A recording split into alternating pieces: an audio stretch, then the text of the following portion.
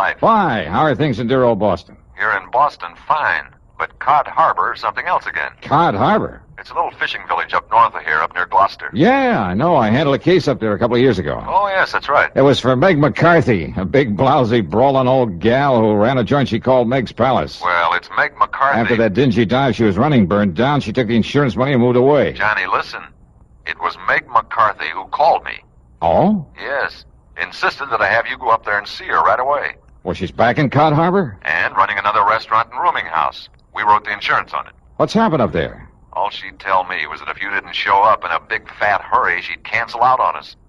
So what do you think? I'll tell you this. Meg is used to handling things pretty much by herself.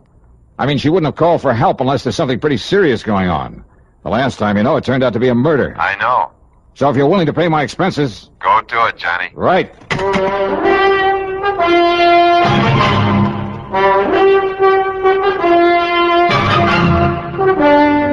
CBS Radio brings you Bob Bailey in the exciting adventures of the man with the action-packed expense account, America's fabulous freelance insurance investigator. Yours truly, Johnny Dollar.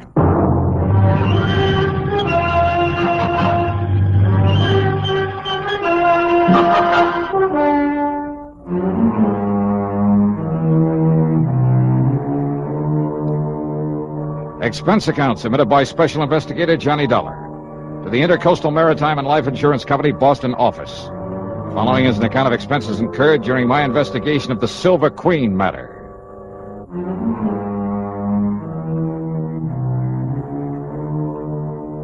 Cod Harbor is on the coast up near the famous old town of Gloucester, Mass. Transportation facilities are practically nil, so I decided to go up there in my own car. Item 1 on the old expense account then is $4.95 for gas, and having got an early start, I arrived there shortly after noon. Yeah, it's quite a colorful spot, Cod Harbor, if you could somehow manage to lose your sense of smell, or maybe if you were an artist bent on painting a picturesque waterfront. The residential section on a low hill a couple of hundred yards back from the beach consisted of a scattering of weather-beaten shacks. On the long wharf at the water's edge was an ice plant, a packing house, and a ship's chandler.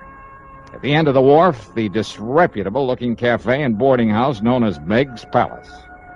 Alongside the piers that stuck out into the harbor were the really important part of the village, the fishing boats. There were schooners dating back to the last century and still carrying sail. There were power boats in all shapes and sizes, from 18-foot outboards to 80-foot diesel jobs. All of them used for only one thing, fishing the banks far out in the Atlantic with seines and trawls and trot lines. I walked on over to Meg's Palace, wondering how much the old gal had changed since I saw her last. You know something? Meg McCarthy hadn't changed one bit. And you just listen here now to me, you lop-eared bladders.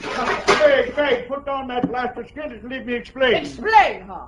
Just on account of you and that scurvy crew of swabs on that stinking tub of yours made a decent catch for once. It's no good excuse for coming over here to get drunk all over me lovely place. Ah, you crazy old biddy, will you listen to me? No! But I tell you, I'll pay you the money. I'll pay you double for them few dishes and the broken-down table they busted up on you. And I tell you to keep your dirty, offensive little money to yourself, Captain Andy, and get out of here and never come back. Now get! Meg, put down that frying pan. That's right square on the top of your filthy head, I'll lay it. No, Meg, Now get before I lose it, me temper, and forget I'm a lady. You hear me? I see tell this. you, Meg, if you start throwing them things at me, I go, Back out here, and you stay out of here. If you hit me, I'll kill how you from stem to stem. All right. I'm leaving there as fast as I can. Leave me out of this here now, madhouse. Ha!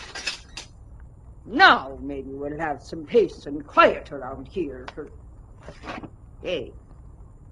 Now who are you standing there in the shadows? Get out!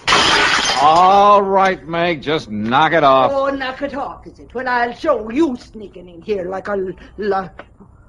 Oh, it's me love, me darling, me sweetheart, me Johnny boy. Yeah, hiya, Meg. Still throwing your weight around, huh? Ah, darling, they're like a brood of crazy, troublesome kids they are, the men that puts to sea. And I loves every blinking, bloomin', worthless one of them. Oh, you do, huh? Well, of course I do.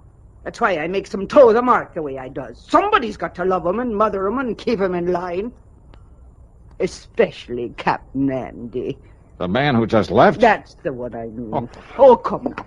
Come sit down and have a cup of this here delicious coffee I just brewed up in the pot. Yeah, sure, why not? It'll put some hair on your chest and build up your strength on the cutting. You'll be needing it. Ah? That is, if that Marty Silver finds out you're up and around these parts. Marty Silver? Sure, and he owns the Silver Queen, that leaky old tub that sits down alongside pier number 7. But here now, have yourself a cup of this nice, aromatical, hot, strong coffee. Yeah, thanks.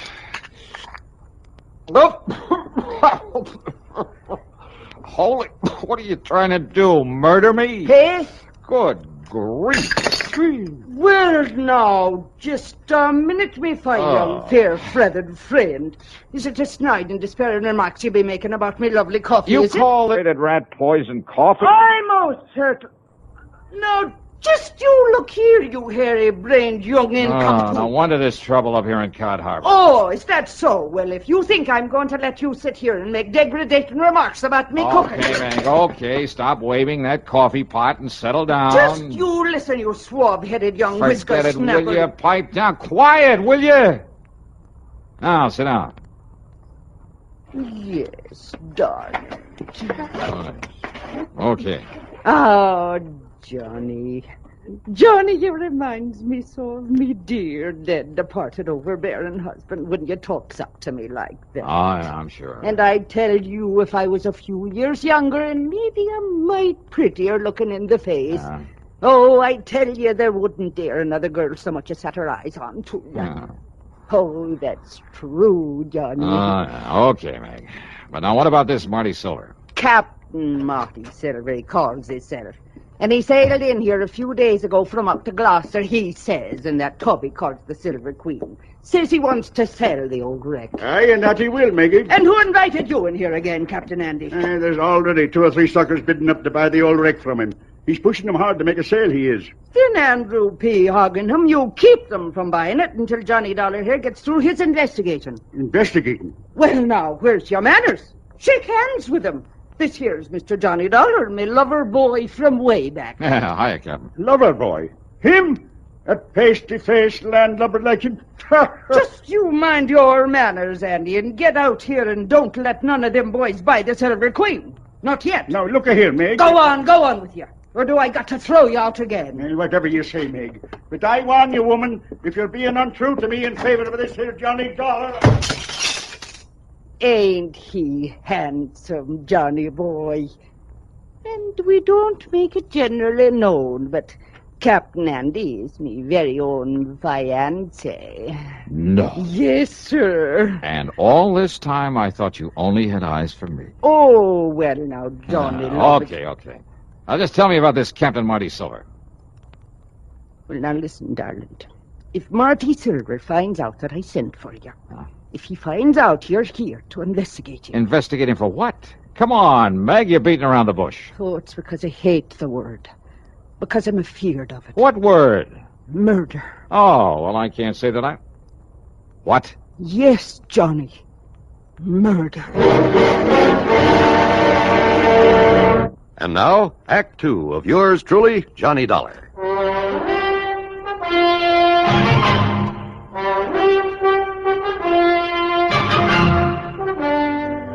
You're accusing this Captain Marty Silver of murder? I'm accusing him of preparing murder. That's why me and Captain Andy's been keeping the eye onto him. Well, just keep talking, Meg. Down from Gloucester it was. He said he'd come. But he telephoned me old friend Captain Lavery up there. And? Tom Lavery said he never heard of him. Oh, well, now look, And that's... Tom has been living up there since every time in memoriam. Never heard of any Captain Marty Silver. So I says to myself, says I, if Captain Marty ever was there, he was using another name and maybe on forged papers. When I thought I had a suspicious mind. So then last night, I takes a real good look at his boat. The way the name was painted onto it. No wonder it was all fresh paint. Yeah? The count of the name before he painted over it was the Arctic Queen. Well, so what's wrong with changing the name of his boat? So I phoned up Captain Tom again, and you know what he told me? What, Meg? It was the Arctic Queen was supposed to have disappeared in a storm up there not 3 weeks before with the loss of all hands on board, consisting of only 2. Go on. Them 2 was the skipper and the deckhand by the name of Marty Flagg. So you figure that Marty Flagg and Marty Silver are one and the same. That I do. And that somehow, under cover of the storm, he did away with the skipper of the Arctic Queen. Then he changed the name to Silver Queen and brought her down here to sell. Dearie, that's exactly what I figured. Well, you could be right. Now, look, if his papers are forged, and that includes the registration on his boat... Oh, many's the time it's been done, Johnny boy, and you knows it. That a phone booth I saw outside the front door? What it is, but what for? I'm going to check with the Coast Guard up in Gloucester. They'll know in a minute if they have a registration in the name of... Oh, but now, wait. Yes, dearie. Let's assume that he did kill the skipper of the Arctic Queen. Well, of course he did. Now, you and this Captain Andy think he's going to commit another murder. Yes. Here in Cod Harbor. Yes. Another skipper in order to get his hands on another, a better boat? Oh, lover. All right, then who? Me. What? You? Yes. But why? Because he knows I've been suspicious of him. That I've been keeping tabs on to him. And I think he's seen me when I was poking around his boat last night. Oh, no. Wait, Meg. That's not reason enough to think he might want to murder you. Oh, ain't it? All right, I'll keep an eye on him just to make sure. Oh, just to make sure, is it? Meantime, I'll check with the Coast Guard in Gloucester. Just to make sure he does want to murder me by letting him do it. Is that it now? Meg. Yes, well... Well, if I can prove his boat is the one supposed to have been lost at sea, and if his registry and papers are forged, okay, then the Coast Guard can come down here and take care of him. Meantime... What? But what about me? Meg, look, I think you're getting all worked up over nothing. Your own lovely life at the stake, and you pass it now, off. You Meg, pass it off like I was nothing the more than that. Well, And I thought you was me friend, and me beneficiary, and that you cared a little about what might Listen, will you happen. please... But no. You like everything else of the male sex that wears the pants. Oh, now, if just a a person minute. don't have a pretty leg or a pretty face full of powder and rouge, and her hair full of peroxide blonde... That's not and true. you... Meg, Oh, will you shut up a minute? Now, if you just let me finish. Yes, Mr. Dollar. I'll shut up me ugly old mouth. I'll smother me grief and me poor old broken heart. Look, listen. So maybe Marty Silvers is suspicious of you. Maybe he is the crook, the killer you think he is.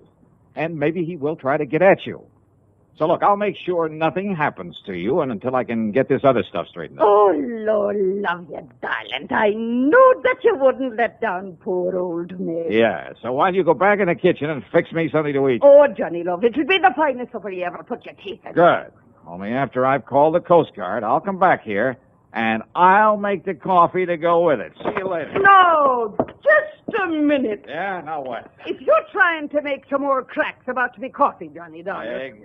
Meg, put down that platter. I'll put it down, all right, you bug-eyed young. Get out of here. Get! Meg, you are a lousy shot. Oh, I am. Am I? Yep. Oh, God love that boy.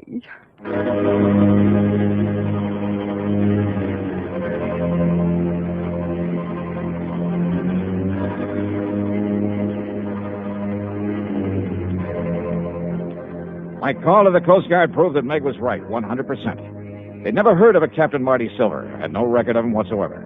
As for the boat, well, it was pretty obvious now that he must have killed the skipper of it in order to steal it, bring it down here to sell. I promised them that I'd do nothing to alarm Silver to scare him away, but that I would keep tabs on him until they could come down here and arrest him. But I had to break that promise because of what happened exactly 2 minutes later.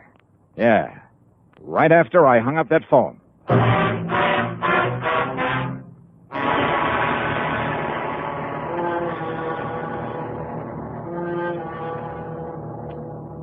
And now, Act 3 of yours truly, Johnny Dollar.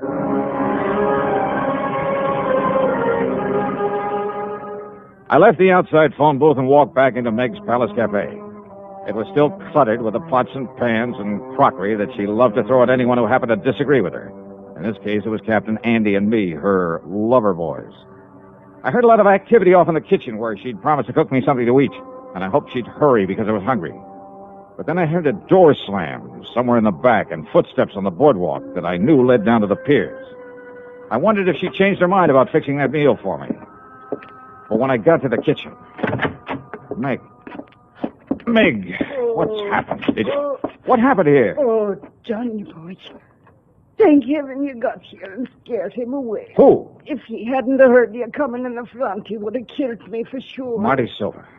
Oh, he must have been hiding away here in the kitchen. He must have heard everything me and you were saying about him. All right, here now. Let me help you up in this chair. It's all right, darling. I think I can make it. But when I get a hold of that... There you are. But I thought Captain Andy said that Silvers was down at the dock trying to sell that boat. Hey, wait, listen. Yeah. Stay right here, Meg, while I get back in that door. What? What is it? Listen. Out of my way, Dollar. Meg, I just seen Monty Silver coming up. Meg, who done this to you? Marty Silver, Captain. I'll kill him for this. Oh, Meg, me pet, are you all right? Yes, I'm all right.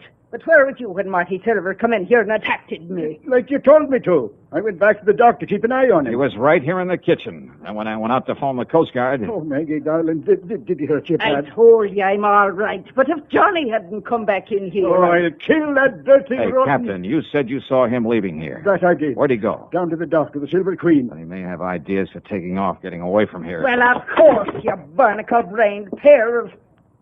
Look! Ah, what? Look there, out of the window. Yeah, you're right. Of course I'm right. That's the Silver Queen headed out to sea. Come on, Captain Andy, we're going after him. But he's got a start on us, a head start. And with the darkness and night coming on... Well, standing here talking about it won't get us anywhere. Come on.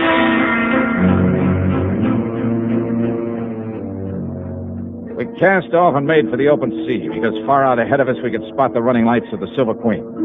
Andy put her on full power, and slowly the lights of Cod Harbor disappeared astern of us. I stood alone up at the bow, staring into the blackness of the night. You keep your eye on those running lights, Johnny. We lose them, we lose the Silver Queen. I think we're gaining on them, all right. Not very fast. Don't worry, boy. There's nothing out of Cod Harbor can outrun this boat of mine. Anything you can do to give us some more power? No. Oh, yeah. There, maybe it is. Come on back here, Johnny. Take the wheel. All right, you are. You see him? You see his lights from here, all right? Yeah, I see him. And then you take the wheel. All right, I got it. Now, what are you going to do? I'm going to lift this engine cover and... There. Now, I'll get to this carburetor and see if I can keep her wide open, Johnny. That she is. Oh, let's slow this down. Just keep an eye on the Silver Queen. Good, that's it.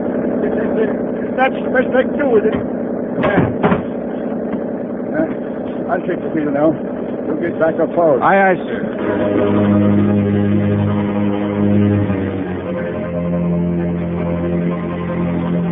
As we slowly but surely pulled up on her, I could see the vague shape of Captain Marty Silver at the wheel. I could see him turn and look back at us now and then. Just a few more minutes and we'd overtake the Queen. But if Silver had a gun, I eased my .38 out of the holster, made sure I had a full load, just in case.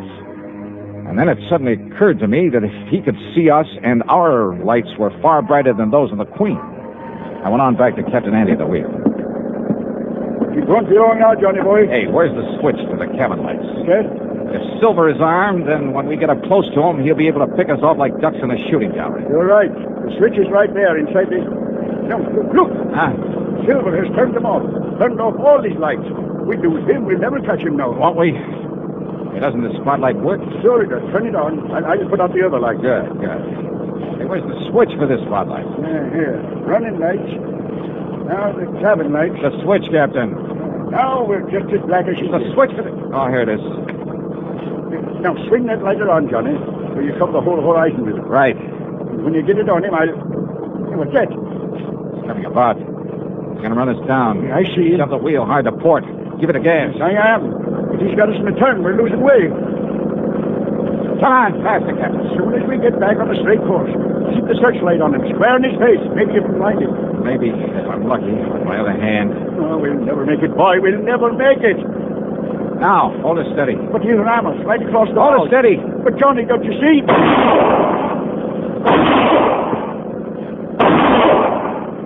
You hit him. He's hurt. Yeah. Now, more power, Andy. He's let go of the wheel. Hey, he's reaching for his Andy. gun. Maybe the Queen will well away from us. Power, I tell you. Full power. Oh, no, we're too late. Too late.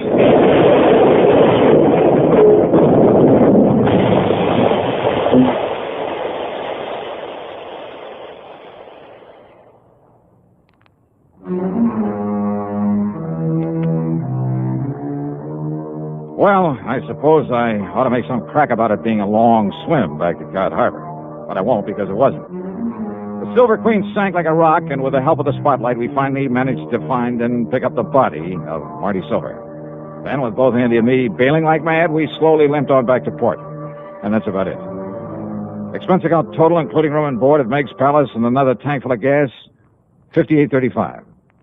Yours truly, Johnny Dollar.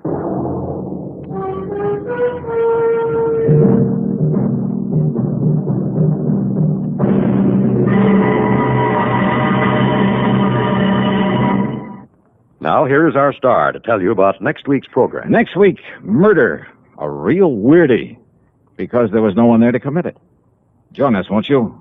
Yours truly, Johnny Dollar.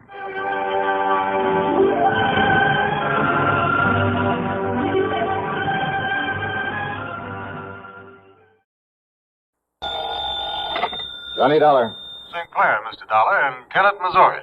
Would it be possible for you to come out here right away? Kennett, Missouri. What did you say your name is? Charles Kingsley St. Clair.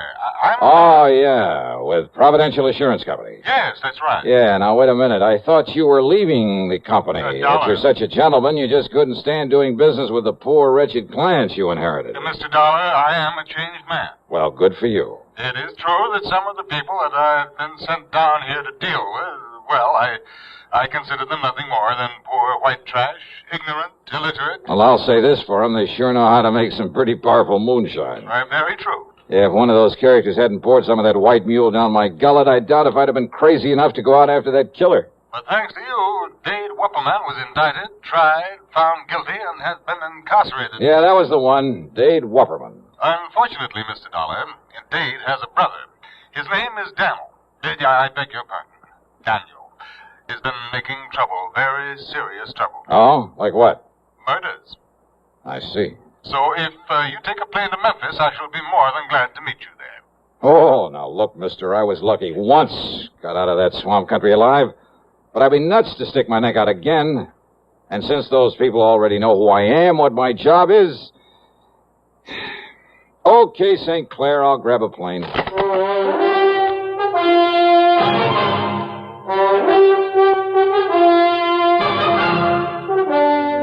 CBS Radio brings you Bob Bailey in the exciting adventures of the man with the action-packed expense account, America's fabulous freelance insurance investigator. Yours truly, Johnny Dollar.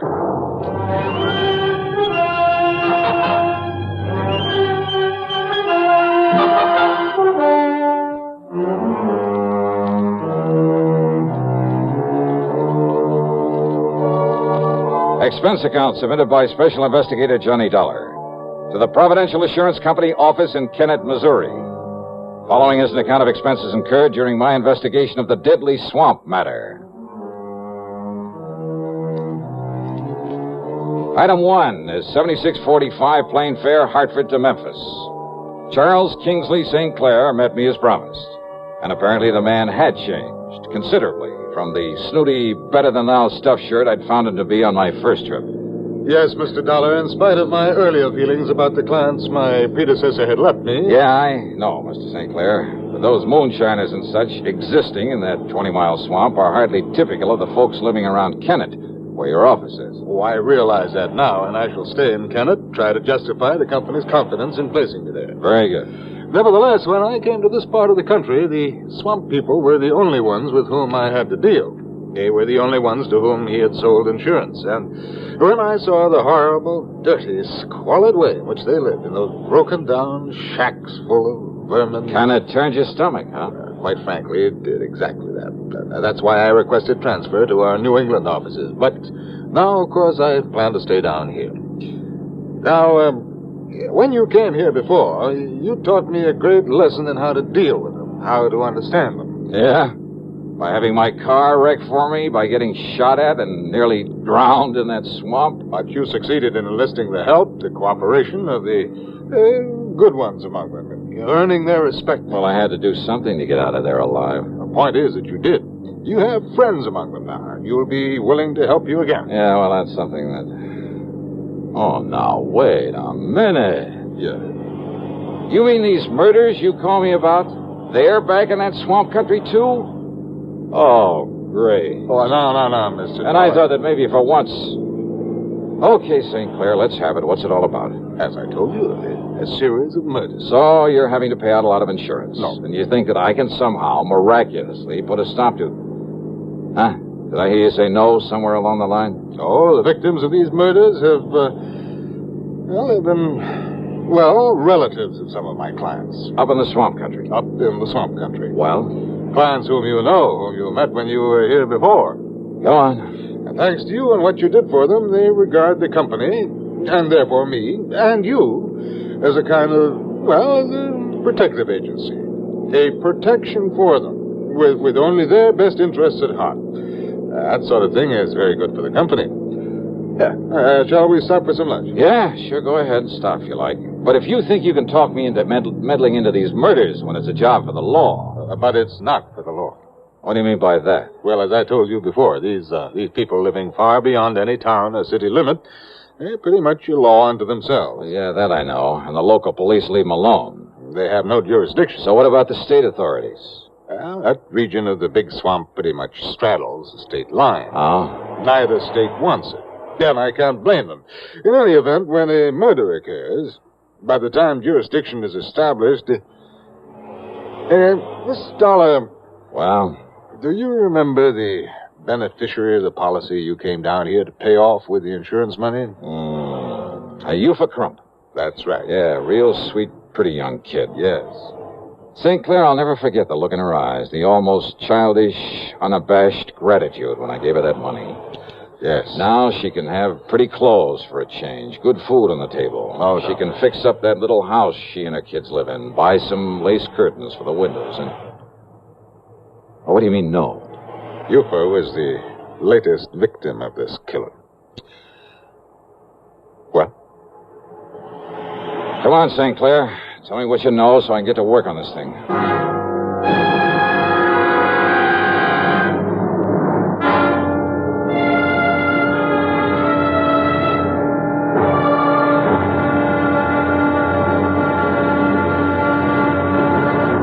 Next time you refresh, enjoy a frosty, ice-cold Pepsi-Cola. Sociability, Charlie. All right, Kay, how's this? Pepsi is light, refreshes without filling. You like to refresh? Have a Pepsi right now. Well, offer it to everybody, Charlie. I will. Enjoy Pepsi at the fountain. It's delicious at home, too. Have one at lunch, or with a snack. Charlie. At the beach or at dinner. Wherever you go, Pepsi is there. It's here, too, in our Be Sociable song. Be sociable, look smart, keep up to date with Pepsi. Drink light, refreshing Pepsi. Stay young and fair and debonair. Be sociable, have a Pepsi. For the weekend, have plenty of Pepsi around. Pick up an extra carton today. CK, I'm sociable. With Pepsi, everyone is. And now, Act Two of yours truly, Johnny Dollar.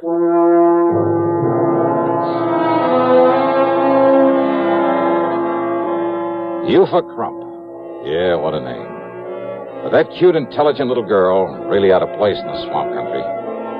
Well, regardless of how you or I or the law might feel about it, her inheriting that moonshine still, when her husband was killed a while back, it meant something to provide for both her and her children. Then the insurance she received on top of it. And she planned to marry Casque, the character who'd befriended me, who'd helped me run down her husband's killer. Casque, who was going to leave this desolate country, get out in the world and make an honest living for her. Yeah, but it was Casque who'd sacrificed his life out there in the swamp in order to save mine. No, Mr. Dollar. What? Casque Dingle is still alive. But I myself saw Dade Wupperman shoot him in the back. Eupha somehow nursed him back to health. They were married according to whatever rites the swamp people observe, and they were very happy. And then she was murdered. Yes, that was Cass who asked me to call on you again. And since you know him, you know these people. Okay, stop wasting time, St. Clair. Get me on up to Kennett where I can rent a car and get on this thing. Now, if you'll drop me at my office, I'll be more than glad to let you have this one. But about some lunch. Lunch? Forget it. Let's get going. Item 2, $4.70 for a tank full of gas there in Kennett. And I headed west a few miles, then due north into the swamp country. Well, as I said before, the 20-mile swamp is one of the most dismal, uninviting places I've ever seen. The road, after a while, wasn't even a road, just a set of muddy wagon tracks. More than once, driving slowly and carefully along, I held my breath, hoping St. Clair's car wouldn't bog down in some mud hole. I passed a couple of shacks, falling apart and apparently vacant, but the distinctive smell of moonshine whiskey in the air told me otherwise, that a still was in full operation. If Casque had married Yufa, he'd gone to her place to live, so I headed that way. But a mile or so before I got there, edging the car around a thicket of wild blackberries, I had learned the last time I was here that when somebody starts shooting, the only thing to do is stop whatever you're in, whatever you're doing. So I did, fast. I ducked down under the wheel on the floorboards, and I pulled out my gun. And I waited.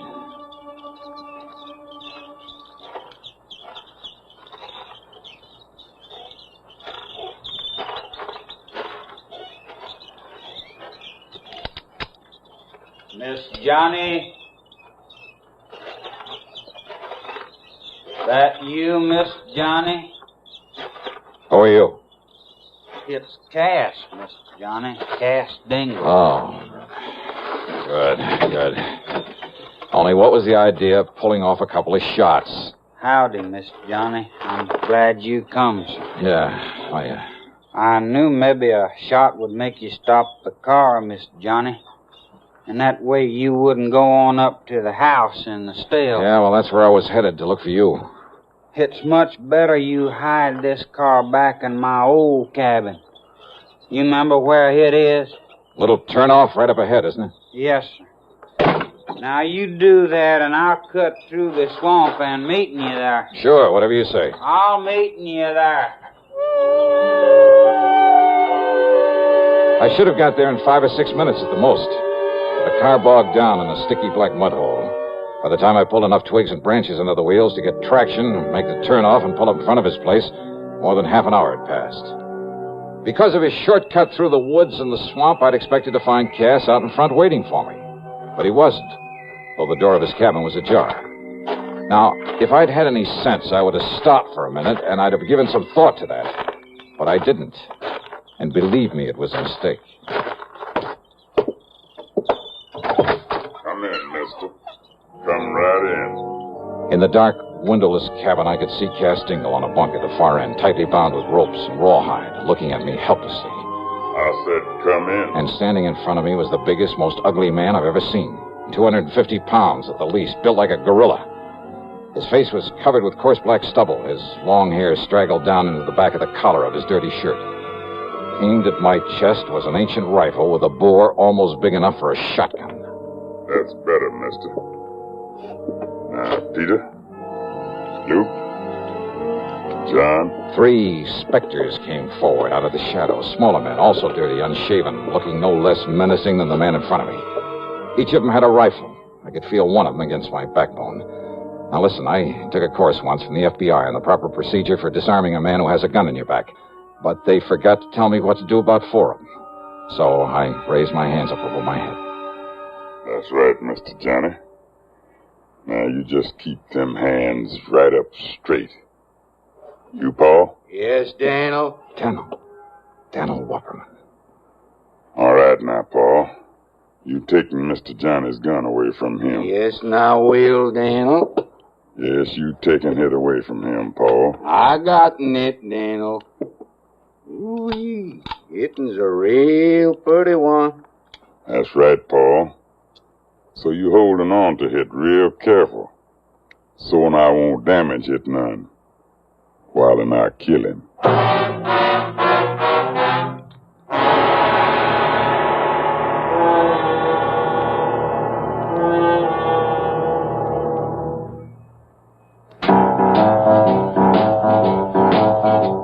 Talk about best-selling records. Here's a familiar tune about America's best-selling filter cigarette, Winston.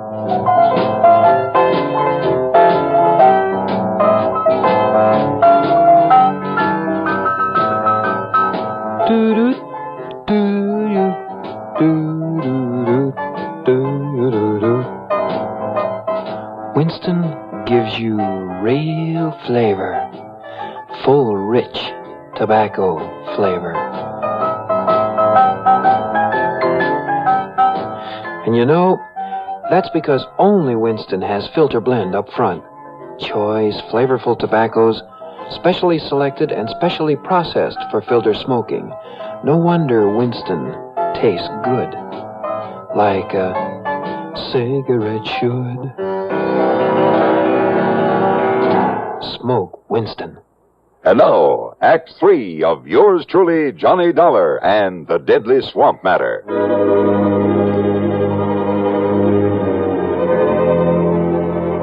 I've been in some pretty tough spots in this crazy job of mine, but nothing ever quite like this. 4 men, like 4 vicious animals who crawled up out of the muck of the 20-mile swamp. Armed with ancient rifles I was sure they knew how to use and use well. For a man living and moonshining in this godforsaken country depended on his gun for survival. Survival. It was obvious by the way the guns were aimed that survival was the one thing they didn't plan for me. Like 4 vicious animals, I said. Stupid, maybe? Enough to be tricked somehow? Yeah, but how? And there wasn't anyone within miles to give me a hand. Except for Casque Dingle tied down on the bunk at the far end of the cabin, helpless. If only he were bright enough to... Then the ugly giant in front of me talked again. That's right. Daniel Wupperman, and I'm gonna kill you, Mr. Johnny. Right now, for it being that you sent my brother Dade up into prison. He was a killer, Daniel. The same as you are. That's right. So one more killer, namely you, it ain't gonna make me no worse than I am. Why, Daniel? Because you had no business to come here to begin. We don't like that here in the swamp. No, I mean, why these other killings? Why murder Yufa, Cass's wife? Why you do that, Daniel? Because it was her insurance money, Mr. Johnny, brought you here the first time. Then you put my brother in jail. So you murdered her, a harmless young mother, just to get me back here. That's right. Now I'm gonna kill you. You stand away from him backing him. This charge gonna go right on through him. Yes, Daniel. But now you no, should. No, Daniel, no. It's all wrong you killed Mr. Johnny. You shut up, Cass. Maybe Cass, he thinking what I thinking, Daniel. Mr. Johnny, he from the outside. You kill an outside man. Maybe the police, they moving in on us. They coming here in the swamp because he from the outside. You stop thinking, Paul. Move away now so I can kill him. No, Daniel. Shut up, Cass. Now, Mr. Johnny. No, Daniel, you kill me instead. Now you kill my wife, if I don't care. You kill me instead, Daniel. I kill you, Cass. Soon I kill Miss Johnny. Miss Johnny? It's all right, Cass. No, Miss Johnny, that ain't... What? I mean, I talked long enough. What can you say, Cass? Must be nearing to 5 o'clock by now, Miss Johnny. 5? Shut up, Cass, and what do you mean by that? Miss Johnny, no. Oh, yeah, you're right. What do you mean about 5 o'clock? Yeah, Cass, they oughta... I mean, it's about time. What do you mean, Mr. Johnny? What, nothing, not a thing, Daniel. I just whistle. That's all. I mean, what do you mean about 5 o'clock? You tell me. Tell me. Tell me. Because it's nothing you can do anything about. Because if it is 5 o'clock, then by the time you can pull that trigger... You tell me. All right. If I'm not safely out of this swamp by 5 o'clock, this place will be so full of state police. Well, would you like to look at my watch? No, you keeping your hands up over your head. Oh, sure. Because you lying, Mr. Johnny. Am I? You lying to me. Just keep on talking, Daniel. You'll give more time. But if I were you... I said I gonna kill you, Mr. Johnny. And no scheming words out in your mouth gonna... You, Paul. I ain't heard nobody out there, Daniel. You go out, you go look out along the slough. And the bio. Yes, Daniel. You see anybody, any boat, you shoot off that gun. You, Peter, you go on back the road and look. And you, John, you go look up by Casque still. You don't see no one, you come back here and help me bury Casque and Mr. Johnny in the ground. Now you go. Yes, Daniel, come on, you.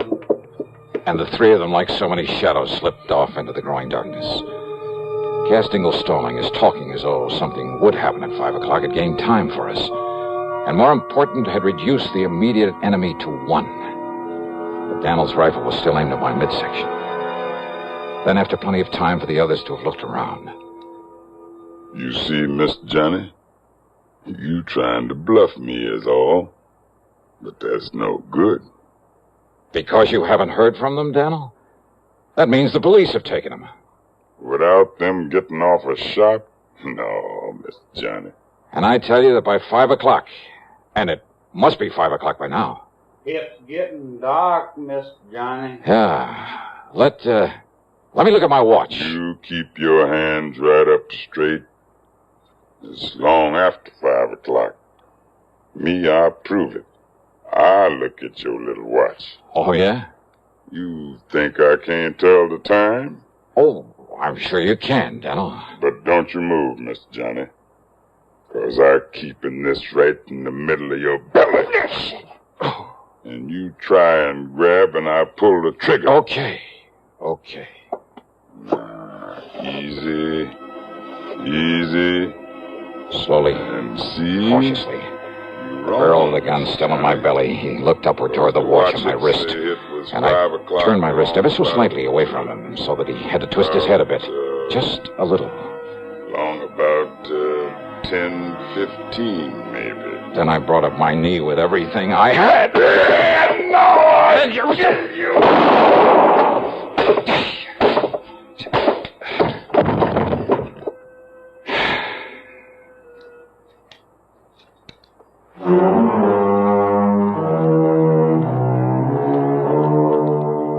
I knew the sound of the gunshot would bring the others back to the cabin. After all, they certainly hadn't found any sign of those mythical state police out there. So after setting Casque free, I lay down just inside the door looking very dead. And then when Paul and John and Peter came in one at a time, Casque, who was standing back at the door, quietly and carefully took care of them with the help of the butt of Daniel's gun. So now 4 more of the swampers have left that region to spend a long, long time behind the bars. Expense account total, including the trip back to Hartford, $161.60. Yours truly, Johnny Dollar.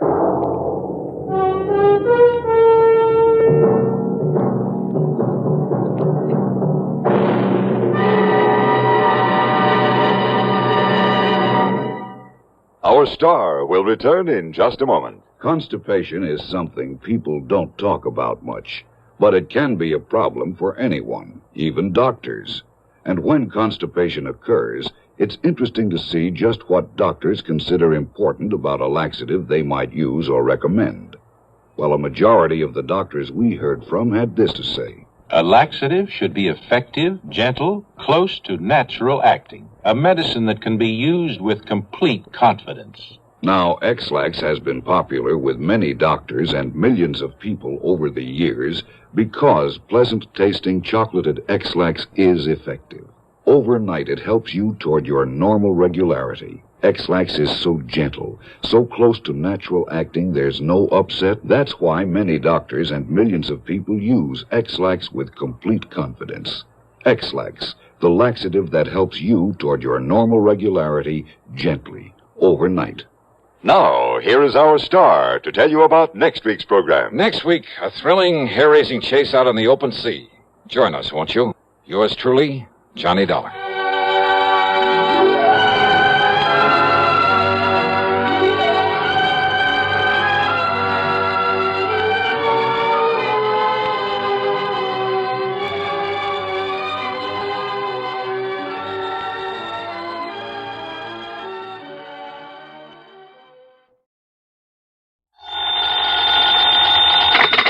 Johnny Dollar.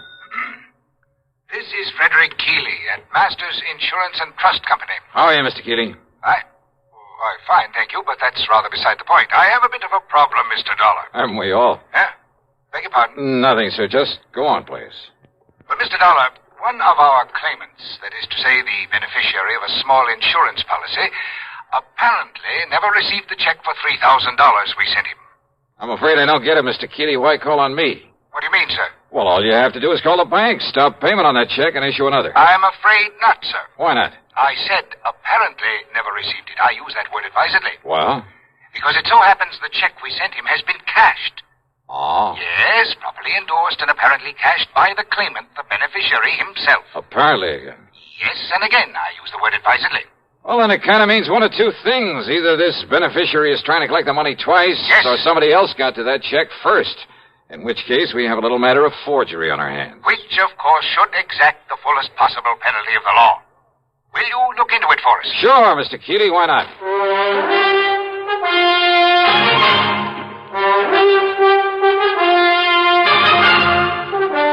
CBS Radio brings you Bob Bailey in the exciting adventures of the man with the action-packed expense account, America's fabulous freelance insurance investigator. Yours truly, Johnny Dollar.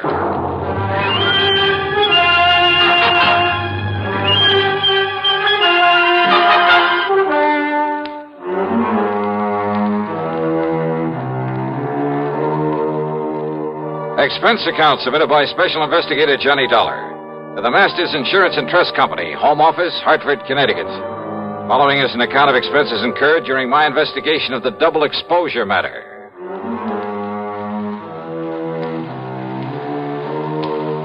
Expense account item 1, $1.20 for a cab to Keeley's office on the 10th floor of the Star Record Building. He's a man of about 60, I'd say, short, stout, and rather pompous in his manner. Or maybe self-important is more like it. No, I'm sure you realize as well as I do that a $3,000 claim is relatively small, relatively unimportant. I use that word advisedly. Well, that means I can't expect much of a commission. Huh? What's that? Nothing, sir. Go ahead, please. Yes. The fact remains that if the claimant, the beneficiary, thinks he can get away with collecting twice on the policy... Seems to me he'd have to be pretty stupid to try a thing like that. Oh, you're right. You're entirely right, sir. Exactly the way I feel about it. And Peter Upman is not a stupid man, so far as I have been able to determine. Upman? The beneficiary. In other words, it becomes evident, and I use that word advisedly, that someone else got hold of that check, endorsed it with Peter Upman's name, signed the receipt, of course, and, shall we say, left for parts unknown. In other words, we are faced with a case of forgery. Yeah, I think I suggested something of that sort. Why, yes, of course you did. And forgery is a serious matter, sir. I'll go along with you on that. Not only in this particular instance, because of the relatively small amount involved, and I use that term advisedly. Oh, I'm sure you do. But because it could lead to other attempts where perhaps much larger amounts could be involved. So you want me to see if I can run down this forger for you? No. No? Why do you say that? If we are to believe the People's National Bank over in Milford. Milford, Connecticut? That's right. If we are to believe them, the personnel concerned, their actual photographic record of the transaction, there was no forgery. But I thought you just finished saying... What's that? Mr. Dollar, according to them, and I have no reason to doubt them in the least, Peter Upman himself appeared, endorsed that check, cashed it, and left with the money. However... Yeah? I have here a properly signed deposition to the effect that Upman not only never cashed that check, but that he never saw it. Oh, no, this doesn't make sense. We have no reason whatsoever to question the validity of this deposition. You're sure of that? I am certain of it. But you can't be. That is why I have called upon you. Somehow, Mr. Dollar, you must bring the criminal, whoever he is, to justice. Will you do it, sir? Well... Yeah, sure. Why not? And I use that term advisedly.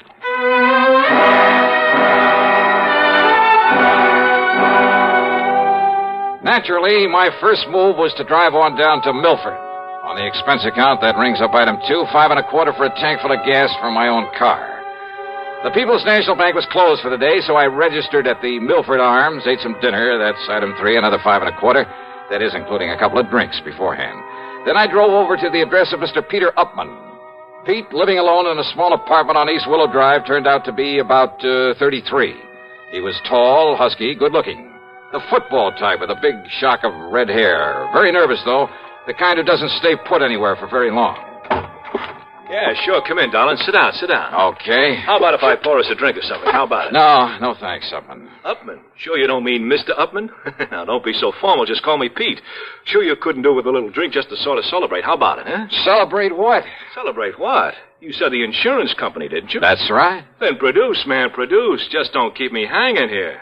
Only I'll sit down, too. Come on, man. Come on, let's have it, huh? What are you talking about? The check. What else? Old Aunt Lizzie's insurance. Don't tell me you came all the way down here from Hartford without bringing me another check for all that lovely money, that $3,000. Now, don't tell me that. Oh, another check, huh? Why, sure. What else? Hey, now, look. What I mean is... Yeah. Now, what do you mean, Pete? I mean another one to take the place of the one the company was supposed to send me, but I never got it. That's what I mean. They said they sent it to me, but, man, I never saw it. Oh, they sent it all right, and they got a receipt for it. That's what they say, man. That's what they've been saying to me ever since I put in that claim for it. Now, look. Maybe the Upmans are kind of funny about some things, but they aren't liars, see? And I'm telling you, I never got that check. Pete, that check... You don't believe me? You asked that lawyer, that Alfred R. Price. He took my statement and made me swear to it. And I don't swear to something unless it's true, see? That's all very well, Swear to something isn't true is a one-way trip to the jailhouse, and, man, that's not for me. I'm beginning to wonder... Sure, that's the fastest way to get yourself into trouble, but... Look, Dollar. You be careful what you say. Yeah? I'm a nervous man, darling. Sometimes I got a pretty quick temper, and if somebody's trying to pull a fast one on me, well, don't try it. I don't care who you are, just don't try it, Dollar. Maybe it wouldn't be very healthy for you. See what I mean? Is that supposed to be a warning, Pete? Warning? No. No, man, I don't fool around. That's a threat. Pepsi-Cola refreshes without filling. Why? Because it's truly light. Charlie, you're forgetting something. Wait, Kay, there's more. Yes, ice-cold Pepsi is the delicious refreshment that goes great at a picnic or a party. But, Charlie... And Pepsi goes fast. People like it, so keep plenty handy. There. Oh, you did fine, except for one thing. Well, I mentioned lightness and how Pepsi refreshes and how fast it goes. You left out Pepsi sociability. You know the Be Sociable song. But, Kay, I can't sing. I can. Listen. Be sociable, look smart, keep up to date with Pepsi. Drink light, refreshing Pepsi. Stay young and fair and debonair. Be sociable, have a Pepsi. Well, at least I can say this. Pick up an extra carton of Pepsi today. Please do. And now, Act Two of yours truly, Johnny Dollar. Trying to reason with Peter Upman didn't work. He was much too anxious to use his fists. And from the looks of him, he might have done very well with them. He maintained he'd never received the insurance check. That he wanted the money, wanted it fast, and that's all there was to it. That I had my choice of getting it for him or else. He made it plain that if I didn't like his attitude, he'd be perfectly willing to pound some sense into my head. So why stick my neck out? When I figured I could get all the information I needed from the lawyer, Mr. Alfred R. Price. And Price, living in a lonely home on the north side of town, was somewhat different from his hot-tempered young client. I'm afraid you'll just have to forgive Peter his somewhat belligerent attitude. He comes from a very wealthy family over in New Haven. I was their attorney for many years. They tried to spoil him, make him the same lazy, indolent sort that his sister and his two brothers are. One of those things, huh? But Peter would have none of it. He was determined to make something of himself entirely on his own. I see. As a result of his stubbornness, his defiance, and his father's unreasonable attitude, well, his father blandly told him he was cutting him off without a penny. Well, how do the other kids feel about him? Well, there's no love for him, believe me. But how's he made out? Very well, Mr. Dollar. He owns a little electronic shop. More important, he's the only member of the family who has any real knowledge of the value of money, simply because he's the only one who's gone to work for it. Which explains, I suppose, why he's so anxious to get his hands on the $3,000 insurance that his aunt left. Oh, he can use it, too. That is, if he hasn't already got it and is simply trying to bluff his way into another $3,000. No, don't you believe it, Mr. Dollar. Peter could no more think of such a thing. Oh, you seem pretty sure of that. Well, I've known him since the day he was born.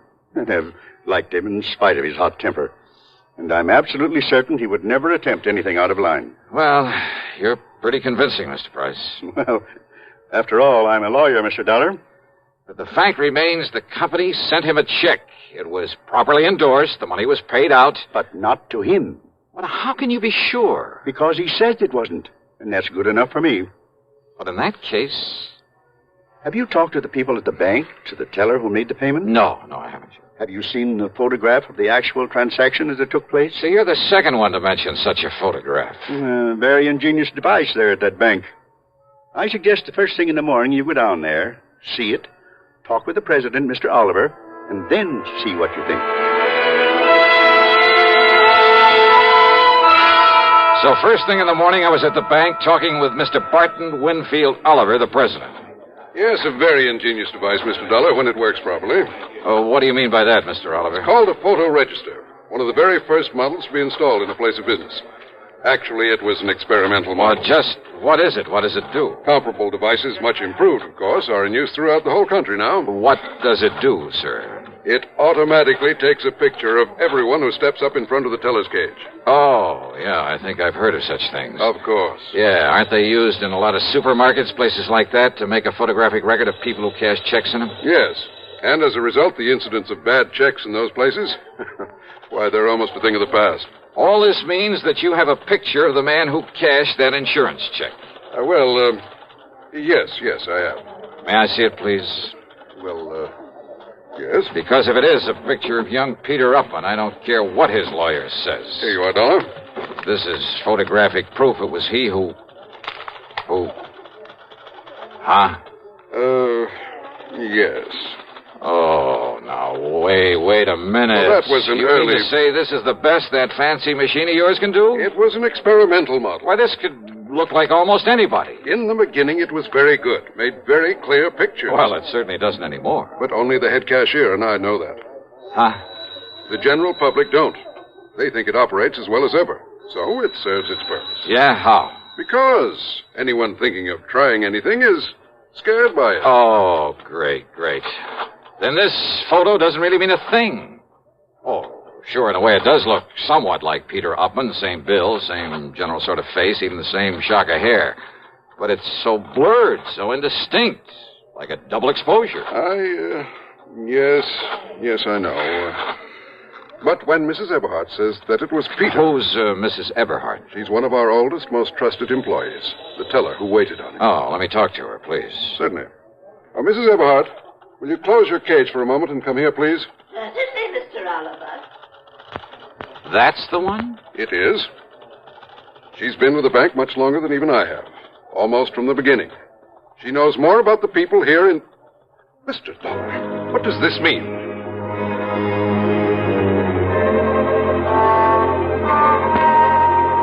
I casually pulled my gun out of its holster, and I held it casually in front of my chest, waiting for Mrs. Eberhardt to come over. Because I'd had a real good look at her when she turned to answer Mr. Oliver. And suddenly I began to see things a lot more clearly.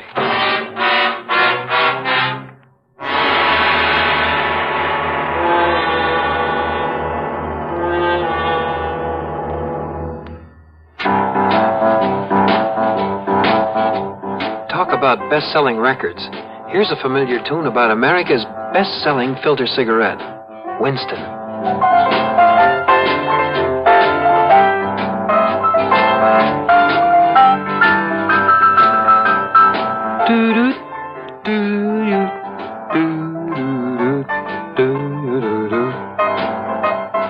Winston gives you real flavor, full, rich tobacco flavor. And you know, that's because only Winston has filter blend up front. Choice, flavorful tobaccos, specially selected and specially processed for filter smoking. No wonder Winston tastes good, like a cigarette should. Smoke Winston. And now, Act 3 of yours truly, Johnny Dollar, and the double exposure matter.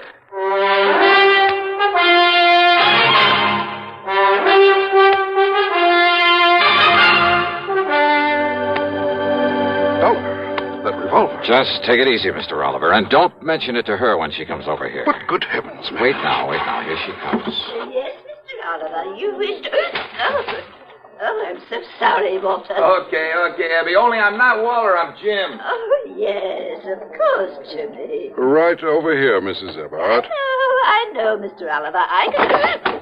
Oh, dear, these chairs are all over the place. Abby, I want you to meet my friend, Mr. Johnny Dollar. Oh, Mr. Johnny. Oh, I am so sorry. I didn't mean to bump into you, Mr. Dollar. That's all right. But how do you do? Oh, and I see you smoke a pipe, too, just like Mr. Oliver does. Yeah, you'd better take a real close look at this, Mrs. Eberhardt. What?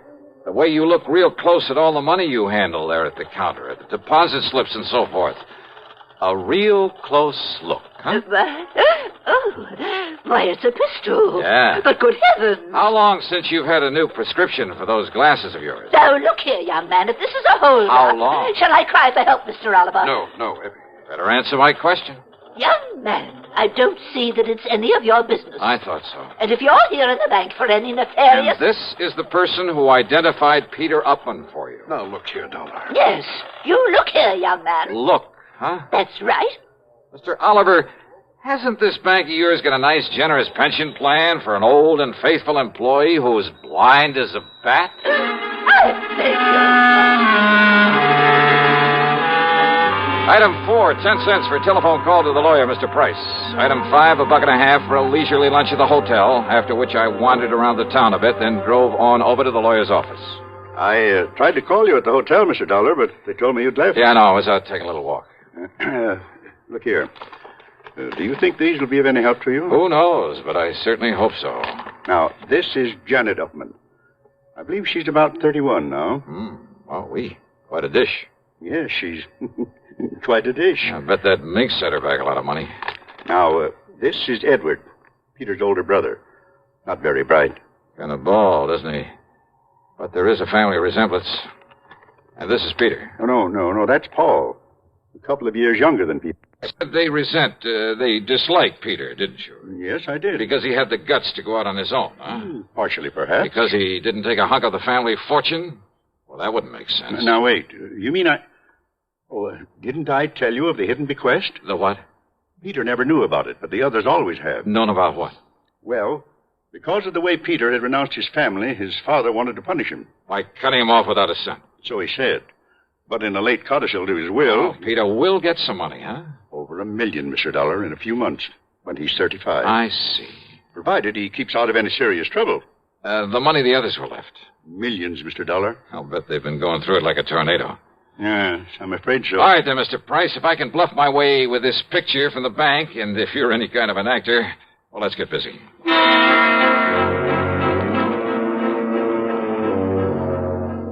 I telephoned to Peter, told him to come over. Mr. Price called the others. They didn't care particularly about seeing Pete again, but Price told them some of the as-yet undistributed money was at stake, and they quickly changed their minds. So, about an hour and a half later, there was a gathering of the Upman clan there at the office of the old attorney. Look, Dollar, Mr. Price says you're okay and all that, but I still don't like your company's stall on the insurance payment. Just keep your shirt on, huh, Pete? And another thing, I didn't like your attitude when you came to see me. Now, look, you may be a little bigger than I am, but I've decided you'd be very foolish if you tried to take me on. Oh, yeah? It might even cost you $1 million. Well, all I care about is Aunt Lizzie's $3,000. Okay, just take it easy, huh? Take it easy. You say that to a redhead? redhead? Then shut up. Okay, now, all of you, listen to me. Yes, Johnny? I'm sure you all know that Pete here inherited a few $1,000s from his Aunt Elizabeth, I guess it is. Yes, and we've heard about how he's tried to collect it twice over. Well, if you ask me, Johnny... Thank you, Janet, but I am not asking you. Well, if you ask me, Pete ought to be locked up for trying such a silly, childish thing. Yeah? Paul, with all the time in the world on your hands, it was real easy for you to pick up that insurance check over where Pete lives while he was at work, wasn't it? What's that? What? And forging a signature, well, after all, you're his own brother. Just a minute, please. And there at the bank, why, dear old half-blind Mrs. Eberhardt couldn't tell which was which. Now, look here, Dollar. But a little machine put the finger on you, Paul. Absurd. Yeah, a little device at the bank that photographs everybody who goes up to a teller's cage. Dollar, you mean that... Oh, now, Johnny, you've been taken in. Have I? That old thing is just a bluff. It hasn't worked right in years. Oh, what makes you think that? I know. Because the cashier is a boyfriend of mine. Oh, that bank had better check its books. What? He didn't tell you it's been fixed recently? Fixed? No, he didn't. I mean... Oh. Now, wait a minute. Like to see the picture it took of you, Paul, collecting that money? Here, Mr. Price. See what you think. Why, yes, Mr. Dollar. It's about as clear as it can possibly... Okay, Paul, you dirty... No, stop him. Somebody stop me. And not you, Paul, or anybody else. Good heavens, Mr. Dollar. Peter will kill him. Oh, I doubt it, Mr. Price. Can you think of a better way for justice to be done?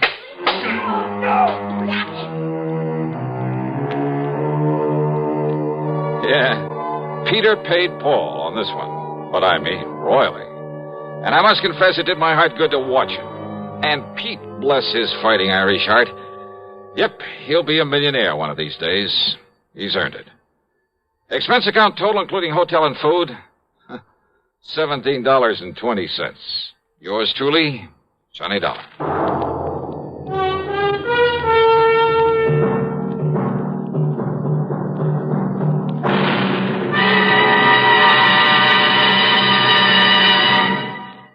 Our star will return in just a moment. Constipation is something people don't talk about much, but it can be a problem for anyone, even doctors. And when constipation occurs, it's interesting to see just what doctors consider important about a laxative they might use or recommend. Well, a majority of the doctors we heard from had this to say. A laxative should be effective, gentle, close to natural acting. A medicine that can be used with complete confidence. Now, X-Lax has been popular with many doctors and millions of people over the years because pleasant-tasting chocolated X-Lax is effective. Overnight, it helps you toward your normal regularity. X-Lax is so gentle, so close to natural acting, there's no upset. That's why many doctors and millions of people use X-Lax with complete confidence. X-Lax, the laxative that helps you toward your normal regularity gently, overnight. Now, here is our star to tell you about next week's story. Next week, a story of a deadly swamp and 4 dedicated killers. Their intended victim? Well, join us, won't you? Yours truly, Johnny Dollar.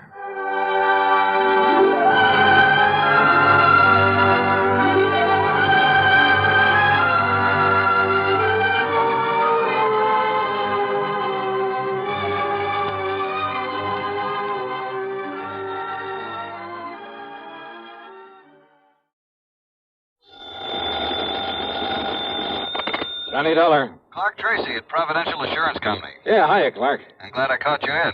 Are you free to take an assignment? Sure, why not? Did you ever hear of Kennett, Missouri? No. It's a small town about 100 miles south of Memphis, Tennessee. So what goes? We have a little office in Kennett, only it's become pretty obvious that we put the wrong man in charge of it a few months ago. What do you mean? His name is Charles Kingsley St. Clair. Lived in Boston most of his life, and he's a Harvard man. So? He doesn't have the least idea how to deal with those people when it comes to any problems or adjustments. In other words, he simply doesn't belong. Well, the answer to that ought to be easy enough. Transfer him. Give him a job somewhere up here in New England. Exactly what we plan to do, and close up the office there in Kennett. Okay, then why call on me? Because of the death of one of the few remaining policyholders down there, a man named Casper Crump. Yeah? His widow, Eupha Crump, has to be paid the $5,000 as due her and, of course, signed for it. Well, what's so tough about that? St. Clair says that he can't do it. Why not? If you must know the truth, he sounded somewhat scared of the whole idea. Oh, now listen. So, Johnny, will you go on out there and take care of this thing for us and get us off the hook? But on the strength of what little you've told me. I know, but I'm sure St. Clair will be able to make it all perfectly clear to you. So I'll wire to him that you're on your way, okay? Oh, now, look. Johnny, I promise I'll okay your expense account without question, even tack on some kind of a fee. Well, now you're talking a language I understand. If the fee is big enough? Then you'll do it, fine. Now take it easy until we settle I'll wire him right away. Clark! Then wait to get your report. Wait a minute, will you? Thanks a million, Johnny. Bye. Clark! Hello.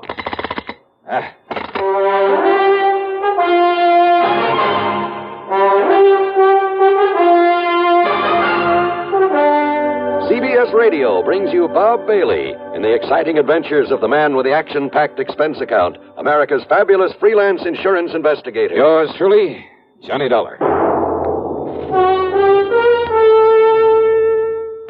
Next time you refresh, enjoy a frosty, ice-cold Pepsi-Cola. Sociability, Charlie. All right, Kay, how's this? Pepsi is light, refreshes without filling. You like to refresh? Have a Pepsi right now. Well, offer it to everybody, Charlie. I will. Enjoy Pepsi at the fountain. It's delicious at home, too. Have one at lunch, or with a snack. Charlie. At the beach or at dinner. Wherever you go, wherever you're thirsty, Pepsi is there. It's here, too, in our Be Sociable song. Be sociable, look smart, keep up to date with Pepsi. Drink light, refreshing Pepsi. Stay young and fair and debonair. Be sociable, have a Pepsi. For the weekend, have plenty of Pepsi around. Pick up an extra carton today. CK, I'm sociable. With Pepsi, everyone is. And now, Act One of yours truly, Johnny Dollar.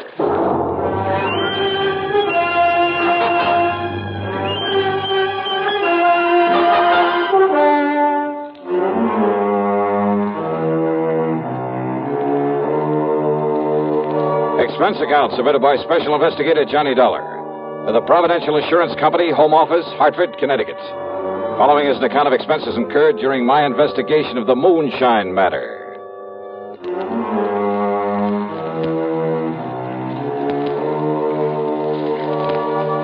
Expense account item 1, $75.45 plane ticket from Hartford to New York to Memphis, Tennessee. Item 2, $301 for a bus to Kennett, Missouri. I arrived shortly after noon. Yes, Mr. Dollar, I shall be glad to get away from here and get back to civilized country again, where I won't be looked at askance because I choose to dress for dinner. I see. I must admit that some of the natives living here in town are fine people, intelligent people. Oh, I'm sure they must be. This looks like a nice town. But the ones out in the country to whom my predecessor sold insurance, life insurance. Yeah, what about them, Sinclair? Poor white trash is all they are, ignorant, illiterate. Moonshiners, for the most part. Oh? Only half a dozen of the policies he issued even have signatures on them. The rest are signed with an X. The people didn't even know what they were buying.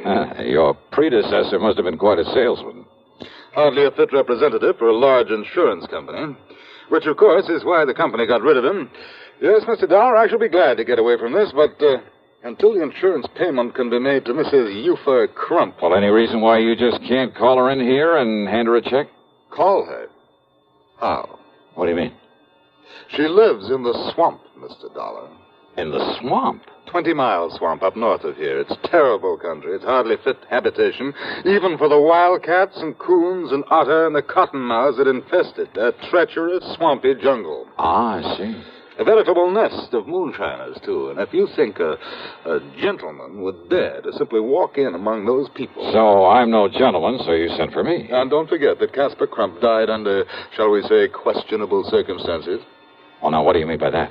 The natives all said it was murder. What do the police say? The police have sense enough to leave these people alone. They stay away from them. Oh, great. But, Mr. Dollar, if you can somehow clear up this one remaining account, get this money in to Mrs. Euphor Crump, and I have it here in cash all ready for you. Stick my neck out to save yours, huh? To be honest about it, yes. Okay. Let's say I'll try. How do I get to this 20-mile swamp?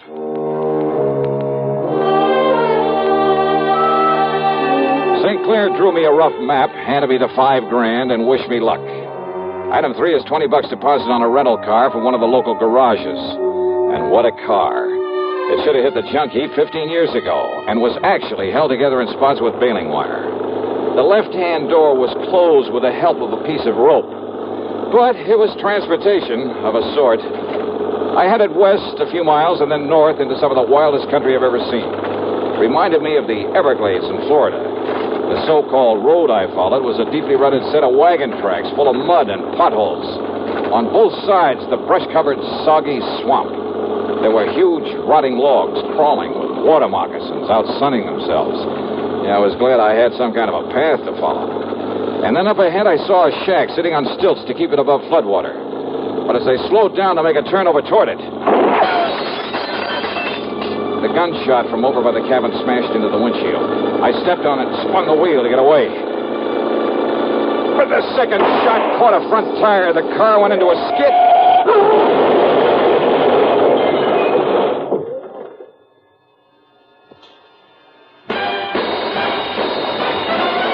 Are you smoking more now, but enjoying it less? Have a real cigarette, have a Camel. The best tobacco makes the very best smoke. Have a real cigarette, have a Camel. Are you looking for flavor and mildness? Have a real cigarette, have a Camel. The best tobacco makes the very best smoke. Have a real cigarette, a real cigarette, a real cigarette, have a Camel. If you're smoking more today, but enjoying it less, try Camels. The Camel blend of costly Turkish and domestic tobaccos has never been equal for rich flavor, easygoing mildness, real smoking satisfaction every time you light up. The best tobacco makes the best smoke.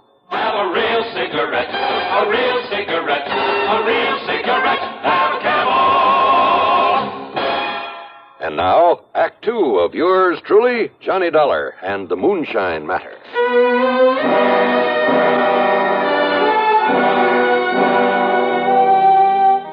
When I came to, I was lying beside the car at the edge of the muddy wagon tracks. As for my gun, well, it must have been thrown out of the holster into the swamp. I started to rise to see how much damage had been done to the car. But then I saw them.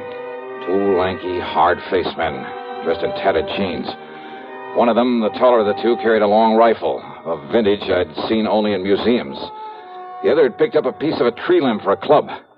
And so, as they came warily over to where I lay, I decided wisdom is the better part of valor. I played possum. I tell you, you made a mistake, Morphy. He ain't no revenue. Can't you see that? Maybe cash and maybe not. Of course he ain't. I know every revenue in these parts, Morphy, and he ain't one of them.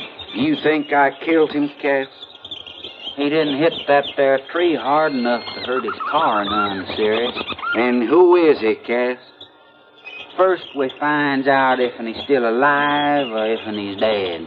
Well, I'm keeping this here gun onto him. You still alive, mister? See that, Morphy? Ian's still alive. What happened? Now, you watch him, Cass. Who are you? Me. My name's Casque Dingle, and this here is Morphy Teed. Now, you put down that gun, Morphy. You ask him who he is, Cass. Who are you, mister? Name is Dollar. Johnny Dollar. What you doing out here, Mr. Dollar? Well, I've come with some money. Some insurance money for Mrs. Eufa Crump. What's that mean, Cass? It mean that Miss Eufa gets some money on account of Casper was killed. She's a mighty fine woman, Mr. Dollar. She's a mighty fine woman, Mr. Johnny. You shut up, Morphy. Just 'cause I got a fancy for taking care of Miss Eufa now that Casper's gone, it's none of your business. Now, how much you got for Miss Eufa, Mr. Johnny? $5,000. What's the matter, you, Cass? Can't you see we got to get Mr. Johnny and all that money over to Miss Eufa? Now, come on now. If he be all right. You all right, Mr. Johnny? Well, give me your hand and we'll find out. Yes, sir. There you are, Mr. Johnny. Why, Mr. Johnny. What's the matter? That now holster. Ain't you got a gun for hit? I'm afraid my gun is somewhere out in that swamp. Now, that's too bad, ain't it, Cap? Morphy's right, Mr. Johnny. There's some folks around here liable they'd shoot first and find out about you after. Some folks, huh? Now, I made a mistake, Mr. Johnny, and I'm real sorry. But Cass, he meant somebody like Dade Whopper. Yeah, who's Dade Whopper? Why, he's the one that killed off Casper Crump. You sure of that? Yes, sir. Dade Whopper. But no matter who you are, you better look out for him, Mr. Johnny. Why do you say that? No matter who you are, he ain't gonna believe it. He's gonna think you come in here after him. Even if you tell him different? Even if the good Lord himself told him different. But now I got a jug in that cabin, Mr. Johnny. It'll fix you up real good. Then me and you can take the money to Miss Eufa. And then you better come back here and find your gun in case Dade Whopper shows up. Oh, don't worry about it. As soon as I turn over that money to you for Crump, I'm on my way.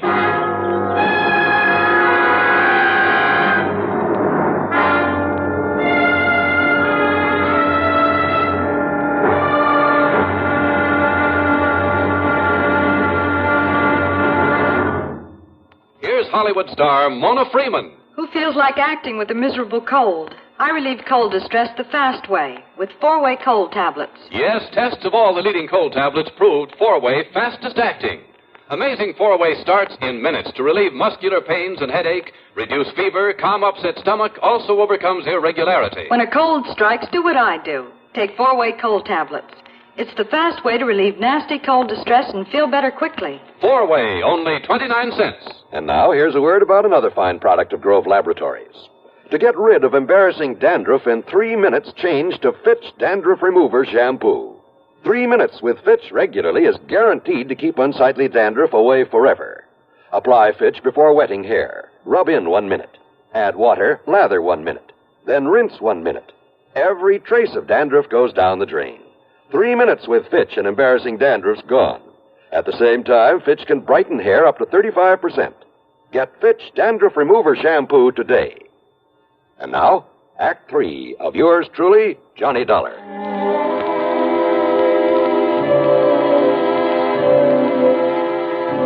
Cass Dingle's cabin. Well, I'm afraid I've never stepped into a more squalid, filthy, grimy place. How a human being could ever live in it, much less call it his home. After I join up with Miss Eufa, maybe she'll make it even nicer. Maybe even hang up some of them lacy curtains. Anyhow, on the excuse I needed all the fresh air I could get, I sat on the doorsill. As for the jug of corn liquor that Cass dug up, brother. Right out of Casper Crump's big still. That's Miss Eufa's now. The best there is. The first gulp had me gasping for breath. I felt like I was on fire inside. So Cass strained the tadpoles out of some branch water for a chaser. After the second snort, I was ready to tackle anybody in the world single-handed. Even Dade Whopper. I told you that'd fix you up. And now, oughtn't we go see Miss Eufa? Yeah, sure, Cass, why not? Only, where's Morphy? Oh, he took in his dugout and went on ahead to say the good news. Dugout? So me and you, we'll go in mine. Well, sir, if you've never ridden in one of those tiny dugouts, you have something not to look forward to. Every minute as he pulled us along through the swamp, I was sure the narrow little craft would tip over. But he handled it well, and after a quarter mile or so up the slough, as he called it, we landed in front of another, a larger cabin. But then... Mr. Dollar? Yeah? What is it, Morphy? One of Eufa's young uns, the spoilt one. You mean that no-good lazy, huh? That's the one, Cass. He heard me tell Miss Johnny's here. He run off to tell Dade Whopper. Oh, that ain't good, Mr. Johnny. He'll be coming here after you. So what? Stop worrying about it, Cass. We'll just take things as they come. But Dade Whopper's pizen. Dade Whopper's pizen? Yeah, well, stop worrying. Let's go in and see Mrs. Crump. Now, Mr. Johnny, I hate to say this. Well? But when somebody says stop worrying about Dade Whopper... Yeah? I sure hope none of that white mule ain't gone to your head, Mr. Johnny.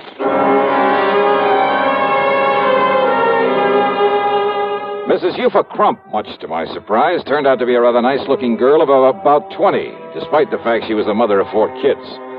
Her cabin boasted 4 separate rooms, a couple of worn-out rugs on the floor, some lace curtains.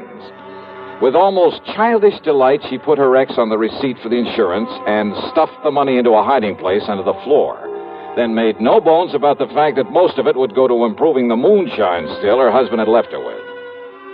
And with Cass, you're helping me.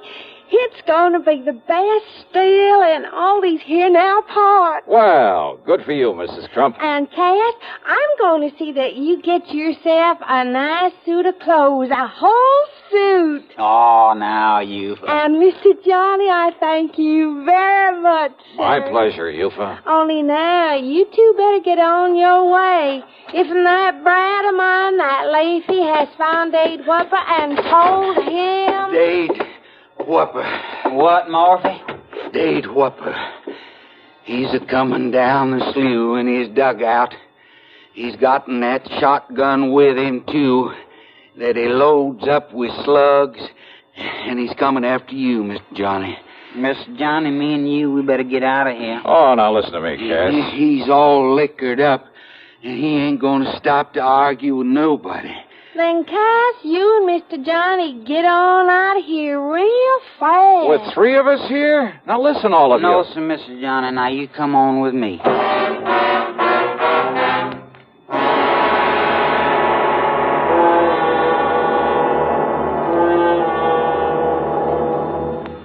Munch, munch, munch a bunch of Fritos, corn chips. It's not polite to smack your lips, but you can't help it with Fritos corn chips. Munch, munch, munch a bunch of Fritos, corn chips. Whenever you have a party or friends drop in, serve a bowl of crisp Fritos corn chips and watch your guests dig in. They're golden chips of corn just made to munch. Serve them plain or with your favorite dip. There's a special Fritos in a king-size style that's just right for dips. Munch, munch, munch a bunch of Fritos corn chips. You'll find Fritos corn chips taste just right whenever the occasion calls for good munching. They have such good, crisp flavor, such good-for-you nourishment, there's contentment in every munch. Get Fritos today, Fritos, Fritos corn chips. Munch, munch, munch a bunch of Fritos corn chips. And now, Act 4 of yours truly, Johnny Dollar. Morphy was scared. My gun was somewhere out in the swamp. So again, it was a case of letting wisdom be the better part of valor. Especially after Morphy made it plain that even his rifle wouldn't mean a thing against Whopper when he'd had a jugful. Morphy promised to do all he could to keep Dade from following us. But by the time Cass and I got halfway down the slough, we could see Dade coming after us. And he was a big man, too. And though Cass was mighty skillful with the pushing pole, he kept gaining on us. We can't make it, Mr. Johnny. Then push us in anywhere, Cass. But we can try, sir. We can try. Morphy say that he keeps that thing loaded with slugs? Yes, sir. Drunk or sober. He can hit anything with hit. Then pull us over and we'll take our chances in the woods. He's not more than 35 or 40. Cass was dead before he hit the water. I jumped over after him into the shallow swamp. I started swimming over to a sort of island, a big grassy hummock. And over my shoulder I could see that Dade was raising his gun again, aiming at me. I grabbed a lungful of air and went under. Changed my course, swimming toward a patch of tules, hoping I'd have enough breath to get to it. Several times as I swam along under the surface, I brushed aside something living. Maybe they were moccasins, I don't know. But they were nothing to the danger from the drink-crazed man with a shotgun. Finally, my lungs bursting, I reached the tules and came to the surface, emerging slowly and breathing as quietly as I could. Dollar! Dollar! I know you're out here. I know you come to get me, too, for killing Castle Crump. I held my breath. But you ain't gonna. But I'm gonna get you first.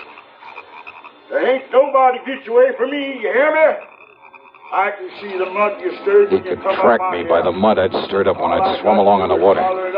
He was ready with a shotgun to do the same thing to me he'd done to Cass, to kill me. And all I had were my two bare hands and my wits. I could hear him coming closer, closer. He was at the other side of the patch of tules now, his gun ready for me. I could see his hulking shadow now. I got you now, Dollar. I'm going to kill you now. Quietly, I slipped under the water again, and I swam hard for where I'd seen him. And then I found his legs, and with all the strength I had, I lifted him. No, you babe! But he missed, and I struck him, and I struck him, and I struck him.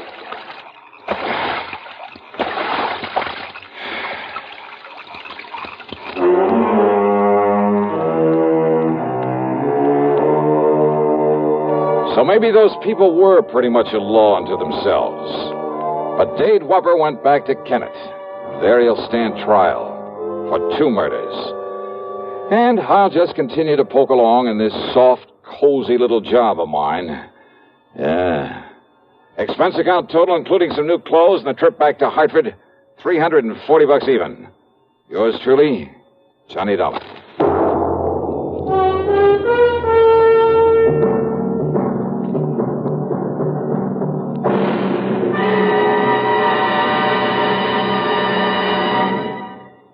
Our star will return in just a moment. Constipation is something people don't talk much about, but it can be a problem for anyone, even doctors. And when constipation occurs, it's interesting to see just what doctors consider important about a laxative they might use or recommend. Now, a majority of the doctors we heard from had this to say. A laxative should be effective, gentle, as close to natural acting as possible, and a medicine that can be used with complete confidence. Well, pleasant-tasting chocolated X-Lax is effective. Overnight, it helps you toward your normal regularity. X-Lax is gentle. Next morning, it gives you the closest thing to natural action. And that's why many doctors and millions of people use X-Lax with complete confidence. X-Lax, the laxative that helps you toward your normal regularity gently, overnight. Is X-Lax in your medicine cabinet? Now, here is our star to tell you about next week's program. Well, next week I go deep underground, into a copper mine, to meet a killer in the dark. Join us, won't you? Yours truly, Johnny Dollar.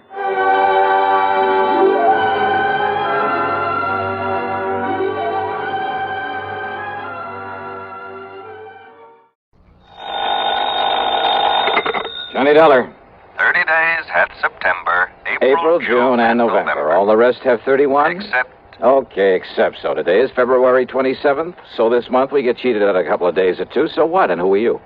Oh, now, Johnny, after all these years? Oh, sure. Sure. Pat McCracken, Johnny, Universal Adjustment Bureau. Right, and I... Hey, you mean I sound like that over the phone? Yeah, just like one of the pallbearers at your own funeral, Pat. Okay, let's get down to business. Yeah, why not? But what's the worry about February being a little short on days this year? And every year? Plenty, because of something that happened almost 6 years ago. A case that even the famous Johnny Dollar couldn't solve. Oh, look, if you ever start adding up all the cases I haven't solved. Hey, wait a minute, 6 years ago? That's right. Bernard Margot. That's right. Barney the Bum. Yeah, the cheap hoodlum who died when he jumped off the Trifera Bridge in New York back there in 19... Hold it, Pat. You know as well as I do that whole thing was a phony so that Big Mike Killian could collect Barney's $300,000 insurance, remember? Well, I seem to remember you spending a few thousand of the company's money trying to prove that. But I also remember you didn't even get to first base. Because I couldn't find Barney, couldn't find where he'd skipped to. But if you could now, before the 1st of March, you'd save the company that $300,000. Pat, you mean you got a lead on him? Maybe. Want to come over here and talk about it? Brother, I sure do.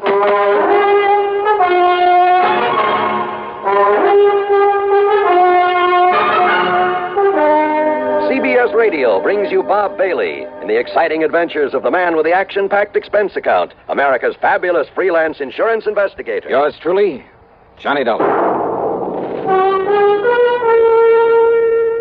Munch, munch, munch a bunch of Fritos, corn chips. It's not polite to smack your lips, but you can't help it with Fritos, corn chips. Munch, munch, munch a bunch of Fritos, corn chips.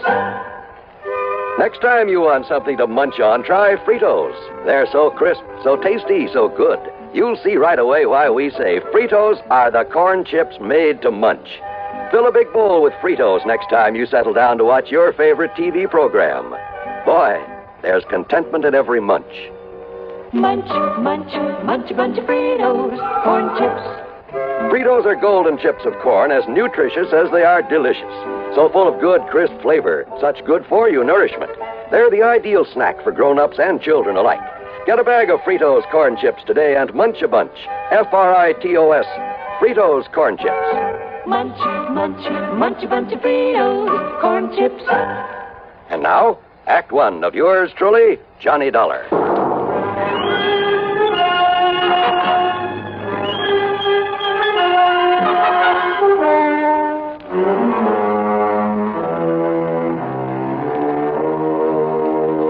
expense account submitted by Special Investigator Johnny Dollar to the Universal Adjustment Bureau, Home Office, Hartford, Connecticut. Following is an account of expenses incurred during my investigation of the look before the leap matter.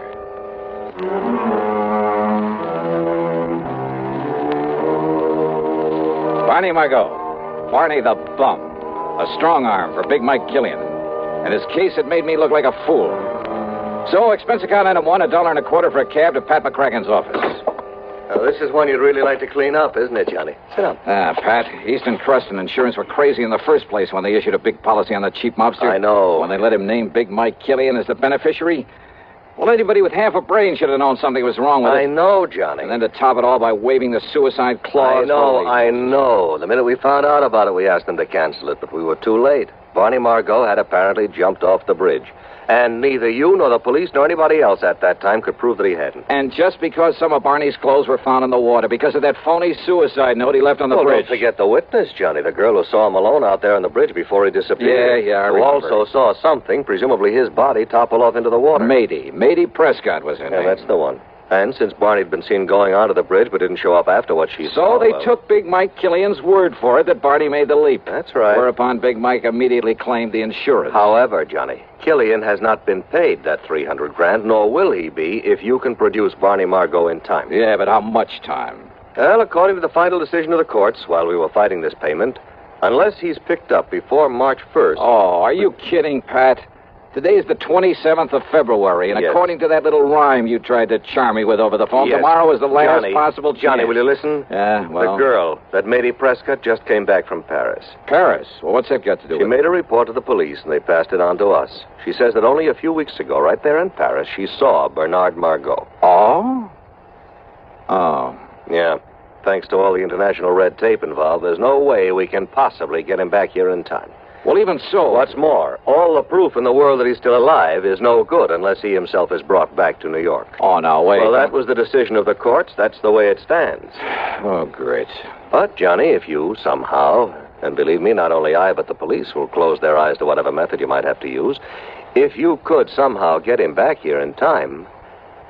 Well, I'm thinking about a $10,000 fee, in addition to your expense account, if you produce him. Nothing, of course, if you don't.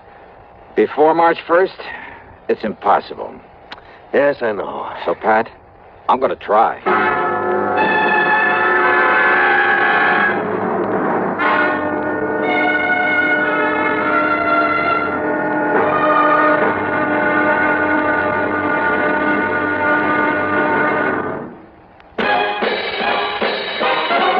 Are you smoking more now, but enjoying it less?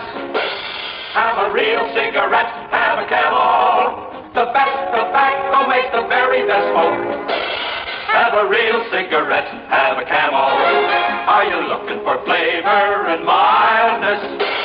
Have a real cigarette, have a Camel. The best tobacco makes the very best smoke. Have a real cigarette, a real cigarette, a real cigarette, have a Camel. If you're smoking more today, but enjoying it less, try Camels.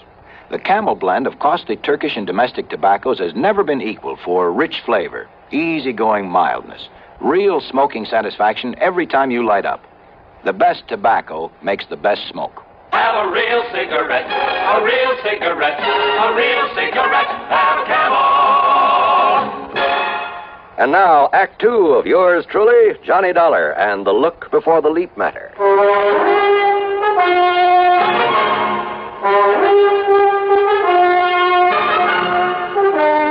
Item 2, 1050, taxi, a train to New York, and a cab to the 10th floor apartment of Miss Mady Prescott.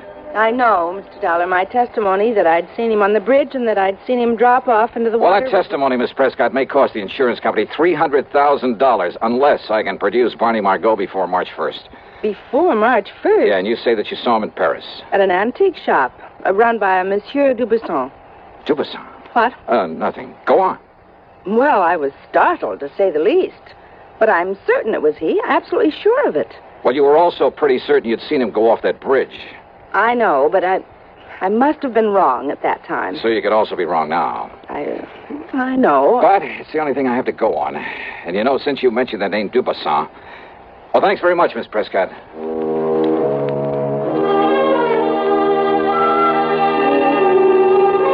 Dubuisson is a fence. They're in Paris. Exactly the sort of character Barney the Bum might tie up with. Perhaps even as a contact for Big Mike Killian.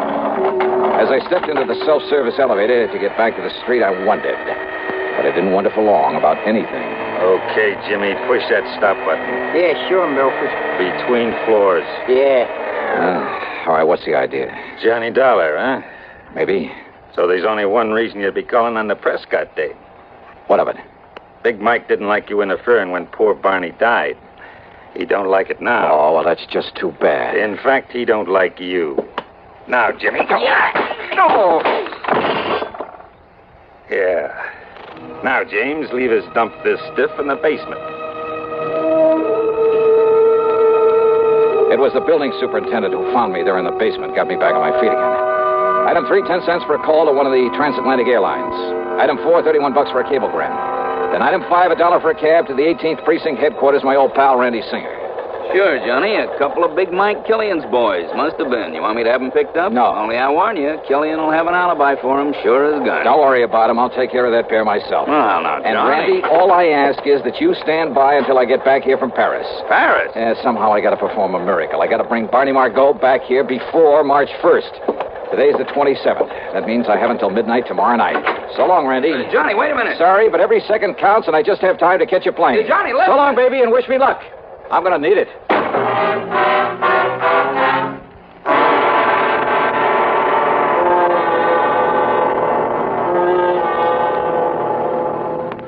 Act 3 of yours truly, Johnny Dollar, in just a moment. Meet star Stuart Irwin. Nothing's worse for an actor than a nasty cold. To feel better quickly, I take wonderful 4-way cold tablets. The fast way to relieve cold distress. Right. Tests of all the leading cold tablets proved 4-way fastest acting. 4-way starts in minutes to relieve muscular pains, headache, reduce fever, calm upset stomach, also overcomes irregularity. Take my advice. For your next cold, take 4-way cold tablets. The fast way to relieve those cold miseries. 4-way, only 29 cents. And now here's a word about another fine product of Grove Laboratories. Does dandruff dull your hair, leave scalp itchy? Get Fitch Dandruff Remover Shampoo and get rid of unsightly dandruff in 3 minutes. 3 minutes with Fitch regularly is guaranteed to keep embarrassing dandruff away forever. Apply Fitch before wetting hair. Rub in 1 minute. Add water. Lather 1 minute. Rinse 1 minute. Every trace of dandruff goes down the drain. 3 minutes with Fitch. Unsightly dandruff's gone. Fitch can also leave your hair up to 35% brighter. Fitch Dandruff Remover Shampoo. And now, Act 3 of yours truly, Johnny Dollar.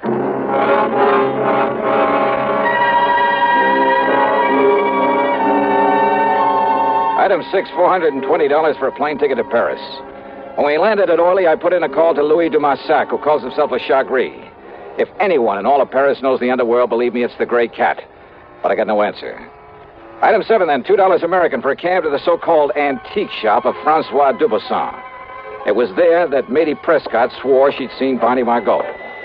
I knew better than to expect any real help from him, but he was my only chance, and time was running out. Ah, bonjour, monsieur. Qu'est-ce que vous devez... Ah, Monsieur Johnny Dollar, the meddling American. That's right, Dubuisson. And to what does the fair city of Paris owe the honor of your presence, eh? Bernard Margot. Margot? That's right. I want to know where he is, where I can find him. Now, by what could you possibly think I might know this Bernard Margot? Oh, look, don't start beating about the bush. And do you think that I would tell you anything of him if I did? Now, look, Dubuisson. I have not forget the trouble you have made for me when you last come here. No. Maurice! Maurice. Monsieur? Oh, no, you don't. Just stay where you are, Maurice. Pardon? Monsieur Dollar. I suppose Gorilla's your bodyguard? Not at all. Well, if he tries to get rough, or you try any tricks, Dubuisson... You are a smart man, Monsieur Dollar, but also a fool. Yeah? Maurice, you have my permission to leave now to arrange the funeral of your friend. Ah, bien. You see, your alarm was for nothing. Okay. But now, about this Barney Margot. I told you I knew nothing of him. And even if I did, do you forget, monsieur, that you have no authority here in France? Now, you listen. In other words, why do you waste your time? When you know that all you will learn from me is nothing. Threats, even the promise of a bribe got me nowhere. So I left him, and again I put in a call to Louis de Marsac, my underworld contact. This time the line was busy, at least it meant he was home. So item 8, 320 American for a cab to the dingy little apartment at the far end of the Rue de Pas de la Mule. It's one of the most disreputable-looking buildings in the whole city. Dirty, squalid, falling apart at the seams. And, of course, Le Chat Gris had to live at the top of 4 long flights. When I finally got up there, feeling slightly winded, I noticed that his door at the end of the gas-lit hallway was half open. And I could see him inside, lying on the floor, the telephone dangling beside him. Hey, Louis. De Marsac. Ah. Huh? Bien. Maurice. Vous, monsieur. Oh.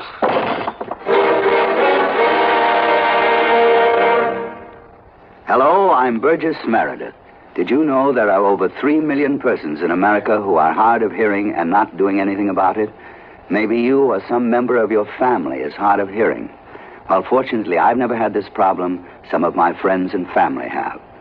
Now, a few years ago, your excuse might have been that you didn't want to wear a bulky hearing aid. But today, it's a different story. I've just seen the new Super 60 hearing glasses developed by Mako Electronics. If I hadn't known they were hearing glasses, I would have guessed them to be regular eyeglasses. It's a wonderful way for any hard-of-hearing person to conceal a hearing loss. There are styles for both men and women. For an interesting free booklet on hearing glasses for yourself or a friend, stop in at Mako or write to Hearing Glasses, CBS, 485 Madison Avenue, New York. Don't wait until your hearing gets worse. It may be too late. Send for your booklet today. Write CBS, 485 Madison Avenue, New York. And now, Act 4 of yours truly, Johnny Dollar.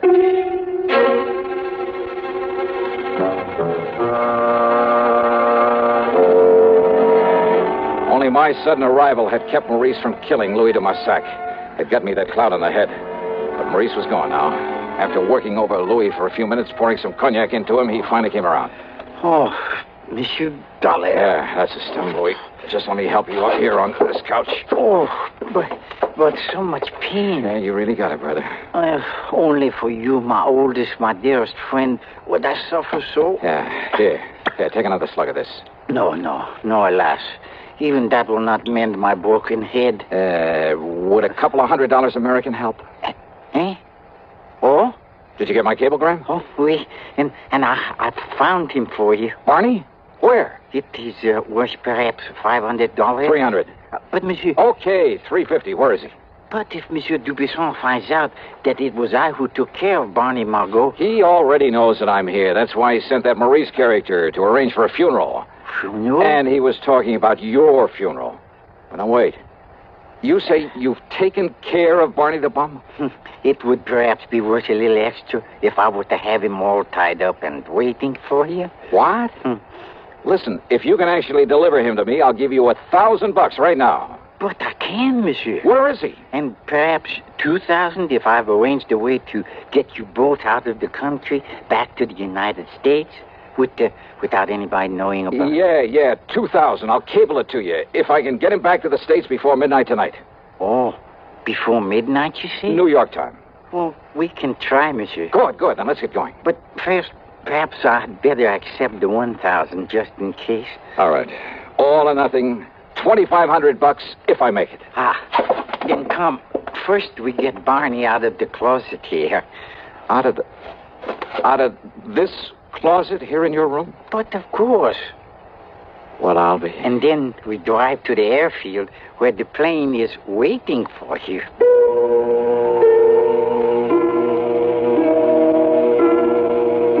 Believe me, we'd never have gotten away with a thing like this back in the States, or anywhere else I can think of, or without the help of Le Chat Gris. After making sure that Barney was securely bound and gagged, we piled him into a car that de Marsac said was his, only I doubt it. We headed westward through Versailles to the city of... Well, maybe for diplomatic reasons, I better not mention the name of it. Anyhow, their little airport was an old amphibian plane waiting for us. This time it was the pilot I had to haggle with, $7,000 for the trip. But there were $300,000 at stake. Item 9 for a transatlantic call to Randy Singer in New York.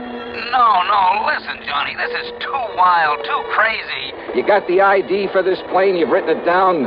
Sure I have, but Johnny... And all you have to do is get us a clearance to land, if we make it.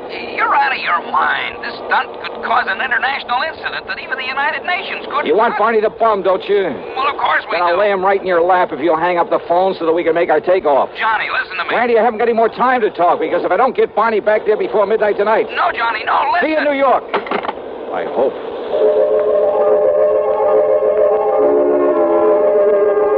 Oh, that plane trip was something I'll never forget.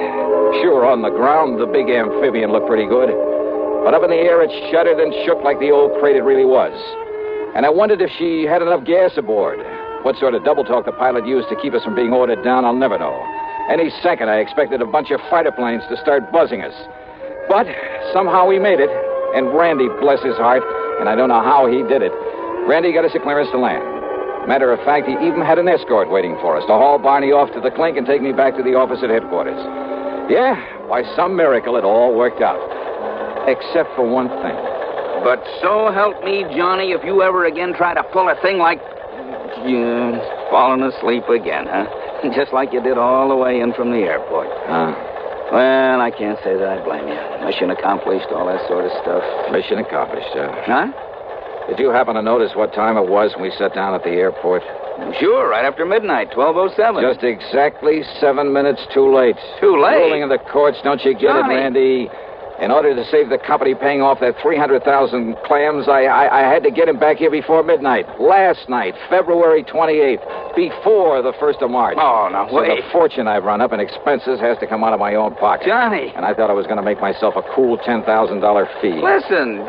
You were right, Randy. I should have known better. It was crazy. The whole idea was completely crazy right from the beginning. Johnny, will you listen to if me? I had any sense, I'd blow my brains out 7 minutes after midnight. That's right, February 28th. So you've forgotten just one little thing. Yeah. This just happens to be 1960. So what? I had to get that punk back here before the 1st of... Yeah, leap year. Randy. That's right. So today just happens to be the day before the 1st of March, February 29th. Oh, no. You mean I made it after all? You mean I... Oh, no. It's a fact, Johnny. Fact.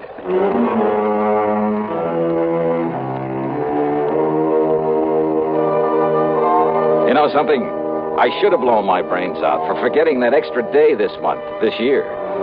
But instead, I'll just take that $10,000 in fees. As for the expense account, hold your hat. $9,571. Yours truly, Johnny Dollar.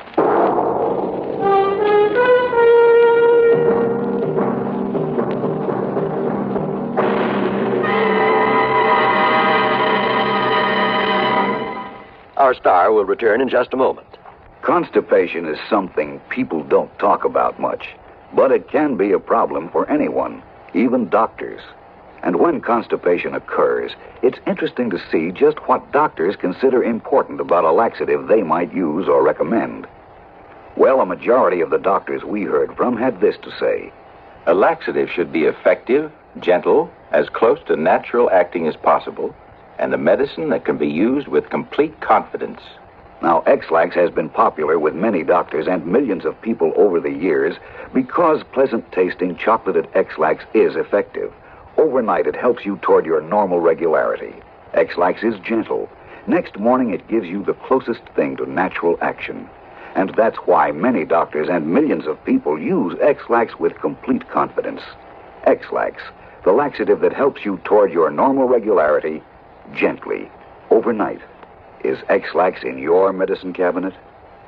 Now, here's our star with something to think about. On account of its Brotherhood Week, Johnny? John, it's a thought for this week and every week, and it's simply this.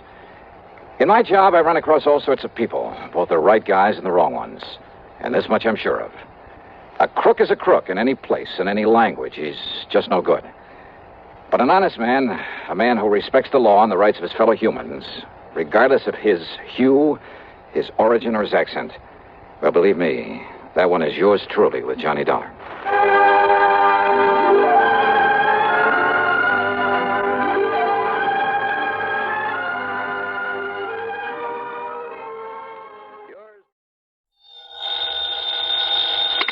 Johnny Dollar. Henry Bascom, Johnny, at Four State Insurance Company. Well, hiya, Hank. It's been a long, long time. Yeah, I know. Johnny, are you free to come down here and look into something for us? Henry, as long as somebody pays my expense account, and of course a nice fat fee, I'll go anywhere. Johnny, for once, you're not going to be able to pad that freewheeling expense account of yours. Any bets? Why not? Because the investigation I want you to make is right here in New York City. Oh, well, there's always the fee to fall back on. How much? Usual percentage of the face value of the policy. Okay, only how big is the policy? Johnny, hold your hat. It's about 200... Well, I mean, it's what? just under... $200? Johnny. Listen, Hank, my cut on a policy as small as that wouldn't buy me a sandwich and a cup of coffee. No, listen. And I suppose you'll question every penny I put on the expense account. Look, you didn't... Why don't you just pay it off and save you and me and the company a lot of time, labor, and soap? What kind of a policy is it? Straight life. Huh? But listen, you didn't let me finish. The face value of this policy is a little under $200,000. 200... Oh? Yeah. Well? Hank, my buddy, my bosom pal, for an assignment like that, for the nice commission it's going to pay me, I'd walk to New York. Only maybe you better grab a plane or a train instead. Right, I'll be there.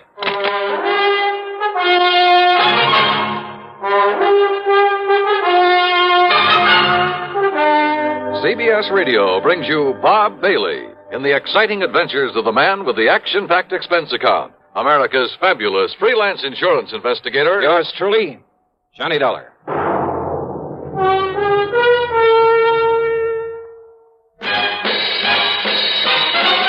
Are you smoking more now, but enjoying it less? Have a real cigarette, have a Camel. The best tobacco makes the very best smoke. Have a real cigarette, have a Camel. Are you looking for flavor and mildness? Have a real cigarette, have a Camel. The best tobacco makes the very best smoke. Have a real cigarette, a real cigarette, a real cigarette, have a Camel. If you're smoking more today, but enjoying it less, try Camels. The Camel blend of costly Turkish and domestic tobaccos has never been equal for rich flavor, easygoing mildness, real smoking satisfaction every time you light up. The best tobacco makes the best smoke. Have a real cigarette, a real cigarette, a real cigarette, have a Camel. And now, Act One of yours truly, Johnny Dollar.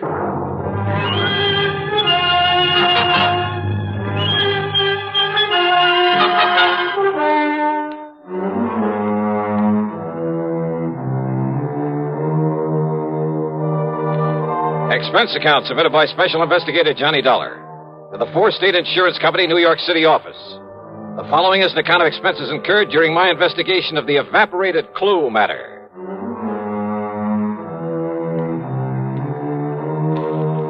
Expense account item 1, $5.25 for a taxi out to Bradley Field. Item 2, $13 even for a plane to New York and a limousine to Grand Central Station. Then I walked over to Henry's office at 500 Fifth Avenue at the corner of 42nd Street. Johnny, you really made time. Sit down. Yeah, thanks. That's because of the tempting offer you made to me over the phone. A policy worth $200,000. $189,000 to be exact. Straight line. Mm-hmm. On whom? Mr. Jonathan R. Kenworthy. Kenworthy? Very, very wealthy. Retired some years ago after selling off the Kenworthy copper mills. Oh, yeah, sure. Been living here in New York for the past 20 years. Big fancy apartment overlooking the East River. 714 East 52nd Street. Expensive neighborhood. Oh, I told you he was loaded. So what happened to him? He was murdered, Johnny. Oh? Yeah. And who's the beneficiary of this nice, juicy hunk of insurance? His grandson, Carlton M. Kenworthy. And that's the answer to your next question, too. Now, what do you mean by that? I was going to ask you if you or the police have any idea who might have killed him. Yeah, that's right. And I told you, this young Carlton Kenworthy, his grandson, who is also the sole heir to all the rest of his estate. Oh, no, wait a minute. That's a pretty strong accusation, Hank. You have any proof? None whatsoever. Nor have the police. But I take it you figure that Carlton had the motive and the opportunity. And a perfect alibi. Oh? Yeah. Then what makes you think he did it? And the police, too? And the police, too. Well? Motive, Johnny. It's as simple as that. All right, keep talking. It's simply that nobody else in the world could possibly benefit by old Mr. Kenworthy's death. Well, now, Hank... Plus the fact that he had no enemies. None whatsoever, Johnny. You sound pretty sure of that. I am. I not only knew him, but I knew a great deal about him. Oh, but after all, a man who's been head of a company as big as Kenworthy Copper Mills, some disgruntled employee with some imaginary grievances. Over 20 years ago? Well, But even if he'd only retired from that business last month, I'd still say no. Kenworthy was one of the best-loved men I've ever heard of. As for his employees, why, they're the ones he left the business to. He never had a strike, any other kind of labor troubles, despite the size of his plant, because he treated every one of his employees like one of his own kids. This sounds pretty unusual, Johnny, I know. But he was an unusual man. Oh, I see. But now about this grandson, Carlton Kenworthy. Well, about as useless a hunk of human being as I've ever seen. How old is he? Oh, 30, 32 or 3. What's he do for a living? Well, that's the point. He doesn't. Nor has he ever done anything. Despite the fine education, all the world travel his grandfather lavished on him. Johnny, if you want a perfect definition of a playboy, I can give it to you in 3 words. Carlton Manson Kenworthy. And he gets the whole estate as well as the insurance. He's known in every nightclub on Manhattan Island. He and that leech Allen something or other who pals around with him. Allen? Yeah, Barker or Baxter or something. Theaters, nightclubs, expensive restaurants, all the racetracks when they're open, wherever they're open. And they toss money around like confetti. Where does Carlton get it? From his grandfather, who's always sponging off. What about this pal of his, this Allen, whatever his name is? Barker. That's his name, Alan Barker. Well? He sponges off Carlton. Oh, they're quite a pair, Johnny. Well, did the grandfather approve of this kind of stuff? I don't think he really knew what was going on. According to the old man's attorney, who was a friend of mine, he was led to believe that Carlton was investing in various business ventures. The point is, the boy needed money. And the surest way of getting it, plenty of it, was by having his grandfather dead. Yeah, well, you've built up quite a case, Hank, but it still isn't enough to hang him, not by a long shot. Have the police been able to pin anything on him? Not yet, apparently. I told you he has a perfect alibi. When did it happen? Last Tuesday. Who's handling the police investigation? Lieutenant Randolph Singer at the... Randy Singer? Great. Randy just happens to be one of the best homicide men in this fair city of yours. Well, he certainly hasn't impressed me. If they've got him working on it, and if you have got a case against Carlton Kenworthy, Hank, I'll see you later. Where are you going, Johnny? Over to see Randy Singer.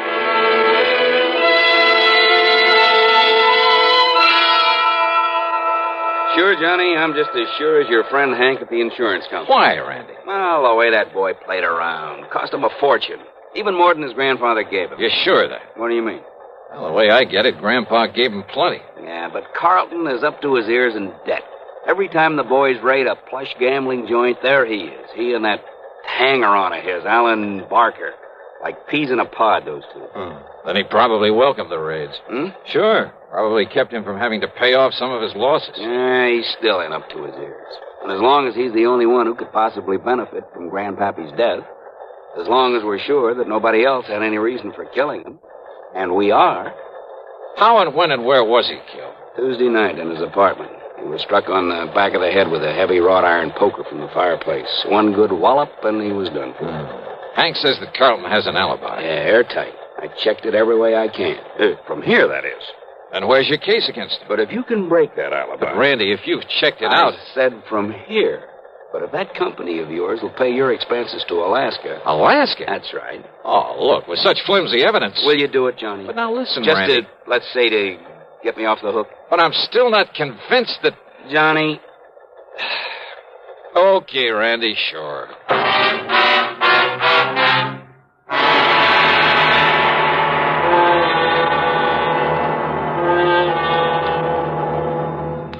Act 2 of yours truly, Johnny Dollar, in a moment. Meet star Stuart Irwin. Nothing's worse for an actor than a nasty cold. To feel better quickly, I take wonderful 4-way cold tablets. The fast way to relieve cold distress. Right. Tests of all the leading cold tablets proved 4-way fastest acting. 4-way starts in minutes to relieve muscular pains, headache, reduce fever, calm upset stomach, also overcomes irregularity. Take my advice. For your next cold, take 4-way cold tablets. The fast way to relieve those cold miseries. 4-way, only 29 cents. And now here's a word about another fine product of Grove Laboratories. To get rid of embarrassing dandruff in 3 minutes, change to Fitch Dandruff Remover Shampoo. 3 minutes with Fitch regularly is guaranteed to keep unsightly dandruff away forever. Apply Fitch before wetting hair, rub in 1 minute. Add water, lather 1 minute. Then rinse 1 minute. Every trace of dandruff goes down the drain. 3 minutes with Fitch and embarrassing dandruff's gone. At the same time, Fitch can brighten hair up to 35%. Get Fitch Dandruff Remover Shampoo today. And now, Act 2 of yours truly, Johnny Dollar, and the Evaporated Clue Matter.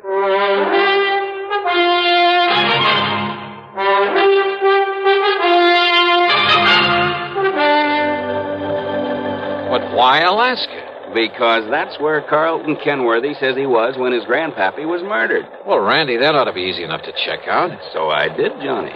He made the airline reservation. He was aboard the plane. He got the Juno on Monday afternoon. He got himself a room at the Baronoff Hotel. You checked that with the hotel? By telephone. Why was he up there? Who knows? But the hotel says he was. Well, what did he do with himself? Apparently took in some of the night spots and flew on back here on Thursday morning. Checked him all the way through. And his grandfather died on Tuesday. Oh, Parker. There's a report on that poker, Lieutenant. Oh, good. The prints were pretty badly smudged, but they managed to nail down a couple of them. Oh? Whose? Yeah, look at this, Johnny. Yes, sir. One print from the deceased and a couple made by Carlton Kenworthy. Yes, sir. And why not, Lieutenant? Huh? Kenworthy. After all, as I told you several times, I've often made up the fire for my grandfather there in his apartment. So is there any reason why my fingerprints shouldn't be on that poker that was used to kill him? He's got a point there, Randy. Well, listen. Of course I have. The fact remains... And didn't this officer say the prints of both myself and my grandfather were badly smudged? Yes. So, whoever did it wiped off his own prints and part of ours. Quite possible, Randy. The fact remains, The fact Kenworthy... remains that I was in Alaska when my grandfather was murdered. Why, Carlton? Just a little trip, a little fun, just... Who are you? Johnny Dollar, investigator for the insurance company. Well, Dollar, I certainly hope you can accomplish more than these stupid police have. Of all the stumbling, bumbling... Well, That's all, Parker. Yes, sir. Well, Lieutenant, that silly look on your face. Because I think you killed him. Because you're the only one with any reason But I to. didn't, of course. How could I? Hey, tell me this, Carlton. I'll tell you anything I can, Mr. Dollar, if you'll get this incompetent flat put off my neck. Kenworthy... And, of course, help to solve the murder of my poor, sweet, kind old grandfather. Okay. Did you make that trip to Alaska alone? Yes, that's right. Okay, thanks. That's all? That's all. For now. Very well. And will you keep me advised, Lieutenant, if by some stroke of luck you should happen to make some progress for a change? Get out, Kenworthy. Gladly. Just be sure you stay around, that you don't leave town. Don't be silly, Lieutenant. Why should I? Johnny, so help me if that guy... If I have to... Okay. Just give me one thing, Randy. An address. Huh? Yeah.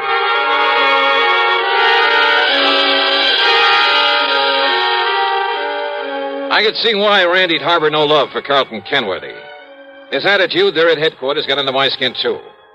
Expense account item 3, $1 even for a cab to Alan Barker's apartment. And I saw immediately why Randy had said they were like two peas in a pod, despite the fact Carlton was a good deal huskier. They were so much alike, I wondered if there was some blood relationship. Hardly, Mr. Dollar. We're simply good friends, that's all. Our tastes are alike in liquor and women. We like to do the same things, and... well, that's why we get along so well together, why we're known as the Inseparables. Alan, did you know that Carlton was going to Alaska? I certainly did. I drove him to his plane on Monday, and on Thursday I met his return flight and drove him back to his flat. Missed him like the very devil, incidentally. You keep a car here in the city? In the garage down in the basement. What did you do while he was away? Felt terribly at loose ends, but then I had my car washed and greased and took a long trip. Oh, when? I left Monday evening. Where'd you go? Oh, I drove several hundred miles. Took little side roads and byways that probably aren't even on the map. Think perhaps you could retrace your route? Good heavens, no. Oh, I did end up somewhere near Albany before starting back Wednesday morning. Uh-huh. Did you stay in Albany? My memory's a bit vague, Mr. Dollar, but I'm quite sure I didn't. Well, where did you stay over? Well, this may sound fantastic to you. Where? But I haven't the least idea. I took a couple of bottles with me. And they, coupled with the fact I was in completely unfamiliar country, and that at night one little roadside motel looked as good as any other, well, I just don't know. You know, you make things sound pretty bad for yourself, Alan. I beg your pardon? Considering the way you've been sponging off Carlton Kenworthy, well, offhand, I'd say you had as much reason to want his grandfather out of the way as he did. I beg your And without pardon. a very good explanation of your whereabouts at the time of the murder. Now, look here, Dollar. But you know something? I don't think you have enough guts to have made those lily white hands of yours wield that poker. Horrid thought. And yet, on the other hand... Well, yes, Dollar? As an accessory. Accessory? That's right. I'll see you later, Alan. Now, look here. Just don't leave town.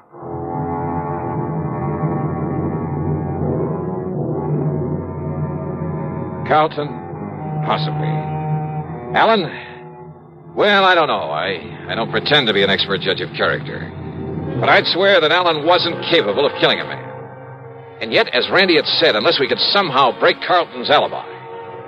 And then I got an idea. It would take time. It would be expensive.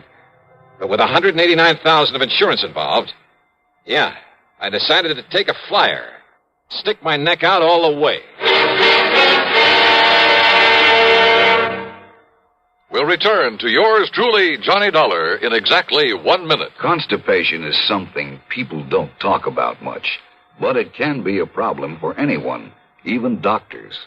And when constipation occurs, it's interesting to see just what doctors consider important about a laxative they might use or recommend. Well, a majority of the doctors we heard from had this to say. A laxative should be effective, gentle, as close to natural acting as possible, and a medicine that can be used with complete confidence. Now, X-Lax has been popular with many doctors and millions of people over the years because pleasant-tasting chocolated X-Lax is effective. Overnight, it helps you toward your normal regularity. X-Lax is gentle. Next morning, it gives you the closest thing to natural action. And that's why many doctors and millions of people use X-Lax with complete confidence. X-Lax, the laxative that helps you toward your normal regularity, gently, overnight. Is X-Lax in your medicine cabinet? And now, Act 3 of yours truly, Johnny Dollar. Expense account item 4, $489.54. That's a round-trip plane ticket to Juneau, Alaska, by way of Seattle, Washington. It wasn't until we got there that I suddenly realized I'd been pretty stupid. In spite of the fact that Alan looked very much like him, I should have taken along a picture of Carlton Kenworthy. And certainly I should have taken along a set of his fingerprints for comparison with any I might be able to pick up. Or even a sample of his handwriting. But I didn't, so I'd have to work things out the best I could. Item 5, $10 for miscellaneous taxi fares. Item 6, $10 for a room at the Baranoff Hotel. And yes, I get the same story Randy Singer had about Carlton's having been there, having spent plenty of time at the bar and the bubble room, at nightclubs all over the town. But then it was item 7, $8.50 for some drinks and dinner in the main dining room that finally did the trick. Yeah, that pointed out the one small, seemingly insignificant way in which I could either prove or disprove Kenworthy's alibi. Believe me, seldom has the solution of a murder case hung on such a slender thread.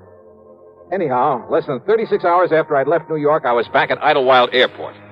Item 8, 10 cents for a phone call to Randy Singer. Item 9, $7.50 for a fast taxi into 18th Precinct headquarters. Johnny, where you been anyway? Did you get in touch with Carlton? He's right here in my office. Good boy, Randy. Well, hello, Carlton. Ungodly hour to drag a man out of bed and over here. Yeah, have a bad night of it? Alan and I did do the town a bit. Have you found some lead, I believe you call it, on the killer of my grandfather? Yeah, maybe. Do you mind if I sit down? Maybe you'd better. Where were you when your grandfather was murdered? Why, I've told you, Juneau, Alaska. You know Alaska pretty well? I know nothing about it. This is my first trip and a very brief one. You stayed at the Baranoff Hotel? That's right. Check with them, and you'll find I was there on Monday, Tuesday, and Wednesday. Did you eat there at the hotel? My dinners, yes. But I fail to see what that could Just answer my questions, would you, please? Why not? Okay, now. Monday night. Cocktails in the bubble room? That's right. But what difference could that possibly... And, what did you have for dinner? Now, that's a stupid question. Yeah? But if I can prove you weren't where you say you were when your grandfather was killed... If you can, Dollar, and I know that you can't, but if you could, I would gladly confess to this murder, regale you with gruesome details, tell you anything you like. Wise guy. I asked you what you had for dinner Monday night there at the Baranoff. Oh, I see. You think if I say I had something that wasn't on the menu that Just night... answer my question. Or perhaps you'll check to see if the dinner was put on my bill, so I'd have to sign for it, leave a sample of my handwriting. But I paid cash for everything. I asked about your dinner. Well? Dollar, of all the asinine, idiotic... shrimp cocktail, a salad, a steak, and some coffee. Get that stuff anywhere. But now, Dollar... Mike? What? The coffee. Really, if this is detective work, if this nonsensical questioning... Well? No, Mr. Dollar. I had my coffee with cream and sugar. Oh, you ordered cream? I used the cream that was on the table. Look here, now, of all the silly, absurd, childish Cream was on the table? Of course it was. Real cream? Yes, and the sugar was real sugar. That's beside the point. But what you hope to gain by all this stupid... Oh, you mean you solved this heinous crime without knowing about the sugar, little boy? That's right. Because you'd already told me you were never there. What? Because Alan went up there instead, didn't he? Using your name to establish an alibi for you. Now, what miraculous deduction leads you Because of your certainty about that cream on the table. Of course I'm certain. Doesn't any decent restaurant put cream on the table? No, not up there. What? What's that, Johnny? But he didn't tell me that. I don't know why, Randy. Maybe no big dairy farms yet. Maybe just plain habit. Maybe they like it better. Dollar, how did you find out But about on that? every table, even in the best places, you'll find no cream. But a little can of evaporated milk. Like to check on it? Well, I'll be doggone. It was Alan. Did Alan tell you that? Did Alan give me away because he thought he could get the money if I knew he was my friend only because of the money I could give him, but listen, he's as guilty as I am, Mr. Dollar. Is he? Of course he is, because he helped me kill my grandfather. Well, isn't he? I'll prove it. I'll prove I couldn't have killed him without his help. Do you hear me, Dollar? Do you hear me? You think that's going to help you in court?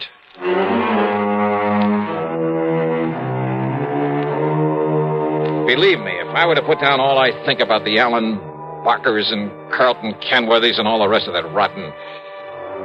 why bother? What's the use? Expense account total, including incidentals, the trip back to Hartford, $574 even. Yours truly, Johnny Dollar.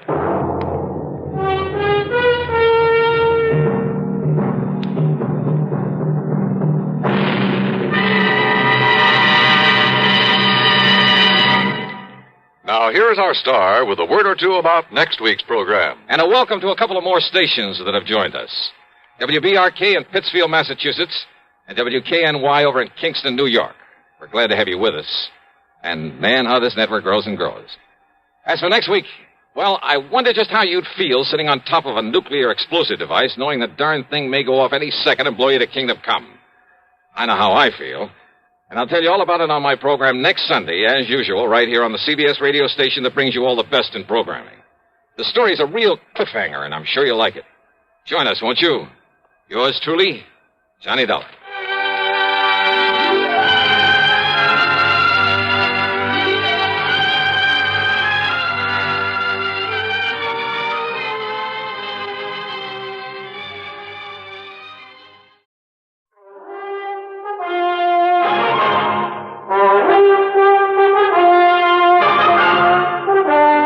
CBS Radio brings you Bob Bailey in the exciting adventures of the man with the action-packed expense account, America's fabulous freelance insurance investigator. Yours truly, Johnny Dollar.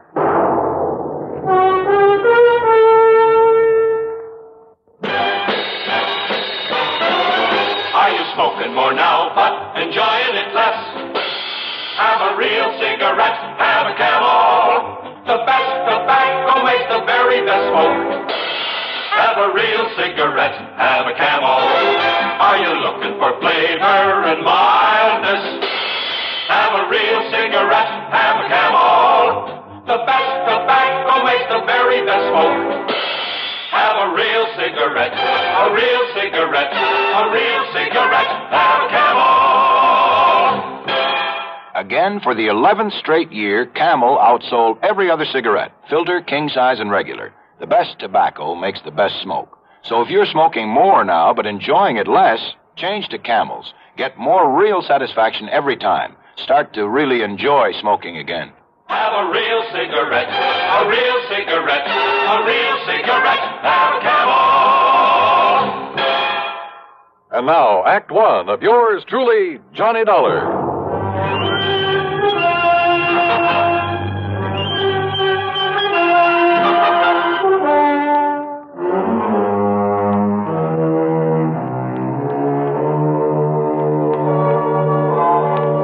expense account submitted by Special Investigator Johnny Dollar to the Tri-Western Life Insurance Company, Corpus Christi office. Following is an account of expenses incurred during my investigation of the Unholy 2 matter. It was a little late in the day to ride all the way to Texas, but I managed to make a pretty good set of plane connections. So, expense account item 1, $127.20 plane fare and tips, Hartford to Corpus Christi. Item 2, $4 even for a cab in from Cliff Mouse Airport to the Driscoll Hotel on North Broadway. As I was about to sign my name on a registration card for the benefit of the room clerk, well, I guess this is a pretty small world at that. And I'm sure you're going to find this room very comfortable, Mr. Dollar. Sure. Okay, then, Obi. I'll see you first thing in the morning. We are. Thank you, sir. Right now, I'll turn over and tell Wayne Stocks this. Boy, Yeah. take Mr. Dollar's bags up to room. Dollar? Excuse me. Did I hear the name Dollar? What's that? Johnny Dollar, the insurance investigator? That's right. Who are you? Well, the name is Doug Johnstone. Johnstone? Yes. Funny. Man by the name of Johnstone dramatizes all these cases I handle so we can put them on the air. Jack Johnstone. That's right. Well, I'm his younger brother, Douglas. No kidding. No kidding. Well, glad to know you, How Doug. are you, Johnny? Listen, I'm in a big hurry. I've got somebody waiting for me, but I hope we can get together while you're here in town and, well, tear that brother of mine to pieces or something. Sure, why not? If you're down here working on a case, if I can be any help to you, you know. Hey, wait a minute. Are you here to look into the Peterson matter by any chance? Well, frankly, I haven't the least idea. I wonder. Well, can you tell me this? Did Jack Price over at Tri-Western Life send for you? Yeah? Clerk, may I have a piece of paper, please? Oh, yes, sir. Here you are. Sorry, I've got to rush out of here, Johnny, this way, but... Well, who is here, Peterson, Doc? Here's my address and phone number. That's both the home and the office. All right. Now, maybe I can be of help to you, so don't lose that. Huh? Yeah, okay, thanks. But now, because Doug, if it is on account of old man Peterson, Johnny, well, I got some ideas about it, and then, well, they could be helpful to you. If, as I say, that's why you're here. Well, what kind of ideas? Well, you know he was supposed to have died because his heart gave out on him. No, I didn't know. Oh, yeah. But if you ask me, well, if it turns out this is the case you're working on, well, you give me a call now, will you? Yeah, sure. But look, why not tell me what you know about it?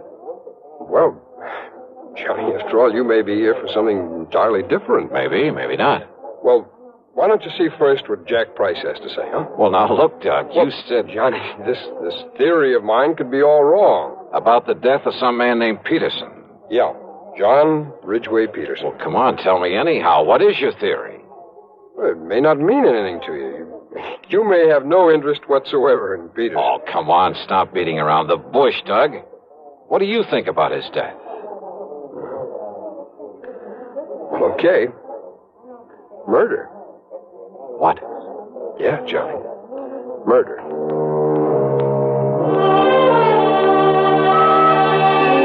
But because neither of us really knew if I'd become involved in it, that was all he'd tell me at the moment. And as he said, he had to run off to meet somebody. It was late, and I was tired after the plane trip, so I grabbed a bite to eat. That's item 3, 2 1/4, then hit the sack. The first thing in the morning, I was in Jack Price's office at Tri-Western. Well, no, I didn't mean to sound in a rush for you to get down here, Johnny. On the other hand, the hotter the trail, the easier it is to follow. Whose trail, Jackson? Sterling Peterson, beneficiary of his uncle, John R. Peterson's life insurance policy. 100,000 clams. Yes. And what's happened to him? The nephew Sterling, I mean. He simply disappeared. When? About the same time his uncle died, apparently. When was that?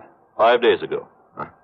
Funny that he should leave town when he was about to be presented with that wad of insurance money. He didn't know that he was his uncle's beneficiary. Oh? No. Old John Peterson never told him. Actually, the old man didn't particularly want to leave it to this nephew, but, well... Why not? Oh, they never really got along, as I understand it. The old man had been a hard worker all his life, and Sterling is anything but. Nonetheless, he named him his beneficiary, so that's that. And as heir to whatever else there is to the estate, huh? No, that goes to Sterling's half-brother, Paul. Much of an estate? Certainly not as much as the insurance. The old man didn't have much use for either of them, Johnny. But since they were his only surviving relatives, since they'd probably get everything he left anyway... Yeah, I see what you mean. Does Paul live here in town? Yes. What does he do for a living? Apparently has some money in the stock market. And Sterling? Johnny, I don't know what he lived on. No visible means of support kind of thing. You know what I mean? Uh-huh. I tried to call him, tell him of his uncle's death. His landlady said he wasn't there, hadn't been there for a couple of days, that he'd simply packed up his things and left. I'll give you the address. Yeah, do that. Then I called his brother, but Paul didn't know where he was either. Just disappeared. That's right. I wonder why. Who knows? Did he call the police? Why? Just because a man suddenly leaves town? That's hardly reason to call in the police, Johnny. Maybe not. What? Sterling didn't know he was beneficiary of this policy. No.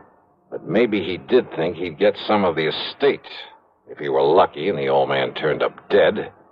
And maybe Sterling needed money. I understand he always did. So if he could help the old man on his way... No, Johnny.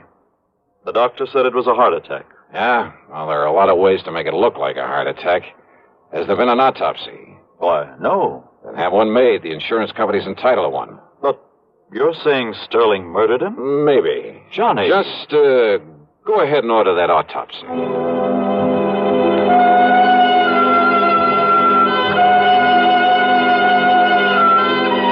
Item 5, $1.25 for a taxi. I found Doug Johnstone in his office, a small place, but with the cluttered desk of a busy man. Full of stock market reports, that sort of thing. Doug brushed him aside and got right to the point. Yeah, I've got to know a lot about Sterling Peterson lately.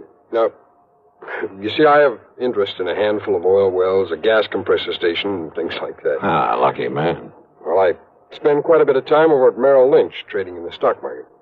You met Sterling in a brokerage office? Well, that's where I met his brother, Paul. That's where I learned about Sterling. It seems he was always trying to get money out of Paul. I take it Paul is pretty well healed, huh? Oh, hardly. He's a sharp one. He has a pretty wild idea of how to make money in the market. What do you mean by that? Well, you know, it's always flattering for someone to ask your advice. Naturally. Well, I'd recommend he buy something like IBM. Good, solid stuff for a stable company like U.S. Steel, AT&T. Nothing wrong with that, brother. No, but instead he'd throw his money into some crazy penny stock like, well, Golden Dream Uranium Company. It was being pushed by some crooked promoter, some boiler room operator. Yeah, I see what you mean. I'd suggest Union Carbide. He'd end up with some speculation nobody ever heard of, and so on. Yet somehow he managed to stay solvent. The point is, Sterling was always going to Paul for money. Money for what? Oh, to pay off his gambling debts. Much as I hate to admit it, civic pride and all that sort of thing, there are plenty of places in and around this town to gamble. Yeah, so I've heard. So when a stupid guy like Sterling Peterson simply won't learn that house never loses, well, you see what I mean. Yeah. And Sterling never really worked for a living. No, and he was always in debt, up to his ears. Isn't it possible he simply left town because his debts had caught up with him? Some of his creditors were getting tough with him? Well, Sterling needed money badly, and... Well, Johnny, I think he finally reached the point where he's willing to kill to get it. His own uncle? If what Paul has told me about him is true, yes. Now, you remember, he thought that he would inherit part of the estate. Which, of course, was wrong. But he didn't know that. Not then. Then his running away... Well, the way I look at it, Johnny, if he did kill his uncle... And you think he did? Yes, I do. Wow. Well, when he found out he wouldn't get his uncle's money, his property, after all, that he'd killed him for, nothing, he didn't know about the insurance, you know. Yeah, I know. Well, what was left for him around here? I'll buy. Nothing but a lot of creditors pounding on his door. And once people begin to think about that, they might get suspicious, start asking him questions about his uncle's death. Questions that he didn't have good answers for. But to run out is the surest way in the world to arouse suspicion. I know. It's stupid. Well, what do you think? Well, I'm not sure. But thanks. I'll see you later. I took a taxi over to the place where Paul Peterson lived. That's Item 6, $1.50. It was a nice apartment in a fairly good neighborhood. But he wasn't home. Item 7, $1 even for a cab to the brokerage house Doug had mentioned. I talked to Wayne Stocksett, a friend of Doug's. He hadn't seen Paul Peterson around there for several days. Well, Paul said something about going out of town, Dollar, to look at some of the companies he considers investing in. I see. When he gets the money from his uncle's property and so forth, Paul will have quite a bit to play with.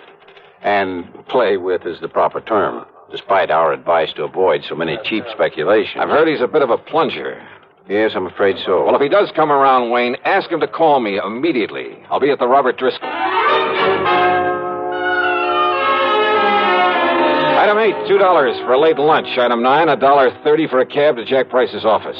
Now, wait a minute, Johnny. Yeah? Instead of hunting for Sterling Peterson, you're just hanging around hoping to find out the old man was murdered. Well, give me time, will you? But I tell you, the doctor who was with him when he died said it was heart failure. And I tell you, Jackson, there are plenty of ways. There are medical tricks. I can't Hold believe... it a minute, Johnny. Price speaking. Yes? All ready? Well, doctor, what did you... What? Oh. I see. Thank you. What's the matter, Jackson? How did you know? How did I know what? The autopsy. Yeah? You were right. Apparently some drug substituted for the digitalis the old man was taking. You mean Doug Johnstone was right. The old man was murdered. Yes, Johnny. Murdered.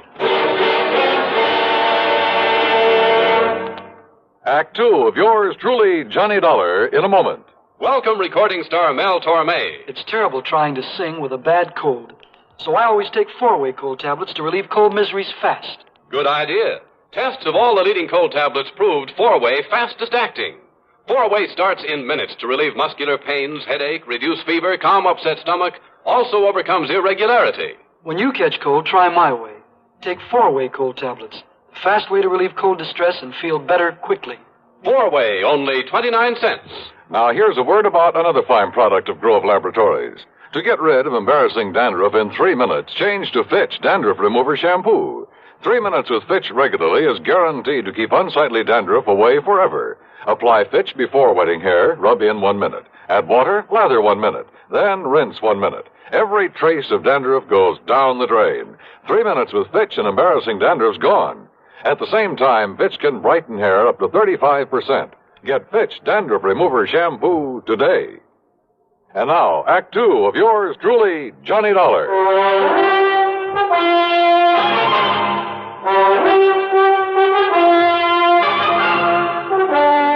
Expense account item 10, $1.70 for a taxi to the cheap rooming house where Sterling Peterson had lived before his mysterious disappearance.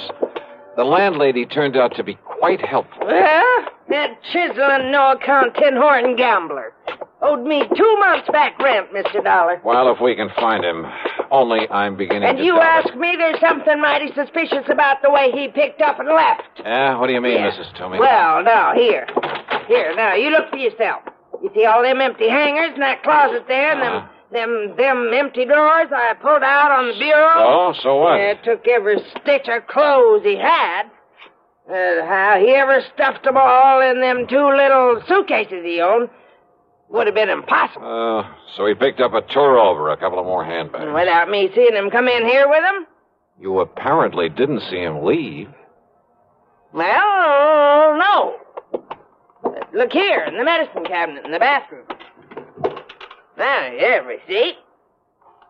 Yeah, that is funny. Well, it sure is. Man not taking along his comb and razor and shaving things and his toothbrush and his hair tonic. I don't care how much of a hurry he was in. Mrs. Toomey, the day that Sterling Peterson disappeared... You mean the night he disappeared, don't you? Do I? All that day, he just sat around here, said he was waiting for his brother.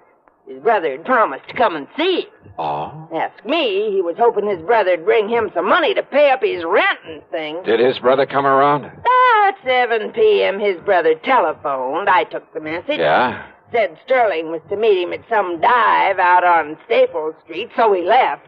And that's the last you saw of him? I heard him come back here and up to this room sometime after 2 a.m. But you didn't actually see him. I go to bed at a respectable hour. Then how are you sure it Next was? morning he was gone. Bag and baggage must have just plain sneaked out on me. No, I don't think so, Mrs. Toomey. What's that?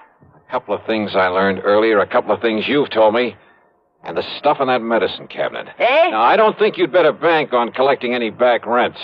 Not from Sterling Peterson. That beat. Is he? Of course he is. Or is he just plain dead? I went back to my hotel. No, Paul Peterson hadn't called me. But there was a message from Jack Price, so I went to my room and I phoned him. I just wanted you to know the police are in on this now, Johnny. As a result of that autopsy. Yes, they're looking for Sterling Peterson, too. Also, they've been looking for you. They're very anxious to talk with you. Anytime they like. After all, it was you brought this thing out in the open by suggesting the autopsy. Because you had the idea that it might be murder. No, that was Doug Johnstone's idea, and a very good one. Have they talked with Paul Peterson? Well, I assume they will. Well, if he's back in town, huh? Okay, Jackson, thanks. Now, let's see. Yeah? Come in. Dollar? That's right. I'm Paul Peterson. I got your message. Wow. Come in. I understand that you're an insurance investigator, that you're looking for my half-brother Sterling. Ah, that's right. Who didn't know that he was the beneficiary of your uncle's insurance. Sit down. Well, thanks. I just got back in town from a business trip, and... That's all? Look, I found these letters waiting for me. Oh, from Sterling? Yes, here. Dallas, Wichita, Sioux Falls, South Dakota, Fargo, North Dakota? Yes, and by now he could be across the border in Canada. Yeah, maybe. Read it, Dollar. Just keep quiet and give me time, and you won't have to worry about me anymore. Yeah, the others are practically the same. Yeah. Neatly typewritten, no signature. I'm afraid it's obvious who they're from. So it looks as though your half-brother is running away. Now that we know your uncle was murdered. Murdered? Yeah, that's right. Sterling. Type these on your own machine, Paul? That might be pretty easy to trace.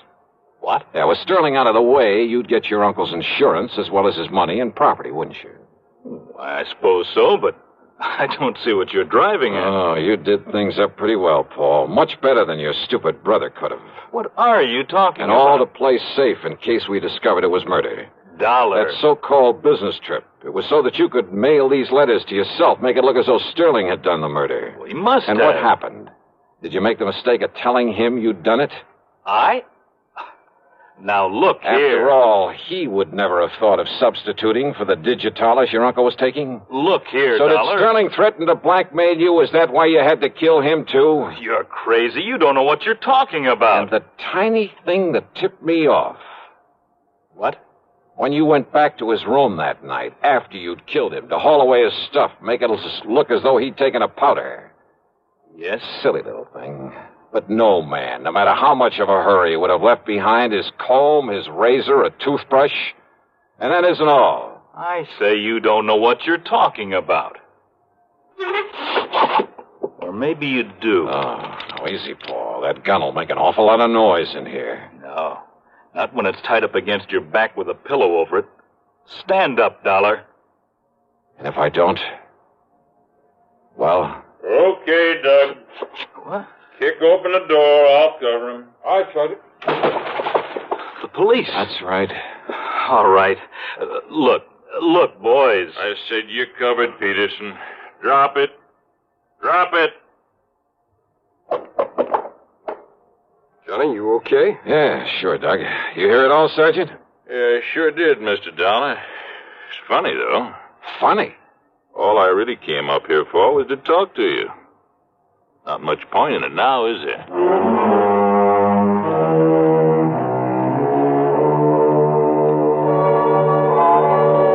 So, another day, another dollar. And I'm not talking about myself. Expense account total, including hotel bill, a flock of incidentals, and a plane back to Hartford, $287.20. Yours truly, Johnny Dollar.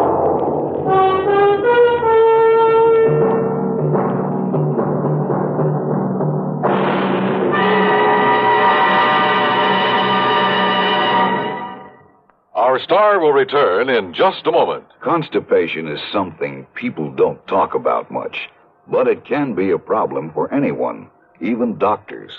And when constipation occurs, it's interesting to see just what doctors consider important about a laxative they might use or recommend.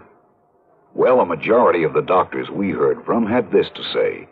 A laxative should be effective, gentle, as close to natural acting as possible, and a medicine that can be used with complete confidence. Now, X-Lax has been popular with many doctors and millions of people over the years because pleasant-tasting chocolated X-Lax is effective. Overnight, it helps you toward your normal regularity. X-Lax is gentle. Next morning, it gives you the closest thing to natural action. And that's why many doctors and millions of people use X-Lax with complete confidence. X-Lax, the laxative that helps you toward your normal regularity gently, overnight. Is X-Lax in your medicine cabinet? Now, here's our star to tell you about next week's story. Next week, a hurried trip to Alaska to look for a clue to a murder. And say, if you've been to Alaska, if you know anything about the customs, the manners of the people up there, especially their eating habits, well, it's quite possible that you'll find a solution to the case even before I do. Or maybe you will anyhow. Because it all hangs on a tiny, seemingly unimportant clue. And yet, well, give a listen. See how well you can break down a killer's alibi. Yeah. Join us, won't you? Yours truly, Johnny Dollar.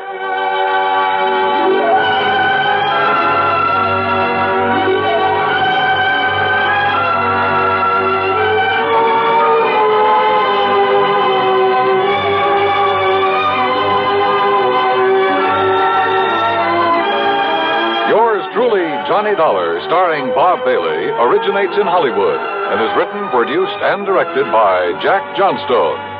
Heard in our cast were Virginia Gregg, Jack Edwards, Forrest Lewis, Stacey Harris, Gil Stratton, and Barney Phillips. Be sure to join us next week, same time and station, for another exciting story of yours truly, Johnny Dollar.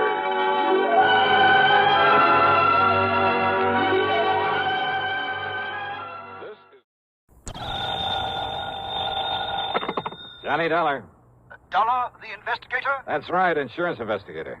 Then you're the man I want, the man I need, immediately. Well, it just happens I'm late for an appointment, Mr. What did you say your name is?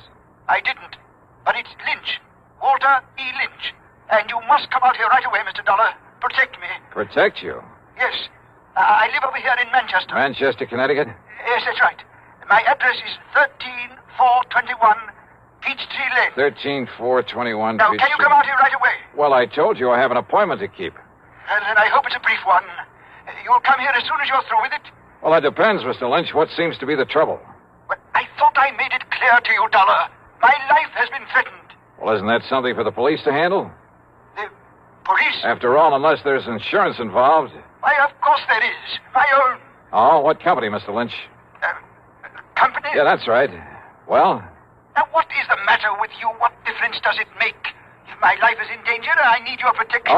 Okay. Who made this threat against your life, and why?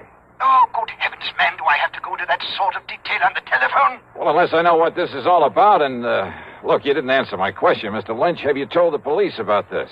Do you think I'd call on you if I had? But if your life has been threatened, the thing And I to do... tell you it has.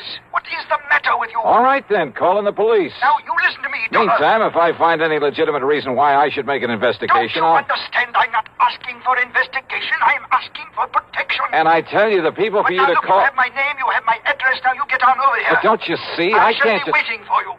Mr. Lynch. Okay, mister, go ahead and wait. Of all the crackpots. I wonder, though. Yeah? Johnny? Yeah, that's right. Pat McCracken, Johnny, Universal Adjustment. Oh, say, Pat, will you find out for me what company, if any, holds a policy on a Walter E. Lynch over in Manchester? Sure, Johnny. But listen, I thought you were going to be here in my office at 10 o'clock sharp. Pat, I'm sorry, but this I need phone... your signature on a deposition for that arson matter you covered last I week. know. And I've got to have it right away. See, one of our men will take it with him out to the coast on the 10:30 plane. And, Johnny, it's 8 minutes after right now. Yeah, I see it is. Pat, I'll be there in 3 minutes flat. Okay. Meantime, look up that Walter Lynch for me, will you? Okay, just get on over here. Right.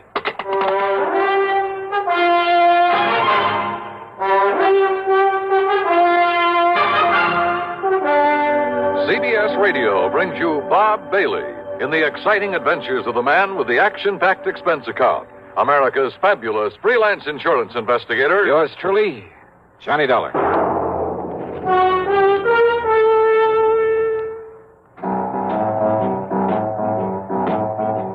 Talk about best-selling records. Here's a familiar tune about America's best-selling filter cigarette, Winston.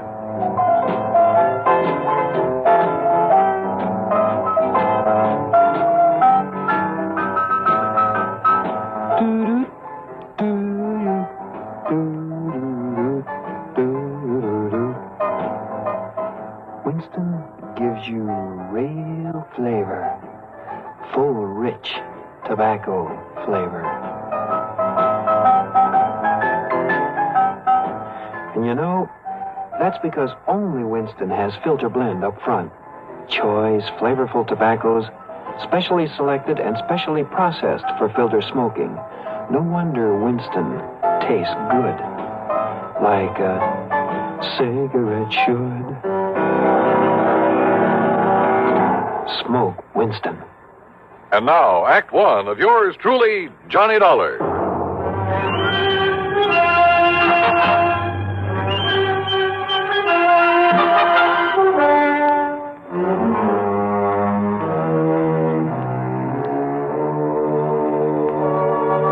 Expense account submitted by Special Investigator Johnny Dollar to Eastern Trust and Insurance Company, Home Office, Hartford, Connecticut. Following is an account of expenses incurred during my investigation of the Hapless ham matter.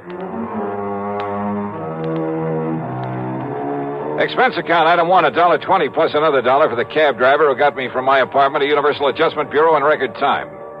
I barged in on Pat McCracken without being announced. Put my John Hancock on the deposition, after which he witnessed my signature. All right, there we are. Now, here you are, Miss Delsey. Give these to Mr. Peterson and tell him happy plane trip. Yes, sir, right away. Oh, and see if Bartell has found any of that lynch information I asked him about. There's been a lynching, Mr. McCracken? No. Just do as I say. Now, go ahead. But I thought I heard you... Yes, sir. Hey, what is the worry on this man Lynch, Johnny? Well, Patty sounded like a crackpot. He called me on the phone just before you did, said his life is being threatened. Oh, another one of those things, huh? Yeah. Who was threatening him? Oh, I don't know. He was a bit evasive about it, same as he was about naming his insurance company. Well, I know I never heard of him. What did you tell him? I told him to call the police, that unless there was some insurance angle that required investigation, you know. Right, exactly right. Although, of course, if Bartell does find something on him, if he is a client of one of the companies... It's still a police matter. Why call on me to play bodyguard? Well, you know, Johnny, if you would have your telephone number unlisted, you'd save yourself a lot of these nuisance calls. Yeah, I know. Oh, yes? Here's a photostat of the lynch policy Mr. Martell said you asked him for. Oh, then there is one. Thank you. And I thought you were talking about some kind of a lynching somewhere, Mr. McCracken. Isn't that funny? Yes. Thank you. Thank you, Miss Delsey. That'll be all. Well, I was only... Yes, sir. Now, let's see, Johnny. Walter E. Lynch. Policy issued 1954, Eastern Trust and Insurance, face value... Yeah, I see. 50,000 smackers. Yes, a lot of money. Let's see the name of the beneficiary. Oh, well, a nephew, Fred Lynch, New York City address. I wonder, Johnny. So do I. How well Freddie and his uncle get along. Named him as beneficiary. 5 or 6 years ago, things can change, Pat. There's one way to find out. And with $50,000 to be paid out if anything does happen. Yes. Go ahead, Johnny. Go ahead and pay Mr. Walter Lynch a little visit. At company expense? Well, now, Well? Oh, sure, why not? I'll notify Eastern that we've assigned you to this, but that you'll send your expense account directly to them. Okay? Okay.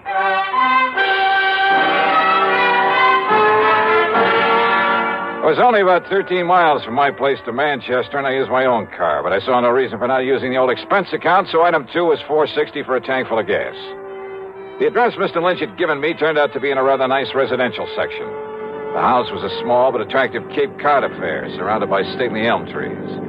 And then I saw them, in the shade of the elms at the front of the place. A couple of police cars.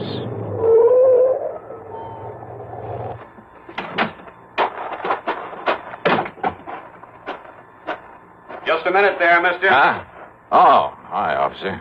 Who are you and what do you want around here? Oh, my name is Dollar, Sergeant Johnny Dollar, insurance investigator. I came here to see Mr. Lynch. Investigator, huh? Any credentials? Better let me see them. Oh, sure, you're okay. Here you are. Hey, what's happened around here? Okay, Dollar. You boys act pretty fast, don't you? What do you mean? Is Mr. Lynch in some kind of trouble? I'd call it worse than trouble, Dollar. He's dead. He's what? That's right. Murdered. Well, then I'd better get inside there and see what's what. Yeah, Dollar. Sure, maybe you better.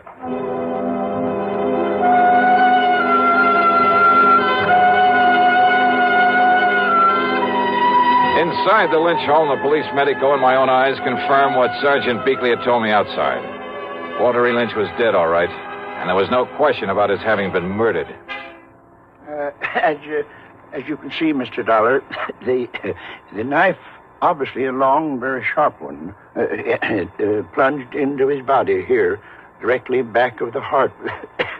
Yeah, Doctor, I see. No doubt penetrated that organ. Death must have been virtually instantaneous. Yes. Any sign of the murder weapon? We haven't found any sign of it here in the house, Dollar. Conroy's out back looking for it. And for any footprints that might give us a clue. That little rain we had last night ought to help in the footprints department. Only it doesn't. Now, whoever did this must have come right in the front door. Hi, Dollar. Hi, Conroy. Sergeant, you want me to see what's holding up the boys from the lab? Yeah, I'll give them a call. Right, you are. Meantime, Dollar, if you have any ideas... No, wait a minute. Too late, I guess. What? If there were any fingerprints on the telephone, Conroy's probably covered them up. Probably covered up anyway. Huh? Well, it wasn't the killer who called us about this. It was the old character who lives next door, a man named Halsey. Right now, he's back home in his rocking chair at the corner window, muttering to himself, trying to recover from the shock. Maybe when he does recover, he'll be able to give us some help. How did he find out about this? Seems he came over here to talk to Mr. Lynch about his nephew. Fred Lynch. Nobody answered his knock. The front door was wide open, so he walked in here and found this. So he picked up the phone and... You, know about Fred Lynch? I know he's beneficiary of his uncle's insurance. Another good motive gone to waste. What do you mean? You don't know about a couple 3 years ago when Freddie's mother died, left him a pile of money, only made the mistake of leaving it in charge of this one, this stiff we've got lying here? What happened? Well, this old crook finagled that young kid out of every cent of it, so that by the time Fred was 25, entitled to it. That was about 6 months ago. Why, Dollar, Freddie ended up with nothing. His own nephew. That surprise you, Dollar? It's because you don't live here in Manchester. Don't know anything about the Lynch family, what's left of them, which is only Freddie now. Well, what's that supposed to mean? Not one of the Lynch tribe was any good. Ask me, the town will be glad to see this one out of the way. Oh, I get it. Oh, what'd they say, Conroy? Somebody on the way over? Harker will be over as soon as he clears up a hit and run over on the east side. Okay. Well, I guess there's nothing more we can do. Go see who it is. Yes, sir. You about finished, Doc? Sergeant, this knife wound puzzles me greatly. Yes. What do you mean, Doc? Very unusual instrument. Very long, thin, with a two-edged blade. Yeah, both edges very sharp. That's so? Yeah, very unusual. Sergeant, you said a neighbor, Mr. Halsey, found him here? Yeah, did somebody speak my name? Here's the man who was knocking on the door. Oh, Mr. Halsey, come in. I don't know that I want her, Sergeant. With that poor man laying there dead. Mr. Halsey, this is Johnny Dollar, insurance investigator. Eh? Insurance investigator? Yeah, I understand you came over here to talk with Mr. Lynch about his nephew, Mr. Halsey. Freddie. Why, that worthless young wastrel, that... Why do you say that? Well, because he never did a day of honest work in his life. The theater, that's all he cares about. Theater? In New York City, that pit of iniquity spends all his time with sinful people, actors, chorus girls, and the like. I take it you don't have much use for people in show business. Scum of the earth. That's what they are. That's all they are. Yeah, and well... he's one of them. Now, Mr. Halsey, and if you... when I saw him here this morning... What? He was here? No doubt come to beg some money from his uncle. Why didn't you tell me that, Mr. Halsey? Of course his uncle cut him off from the money his mother left him. Wouldn't you have done the same? Mr. Halsey, listen, will you... Yes, well, wouldn't you? Look here now. An actor he is in that sinful city down there. Wait a minute, you say that Freddie was here this morning? Yeah, of course he was. When? That's why I finally made up my mind to come over here and talk to Walter about him. What time was he here? Well, from 9:30 to a few minutes of 10. Doc, have you been able to fix the time of death? Very, very close, Sergeant, yes. By the body temperature. What time would you say, Doctor? About 10 o'clock. Mr. Halsey, are you sure it was a few minutes of 10 when Freddie left here? Well, of course I am. How sure? I was sitting by the window listening to my radio like I always do. Thought you didn't like anything about show business. Radio is different. Oh, thanks. Freddie left this house just before The WDRC announcer gave the time as 10 a.m., and radio time is accurate time. I see what you meant, Sergeant, about a motive going to waste where Freddie was concerned. What are you talking about, Dollar? The doc says death was about 10 a.m. I know. So? And Mr. Halsey, you're sure that Freddie didn't come back here after 10? What's the difference? Of course I am. These eyes of mine may be pretty old, but they never miss anything. Well... What's the difference, Johnny? Freddie's the one that killed him. Lord knows he's the one logical suspect. No, Sergeant. Doc says approximately 10. So, all right, it was a few minutes of before Freddie left here. So Freddie killed him. Now, look, everything ties up. Yeah, and the kind of a knot that's going to hang that boy. No, Sergeant, I wish it was that easy. Oh, of course it is. Motive, opportunity, everything. It all spells Freddie Lynch. No. Conroy put a tracer on him. Right, Sergeant. Sergeant, I'm afraid you're wrong. How can I be? That is, if Mr. Halsey is sure of his times. Of course I am. On the radio. Okay, Dollar, why? Because Walter E. Lynch was still alive after 10 o'clock. What are you talking about? How do you know? Because he'd called me on the phone. Because I myself was talking to him at exactly 8 minutes after 10.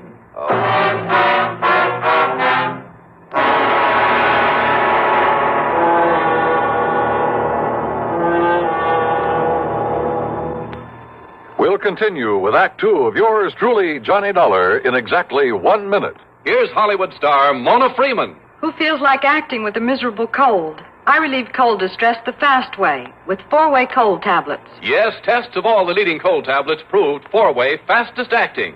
Amazing 4-way starts in minutes to relieve muscular pains and headache, reduce fever, calm upset stomach, also overcomes irregularity. When a cold strikes, do what I do. Take 4-way cold tablets. It's the fast way to relieve nasty cold distress and feel better quickly. 4-way, only 29 cents. Now, here's a word about another fine product of Grove Laboratories. Had dandruff for years? Now get rid of it in 3 minutes with Fitch Dandruff Remover Shampoo. 3 minutes with Fitch regularly is guaranteed to keep unsightly dandruff away forever. Apply Fitch before wetting hair. Rub in 1 minute. Add water, lather 1 minute. Then rinse 1 minute. Every trace of dandruff goes down the drain. 3 minutes with Fitch, embarrassing dandruff's gone. Fitch can also leave hair up to 35% brighter. Get Fitch Dandruff Remover Shampoo today. And now, Act Two of yours truly, Johnny Dollar, and the Hapless Ham Matter.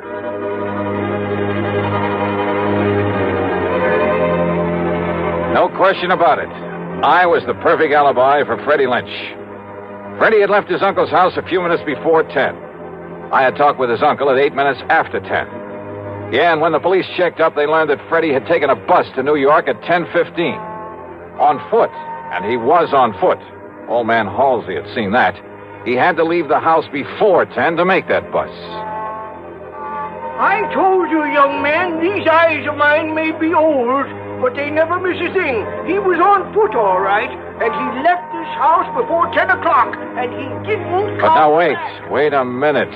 If someone else came in here to commit the murder after Freddie left, why hadn't old man Halsey seen that person? You're right, Dollar. Nobody else came here, so it must have been Freddie killed his uncle. All right, now look, Sergeant. Only how could he? Because if you talked to Mr. Lynch at 8 minutes after, and Freddie was on his way to the bus station, and he had to be... Wait, then Sergeant. it's impossible. Dollar, this really bugs me. All right, listen, the murder weapon. Very unusual. I know, Doc, you told me. It must have been something I'd never seen before. I wouldn't be too sure about that, unless you feel the same way Mr. Halsey does about show business.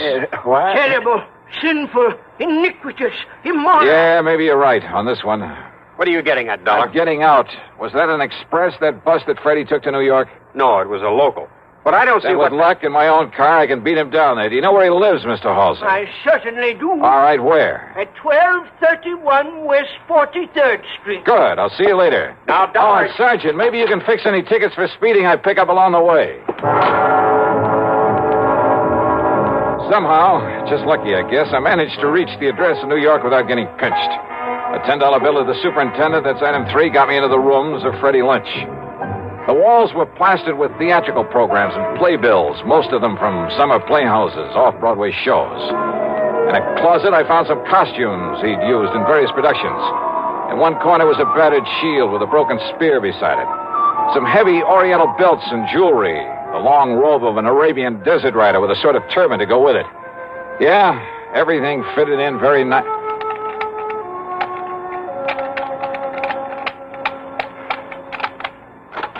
Hey, yeah, wide open, Freddie, wide open, just the way you left it. Come in, kid. I beg your pardon? Kind of careless, but it's all right. It's okay. Hey, who are you? You kidding?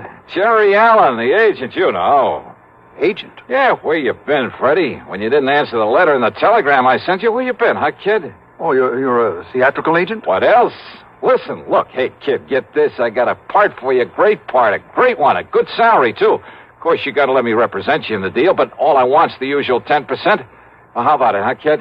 Jerry Allen, you say? Yeah, sure, that's right. Oh, we never been introduced, but I caught you in half a dozen things, and you're good, boy, good, real good. Well, I like to think so. Sure you are. And being it's my business, I got to keep adding to my stable of actors, see what I mean? So if you want this part, well... I don't think so, What? Mr. Allen. What are you talking about? Well, I'm thinking of giving up the theater. Oh, now, wait a minute. Wait a minute, kid. You fallen heir to a fortune or something? Why do you say that? Huh? Of course, if you don't want the part. No, wait. Perhaps I'd better do another play or two. Good. And you'll let me represent you? Well, Freddie? Oh, why not? Well, if the part is good. Is the part good? It's great, kid. It's great. And if this thing doesn't hit Broadway the first time out... Hey, listen. It's a new play written by Johnstone. You get that? Johnstone?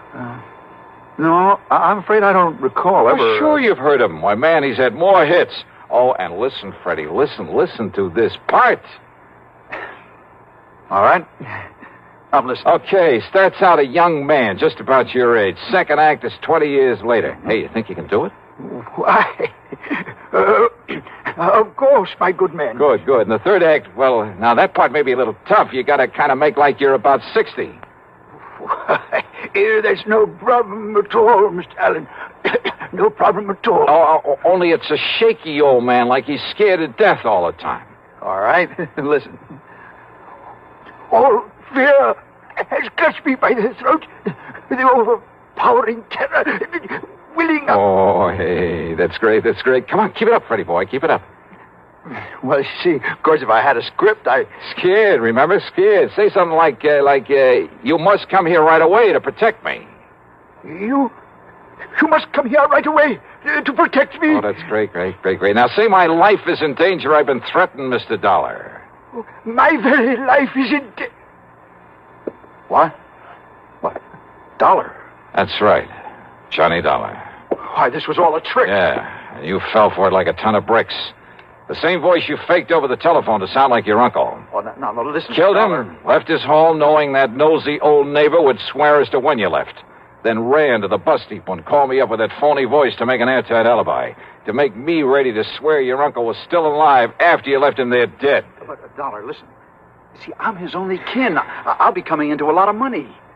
His insurance and whatever money or property there is. Oh, why don't you drop dead? I see. But you see this. So that's what you did it with. Yeah, that's right. Arabian, isn't it? I stand back. Long, thin blade with a double edge. From one of your costume plays? I'll stand back, I say. Sure. I don't need to be close to you to use this. Oh, my hand. You've broken my hand. Funny. I didn't think I was that good a shot.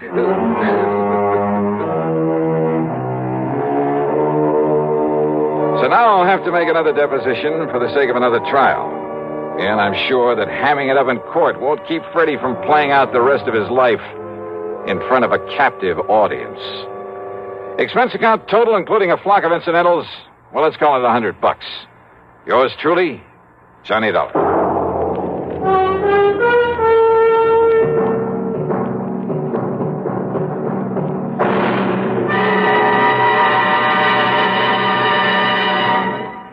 Now, here's a word from our star about the case he'll investigate on next week's program. Thanks, Daniel. It's called The Unholy 2 Matter and involves a pair of characters who fit that description perfectly.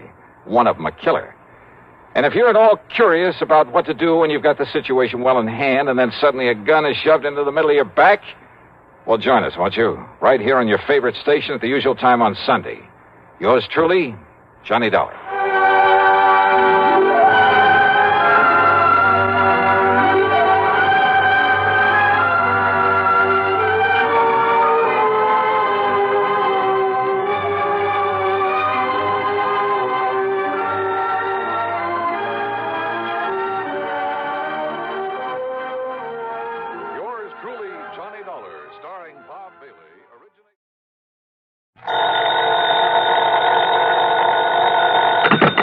Johnny Dollar. This is Harry Branson at Philadelphia Mutual Liability and Casualty Company. Harry, it's been a long time. What's on your mind? John, I have a case for you involving several of our very important clients. Good. Then it ought to pay me a nice big fee. I'm not sure about that, John. Of course, we'll pay your regular expenses and your regular commission. But no extra fee? I don't know. You, huh?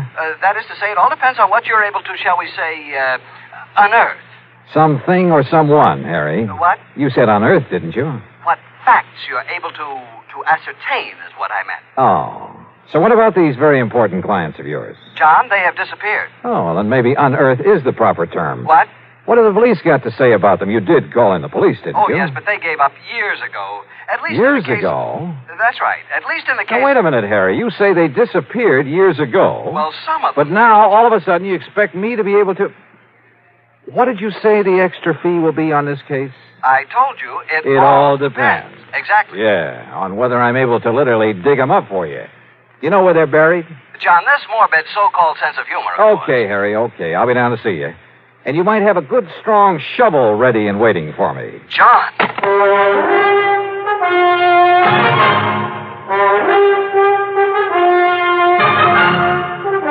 Bob Bailey in the exciting adventures of the man with the action-packed expense account. America's fabulous freelance insurance investigator. Yours truly, Johnny Dollar.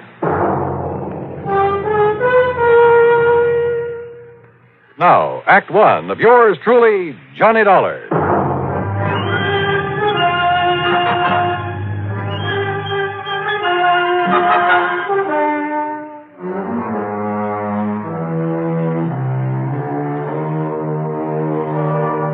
Expense account submitted by Special Investigator Johnny Dollar to the Philadelphia Mutual Liability and Casualty Company.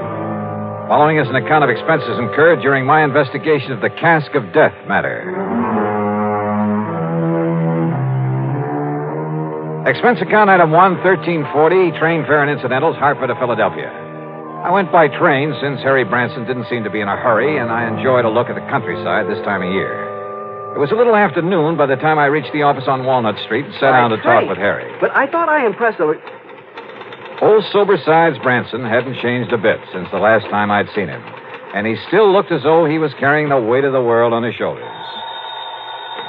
However, now that you have finally arrived, suppose I get right to the point and tell you what this is all about. Well, you said on the phone that some of your policyholders have disappeared. Yes, and you must understand this, John. Yeah? In accordance with Pennsylvania law, in a case of a mysterious disappearance, and I'm sure you're familiar with the mysterious disappearance clause, it's part of all our life insurance contracts. Well, if you mean, did I ever read the fine print on one of your policies, the answer's no. You should sometime.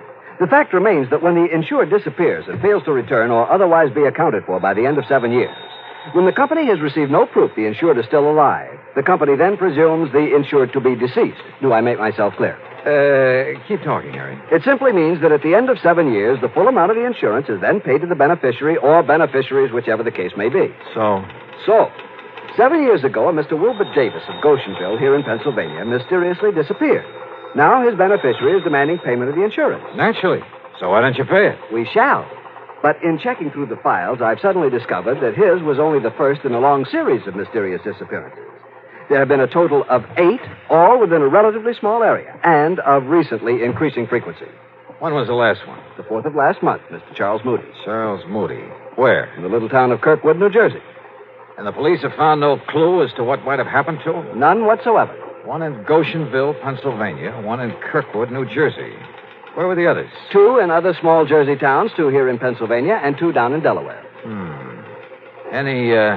Any relationship among the beneficiaries? None. That is, none that we know of. Why do you ask that? I just wondered if some one person was killing them off to collect the insurance. No, the beneficiaries are all widely separated individuals, so you can dismiss any possibility of murder. Harry, in a case of this kind, that's the one possibility I never dismiss.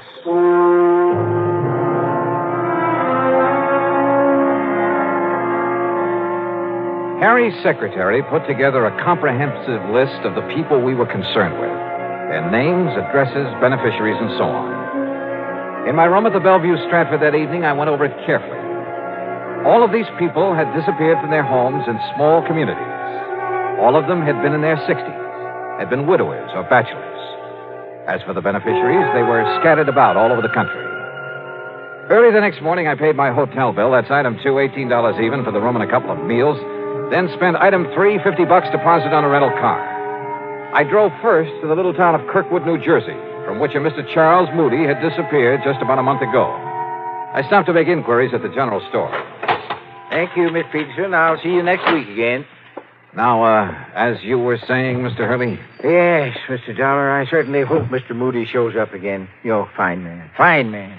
Used to come down here at the store for a quiet game of checkers now and then. And the police have no idea where he might have gone or why? Yeah, well, I guess I'm about the only police we have here in Kirkwood. Oh? Of course, I notified the state police, and I presume they're still looking for him. Just, what happened, Mr. Hurley? Just took the bus into Philadelphia one day, and, well, that's the last we heard of him. Do you know anything about the beneficiary of his insurance? Let's see. According to my list... It's a nephew, Mr. Dollar. Yeah, Charles Moody. Lives out in California. Yeah, Mr. Moody always felt that he was the most deserving of his relatives. Left him everything, huh? Well, the insurance and his money, yes. Well, I know because, well, I'm the only lawyer here in Kirkwood, and I made out a will for him. You say just the money to his nephew? Except for his wine cellar, all his property will go to the town. Wine cellar? Yes. If Mr. Moody doesn't come back, or if he's proved to be dead, the wine cellar will go over to a man over in Philadelphia. Had themselves a sort of a gourmet club, I guess you'd call it. I see. But now tell me... You know, I kind of wish he'd have willed me that wine cellar.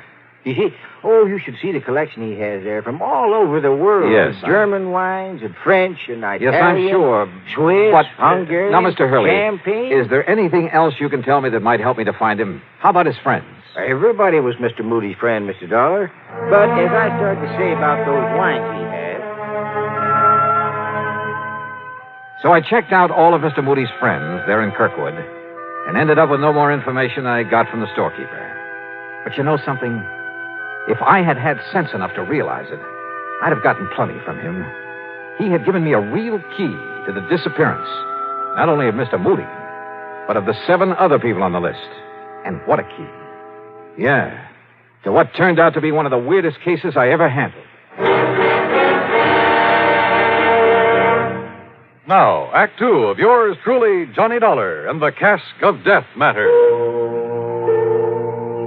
Item 5, $42.70, traveling expenses, food and lodging for the next 2 days. I drove my rental car to Pittsgrove and Malaga, New Jersey, Armstrong and Mount Pleasant down in Delaware, then Hickoryville, Pennsylvania, Goshenville, and the nearby town of Milne. I contacted not only the local police, such as they were, but dug up the lawyers who'd written wills for the missing men. And by doing so, I learned a strange, intriguing fact. You see, my last contact was there in the village of Milne with the one lawyer in town. Yes, Mr. Dollar. If my client, Mr. Frederick Burton, fails to return by the end of 7 years, your company will have to pay the insurance. As for the rest of his estate... Including a wine cellar? Yes, a very excellent one. Its contents will go to a friend of his who lives in Philadelphia. Mr. Edward Alden Poley. Yes, that's right. How did you know? Well, I've been doing a little poking around these past couple of days. You understand, of course, that's only if we receive some definite evidence of Mr. Burton's death, or if he fails to return before the 7 years is up and therefore legally is presumed to be deceased. Do you know anything about this man, Poley? No, I don't. It seems they had a sort of epicures club. Do you know who the other members of it were? Well, Mr. Burton told me who they are sometime before he disappeared. If you'll just give me a moment, perhaps I can recall their names. You want to check them against this list of mine? Yeah, if you like. All right, let's see. Mr. Frederick Burton, that's your client. Yes? John L. Wakeman over in Hickoryville. Mm-hmm. Wilbur Davis in Goshenville. That's correct. Harmon Phillips and Ralph Hunter from down in Delaware. That's right. And finally, Charles Moody, Nathan Norwood, and William Harnell over in Jersey. Your list is quite correct, Mr. Dollar, except for one omission. There was another? Mr. Bradford W. Turner. Do you know where he lives? Yes, in the little town of Alloway here in Pennsylvania. That is, if he hasn't disappeared. Yes, Good heavens. Do you mean to say that all the others... Well, I know, of course, that Mr. Burton did, but Do you mean to say that all the others on that list have disappeared, too? Yes, sir. And I'm going to find out about this Mr. Turner right now. In the town of Alloway, did you say? Well, yes, it's about 18 miles north of here. Okay, sir. And I'm very much obliged to you. Mr. Dollar. Yeah? Do you really think there can be some connection between these disappearances and the fact that all these men have willed their wine collections to this Edward Alden Poley? What do you think? Wait a minute. Had I told him the others all willed their wine collections to Poley? Or had he just come to that conclusion? Or what? Anyway, I drove due north to Alloway. The one large, rather nice home belonged to Mr. Bradford W. Turner, the man whose name was not on my list. So I hoped that he was still here in the land of the living. He was, and he turned out to be a very fine gentleman, despite his preoccupation with vintage wine. No, Mr. Dollar. Our little order of epicures has not been very active since several of the members have, disappeared. But not you or Mr. E.A. Poley. I was just preparing to make the trip over to Philadelphia to pay a visit to Mr. Poley. Oh? Mind telling me why, Mr. Turner? Not at all, sir. Not at all. I happen to have an excellent wine cellar. Yes, I rather guessed that. Oh, but it's nothing compared to that, Mr. Poley's. Edward is younger than I, younger than any of us. But his vast, labyrinthine cellar is a veritable treasure house of rare and priceless vintage. I see. Now... Even I haven't seen the full extent of it, but... Oh, if only I could get hold of some of that ancient, rare Amontillado he has so often told us about. Promised to show us so many times. Up until now, I've not had anything worthy to offer him in exchange. But now, I've acquired a bottle of very old and very fine Medoc, a de Grave. So I shall take it to him in the hope... You know, you talk as though this wine collecting were the most important thing in your life. Oh, it is, sir. And with Poley, it's an almost overpowering passion. It is his life. The kind of man who'd kill his own mother for a bottle of wine, huh? That's not the jest you may think it is, Mr. Dollar. Which is why I wonder if this bottle of fine Medoc will be enough. Mr. Turner, you're not taking it over to him.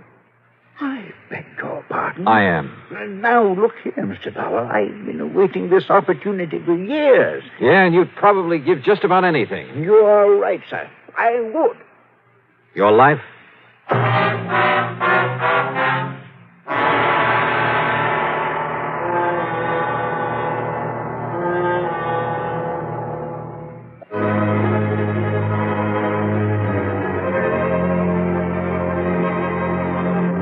Yeah, every one of the old men who disappeared had been a nut on the subject of wine collecting, and had provided in his will that his cellar was to go to a Mr. Edward Alden Poley. You know something? When I talked to Poley at his home in the old Germantown section of Philadelphia, I decided he was the biggest nut of all, and possibly a dangerous one. It was an old house and a big one. It must have been one of the original Philadelphia mansions. As for Poley himself, well, I'd say he was a man of about 50. He was short and heavy-set, and his face reminded me of a bird of prey. Very thin, with a long, aquiline nose. His eyes were far apart and almost beady. In spite of his shortness, he seemed to almost hover over things, including me. As he led me into the library, his eyes kept glancing at the package I carried, and there was a kind of inner glow in them. I could think of only one thing. Madness. Dollar, did you say? That's right. Johnny Dollar. I see. Oh? I mean, it's a very unusual name. I, can't help but admire this library, Mr. Foley. Only the best. I must have only the best, Mr. Dollar. Yes, it looks so. Nothing, no one must stand in the way of my having the rarest, the finest of everything. Sometimes it takes years, Mr. Dollar, but sooner or later I get what I want. I notice you have a lot of the works of Edgar Allan Poe. The greatest writer who ever lived. I am fortunate to bear the same initials. What? Oh, yeah. Look there. First copies of his works. And look there. The manuscript of one of them. Well, it has to do with a certain wine. Yeah, I see. Which brings us to what you have there.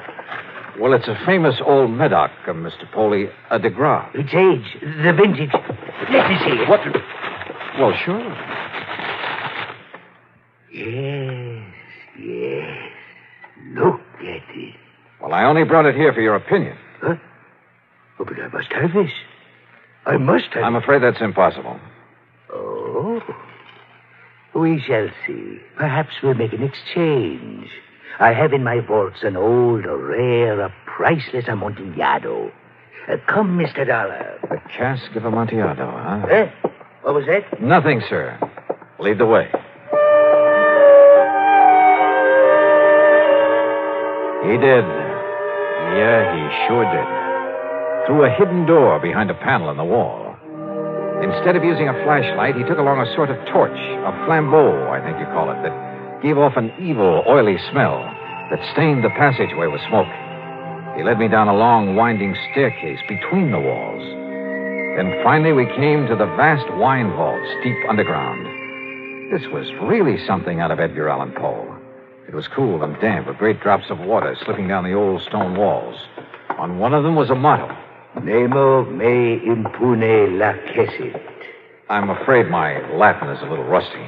No one dare seek to best me with impunity. Yeah. But now the Amontillado... A little further. Are you a mason? A mason? A little joke, Mr. Dollar. You see, I am. He pulled a small trowel out of the inner pocket of his coat, then laughed strangely. Sure.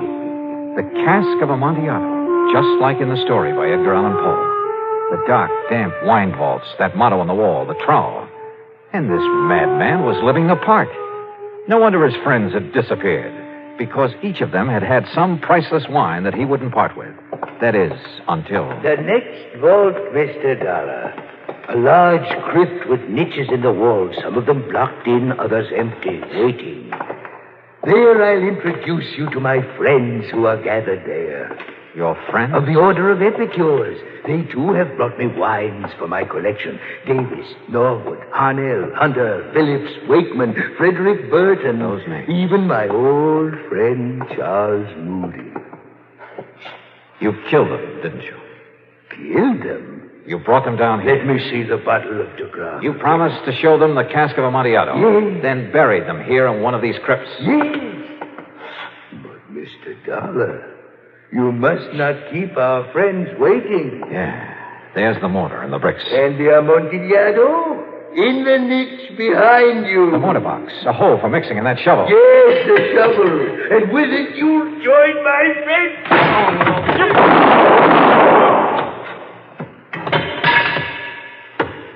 This isn't the way the story.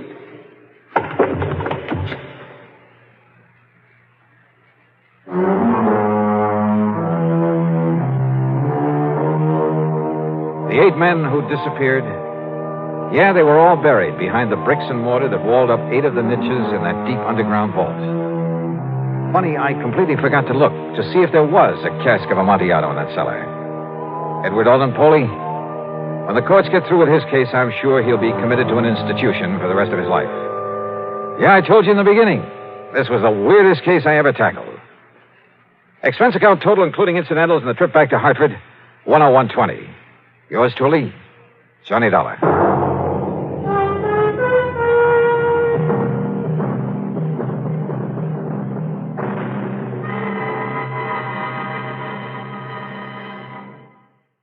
From Hollywood, it's time now for... Johnny Dollar. Johnny, this is George Reed. Well, hiya, George. What's troubling Floyd's of England this time? Johnny, one of our clients, only quite frankly, he's far more than just a client. Oh? Yes, his life is being threatened. Oh, George, you know I hate these bodyguard assignments. Every Johnny, time I handle one of them, it ends up with my own life being in danger. I fully realize Yeah, that. one of these days my luck may run out. Heaven forbid. Nonetheless, Johnny, If somebody needs protection, why don't you just call in the police? there are certain, confidential aspects of this case that, if any sort of publicity can be avoided. Johnny, Yeah? if it can any way help to minimize the danger to yourself, I'll gladly go along with you on this one. You mean literally, physically go along with me? Yes. Well, now, George, that's not the way I usually like to work. I know, but as I told you, this involves a man who is more than just a client. Yeah? Just what does that mean? It's my brother, Johnny. My own brother. Oh. Yes. Okay, George.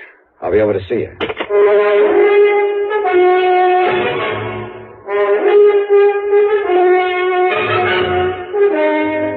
Bob Bailey in the exciting adventures of the man with the action-packed expense account. America's fabulous freelance insurance investigator. Yours truly, Johnny Dollar.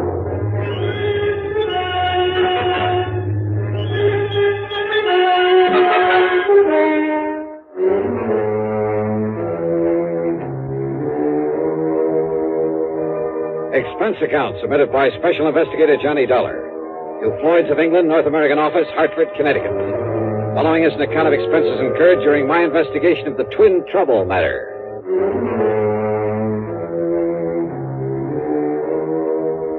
Expense account item 1, $1.20 for a taxi over to George Reed's office at Floyd's of England in downtown Hartford.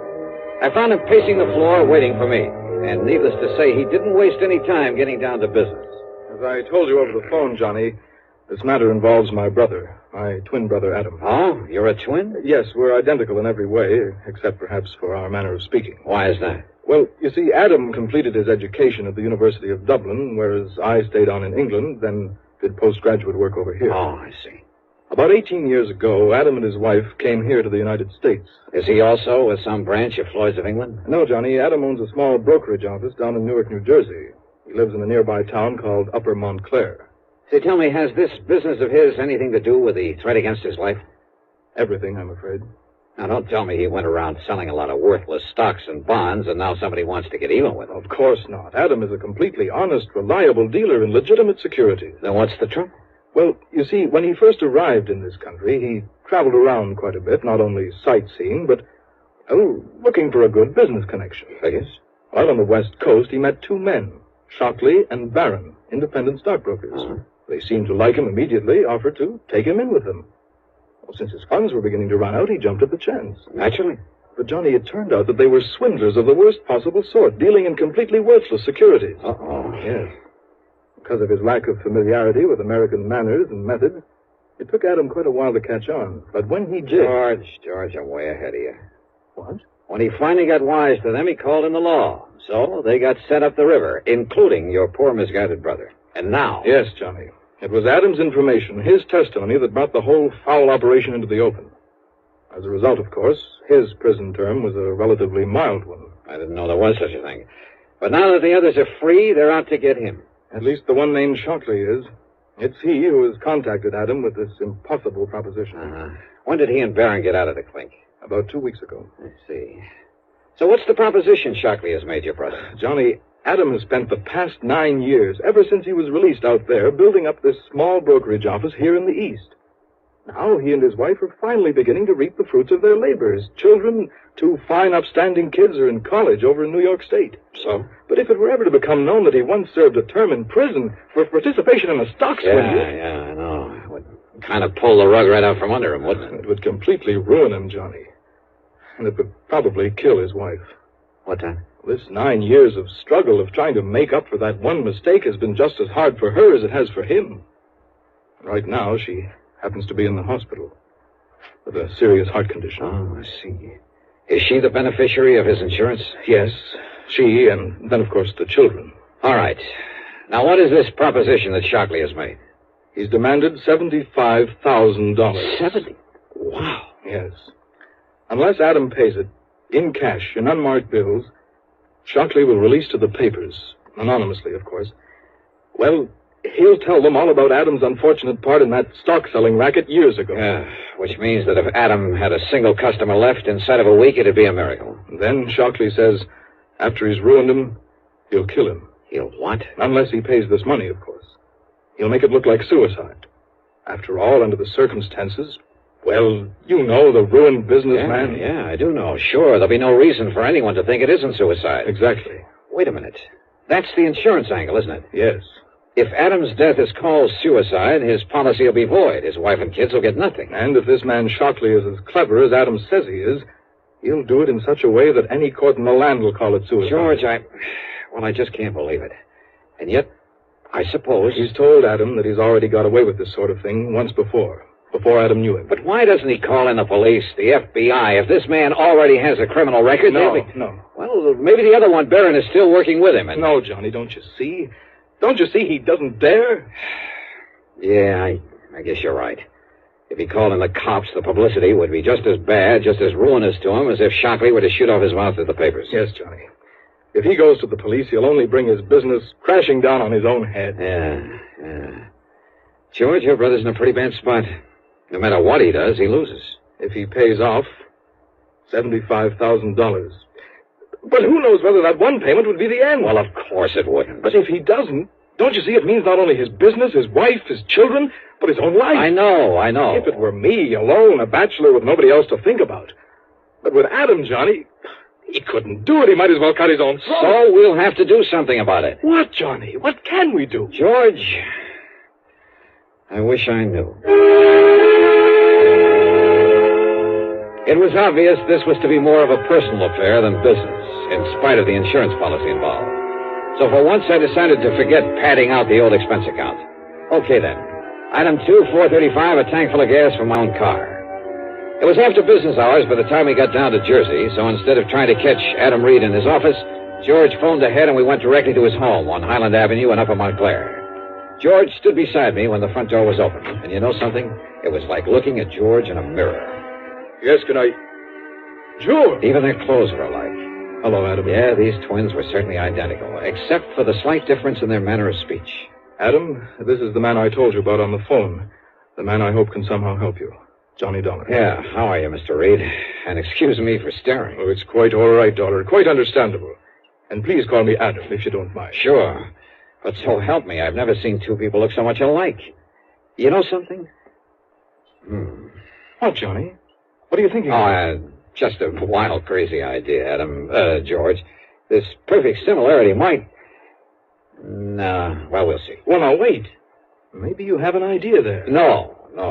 Look, George, forget all about it. Come on, let's go inside where we can talk about this thing. I'm in complete agreement, Dollar, because we have no time to waste. If there's anything you can do about it. Why do you say that, Adam? I've heard from Shockley again. Oh? When? This morning, after the last time I talked to George. He called me at the office. I'm afraid I didn't get as much business done today as I might have liked. Then I left as early as I could. I went to the bank and called on my wife at the hospital. She's very seriously ill, sir. Yes, so I understand. I've not yet had the heart to tell her about this whole ungodly affair. And I can't say that I blame you. And yet, what difference would it make? Whatever happens, whatever this man does to me, it's bound to affect my darling. Oh, it's a terrible thing, darling. Now, this phone call today. Yes. Shockley says that he's coming here tonight. Tonight? Yes. Uh-oh, with my car out front. Well, that's why I stopped at the bank today. He says he must have $10,000 as a sort of down payment, as evidence of my good faith. $10,000? Well, I say that he won't get it. Oh, now, wait a minute, George. No, Johnny. I tell you, I won't let Shockley get away with it. George, if he comes here tonight and demands that money, I'll kill him rather than let Adam give him a single cent. Now, listen, will you? I told you, Johnny, with me it doesn't mean a thing. But with Adam, his wife, his children... You think he'd come in here with my car out front? If he does, I want to be ready for him. Give me your gun, Johnny. George. This whole rotten thing has gone too far. I tell you that if I have to in order to stop it, I'll... No, Adam, wait. Is there an extension phone? In the next room, in the library. Good. But, Dollar, if it's Shockley and he hears you pick it up... He won't, if we do it right. Now, wait till I call to you, then pick it up immediately. I'll do the same on the other end. Yes, all right, Dollar. Can you hear me? I can hear you. All right. Now. Yes? Are you alone, Adam? I'm alone, Shockley. You haven't called in the police. You know as well as I do what that would mean. The publicity. I'm glad you realize that. But I don't trust you, Adam. What? So instead of my coming to your home, you're going to meet me. You've got the $10,000 for me. I have. All right. Cedar Knoll, about 7 miles north of here. Do you know the place? Yes. Cedar Knoll. There's a little shack on top of it, empty. Get into your car. Your own car, Adam. I'll recognize it. Meet me there. Very well, Shockley. Just one thing. Yes? Just be sure that you're alone. Because if you're not, somebody's going to die, Adam. It won't be me. But if there's anybody with you, you understand, Adam. I understand. Cedar Knoll. Well, Adam, it sounds as though your man Shockley is as clever as you seem to. So where's George? Dollar, he listened to the phone next to my ear. Yeah? As soon as Shockley named the meeting place, George took the gun out of my desk and left. He what? He's going up there to kill Shockley. Unless I can stop him, Adam, he's going up there to get murdered.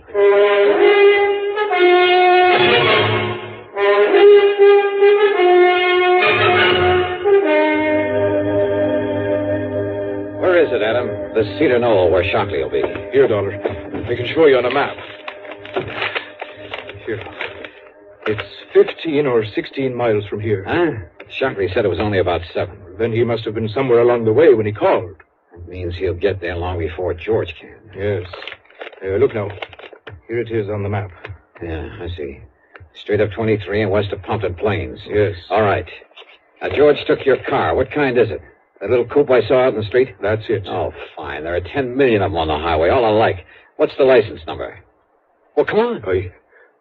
I don't know. I don't remember it. Then, Adam, all I can do is try to get there before George does. Before he gets himself killed.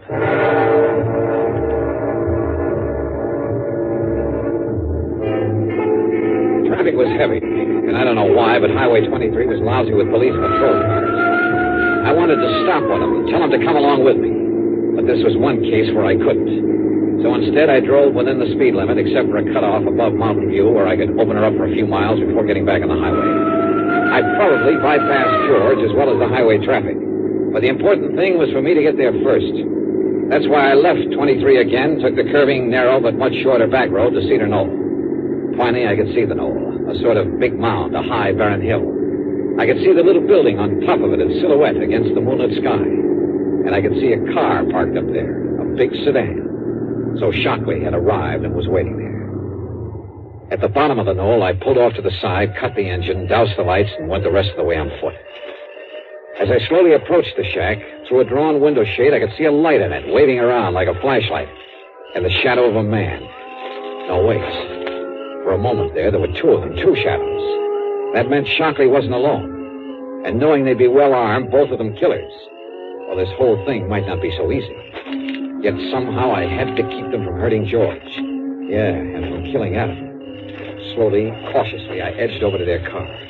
I slid down under it and went to work with my pocket knife on a small piece of tubing near one of the wheels. It was slow and awkward there in the dark under that low-hung car, but it was the one thing I knew It was George. And of all the times to pick with me sprawled out under that sedan, unable to even pull out my gun. Just stay out there, Adam. We'll take the money and be on our way. No, you won't, Shockley. This is all you'll take. Watson Shockey's got a gun. Yes. And I'll kill both of you if I have to. Mr. Barron, this isn't Adam Reed. Sure he is. No, he talks differently. This is his twin.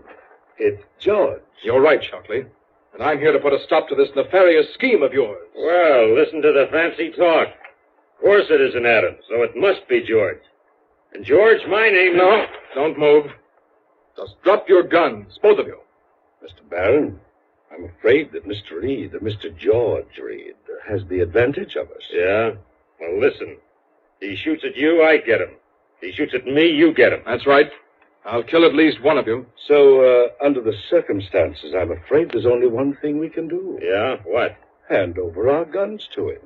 So, here you are. George! No! You surely I yanked myself out from under the car, and just in time to have George land right square on top of me.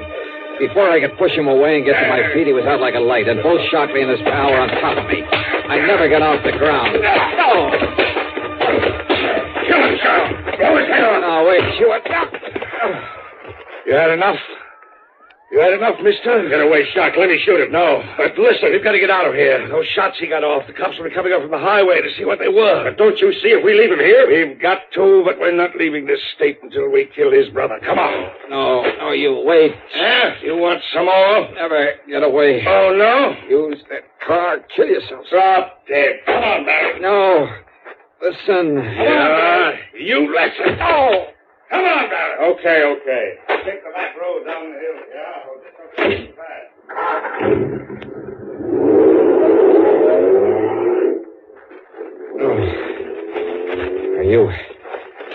Are you okay, George? Yes, Johnny, I guess so. But they got away. They'll go down. They'll kill Adam. They're not going anywhere, George. What? I cut the brake fluid line. They have no brakes. By the time they get rolling down that hill...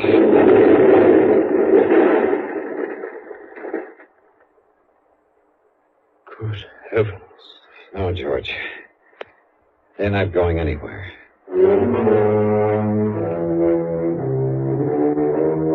By the time the highway police got to the scene of the crash there on the back road, and of course that car exploded and burned, they had forgotten all about the gunshots, if they'd heard them at all.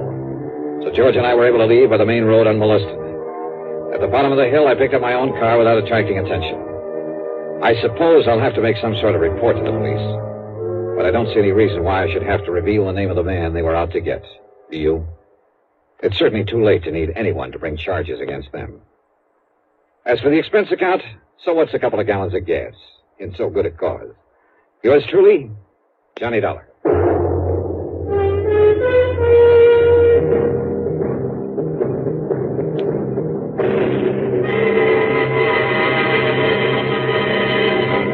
Now, here's our star to tell you about next week's story. Before I do, I just want to say thanks to all you good people who write in to tell me how much you like the show. It may seem like a little thing to you, but it means a great deal to all of us. Believe me, I'll answer your letters just as fast as I can get around to them. But you'll just have to be patient if it takes a little time. Now, as for next week, well, I suggest you read The Casque of Amontillado by Edgar Allan Poe. Then join us, won't you? Yours truly, Johnny Dollar.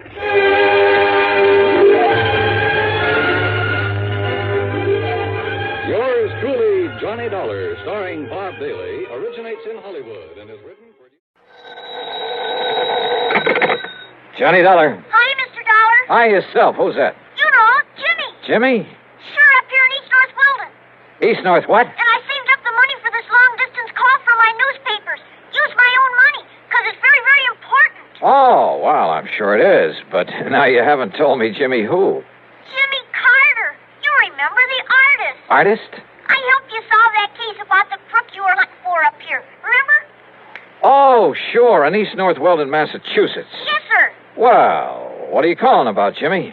I can help you solve another case, Mr. Dollar. Can you? What kind? Well, it's murder, Mr. Dollar. What? Yes, sir. Murder.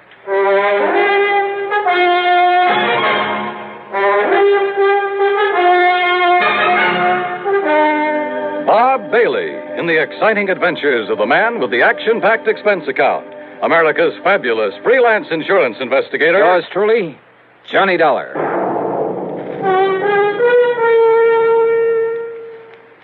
The station to which you're listening right now is an affiliate of the CBS radio network. That fact makes several important differences in the kind of radio service you receive whenever your dial is set here. Take the matter of news. Over this station, you hear frequent reports gathered by the foremost broadcast news organization, CBS News. Reports supplemented by the perspective commentary of such distinguished newsmen as Edward R. Murrow, Lowell Thomas, and Eric Seberide. In addition, of course, this station provides you with late local news so that you may keep up with what's happening in your community. You hear top dramatic programs, comedy, variety, and music to fit your every mood.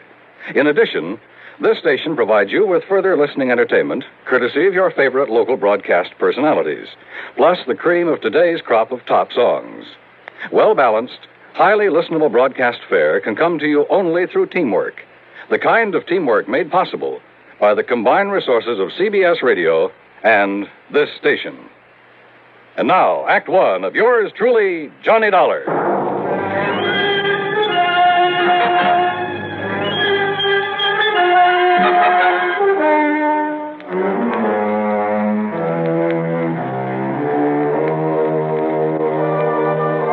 Expense account submitted by Special Investigator Johnny Dollar to the Amalgamated Life Association, Home Office, Hartford, Connecticut. Following is an account of expenses incurred during my investigation of the Jimmy Carter matter. It was only last fall that I'd gone to the sleepy little town of East North Weldon up in Massachusetts to run down a heavily bearded man who'd stolen some money a while back from a furniture plant. It was little Jimmy Carter who'd really solved the case for me by drawing some hair and a beard on a poster. A poster of the bald-headed, clean-shaven mayor had shown him up as he looked before as the criminal. Sure, I remember Jimmy Carter. Well, yes, sir. That's why I'm spending my own money to make this long-distance telephone call from the telephone booth here in the drugstore. Because if you come right up here right away, I can help you solve a murder. Whose, Jimmy? But if that murderer ever finds out that I know who he is, well, that's why I think you better come up here right away. Yeah, Jimmy... See, everybody around here, and even his own insurance company, too, they all thought he just had an accident. His name was Mr. Andrew Parkinson. Parkinson, I see. I'm talking kind of fast because I used up all my money in this telephone, but Mr. Dollar, I saw this other man throw him off that bridge. Did he know you saw him? Oh, I don't see how he could help it, but he didn't do anything about it, so, well, maybe he didn't see me after all. All right, what's the name of this other man, the killer? Well, his name is... I'm sorry, sir, but your 3 minutes are up. What? Oh, gee, there's all the money I have. I'm sorry. Operator. Okay, I'll hang up then. The name, Jimmy. Goodbye, Mr. Dollar. Will you hurry up and come? The name of the killer. Goodbye, sir. No, reverse the charges. Jimmy. Operator. Operator.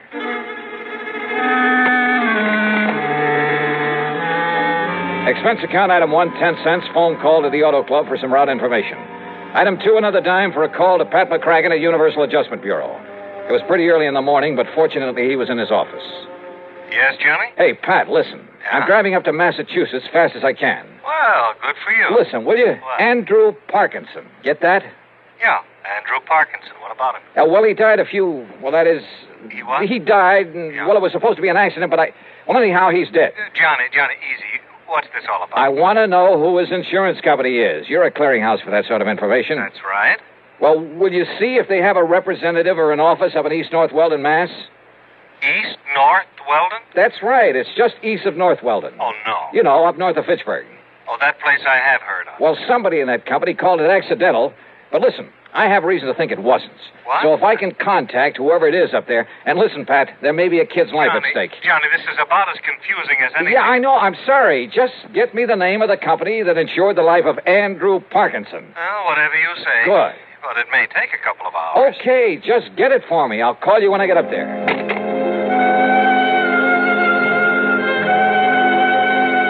Item 3, $4 even for a tank full of gas. By the time I got to Fitchburg, it was a little afternoon, thanks to a slight argument with a highway policeman along the way. I made another phone call. Item 4, 55 cents. Pat McCracken. Did you find out that insurance company for me? Oh, Johnny? That's right. Ah, yes. It's one of the smaller outfits, Johnny. Does a lot of rural business.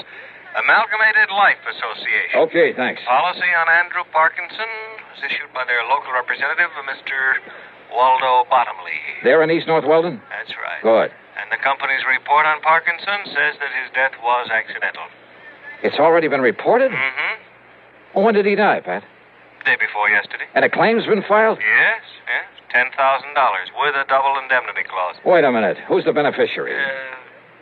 Lucius R. Weatherby. Same town. Okay, thanks a lot. No, wait a minute, Johnny. Tell me what all Wait, this... nothing. I tell you, a kid's life may be in danger. What does a kid have to do Sorry, with this? Pat, I gotta hit the road.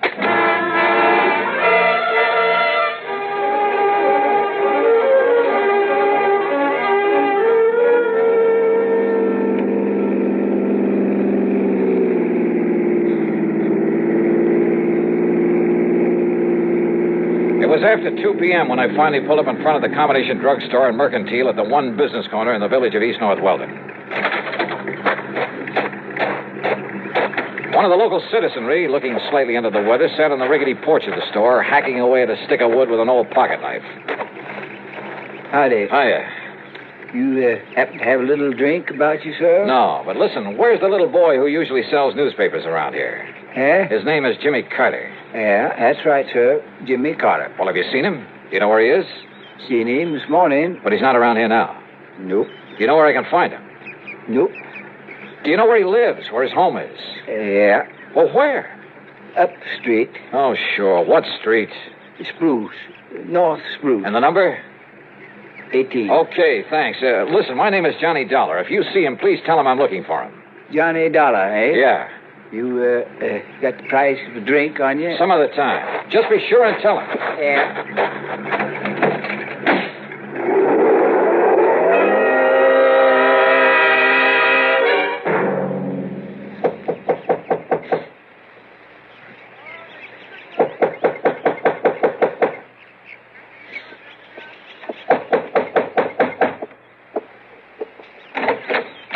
Yes, Mrs. Carter? that's right. My name is Johnny Dollar. Mr. Dollar, where is he? What have you done with him? What?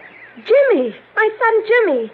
He said he had to talk to you. Oh, well, he did. That is, he called me on the phone. Just sitting around the house like he was sick or something all day yesterday.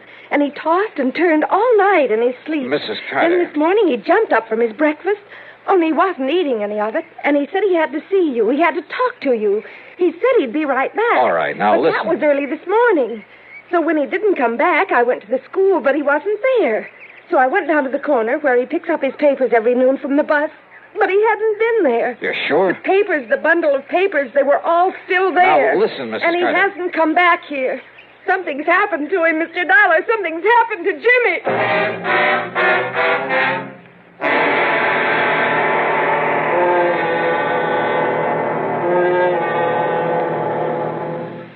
Act 2 of yours truly, Johnny Dollar, in a moment. Coming up to 10 gallons, Mr. Johns. There. To check your oil filter and air filter might pay you $1,000. How's that? Well, haven't you heard about Fram's big silver treasure hunt? Oh, yes. Heard something about it over my car radio this morning. What's it all about? Well, a regular filter check is so important that Fram Corporation is paying $60,000 to get car owners to check their filters now. $60,000 in cash? Yeah, this is Fram's silver anniversary. Last year, 10,000 secretly numbered Fram filters were distributed all over the United States and installed in cars during regular servicing. You may have one in your car and not even know it. A Fram filter cartridge worth 1,000 silver dollars.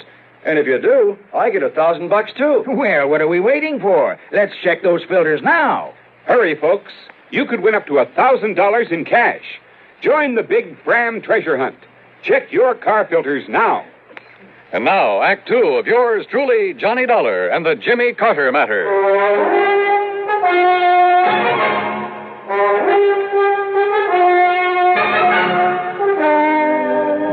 Jimmy Carter, the cute little kid who'd helped me solve an embezzlement case up in the small New England town with the unlikely name of East North Weldon, who'd call me on the phone to report a murder. But when I got there, Jimmy was gone, disappeared. Jimmy said he was going to talk to you, Mr. Dollar. But that was early this morning, and he hasn't come back. What did you do with him, Mr. Dollar? Where is he? Well, I haven't seen him, Mrs. Carter. But he said Well, that he he, was going to... he telephoned to me down in Hartford, asked me to come up here and see him because he asked me to come up and see him. He idolized you, Mr. Dollar, ever since you were up here last fall. And when he said he had to talk to you, I thought you were already in town again. But I wonder what he was so anxious to see you about. Oh, well... And he's been acting very strangely the last day or two. Ever since poor old Mr. Parkinson fell off the bridge and was killed the other night. How well did he know this man, Parkinson? Oh, as well as he knew everybody in town, Mr. You don't think his disappearance this way could have anything to do with Mr. Parkinson being killed? Oh, well, what? How? How could it? I'm sure I don't know. Doesn't everybody say Mr. Parkinson's death was an accident? Yes. Yes, they do. Still. Oh, now stop worrying, Mrs. Carter. Jimmy will show up. If he doesn't, I'll find him for you. Oh, dear. Sure. Jimmy's okay. He'd better be. Jimmy had said he was calling me from a booth at the drugstore. As I drove back to it, I noticed the name of the proprietor on the sign over the fly-specked window. Waldo Bottomley, the man who Pat had said was local representative for the insurance company. There you are, Mrs. Atterbury. You just tell him to take one of these every 2 hours. By tomorrow, he'll be all right again. Yes, sir? Mr. Bottomley? Yes, sir. My name is Johnny Dollar. I'm an insurance investigator. I've heard of you, sir. All right, good. Now, look. But if you're here in connection with the death of Mr. Parkinson... Yeah? Well, in addition to representing Amalgamated Life Association, and the claim on Mr. Parkinson's insurance has already been sent down to Hartford. I know that. Well, I'm also the coroner hereabouts. Then it was you who pronounced his death as accidental? Yep, after Dr. Herbert examined the body for me. All right, now listen to me. Mr. Parkinson was an old man, Mr. Dollar. Had trouble with his feet. Eyesight wasn't so good either. Mr. Bottomley. So when he tripped against that old railing on the bridge the other night, and the railing gave way and he fell to the rocks below... Did anybody you know of actually see him trip and fall? Well, no, sir. Well, I think that Parkinson was murdered. And if I can find little Jimmy Carter... Jimmy? Have you seen him today? Do you know where he is? Well, now that you mention him, Mr. Dollar, he should be back from school by now and selling his papers. I asked you, have you seen him at all today? Early this morning he was in. Yeah? I changed a lot of pennies for him into nickels and dimes and quarters. All right, and then? And then he left. Hey, haven't you got a... Isn't there a phone booth here in the store? Booth is out the door, Mr. Dollar, around the side of the building. Then you wouldn't have seen him if Jimmy went out there to make a phone call. Only one might have seen him is old Lucius Weatherby. Lucius Weatherby? The town drunk. Wait a minute. You talking about that old character sitting out front? Oh, I've asked him not to sit there in his condition, but now that he's... Well, you see, Lucius is the beneficiary. Yeah, wait a minute.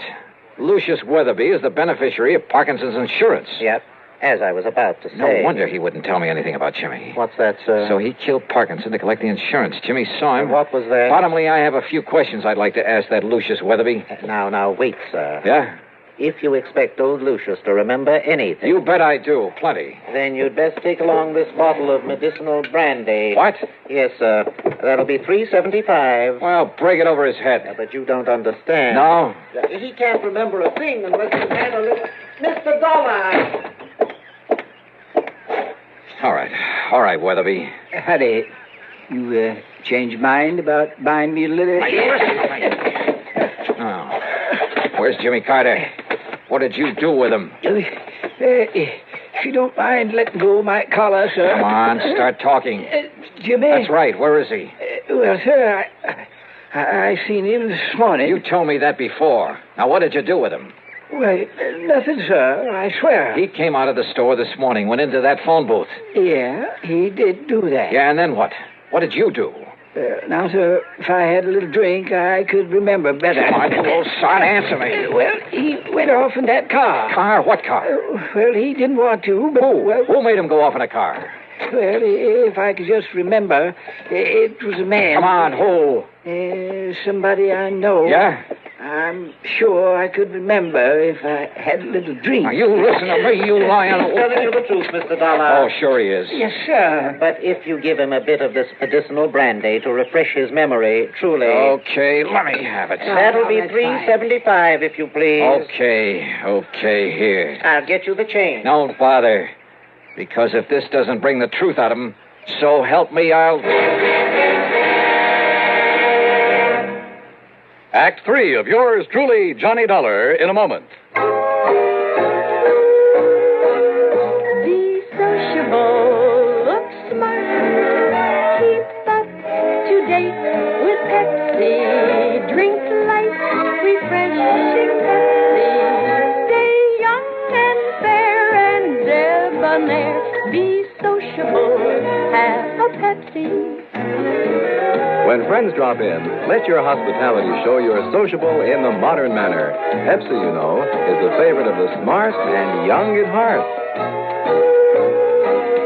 Be sociable, look smart, keep up to date with Pepsi. Drink light, refreshing Pepsi.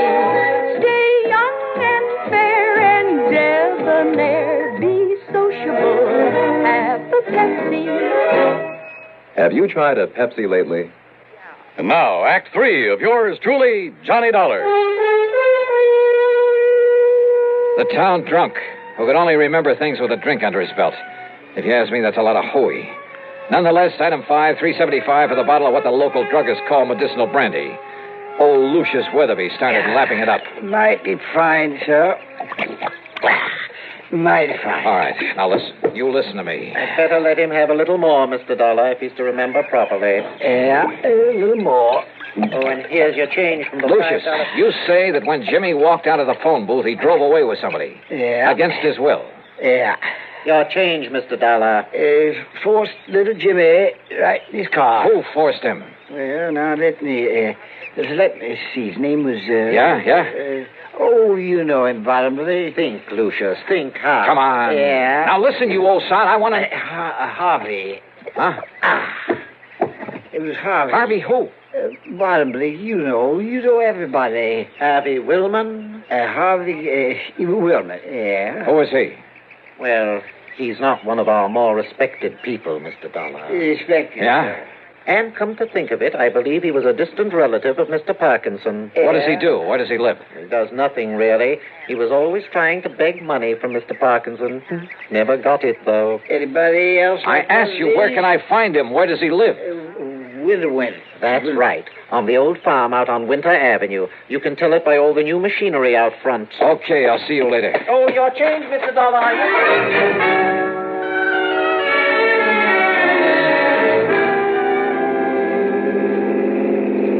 On the way out to Harvey Woolman's farm, I suddenly realized that for once in my life I'd forgotten to bring along a gun. Judging by all the equipment out front, Woolman must have gone through the Alice Chalmers catalog and taken one of everything. But the farmhouse was nothing but a one-story clapboard shack.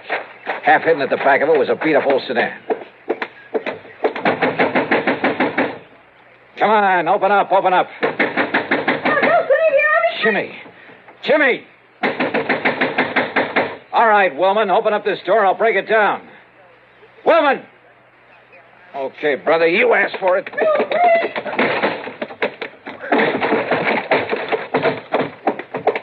Hey, Jimmy. Jimmy, are you okay? Where's Harvey? Behind you. Back at the door. Don't move, Dollar. I was afraid the kid got that phone call through to you. Too bad for you, he did. All right, look, Woolman. No, don't, Mr. Dollar. He'll shoot you. I know he will. He was going to kill me. He still is. The kid's right, Dollar. Up against the wall. Face the wall. Put your hands up high against it. Go ahead. I'm not carrying a gun, Woolman, if that's what you're worried about. Now, that's something I'm going to find out for myself. Yeah? Yeah. That could be a mistake. I got the gun! Ah. Jiu-jitsu, huh? Not this one. Oh, well. Mr. Dollar. Mr. Dollar. Oh, hey. Come on now, Jimmy. Hey, Jimmy, it's okay now. Everything's okay. He was going to kill me. He was going to kill you. Oh, look, you and I kind of stopped him in his tracks, didn't we? Hey, you know something, Jimmy? Now you're a real hero. Because this time you trapped a killer for me. Gee.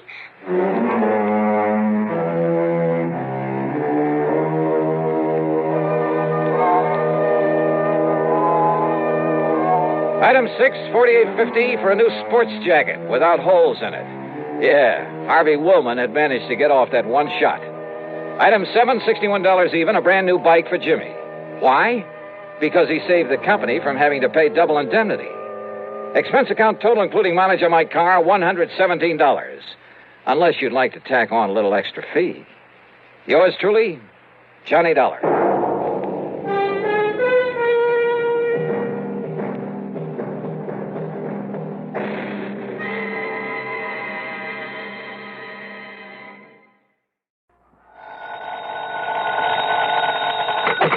Johnny Dollar. Pat McCracken, Johnny, at Universal Adjustment Bureau. Greetings, Master.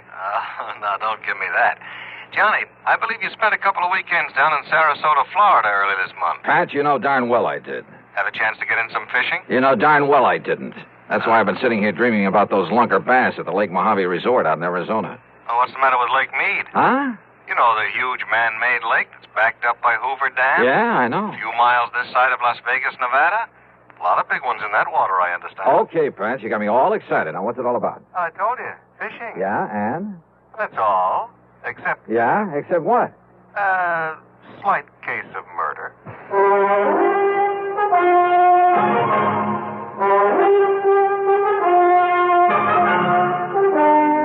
The daily in the exciting adventures of the man with the action-packed expense account, America's fabulous freelance insurance investigator. Yours truly, Johnny Dollar.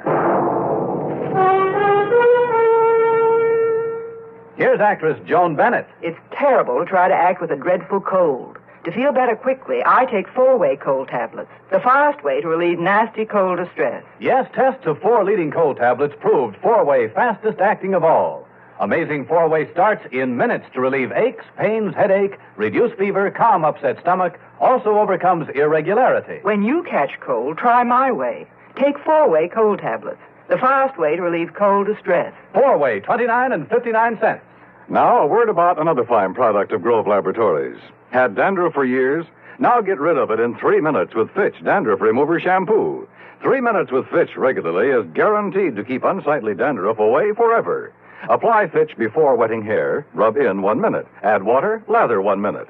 Then rinse 1 minute. Every trace of dandruff goes down the drain. 3 minutes with Fitch, embarrassing dandruff's gone. Fitch can also leave hair up to 35% brighter. Get Fitch Dandruff Remover Shampoo today. And now, Act 1 of yours truly, Johnny Dollar.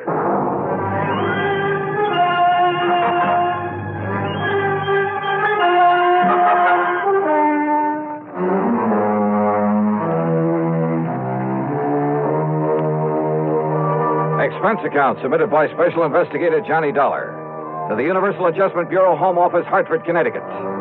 Following is an account of expenses incurred during my investigation of the Lake Mead mystery matter. All right, now, Johnny, your contact will be Mr. Roscoe Trimmer. He's head of the local office of Greater Southwest Insurance and Liability right there in Las Vegas. You said murder. Can you give me any details? No, you'll have to get everything from Trimmer. All I know is there's a $20,000 policy involved and double indemnity. So the sooner you get out there, the better. Okay, Pat. I'll grab the first plane I can. Expense account item 1, $2 even for a fast taxi to the airport. Item 2, $6.70 plane fare to New York. Item 3, $145.05, another plane ticket. And I barely made the 12 o'clock noon mainliner, which promptly took off and headed west to Las Vegas, Nevada.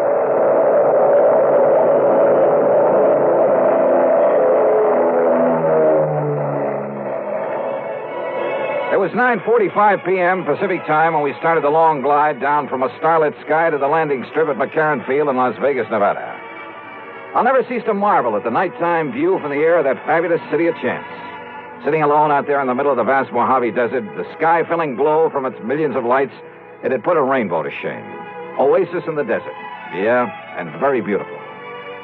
I knew that Roscoe Trimmer's office would be closed this time of night, so I looked for a place to rest my weary head. Item 4, $1.50 for a cab into the Flamingo. And I just happened to remember that the Flamingo has an excellent casino.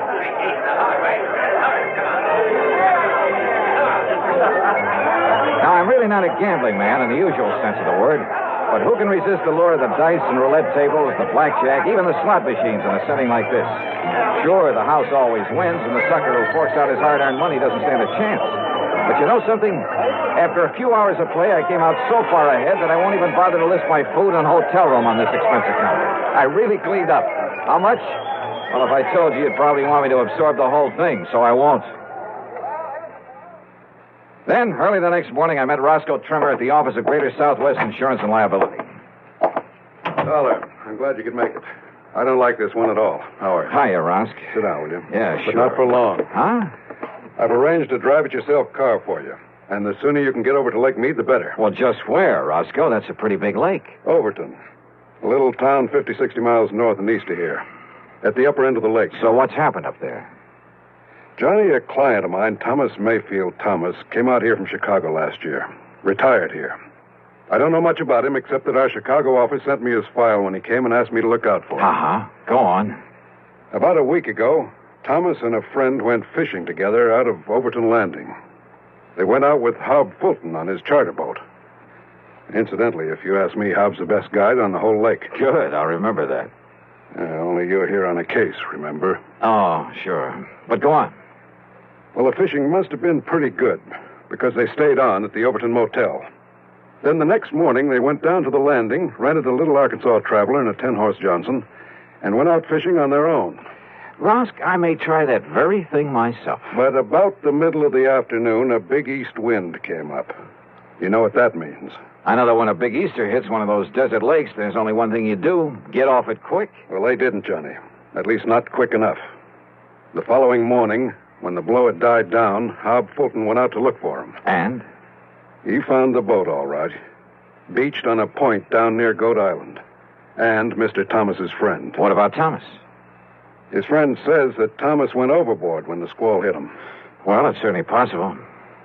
Yes, it is. Possible. The chomp on a lake like that can build up waves 8 and 10 feet high, enough to throw a man off any kind of a boat. Yes, I know. But you don't think that's the way it happened? I didn't say that, Johnny. It's just that... Well... Okay, Rosk. What was his fishing pal's name? Charlie Wentworth. Does that mean anything to you? No. Well, I'm afraid I don't know very much about him either. Except that he, too, came here from Chicago. Arrived in town about 2 weeks ago. I take it that's where he knew Thomas, back in Chicago. Yeah, apparently. Well, what about him? What does this Charlie Wentworth do? Apparently nothing. But hang around the gambling joints. Oh, he does a little dealing and shilling for some of them now and then. There's talk he's been making illegal book on the races, though nobody's pinned it on him. So, in your book, he's an undesirable character. That's right. But is that reason to suspect he took Mr. Thomas out on that lake and murdered him? Now, Johnny, there's been a lot of worry around this town about some of the people who've come out here recently from Chicago. You know, ever since those investigations began back east. So what? Does that mean everybody who comes from there is a killer? No, of course not. But a man who doesn't really work for a living, just spends all his time around the gambling tables, has no visible, regular means of support. Thomas was retired. Maybe Charlie Wentworth is, too. Oh, Johnny. Besides, who knows? Maybe Thomas will show up. Maybe he swam to shore and is plotting his way back through the desert. Oh, now, you know the odds against a city man surviving out there. Well, does anybody really look for him? Everybody. The police, the National Park boys, everybody. Not only in boats, on foot, but they even use planes and a helicopter. They found no trace. Well, that still doesn't prove anything. Tell me this. Are the police holding Charlie Wentworth? No, they're not. Which means they don't feel they have any reason to. But you still think I ought to investigate? Yes, I do. Roscoe? So do I.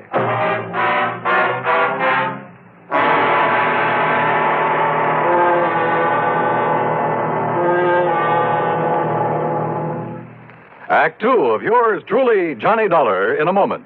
Hey, Dad, did you check your car filters today? No, son, I didn't. Why? Because it might pay you $1,000. $1,000 for a car filter? That's right, folks.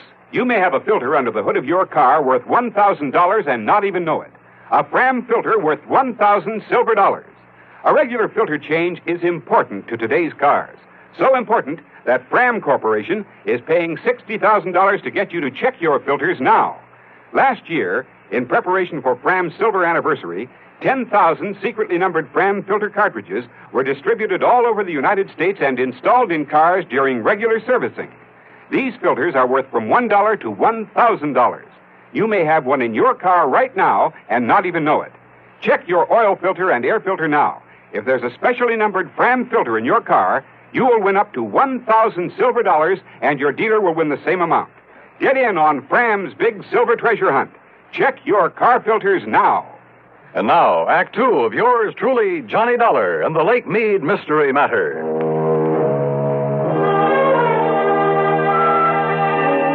Neither the police nor anybody else in Las Vegas seemed to think Thomas was murdered out on Lake Mead. But what Roscoe Trimmer told me made me suspicious, of Thomas's fishing pal, a man named Charlie Wentworth. Expense account item 5640. I telephoned to my old friend Ken Bugby, reporter on the Chicago Citizen News. Thomas? Yeah, that's right, Ken. What can you tell me about him? Well, not everybody knew it, Johnny, but he was a mouthpiece for the old Moretti mob. That was some years ago. Oh? When they started the big cleanup, well, either Thomas couldn't or just plain wouldn't get him off the hook. Let them all go to jail. Then he settled down and retired in his home out in Elmhurst. Well, he's certainly not there now, Ken. No, about a year ago, he suddenly sold his place, packed up, and moved out west somewhere. Why? Do you know? Change of climate, I guess. What about him, Johnny? Ever hear of Charlie Wentworth? You kidding. He was one of Moretti's trigger men. Casual Charlie, they called him. You, know where he is now? Oh, they sent him up to Joliet prison along with the rest of the mob. Those boys will be in the clink the rest of their natural... Oh, wait a minute. Yeah? Casual Charlie and Snooty Wilson were released. Yeah, and... Hey, That was just about the same time that Thomas moved away from here. If that means anything. Baby, I got a hunch it means everything. Oh? Like what, Johnny? Thanks a lot, Ken.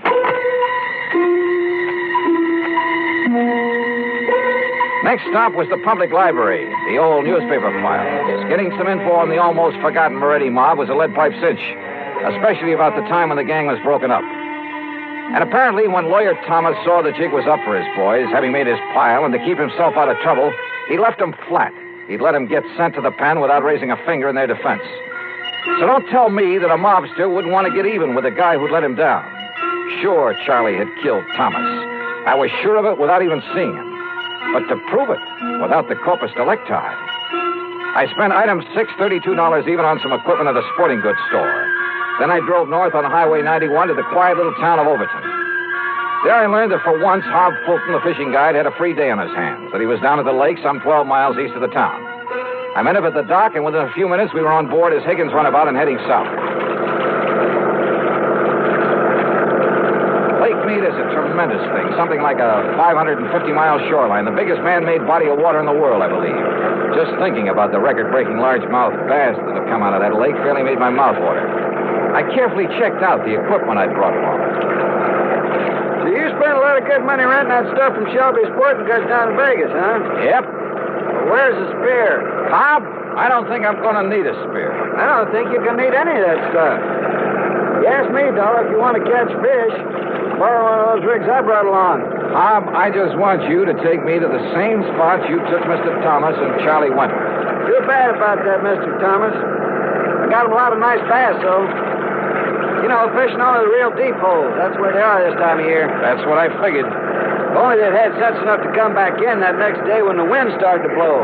Did they seem to get along all right, Hob? I told the police about that, Mr. Dollar, but I guess it didn't mean anything. Told them about what? Well, you asked me.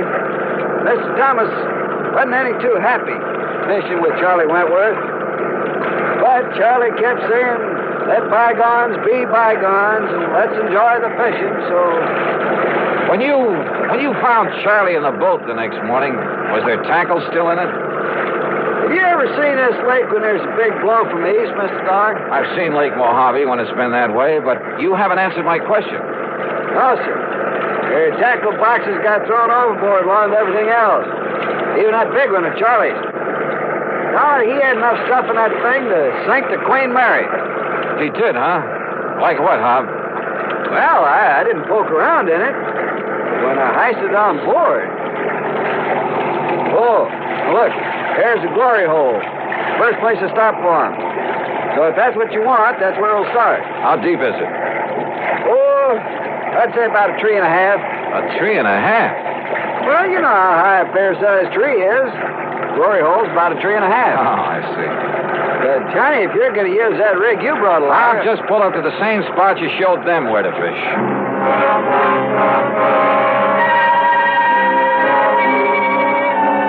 By the end of 2 hours, I'd tried at least half a dozen of the holes where Hob had taken Thomas and Charlie. No luck. Then we went 4 or 5 miles further down the lake and pulled up just below Goat Island, just below the big rock slide. Deepest hole in this part of the lake, Dollar. Must be near the 5 trees. A lot of ledges down there on the sides of it, so you better go kind of easy. I covered every inch of that hole, with the aid of a powerful waterproof headlamp I brought along. Then finally I came back up to the surface. That's right, I said came back up to the surface. Here, Johnny, let me give you a hand back in the boat. No, thanks. I'll rest you in the water for a minute. That's a pretty deep hole. Yeah, but how you ever expect to catch bass in that skin diving rig without even a spear? Hand me a long rope, Hob. I found it down there. Huh? Yeah, on a ledge about 50 feet down, lashed onto that heavy tackle box you were talking about. That's what made it sink. Hey, what are you talking about, Johnny? The body of Thomas. What? Yeah, and there's a bullet hole right between the eyes. Act 3 of yours truly, Johnny Dollar, in a moment.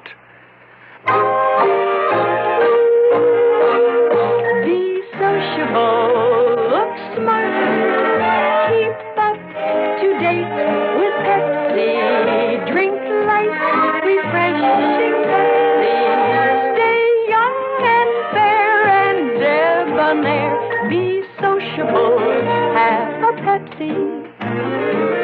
When friends drop in, let your hospitality show you're sociable in the modern manner. Pepsi, you know, is the favorite of the smart and young at heart.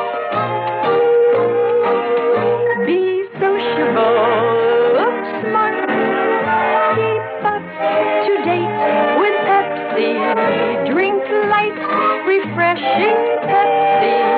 Stay young and fair and debonair. Be sociable, have a Pepsi. Have you tried a Pepsi lately? And now, Act 3 of yours truly, Johnny Dollar.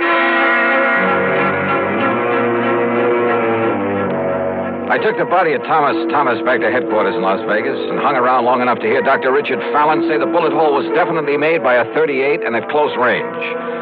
To hear Police Captain Willis say there'd be no action taken until the bullet could be removed for study. But I knew he'd change his mind when he had time to think about it. So I left headquarters and started making the rounds of the gambling casinos. Luck was with me. At the second place I stopped, one of the public joints on Fremont Street. Make a winner everyone. It's 30, full, red, and even. Well, have you seen him around here today? Yeah, that's Charlie Wentworth. They just come in the door, mister. Thanks. All right, ladies and gentlemen. Excuse me, please. Take your bets for the Pardon me, will you? May I get through here, please? Thank you. Excuse me. Charlie Wentworth? Yeah, Buster? Johnny Dollar, insurance investigator. Here's my credentials. Oh, yeah. I guess you want to talk about my pal, Tommy Thomas, got drowned over in Lake Mead last week. Is that it? Yeah, something like that. Oh, Buster, that was an awful thing, him going like that. He was an old buddy of mine. Was he? Sure was. An old buddy. Hey, why don't we talk over in my room, huh? Too much noise around here. Okay by you? Sure, why not?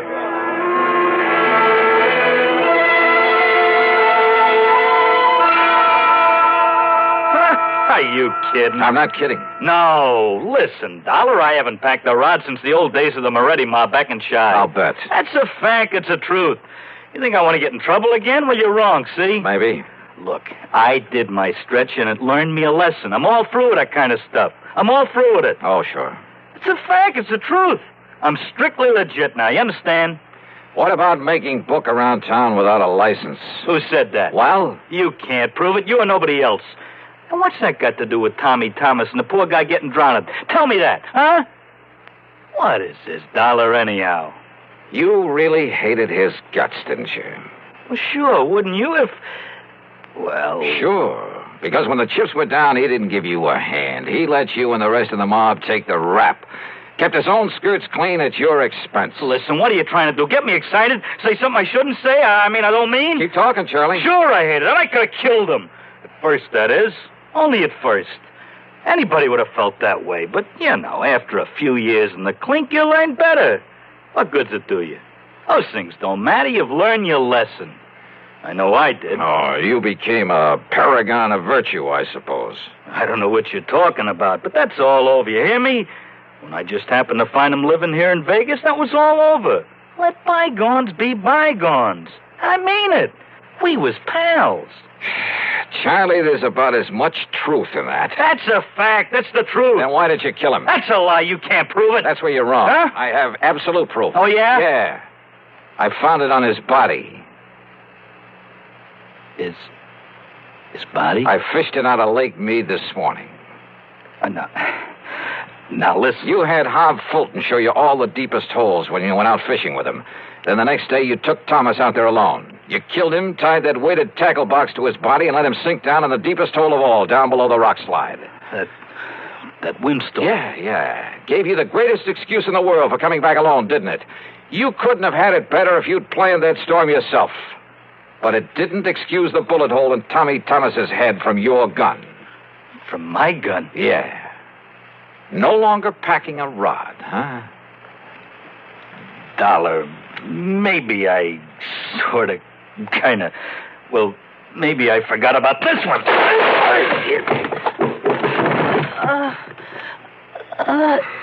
Trigger man, huh? You're a lousy shot. And pretty slow draw, thank heaven. You know something? Now I think I have got proof. Yeah, this gun of yours.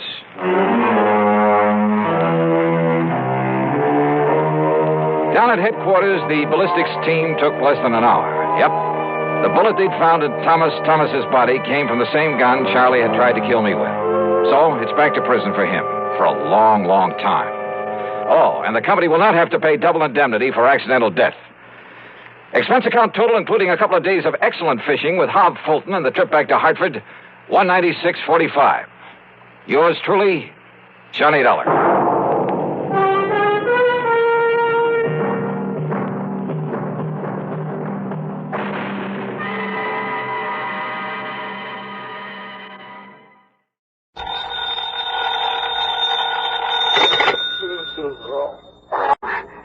Johnny Dollar. This is Carol Carson, Mr. Dollar. Oh? You don't know me, and I'm sorry to be calling so late. What time is it, anyway? About 1 a.m. A friend of yours, Mr. Ralston, mentioned your name to me yesterday. What, Ralston? He said you were here in New York for the weekend and mentioned your hotel. Look, Miss Carson, is it? Yes, Carol Carson. Yeah, it's nice talking to you and all that, but it is rather late. When I realized what had happened a few moments ago, you were the first person I thought of. Maybe you can help me, Mr. Dollar. I need help badly. What's the trouble? I'm at the apartment of Everett Reed on East 67th. Could you come over? Any particular reason? Yes. I think I've just killed him, Mr. Dollar. I'll be right over.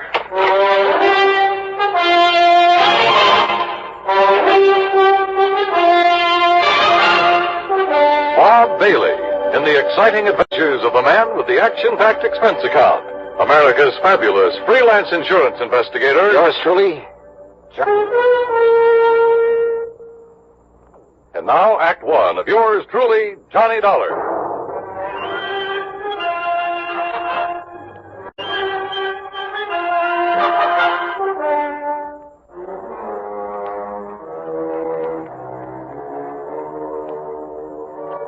Expense account submitted by Special Investigator Johnny Dollar to the Universal Adjustment Bureau, Home Office, Hartford, Connecticut.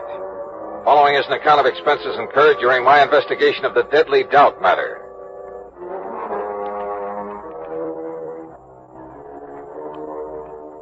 Expense account item 1, $1.80, cab from my hotel to the apartment of Everett Reed on East 67th. Carol Carson was waiting for me at the door. She looked sort of dazed as she pointed to a body on the floor. He's dead, Mr. Dollar. Everett Reed, let's see. Yes. This is his apartment. You said over the phone you thought you'd kill him. Well, he's dead, all right. That's not what I meant. I meant I thought I was the one who killed him. I'm not sure. Oh? I don't know. Doesn't seem to matter. He's dead. I guess that's all that matters. He's dead. Come on, now, get hold of yourself, Carol. I'm sorry. I guess I'm not making much sense. I feel sort of funny, lightheaded. All right, yeah. Better sit down. Thanks. Now, why don't you start at the beginning? All right. I came to see Everett tonight about 11 o'clock, I guess. He was a friend of yours? No. He sent for me, and I had to come. Mind telling me why?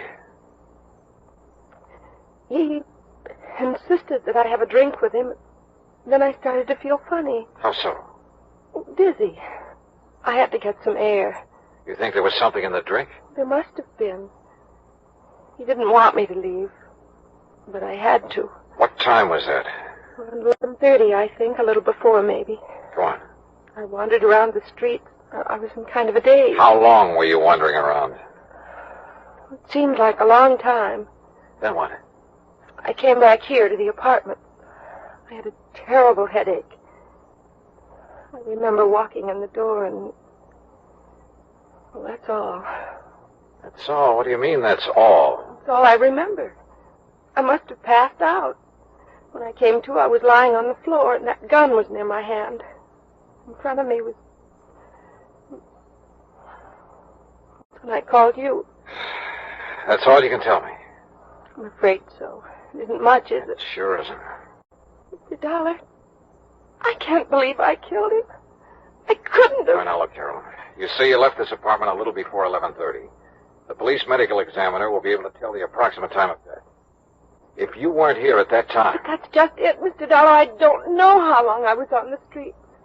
It seemed like a long time, but... Well, my head was spinning and everything was pretty hazy. Well, you gotta remember where you went. Try to think. Oh, it's no good. Wait. Coffee. A cup of coffee. You stopped somewhere for a cup of coffee? I think so. Where? I remember a neon sign on 3rd Avenue. Oh, you gotta do better than that. That's all I remember. Did you talk to anyone while you were walking around? I don't... Yes. Yes. Somebody was following me, I think. A man. He was following me for quite a while. He told me his name. Ted? No, Tom. Yes, it was Tom. What did he look like? Curly hair, I remember that. Dark eyes. Oh, look, that description fits thousands of guys in New York. I know, Mr. Dollar. The whole story, well, it doesn't sound very convincing, does it? I called Detective Lieutenant Mike Tovich of Homicide, and he was there 10 minutes later.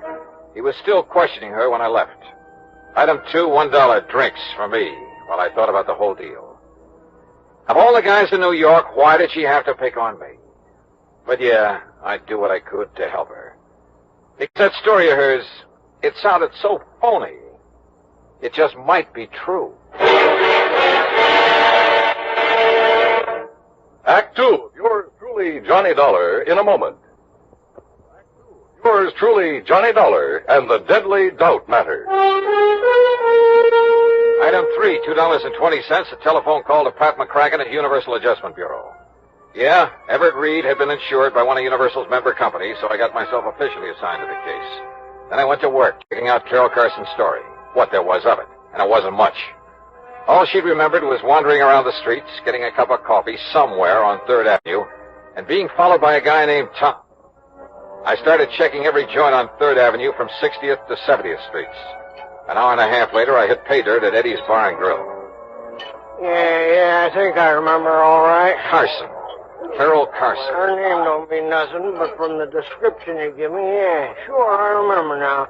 I remember thinking she looked kind of funny when she walked in, like she was in a daze or something. All right. Now, what time was it when she came in here? I don't know, 2 or 3 hours ago. That's not good enough. Was it 11?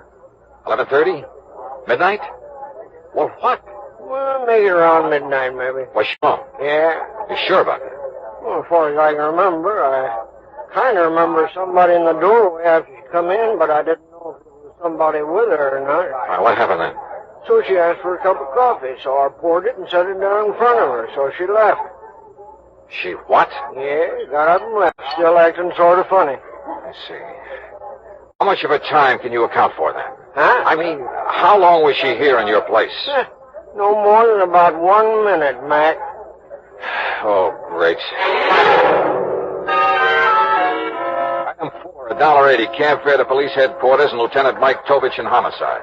Look, Johnny, you're not trying to tell me I should buy an alibi like Carol Carson's, are you? So it is pretty vague, Mike. Vague enough to be true. At least she was telling the truth about going into that joint on 3rd Avenue for a cup of coffee. So she's covered for 1 minute out of 2 hours. 2 hours? She said she went to Reed's apartment about 11 o'clock. Right. The medical examiner says time of Reed's death was between 11:30 and 12:30. She called you at 1 o'clock. But if she can prove she was out of that apartment for that hour... She's only proved she was out of it for a minute plus the time it took to get to 3rd Avenue and back. Say, 5 minutes each way. That'd still give her plenty of time to kill him. But if we could find this guy named Tom she says that was following her around, maybe he could prove she was out of the apartment during the time of the murder. Oh, sure. That was a real helpful description she gave us. Curly hair and dark eyes. Yeah. Look, Johnny, so you're taking a liking to her. That's too bad, but don't let it make a fool out of you. Mike, did Carol tell you why she went to Reed's apartment? No, she wouldn't talk about it. She also wouldn't explain a lump she has on the side of her head. Lump she has? Yeah, we think she got it fighting with Reed. What do you know about him? Bad boy. A big gambler. And the way we heard, he'd been winning pretty big lately. Maybe somebody he won from couldn't pay off, except with a bullet. Yeah, maybe anything, Johnny. Prove it, and I'll listen. Who did Reed run around with, you know? Usual crowd, Johnny. Jack Vissel, that outfit. Vissel? Huh? Now, if Reed won a lot of money from him... Like I say, Johnny, anything you can prove. Yeah. Come in. Lieutenant That's right. I'm Larry Bowman. I want to know what's going on with Carol Carson. Oh? What's it to you, Mr. Bowman? She's my fiancée, and you've got her locked up. That's right. Suspicion of murder. Oh, that's ridiculous. She didn't kill anybody, and you know it. Look, Mr. Bowman, if I knew it, she wouldn't be locked up, would she? Now, maybe you can tell us why she went to this Everett Reed's apartment last night. I don't know why she went, and I don't propose to ask her either. I trust her, Lieutenant. And if she went to see him, she had good reason.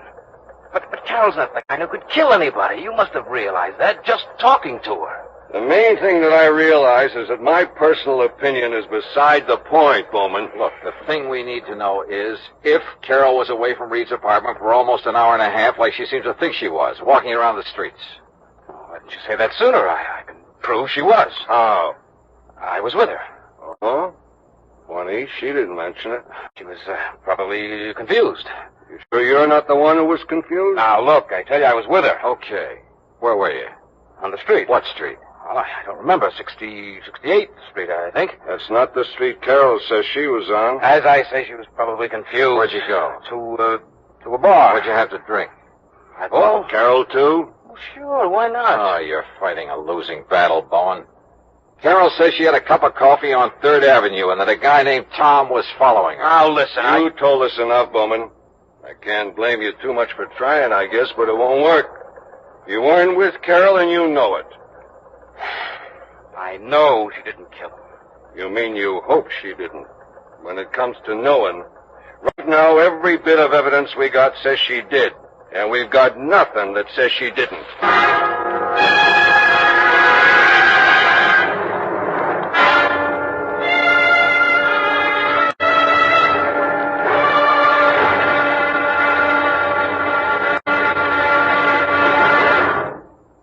Act 3 of yours truly, Johnny Dollar, in a moment. Yours truly, Johnny Dollar, and the Deadly Doubt Matter.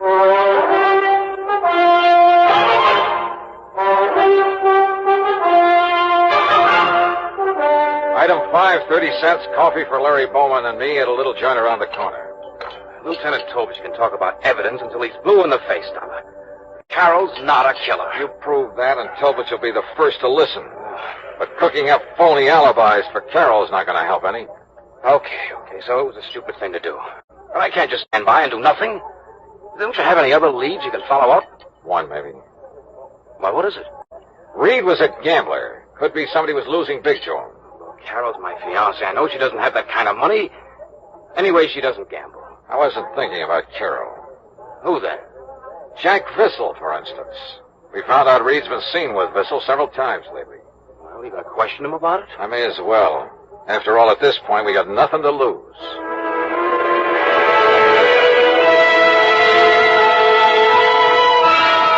You're barking up a wrong tree, Dollar. What reason would I have to kill Reed? Could be a real good reason, Vissel. Maybe you lost money to him gambling. Some nights you win, some nights you lose. So maybe you lost more nights than you won. So maybe you owe Reed some money. Oh? That could be the motive. Look, Dollar, why don't you take your crazy theory someplace else? Yeah, I owed Reed money. I owed him all of 2 bits. Now, is that enough to bump him off? So, I started making the rounds along 3rd Avenue again. But I got nowhere. Nobody remembered seeing her, and nobody remembered the guy named Tom, the one she told me had been following her. 2 hours later, I gave up. I was beat. I went back to my room and flopped on the bed. Yeah? Okay. Yeah? Johnny Dollar? That's right. Who are you? Well, I'm the guy you've been looking for. What? My name's Tom. That ring a bell? It sure does. Are you the one who was walking around the streets with Carol Carson? That's right. I'm her alibi. So I bust my neck trying to find you, and it ends up with you finding me. Well, I read in the papers it looked bad for Carol unless they found the guy who was with her. You didn't show up any too soon, believe me, brother. How long were you with her? Oh, I figure at least an hour. I kept following her, and once in a while she'd stop and talk, but she seemed kind of dazed. Apparently Reed put something in her drink. Anyway, I finally gave up. I figured if it was that tough to get acquainted, what's the use? But you're willing to swear you were with her for an hour? Why, at least.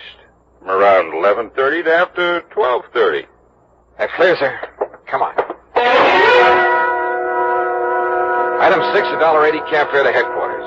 Tom repeated his statement, and Carol identified Tom as the man who'd been following her. So, it looked like it was all over. I guess I'll never be able to thank you enough, Johnny. Well, if it hadn't been for you... Well, let's just say I'm the stubborn type, Carol. Once I believed your story, I had to follow through on it. It's hard to realize I'm free. It's been like a bad dream. Yeah. I'll bet Larry Bowman's glad it's over, too.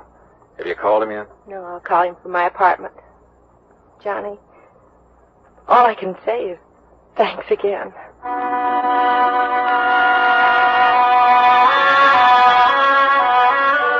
Carol took a cab to her apartment.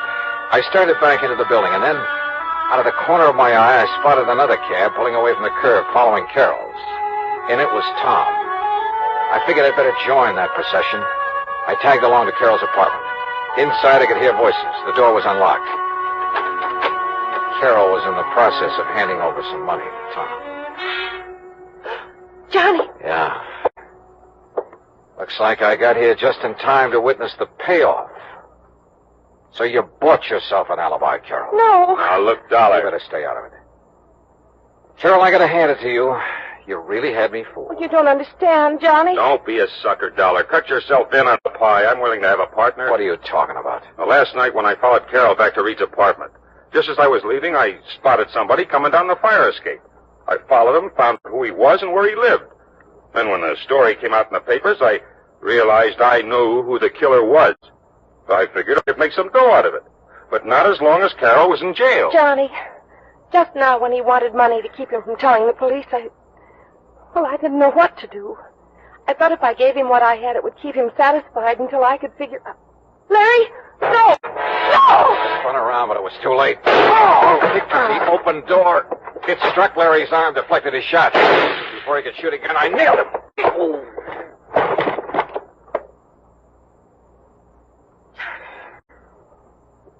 Johnny, are you all right? Yeah. Larry Bowman's the killer. I guess I was afraid of that right from the start. You see, Larry'd been gambling with Reed and losing to him. I tried to make him stop, but he wouldn't. Finally, he lost more than he could pay. So you went to Reed's apartment to try and square it, huh? Reed told me maybe something could be worked out. When he put something in my drink, I realized what he meant. That's why I got out. And Larry entered the apartment when you were away, killed Reed, slugged you when you came back, and planted the gun on you. I guess so. I wasn't sure until Tom told me he'd seen Larry climb down that fire escape. First, I just couldn't believe that Larry would... How do you figure a thing like that, Johnny? How do you figure it?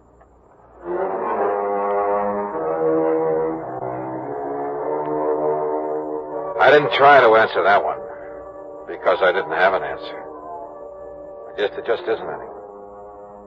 Item 8, $13.40, incidentals and transportation back to Hartford. Expense account total, $41 even.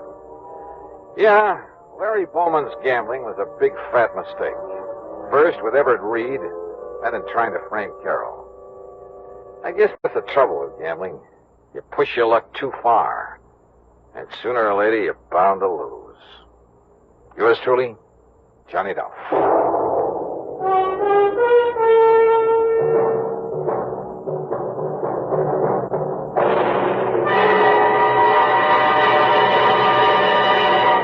Our star will return in just a moment. Now, here is our star to tell you about next week's story. Next week, a doting dowager who sets me out on the wildest case I ever handled. Join us, won't you? Yours truly, Johnny Dollar.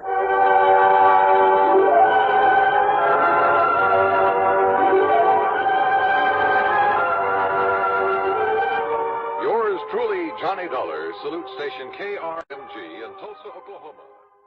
From Hollywood, it's time now for Johnny Dollar. Bert Major, Johnny. Masters Insurance and Trust. Oh, hi, Bert. You know anything about spacemen?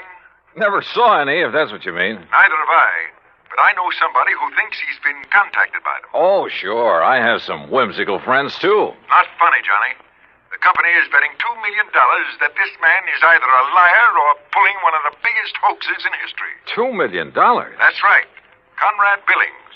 Ever hear of him? Billings, Texas Oil, one of the richest men in the country? Right. Presently of California, where he's holed up in an isolated mountaintop lodge, minus a $2 million collection of diamonds he took up there with him. And you insured them? Yes, but not against ordinary theft. What does that mean? Those stones were insured against theft by persons or things unknown on this earth. What? That's right. Holy. You're serious, aren't you? You bet I'm serious. Okay, Bert, I'll see you at your office.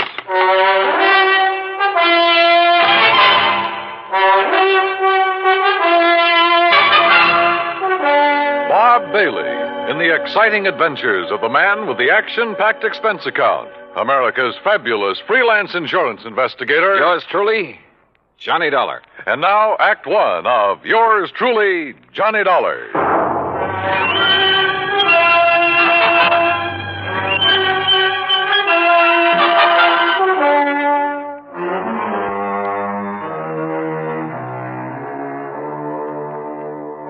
Expense account submitted by Special Investigator Johnny Dollar to the Home Office, Masters Insurance and Trust Company, Hartford, Connecticut. Following is an account of expenses incurred during my investigation of the Diamond Dilemma matter. Expense account item 1, $3.20 for a taxi to the office of Bert Major. I've known Bert a long time, and he's been in and out of too many deals, big and little, to get excited over nothing. But he was excited now. This whole thing is incredible, Johnny. Fantastic. It's utterly impossible for $2 million worth of diamonds to simply vanish into thin air. So it's impossible. But it's happened. The police out there in California state positively that no man on earth could possibly have gotten to those stones. Then, Bertram, tell me all. All right.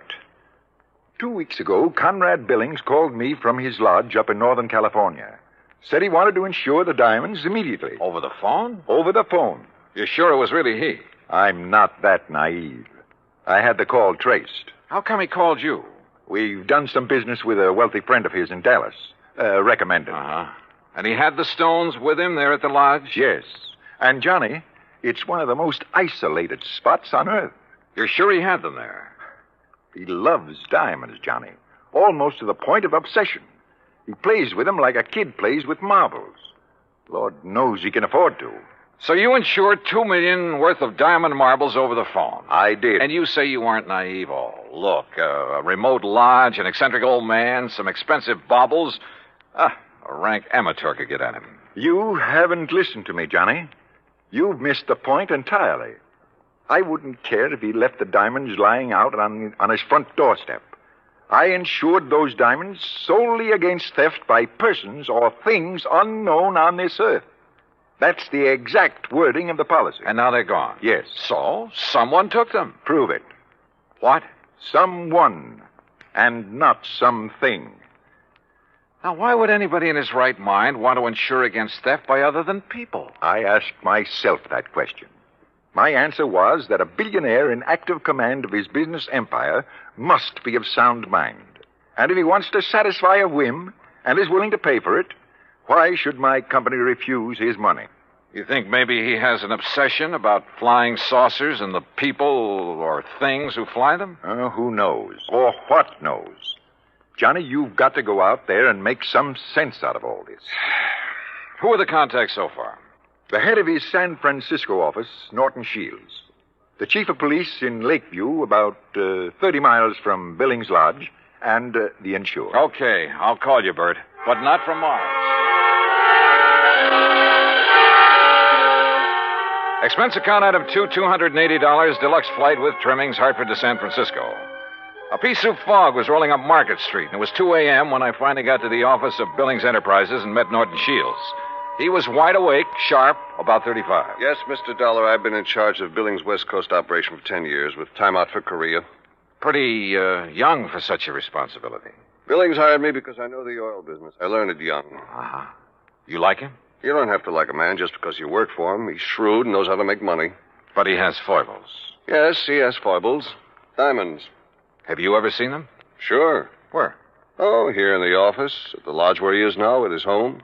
You're certain he took them up to that lodge? 3 weeks ago tonight, they were spread out right here on this desk. He put them one by one in a chamois bag, put the bag in his pocket. I walked him to his car, and he was driven straight to the lodge. All right. What about the flying saucers, the spacemen, or whatever it is? No, that's a new one. I learned of it when Mr. Major called, disclosed the terms of the insurance, and the fact that the diamonds had been, that they were gone. You haven't talked this over with Billings himself? No, I haven't. Don't you think you should?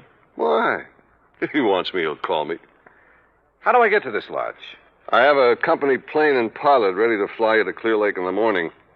You'll be met there by a car and driver. Anything else you want, call me. Why all the cooperation when you're not even supposed to know what's going on? A good lieutenant knows when to follow orders before they're issued. You're registered at the Mark Hopkins. You better get some sleep. Yeah, I may need it.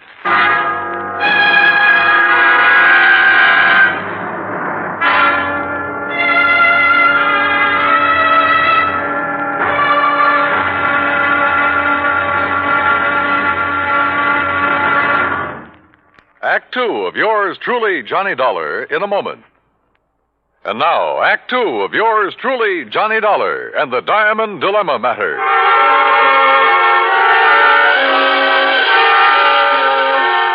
The company plane turned out to be a plush two-engine amphibian waiting for me at a private dock near the Golden Gate Bridge. The pilot introduced himself, and we headed due north up San Pablo Bay and then northwest past the Valley of the Moon. Then, a few minutes later, we glided in for a landing on Clear Lake, the largest body of water in the state of California. There, I was met by a car and a driver as promised.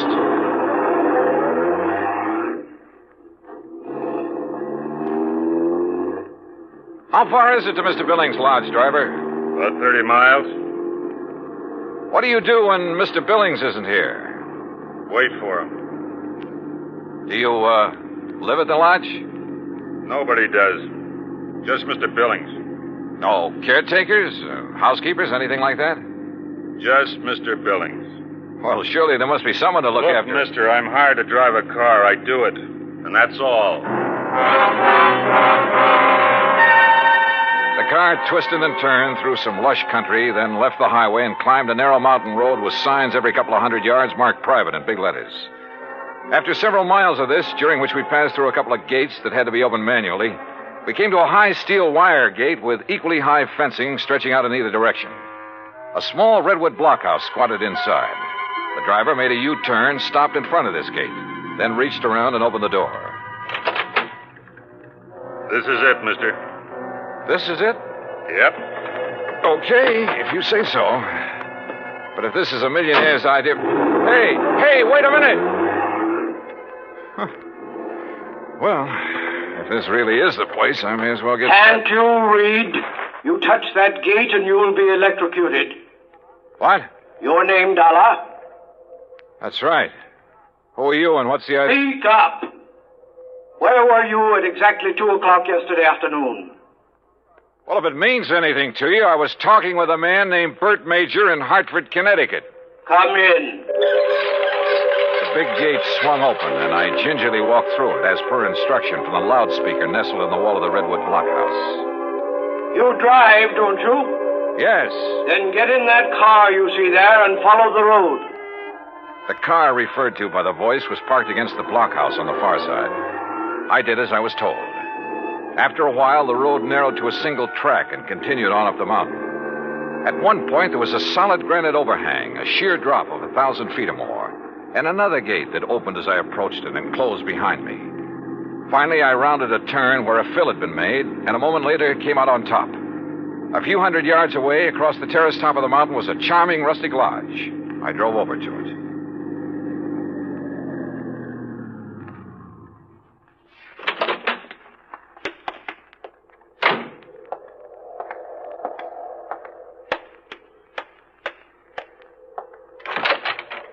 Good morning, Mr. Dollar. Mr. Billings? Come in. Hearing about this man was strange enough. Seeing him was even more of a shock. About 5'2", flashing gray eyes, bullet bald. He was wearing a baggy old jacket that hung nearly to his knees. This way. I want you to see my view of the lakes below. Well? Beautiful. What was that? I said beautiful. Yes, it is. Now, Mr. Major has informed you of the insurance on my diamonds, which disappeared 2 nights ago. Yes, sir. He told me that... Speak up! He told me you insured $2 million worth of diamonds against theft by persons or things unknown on this earth. Exactly. And I wish to collect from your company on that basis.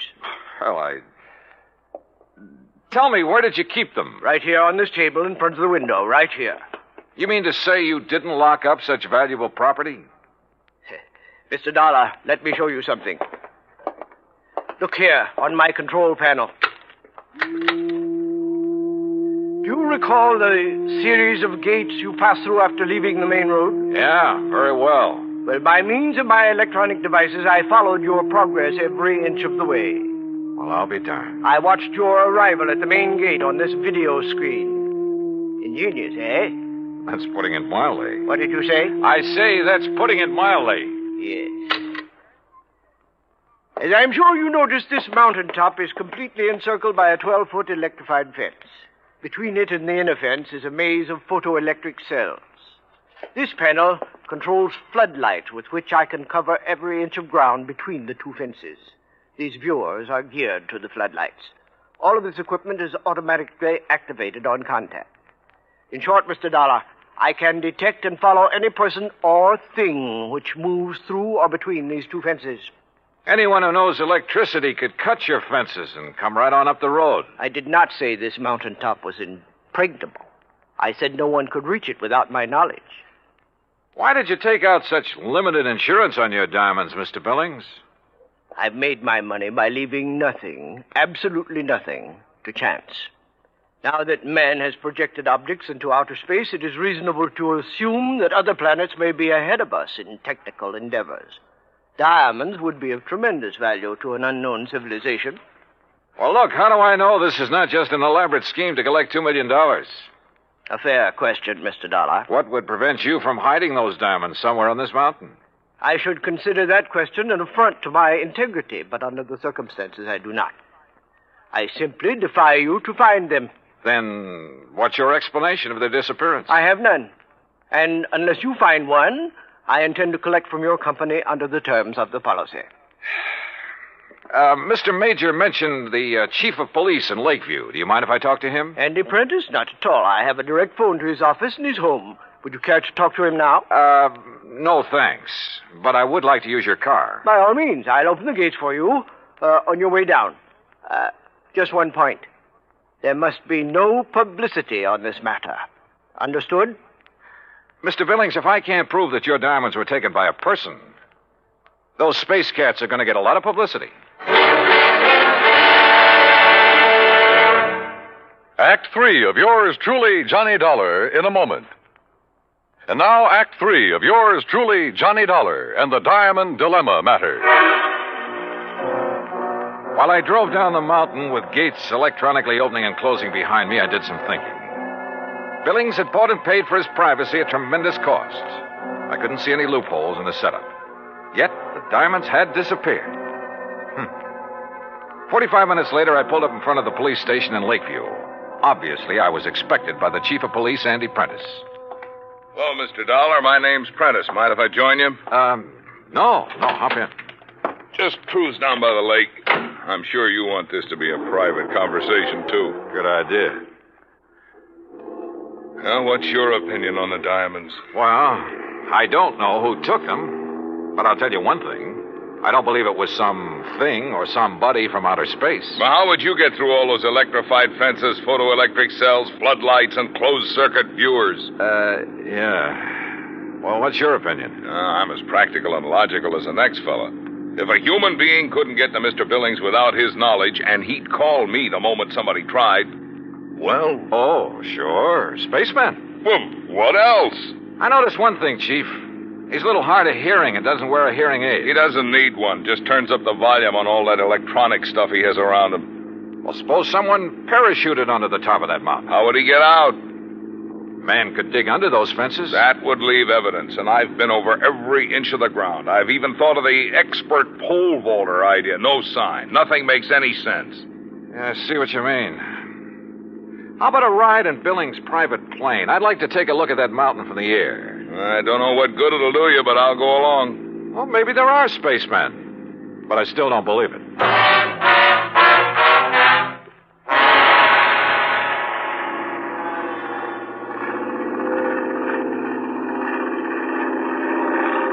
We're coming to it now. See the road winding up? And there's the lodge. Yeah.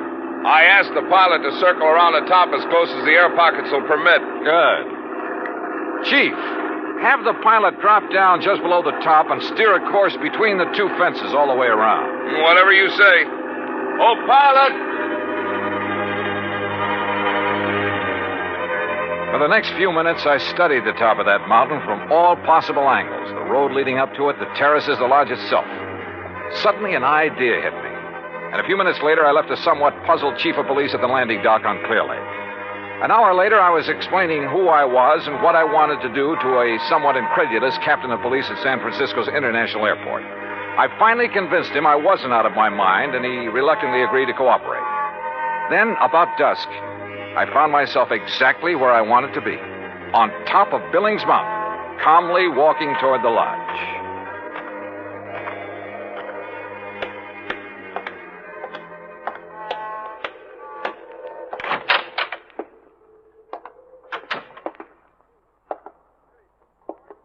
Good evening, Mr. Billings.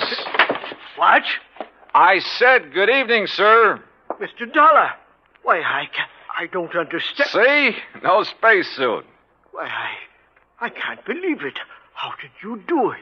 How did you get here? The same way as the man who stole your diamonds. But this is impossible. Impossible. My electric system gave me no warning. That's because you have it located in the wrong place. What? It's in the two fences and between them halfway down the mountain. Above them, there is one level spot, 50 yards across, that isn't covered by your automatic whistles and bells. But it isn't it's not necessary. Wrong. It's just big enough for a helicopter, which is waiting for me out there right now. A helicopter? You didn't see us because we came in and landed below your line of sight. You didn't hear us because you don't wear a hearing aid. I can't believe it. But you must be right. And you'll have to agree that your diamonds were not stolen by persons or things unknown on this earth. The terms of the policy. Of course, I disallow all claim, but Good. Now, it's none of my business, Mr. Billings, but was your San Francisco manager, Norton Shields, a pilot during the time he was in Korea? Why, yes, he flew rescue missions in a helicopter. Yeah. The company that insured your diamonds against ordinary theft might be interested to learn that. Good night, Mr. Billings. Yes. Good night, Mr. Dollar.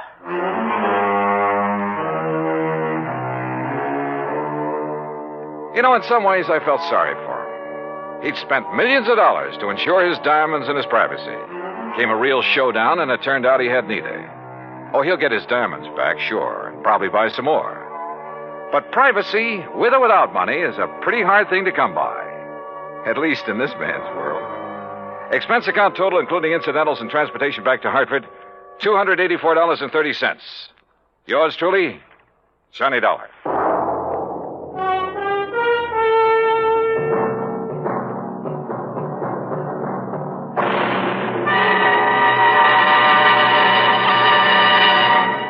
Our star will return in just a moment.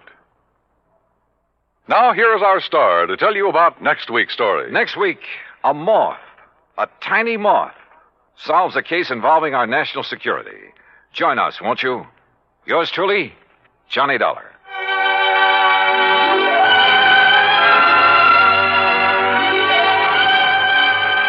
Yours truly, Johnny Dollar, starring Bob Bailey, originates in Hollywood and is produced and directed by Jack Johnstone. Today's story was written by Alan Botzer. Time now for Johnny Dollar. George Reed, Johnny, at Floyd's of England. How are you, George? Do you by any chance remember Durango, Laramie, Dalhart? From that place out in Oklahoma with the crazy name of Bum Spung? That's right. Now, Johnny... How could I ever forget him? And more to the point, has he ever forgiven you? Forgiven me? After all, you were the one who accused him of passing counterfeit money. Well, I know. All he did was wash and starch and iron a few $100 bills to make him look nice and new and crisp. I'm quite frank to admit I was entirely wrong about him that time. Hey, tell me, does he still pay his premiums in brand new money and in person? Yes, and that's what has me worried. How do you mean? Well, he wrote me some time ago and said he'd be here on the 10th of last month to pay his regular $4,500 premium. The 10th of last... Well, that's nearly 6 weeks ago. Exactly. And he hasn't appeared. Well, did you write or wire him to see what's holding him up? I got no answer. Johnny, I think something's happened to him. After all, with the way he flashes money around, it's a wonder somebody hasn't knocked him off long before this. George, if anything's happened to old Durango, Laramie, Dalhart. Yeah, I thought you'd feel that way about it. Yeah. I'll let you know what I find out when I get to, if you'll pardon the expression, Bum Spung.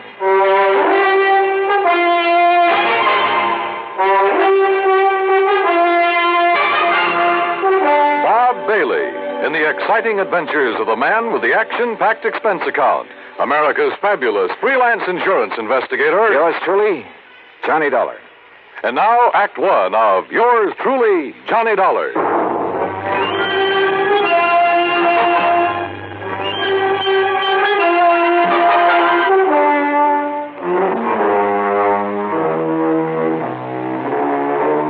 Expense account submitted by Special Investigator Johnny Dollar to Floyd's of England, American Office, Hartford, Connecticut. Following is the account of expenses incurred during my investigation of the Durango Laramie matter. George Reed has quite a penchant for handing me really offbeat cases. But for once, this looked like serious business.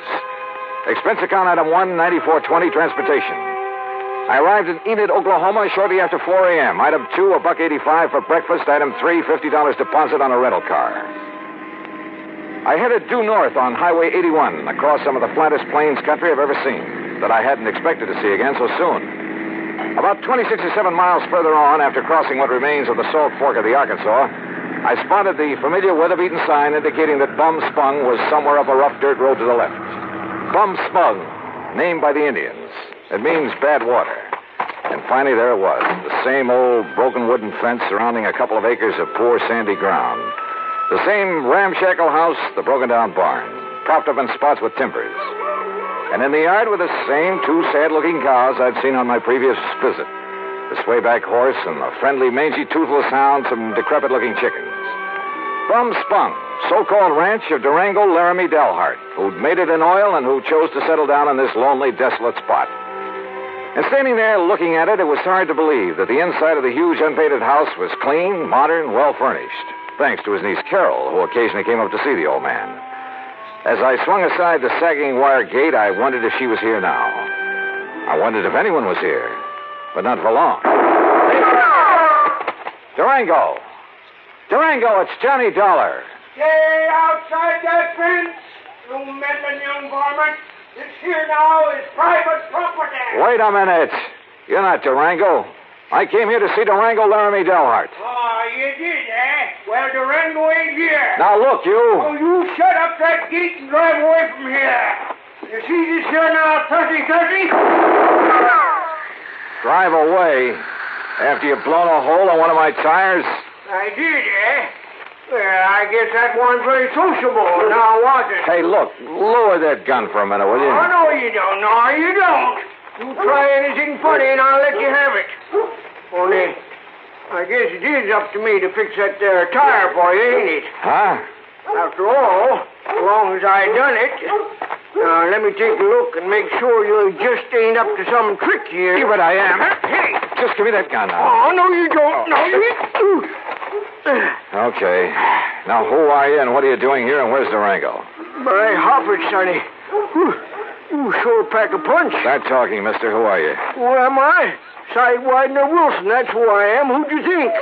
And who are you? Johnny Dollar, insurance investigator. What are you doing here? What am I doing here? Why, old Durango sent me a telegram, that's why. Oh, yeah? Sure. Here now. Read it for yourself. to Mr. Sidewinder Wilson, Gunsight Oil Field, somewheres near the Petterdale River, Texas. Yeah, that's where the field is, and that's where I got this telegram. Get yourself up here to Bumspung. That's what he and says. Take care of my ranch for a while and get here fast, signed Durango. Are you satisfied? Just who are you, Sidewinder? Who am I?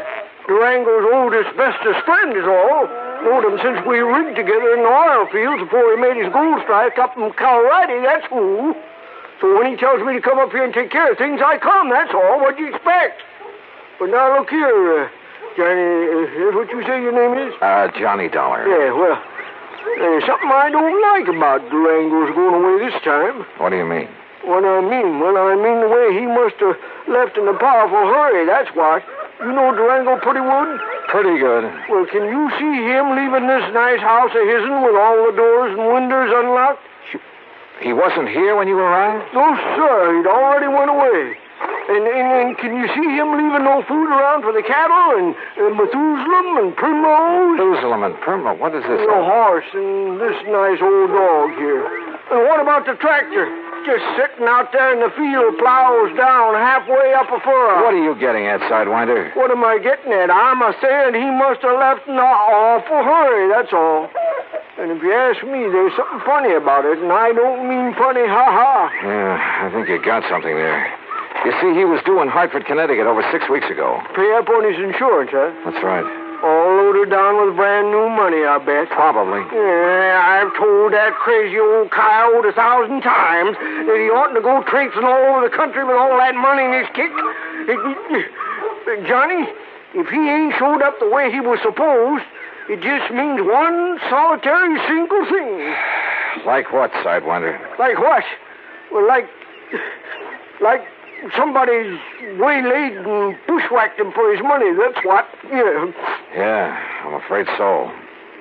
But, Sidewinder, I sure hope you're wrong. Johnny, I sure hope I'm wrong.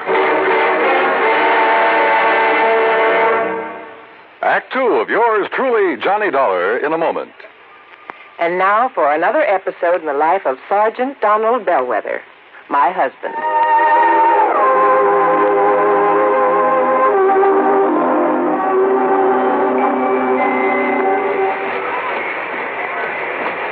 Hi, honey. Did you fix the windshield wipers? I sure did, Reba. How's that? Oh, you fixed them. Good for you, Donald. Thank you, my dear. Well, that's that. Now, if it rains, we're prepared for it, huh? I feel better now. Oh, me too.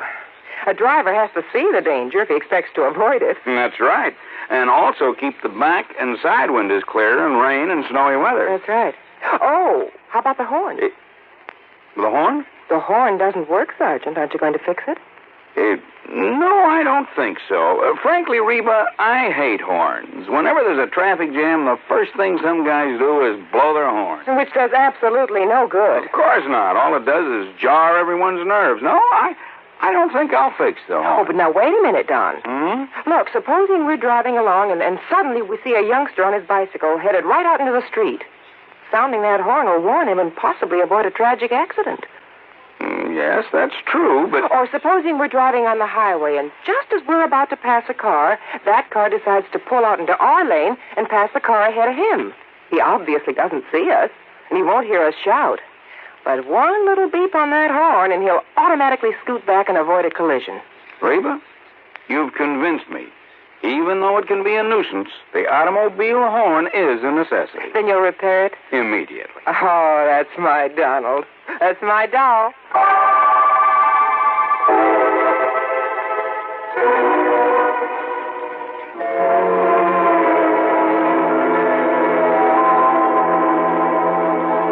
And now, Act 2 of yours truly, Johnny Dollar, and the Durango Laramie matter.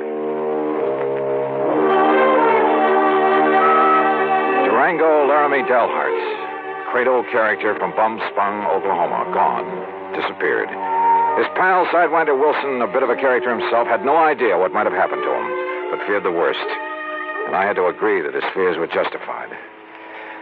But tell me this, Sidewinder, have you heard anything from Durango's niece, Carol? You mean that pretty little gal fixed up this place for him so nice, kind of looks after him? That's the one. Well, say, don't she live down to Enid?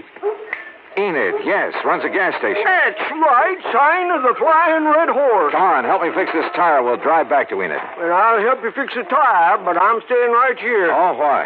Why? Because Durango's trusted me to take care of the place. And if he does turn up, God willing, I'll be here to have him get in touch with you. Okay, now let's get this tire fixed. No, wait. Look. Huh? See that fancy convertible coming up the road? I not only saw the convertible, but more important, who was in it, who pulled up alongside the fence and stepped out. She was 23 or 4, a tall, slim brunette wearing a neatly tailored skirt, a tight-fitting silk blouse. Neat, trim. She looked like she'd just stepped out of Charles of the Ritz. Well, how the dog-breasted Johnny! Carol, how are you? You couldn't resist my fatal charms. I couldn't stay away. Just with that. Oh, now, wait a minute. What's the matter with you? You don't like that? Oh, no, come here, Gal.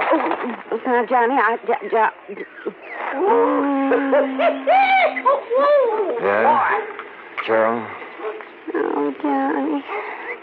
Gee, I missed you. Oh, you shut up, Sidewinder. Johnny. Mm-hmm. By coming by Gory, Durango could see Durango. Oh, yeah. Carol, listen to me. You gonna propose, Johnny? Where's Durango? Have you heard anything from him since he left here 6 weeks ago? He went to Hartford. But he hasn't arrived there. Oh, now don't you start worrying none about old Uncle Durango or anything. You sure, Johnny? I'm sure. That crazy old goot setting out across the country with over $50,000 in money in his pants. He ought to know better than to... Oh, Johnny, do you think something's happened to him? Yes, me. I think somebody's killed him for that money. Oh, no. You haven't heard from him since he left? Only a postcard from Chicago where he stayed overnight at some fancy hotel. And, Johnny, that wasn't like him. What do you mean? Oh, it was before he went straight to Hartford. That real estate man was from Chicago, Carol. What real estate man? Oh, he used to come out here looking for people with oil money. Tried to get Durango to invest in real estate, Florida, New England. Well, what did his postcard say? Nothing, really. Just that he was staying overnight. And before he come back, he was going to look at Ong's hat. Who is Ong? Oh, he was always writing silly stuff like that. I don't know. Ong. Oh, Johnny, what'll we do? Where's the nearest phone? Back in Enid. Then come on, that's where we're going.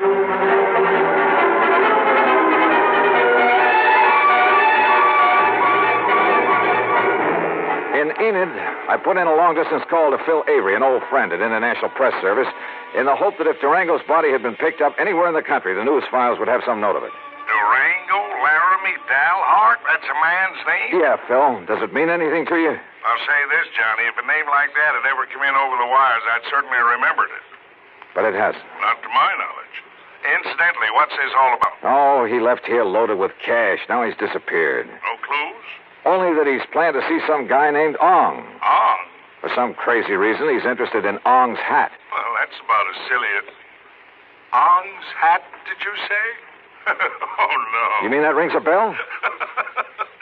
Are you kidding? Of course it does. Oh, no. Phil. Phil. Phil, listen, will you? This may be a matter of life or death.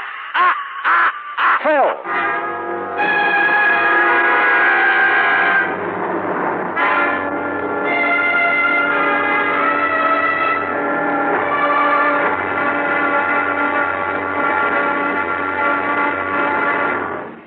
Act 3 of yours truly, Johnny Dollar, in a moment.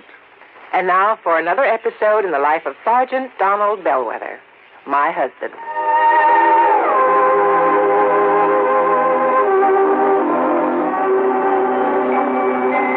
Reba!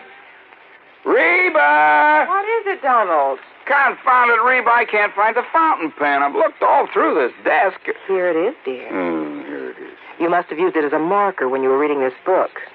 Let's see, this great literary classic, Six Gun Showdown at Powder River Gulch. All right, never mind about my reading habits. Just look at the coverage we're going to get with this new auto accident policy. Let's see. We have collision. $50 deductible. Fire, theft, public liability, property damage, medical benefits. In other words, we have complete coverage. That's right. Of course, it's going to cost us money. I'm sending the company a check right now. Gee, it's too bad we don't live in Rhode Island. Rhode Island? Why? Oh, because then our rates would be lower. Rhode Island has less accidents per capita than any other state. Oh. Well, which state has the highest? Let me see. Here it is, Nevada. No, by golly, Nevada's second highest. Alaska has the most. Really? I didn't know that. Mm-hmm. You know, it's just too bad we can't eliminate traffic accidents completely. Not only would it save life and limb, but it'd be a lot less strain on the pocketbook. Yeah, that's for sure. These automobile accident policies get more expensive every year just because there's so many costly accidents. Well, I'm glad we've got some good insurance coverage, Donald, but just remember one thing. Oh, what's that, honey? Well, some auto accidents ruin a fender, and some ruin a family. Yeah, that's true. Very true. Well, as far as I'm concerned, I don't want any of your old insurance money.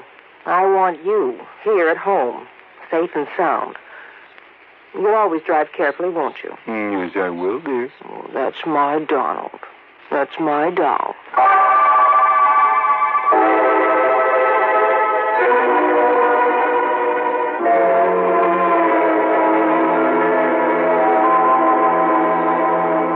And now, Act 3 of yours truly, Johnny Dollar, and the Durango Laramie matter.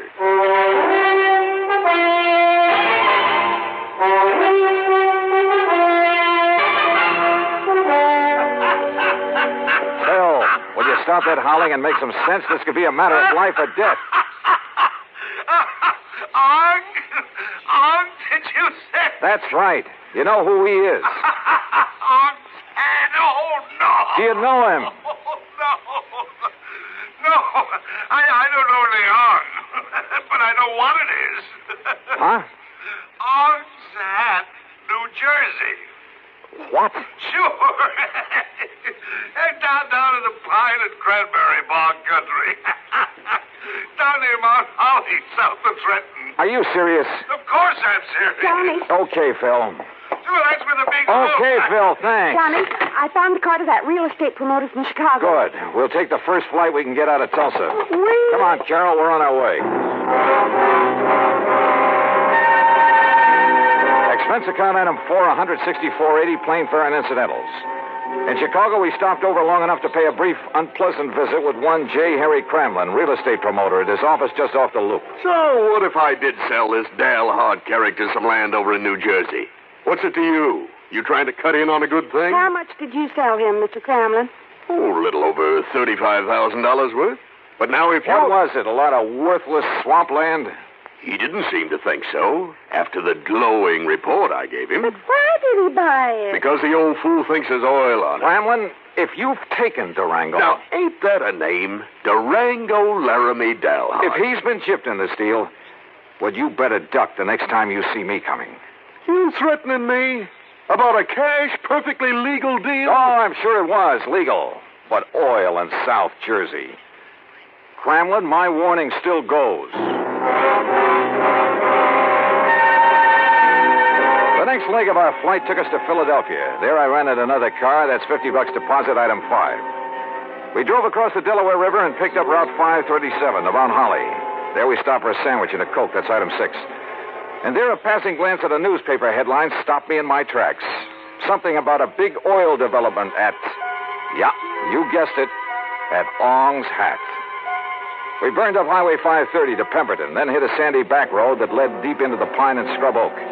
Finally, suddenly, we came to a clearing. And there, well, there must have been 100 cars, expensive ones, some of them chauffeured limousines, and people milling about, haranguing each other, shouting each other down.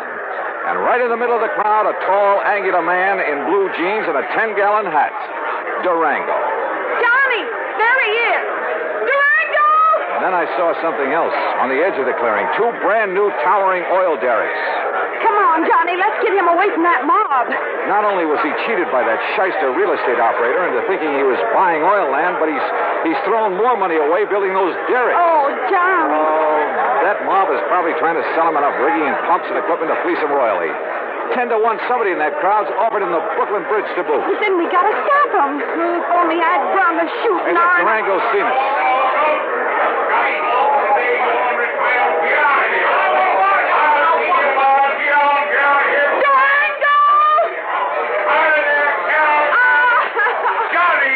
Hi, Durango. Durango. Well, what's the dog-blasted turn investigation ever brung you out to this godforsaken country, huh? Oh, Durango, you old skunk, you're all okay. Why, sure I am. Come on in this shack here so we can get away from this blasted crowd. Come on.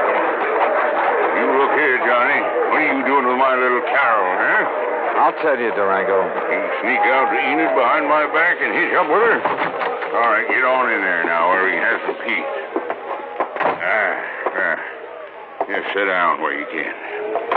All right now, you young rascals. Is that what you done? Gone and got married? Well, of course not, you old goot. Oh, well, doggone it, that's what I was hoping for. Oh, goot. Well, don't you give me that, gal. I know how you was talking ever since Johnny come out to Bum Spung last year. Durango, you What'd shut you up. say? I'm afraid this trip is on business, Durango. Business? With a pretty gal like Carol here? And how'd you two get here, anyway? Johnny brought me on the plane, but what difference does that... Oh, he did, eh? Transported you across state line, huh? A whole lot of them. And there ain't no law about that. Why, Jake, you two are going to have to get married. Durango. And I'm just the one to see that you do. Durango! I don't carry this old 6-gun for nothing. Durango, will you shut up and let Johnny tell you why he's been looking all over for you? What do you mean, looking, Jake?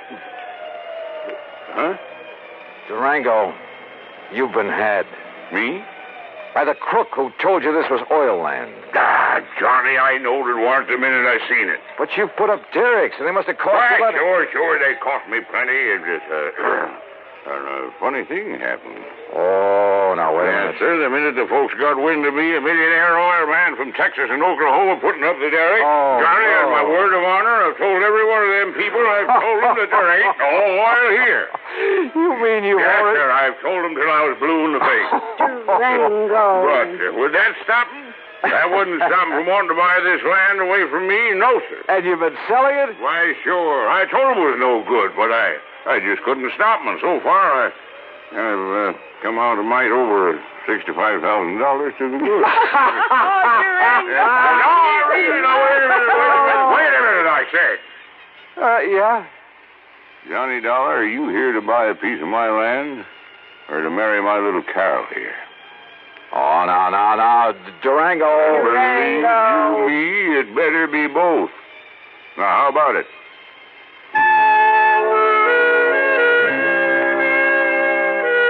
Expense account item 7, $1,000 even. The company now owns a small hunk of land in Ong's Hat, New Jersey. As for Carol, that ever-loving doll, well, someday, maybe someday. Expense account total, including incidentals and transportation back to Hartford, $1,416 even. Yours truly, Johnny Dollar.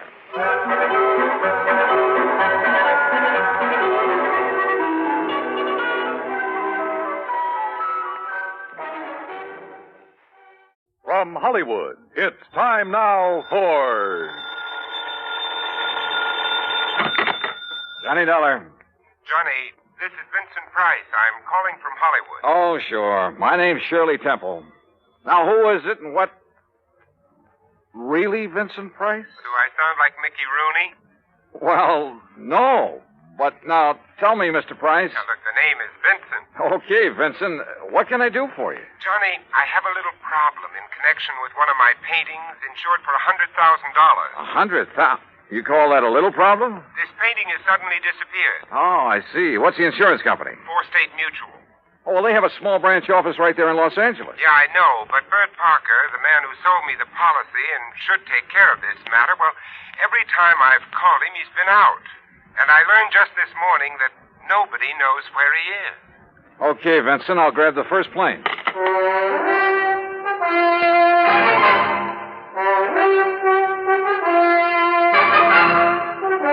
Bob Bailey in the exciting adventures of the man with the action-packed expense account.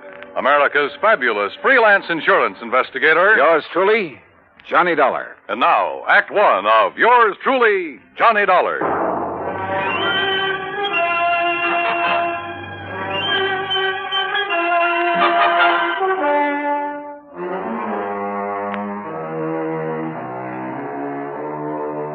Expense account submitted by Special Investigator Johnny Dollar.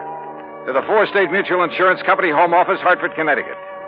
Following is an account of expenses incurred during my investigation of the price of fame matter.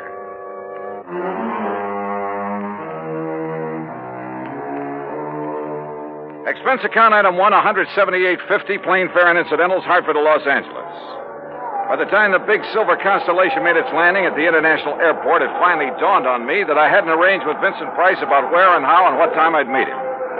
But as I picked up my luggage, I discovered a hungry-looking crowd of autograph hounds milling about the tall, gracious man I was looking for. Oh, sure. I'm glad to. Look, but just one at a time, will you please? I can't very well. All right, there you are. Now I have to meet a friend. Gee, just one more, please. Huh, Mr. Price? All right, if you insist. Here. Best wishes from T. Willie Rocking Horse. Huh? How are you, Johnny? Oh, great, but I didn't expect... Johnny who? You mean to say you folks don't recognize Johnny Dollar? Oh, no, wait a minute. Attaboy, Johnny. Give 'em all. I'll wait for you in my car. It's right over here at the curb. Yeah, but look, will you? Hey. Right here, Mr. No, I'm nobody. Please. By the time I got away from that mob, I felt as though I'd been run through a ringer. But we finally took off in Vincent's car and drove to his beautiful home up in one of the canyons west of Beverly Hills. Nestled among the trees with spacious lawns and well-kept gardens, it's furnished in the most excellent taste. I'm no expert, but to say that I was impressed by the extraordinary works of art in that home would be the understatement of the week. Engravings, prints, fine sculptures, but most of all, paintings.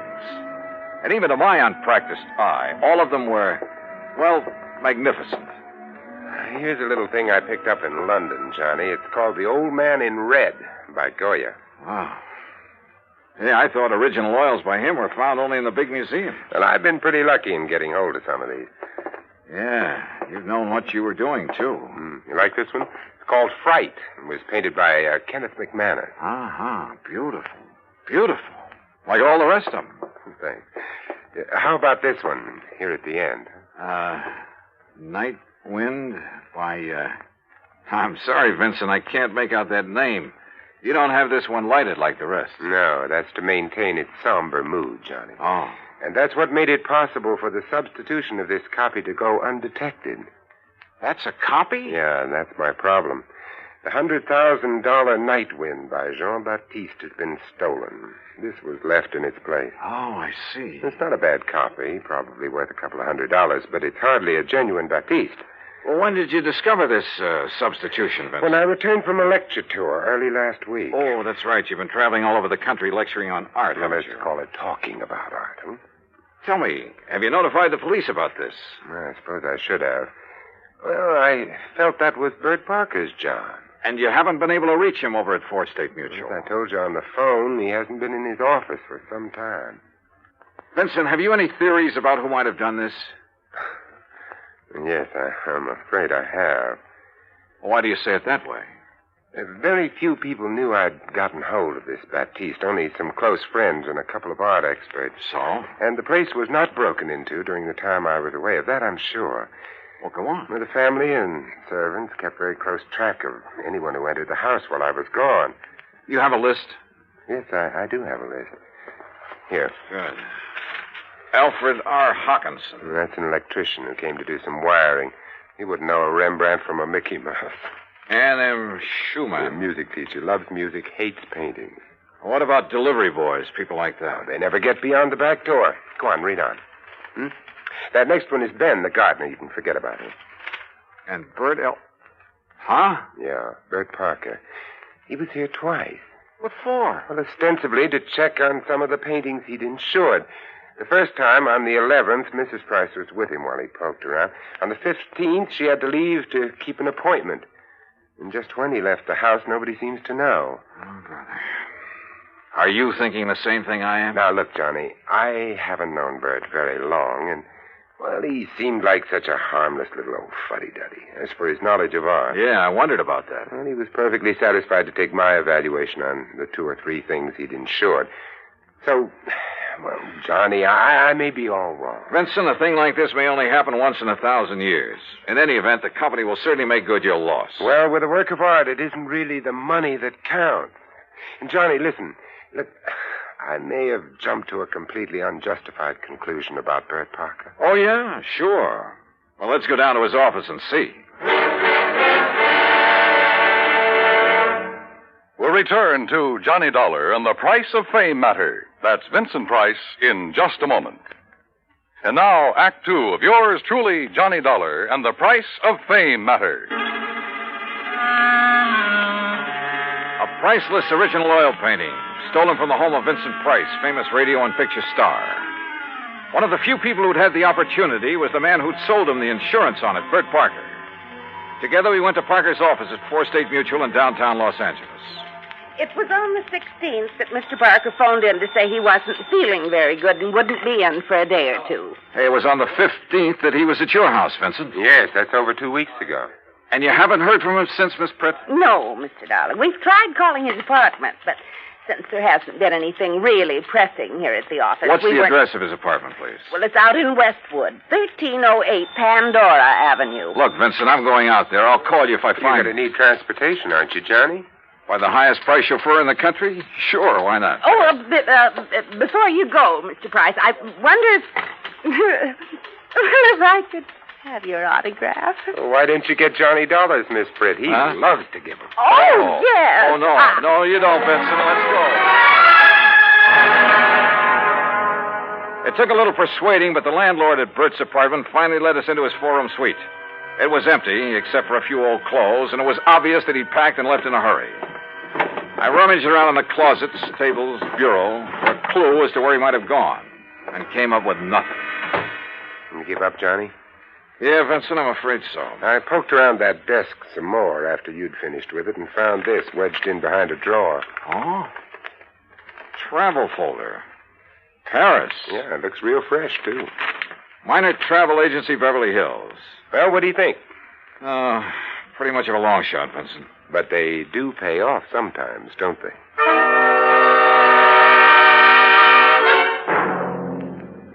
Planned a trip for myself, yes, sir. First class all the way. What was the departure date, Mr. Miner? 16th, first class, straight to Paris. Oh, brother. Paris is a pretty big place. Did you make any arrangements for him for after he got there? Only for when he arrived. Reservations at the Louvois. What? The hotel, Louvois. The Louvois, perhaps. That's what I said. First class, too. Said he wanted something not too far from the Montmartre. Montmartre, if you don't mind. That's what I said, yes. Now, can I fix you gentlemen up with some plane reservations, too? Well, suppose you give me the same flight he took, and I'll stop at the same hotel when I get there. Hey, wait a minute, Johnny. You're not going to leave me out of this. Well, look, I'm still playing a long shot, Vincent, a very long one. What's the difference? Also, I don't know if my expense account will get by the home office. Expense account, forget it. I'm having a ball. Mr. Miner, start making those reservations. Expense account item 2, $984 for the plane to Paris. Well, it turned out to be the most interesting flight I've ever made because of the company of Vincent Price. An amazing conversationalist. He could talk about anything, including art. And he has a tremendous sense of humor.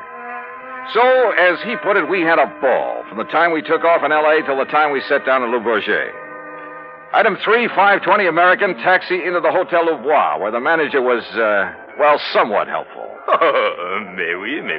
The Monsieur Parker leave us but only 2 days ago, after some slight misunderstanding about l'addition, the deal. Yeah, you mean he was running out of money? Monsieur, I did not say that. But that's what you meant, isn't it? You know where he spent his time around here? But of course. His business, he say, took him constantly to Montmartre. Where in Montmartre? Who is to know? That's like saying somewhere in Brooklyn. Brooklyn? Perhaps you know my cousin. Johnny, he was... Johnny, I just got an idea. Shoot. Works of art, even very good ones, are sometimes sold in rather unorthodox ways. They go through some rather strange hands. They're not always sold over the counter, so to speak, by reputable dealers. You know what I mean? Yeah, but how to contact the kind of people who might... You got any ideas? Why don't you just go on up to our suite and sit tight for a while, I'll see what I can dig up. You are keeping something from me, Vincent. Mm-hmm. But, Johnny, there are some things even funk keeps from wagons. I'll see you later.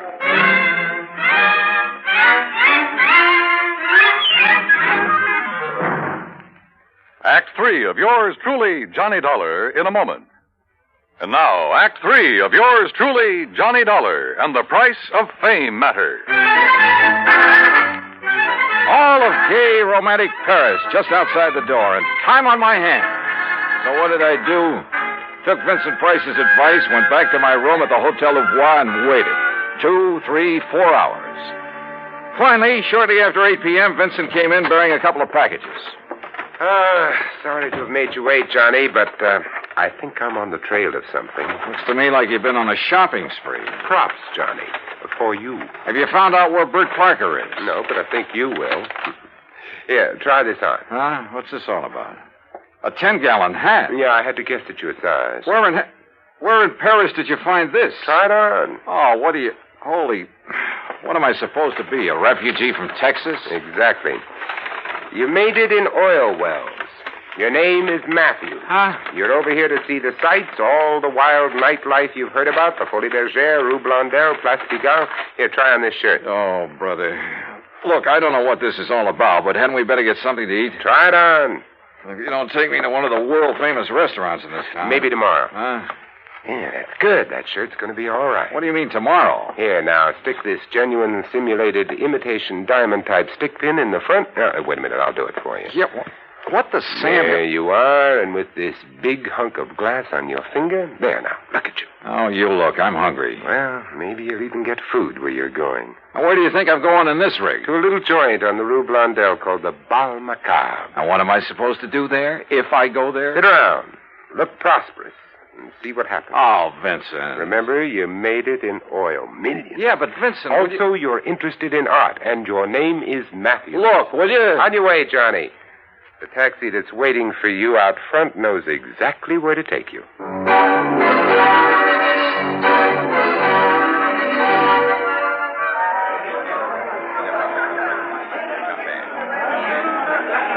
Bal Macabre was really a joint. It was dirty, and the people packed like sardines in it were dirty, too. Characters who made a business of being characters.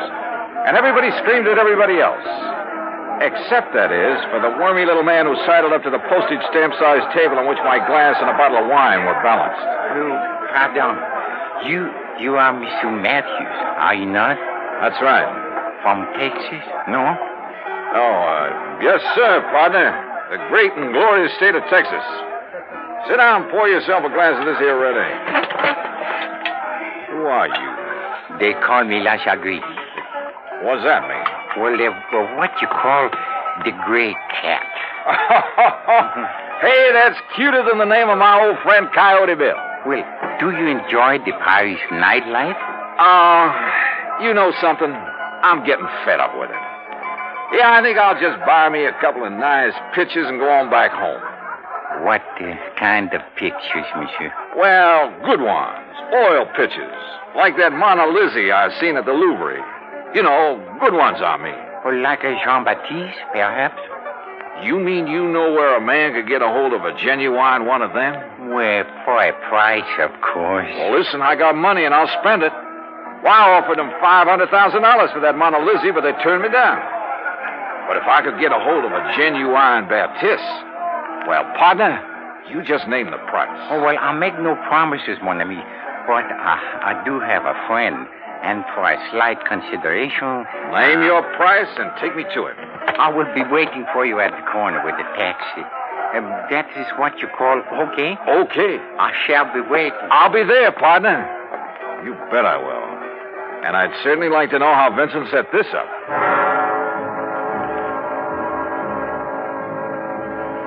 The taxi dropped us off at one of the most disreputable-looking apartments in the whole of Paris. My friend, who called himself the Gray Cat, looked carefully around before entering the front door. Then we climbed 4 flights of a dark, musty stairway. No, remember, my friend, you are not to pay the price he asks at first. If you like, I will make the arrangements for you. Now, that would be right friendly of you, partner. But how would you come out on this? Well, all I ask, monsieur, is 10% of what you pay. And maybe a little extra from him for bringing me up here? Oh, monsieur. Oh, now, don't give me that, partner. I've been around. I'm wise to how you fellas operate. But if I can get a hold of a real, genuine Baptiste... You will see.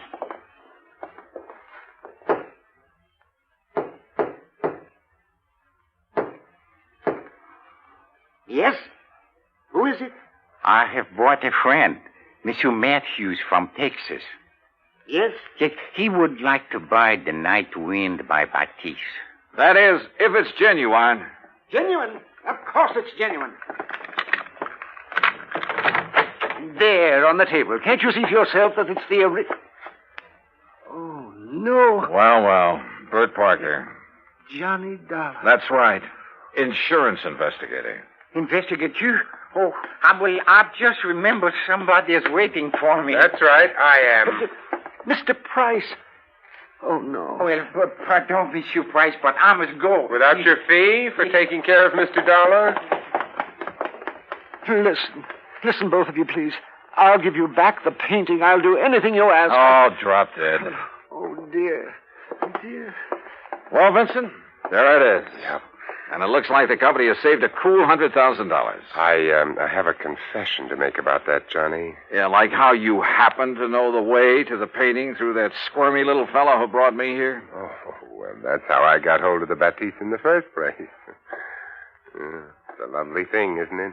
Yeah, it certainly is. And, Johnny, it is worth $100,000. Oh, I'm sure. But the truth of the matter is I paid only $300 for it. You paid? Oh, no. It's a fact. Well, you've got it back, thanks to your own efforts.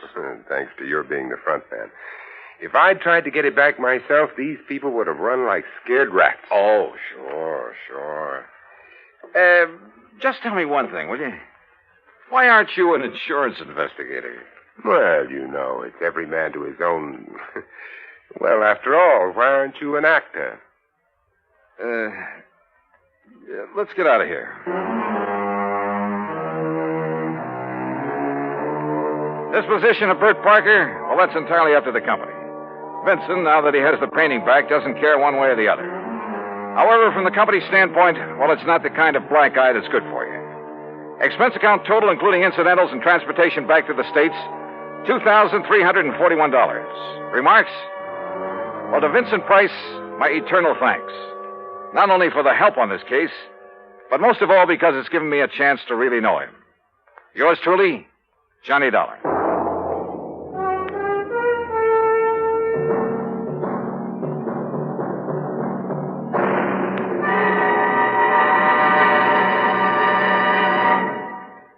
Our star will return in just a moment. Now, here's our star to tell you about next week's story. Next week, the heart of sunny southern Jersey, and a case that took a very sudden, very strange twist. Join us, won't you? Yours truly, Johnny Dollar.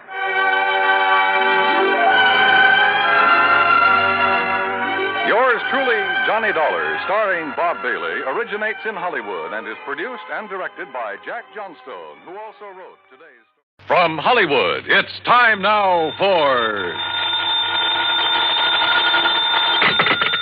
Johnny Dollar. This is Harry Branson, John. Hi, at Harry. the Philadelphia Mutual Liability and Casualty Insurance Company. I said hi. How are you? Oh, yes. Well, I'm fine, thank you. But that's beside the point. John, this thing has me terribly upset. Comes the day you aren't upset over something, Harry. It'll be a miracle. What's it all about? Can you come down here to Philadelphia right away? Don't see why not, but now what Believe seems to me, be... if you can clear up this matter, I shall be eternally grateful.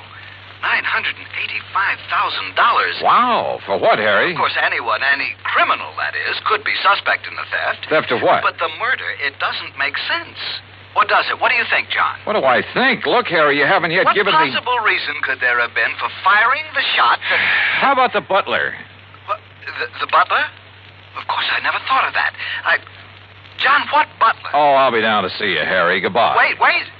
You mean you know something about this case that the police and I don't know? I don't know anything about it yet. I'll be down to see you. But in that case... Goodbye, Harry. But in that case, John, if you don't know anything about it, what leads you to suspect the butler? And what butler... John, you have me all confused. Then that makes us even. Bye. But, John... So help me. If it weren't for the big fat expense account I can foist on Harry Branson, well, here we go again.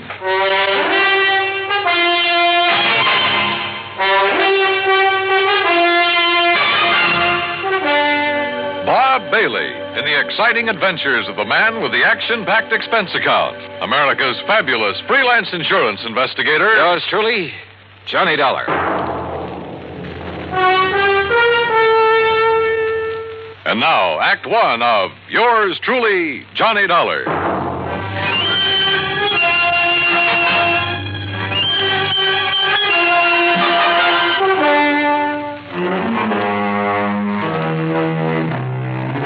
Expense account submitted by Special Investigator Johnny Dollar to the Philadelphia Mutual Liability and Casualty Insurance Company, Philadelphia, Pennsylvania. Following is an account of expenses incurred during my investigation of the Ingenuous jeweler matter.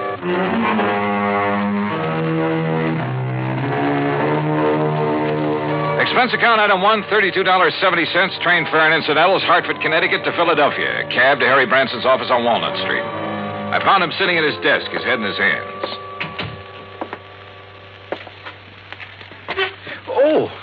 Oh, John, I'm glad you've come. Yeah. Well, how's your good health, Harry? My health? Wait, as a matter of fact, it's fine, although I did have a touch of laryngitis last week. I could hardly speak about it. John, why do you always try to take my mind away from matters at hand? I simply asked Particularly something as important as this. All right. As what? The Beaufort collection, of course. Beaufort? Oh, yeah. Seems to me I've heard about that. Jewelry? One of the most important small collections in the world.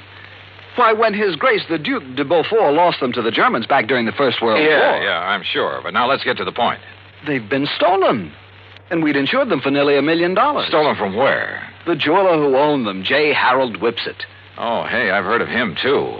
Isn't he the fellow who was tagged by the Customs Department a few years ago for trying to smuggle in a lot of stuff? Yes, the same one. But his reputation since that incident has been quite all right, completely unsullied. Oh, I must admit that I had some misgivings about issuing a policy to a man with his past record. But since he's in the clear again, and considering the premiums involved, and John, I had a long discussion with a psychiatrist about the man, about what would motivate him to... Look, Harry, before you go rattling off on another tack... John, I resent that. Look, you said something about murder at the time of the theft? Oh, yes. So far, however, it's only attempted murder, you see? Of this man, Whipsett? His secretary, Miss Winkle. Winkle? Perry Winkle. Oh, now, wait. Is that some kind of a gag? It certainly is not. At first, when they arrived, the police thought she was dead. Well, where did all this happen? At the Whipsett office. It's on Chestnut Street. When did it happen? Just last night. Oh, dear, $985,000. And maybe a human life. Well, yes, of course. Now, tell me all you know about it, Harry. Well, the Beaufort collection contains several diamond and emerald brooches that date back to, let me see. Forget the dates. What I want to know is... No, the fact that all the stones were rather small and of conventional cut means that once they're remounted, no one could ever identify them. Well, what's that got to do with the date of the collection? Well, as I started to say... let's go over to the Whipsett's office. Oh, very well. Now, as I started to say, the date of the Duke de Beaufort's acquisition of these jewels... you say this Perry Winkle was badly hurt. How? She was shot by the robber. Now, as I started to say, the date at which the Duke de Beaufort... Tell me this. Was Whipsett himself shot or shot at? No, and I'm sure he'll tell you all about that when you see him at his office. He's certain to be in this morning. As I started to say, John... John, going down, gentlemen. Yeah, thanks. Come on, Harry. Step in, please. Harry! As I started to say, John... John? Whether I want it or not, during the 9-block taxi ride up Chestnut Street, I got the whole history of the Duke de Beaufort's jewels, from the time of the French Revolution to the present. That cab, by the way, is item 2, $1 even. What I did want to know was more about J. Harold Whipsett. After all, a man who'd once attempted fraud against U.S. Customs. Anyhow, we finally reached his office in the Prosser building. Present was Police Lieutenant Bart Stanley, with whom I'd worked a case 2 years ago. Glad to see you, Johnny. Yeah, same here, Bart. Well, what do you make of it? So far, blanco. Is Whipsett here? One of the boys took him down for some coffee. He needs it after what happened to him last night. The Beaufort jewels, huh? Yeah. Yes, I told Mr. Dollar all about them, Lieutenant. How the robber took nothing else, how the jewels themselves came into being, how back in the 80s... we've got work to do here. Well, after all... Now, look, Bart, this man Whipsett, his reputation in the past... I know exactly what you're going to say. I might have thought the same thing, Johnny, if I hadn't seen exactly what happened. Tell me what did happen. Lieutenant, you look very tired. Yes, Mr. Branson, I am. After all, having been up all night on this thing, suppose I bring Mr. Dollar up to date. Well, sure. Oh, no, you don't. I want to find out now, not next week. John. Go ahead, Bart. Well, Whipsett and his secretary, Perry Winkle... Isn't that a name? Yeah, sure is. Where is she, by the way? Jefferson Hospital. Anyhow, they were here very late last night working on the books. Came a knock on the door. Whipsit opened it. This man barged in with a gun and demanded the Beaufort collection. And? Well, Whipsit argued with him, finally gave in when the guy threatened to shoot him. But Miss Winkle made a dash for the door. The intruder let her have it, held the gun on Whipsit, tore out the telephone line, then locked him in and disappeared. And that's it. Wait a minute. How could he lock Whipsit in his own office? This lock opens from the inside. With this, Johnny. What? This little rubber doorstop? That's right. But I don't see... I'll tell you how he did it, and why this little rubber wedge is absolute proof that Whipsit couldn't possibly have rigged this whole deal.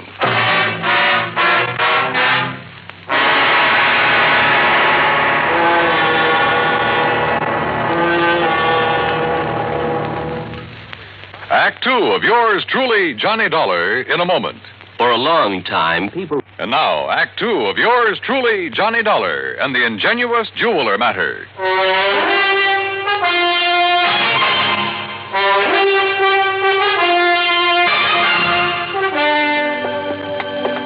Look here, Johnny. This door. What about it, Bart? This is a real old building. All the office doors open outward into the corridors. See? So? All right. After the robber made Mr. Whipsit hand over the jewelry, he shot the secretary, Miss Winkle. Then he yanked out the telephone, beat it, and slammed the door on Whipsit. But you said locked him in, and I don't see how... Look, with this little rubber wedge, the door opens outward, right? Don't you see, John? Oh, wait a minute. Sure, of course I see, Bart. Sure. He simply jammed the doorstop under the edge of the door from the outside. Sure. So the harder Whipsit pushed against the door, the tighter it jammed. The telephone knocked out. All he could do was bang on the door and holler out the window. That's what tipped you off? The policeman on the beat down on Chestnut Street heard the shot and then the yelling. By a stroke of luck, I pulled up in a prowl car just about then. I see. We came tearing up here and found out how somebody locked Whipsit in his own office. Whoever did it, Johnny, must have cased the joint to know about the doors opening outward. Yeah. Makes any suspicion of Whipsit himself. Well... Yeah, it makes it look a little silly. Anyhow, he was pretty much beside himself, more upset over the girl lying there with a slug in her than he was over losing the collection. Any idea what kind of a gun was used on her? The hospital sent the bullet over to the lab. It was a .38 special. And she was in pretty bad shape, huh? Well, we thought at first she was dead. So did Whipsit. Could he give you a description of the assailant? Yeah, but it's not much help. Could apply to 500,000 men in this big city. What about fingerprints? None. Guy wore gloves. Has the girl been able to tell you anything at all? She was unconscious, Johnny. Has been ever since. I'm afraid it's going to be curtains for her. Oh, too bad. She's over at Jefferson, you say? Yeah, but there's no point in going over there. Even if she came to for only a couple of minutes, she might be able to give us something to go on. What could she tell us that Whipsit hasn't already told us? Well, we're back, Lieutenant. You want Mr. Whipsit to stick around? No, I guess not, Conroy.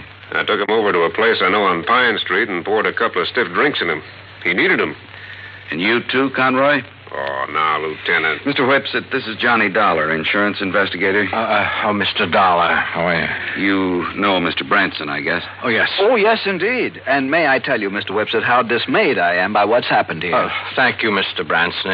It's been a terrible... It certainly has. $985,000. I was speaking of poor Miss Winkle, sir.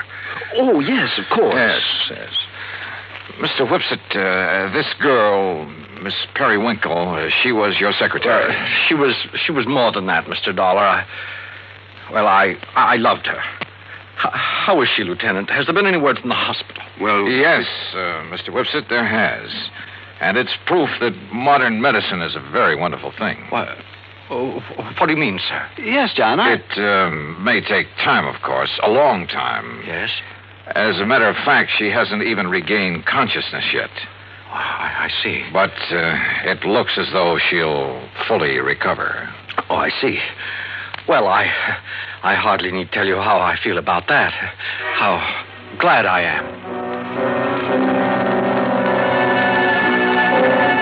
I told that little white lie to see what, if any, reaction I'd get. And I had a strange feeling that his words, how glad I am, were not quite true. Fortunately, neither Harry Branson nor the lieutenant questioned my apparent knowledge of the condition of the girl. Even better, the lieutenant rose to the occasion. Well, as I see it, there's really nothing further we can do here. You look like you could use some sleep, Mr. Whipsit. And Conroy and I'd better get back to headquarters, see if the boys have run down anybody who fits that description you gave us. Yeah, good idea. Let's go, huh? And Mr. Whipsit, you close up and go on home and get some rest. Yes, I will. Thank you. Thank you very, very much. You have no idea what a terrible shock this has been for me. Of course, you'll keep yourself available if we need you further. Oh, of course, Lieutenant.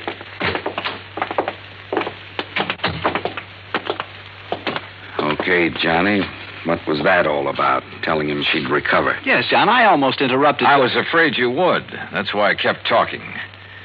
Bart, I'm going over to the hospital. Oh, now look, If Johnny. there's only one chance in a million of that girl regaining consciousness, I want to be there when she does. You still suspect Whipsit? Did I say that? Don't you see, John, the whole thing hinges on that little rubber doorstop. On the fact that he couldn't possibly have locked himself in with it. Branson's right, Johnny. Okay, then I won't go over to the hospital. Ring for the elevator, Harry. Oh, sure. John, what will you do? Call him on the phone down in the lobby instead. This is Dr. Kenworthy. This is Johnny Dollar, doctor, insurance investigator. I'm calling about Miss Perry Winkle. Oh, yes. I was about to call the police. She's conscious now? She died, Mr. Dollar, less than 5 minutes ago.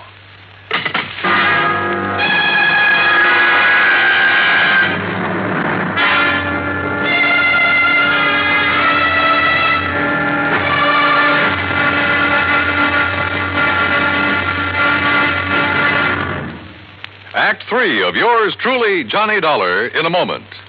Our flag, heaven. And now, Act 3 of yours truly, Johnny Dollar, and the Ingenuous Jeweler matter.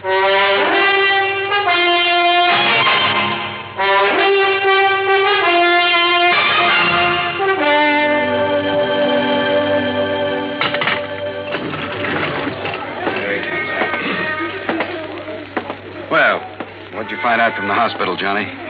The girl is dead about 5 minutes ago. Oh, dear. And we've got a killer to track down. Now I'd better get on over to headquarters. I'll phone poor Mr. Whipsit. He left the building while you were in the phone booth, John. Bart, have you got a key to his office upstairs?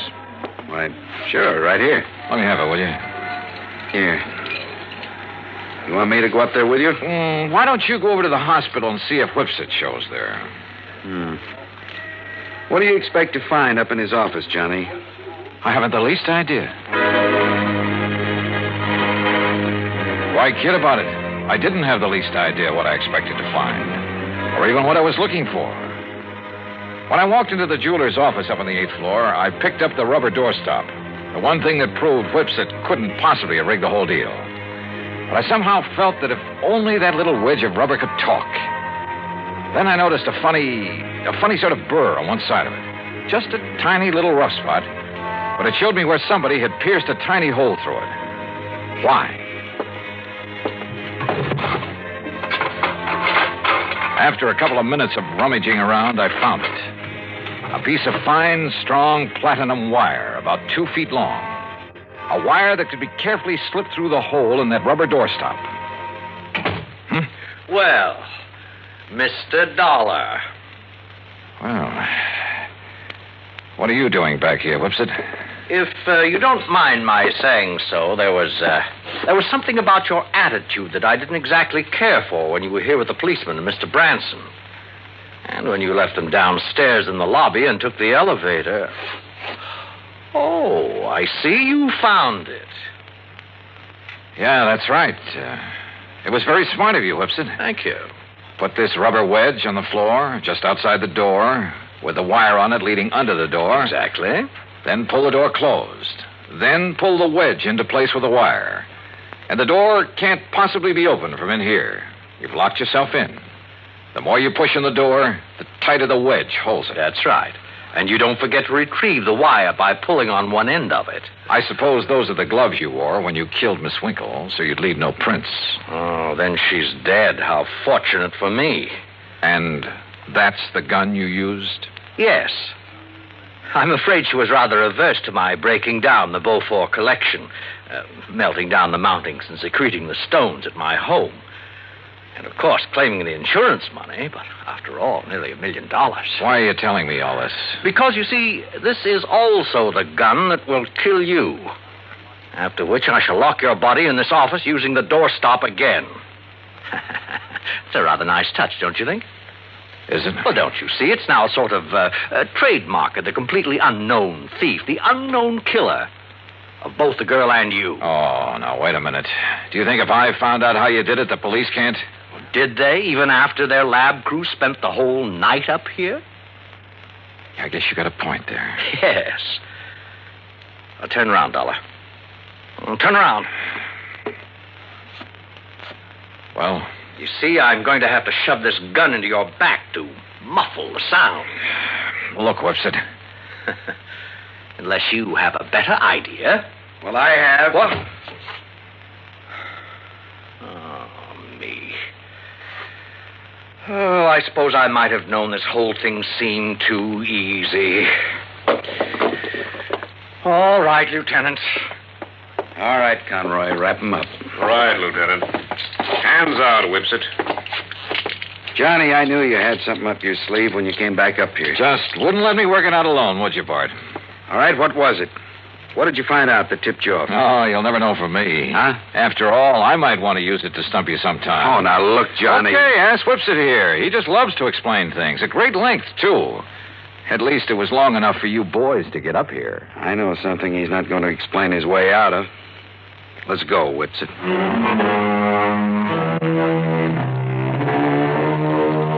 Harry, I think I'll have to figure out some way to pad my expense account even more than usual in cases like this. I mean, where a 38 slug nearly ends up in Mead.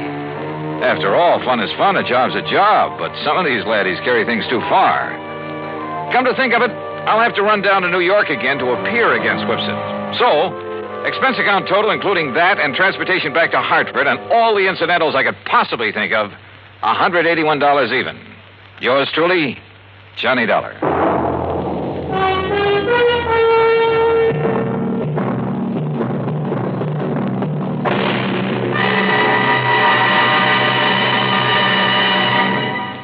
Our star will return in just a moment with the bigger, more everywhere.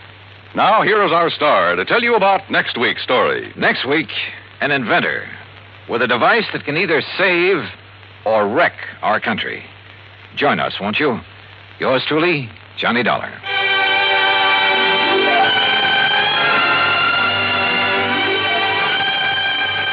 Yours truly, Johnny Dollar, starring Bob Bailey, originates in Hollywood and is produced and directed by Jack Johnstone, who also wrote today's story. From Hollywood, it's time now for Johnny Dollar. It is a joy to me heart to be hearing the voice of me lover boy. Meg McCarthy. Yes, and how could you tell from so far away and so long ago? Now answer me that. Oh, Meg, I'd recognize that soft, dulcet voice of yours anywhere. How are you? Oh, Johnny boy, I've got trouble. And where are you, by the way? Port Hopeful is the name of the place. Port Hopeful, huh? You just can't stay away from the sea and ships and sailing men, can you? And whose leg would you be after trying to pull now? Port Hopeful, Nevada. Nevada? Right out in the middle of the desert. Well, what are you doing there? And why do they call it a port? Them were the very same identical things I'll be telling you when you get here. And if you take to my advice, you won't waste no time along the way. There's trouble out here. Insurance trouble. Oh, what company? Western Life and Trust, they calls it. The very same identical company that's insured the life of this blessed man what's laying dead at me feet. Dead at your feet? Meg, you don't mean... Just a minute. If you're by way of implicating that I done him in, you're just an evil-minded, suspicious young... Oh, forgive me, sweetheart boy. Huh? Well, you was worried about me, wasn't you? Well, certainly, of course. God love you, but me skirts are clean. Now, will you get moving and come out here? Well, it kind of depends. Oh? And just what kind of fancy double talking is that supposed to... Oh, no, you don't. What? Get your dirty, filthy, conniving hands off. Meg, what's the matter? Take them bracelets Meg. out of here and you... Meg! Well, I Guess I was wrong, Johnny. I guess I am in trouble. Now. I'll grab the first plane.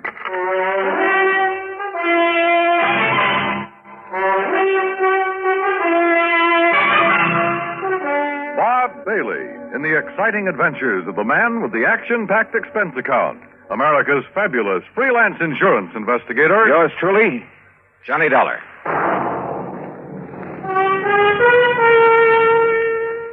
And now, Act One of yours truly, Johnny Dollar.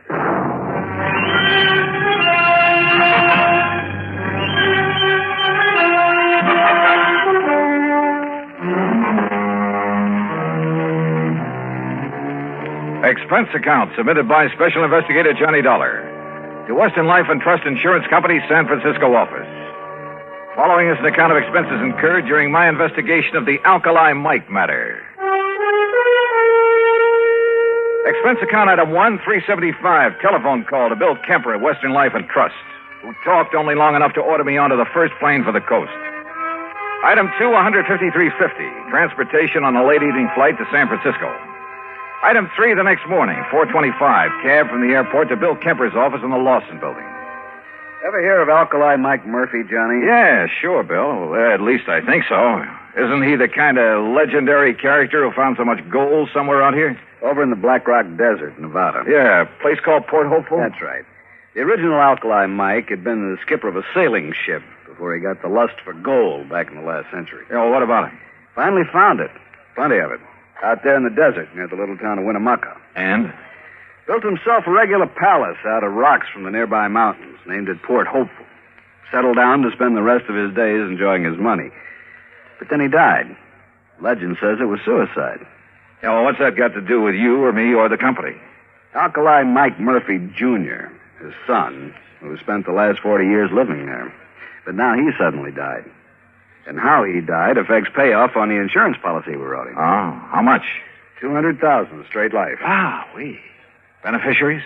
2 nephews, 1 niece, and an old housekeeper, all sharing equally, provided, of course, that one of them didn't help him on his way to the great beyond. And you think maybe one of them did? $50,000 apiece is a lot of money, Johnny. Which one? I'll grant you it's only a hunch. But if I were you, I'd make a pretty careful check on that housekeeper. Meg McCarthy? She's an old... Oh, yes, what do you know about this McCarthy woman? Oh, plenty, Bill. Then you think my hunch is right? No. Why? Because if it is, I'll handle this case for nothing. But according to the police over What's more, I'll quit the insurance business. Item 4, 1320, cab to the airport, plane fare and incidentals to Reno, Nevada. There I rented a car, that's item 5, and headed north and east on Route 40. After about 165 miles of nothing but sagebrush and cactus, I pulled into the town of Winnemucca. I dropped off my bags at the Motel Winnemucca, then headed for the local police headquarters. I was introduced to a Sergeant Otis Framley. There's no point in driving out to Port Hopeful, Mr. Dollar. We've got the number 1 suspect right here. Picked her up last night. Her? Meg McCarthy? Right. And you suspect her of what? Murder? If she didn't poison old Alkali Mike, I'll eat my shirt. Then you'd better decide right now if you want it baked, boiled, or fried. Where is she? In her cell. Come on. You mean you've got some reason for thinking she didn't do it? I know Meg McCarthy. Yeah, but don't you see she's the only one who was anywhere near him? Besides, look at the motive. Yeah, suppose you tell me about it. Well, she's only been out there at Hopeful taking care of him about 6 months. Yet she gets under the skin of the old codger enough to make him turn over a big hunk of his insurance money. And that takes care of motive, huh? Well, doesn't it? Let's go talk to Meg. Now, look, she's a pretty tough customer when she wants to be, so... She's a pretty tough customer.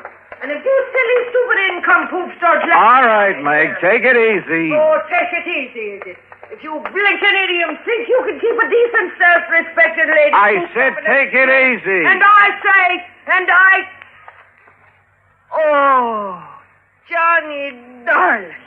Me ever-loving boy. Hi, Meg, you old rascal. Sweetheart, I knowed you'd come to save me out of this horrible place. Yeah, well, that pretty much depends on you, on what you're able to tell me about this whole thing. You bet I'll tell you. Only, Johnny.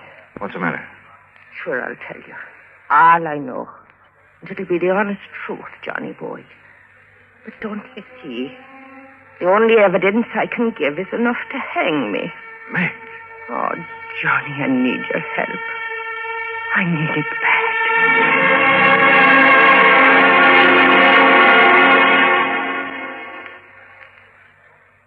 Act two of yours truly, Johnny Dollar, in a moment.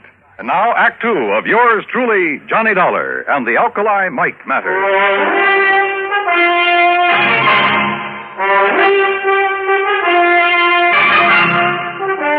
The sergeant left Meg McCarthy and me alone there at the jail in Winnemucca, Nevada.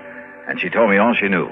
Johnny had just plain got fed up with all the noisy, roistering, drunken sailors that used to come to my fancy cafe back on the East Coast.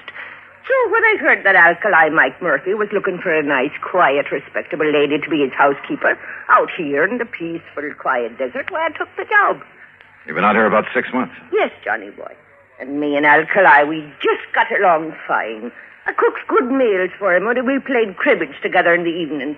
And it got me a real bang out of keeping that old palace of his all neat and tidy for him. Yeah, sure. But now, Meg, I understand he named you as a beneficiary of his big insurance policy. I told him I didn't want it. And besides, I have plenty of money of me own from selling out me cafe back east. Do you know the other beneficiaries? Huh? Do I know them? Them nephews and that niece. Just hanging around waiting for him to die these last 20 years. That's all they've been doing. Except maybe Edgar. Edgar? Edgar Murphy, the oldest nephew, the nice one. He has a fine job over to the bank in Lovelock. And the others? Margaret! Oh, she's a disgrace to me fine old name.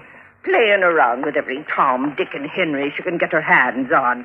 Looking for the one with the most money so she can snag him and live the easy life. Where is she? It's for Danny. Well, he's another no-count. Spends all his time horsing around and gambling. Where are they now? Up to Port Hopeful, where else? Each of them trying to chisel the others out of all the fine furniture and old silverware and lovely china. You know, when the estate gets settled. The sneaky, snivelly... All right, Meg, all right. If I'm going to try to help you, there are some things I have to know. I'll tell you everything, Johnny boy. How did Alkali Mike die? Poison, the doctor said it was. In something that he ate. And who could have given it to him? There's the trouble, darling. Huh? I was the only one with him. I was the only one ever touched his food.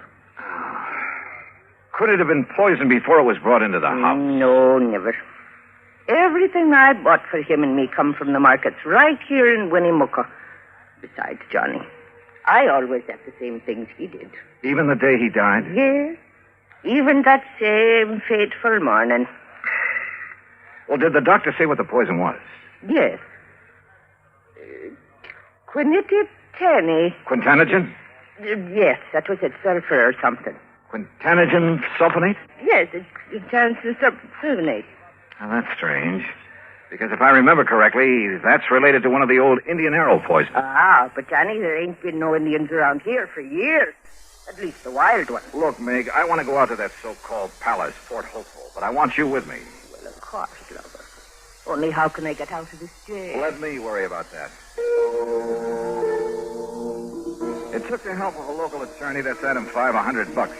But I managed to get Meg out of the clink, as long as Sergeant Framley stayed with us, that is. We headed out across the desert over a road that should have been traveled only by jeep. And finally, after about 60 miles of it, we came into a bare, rocky valley.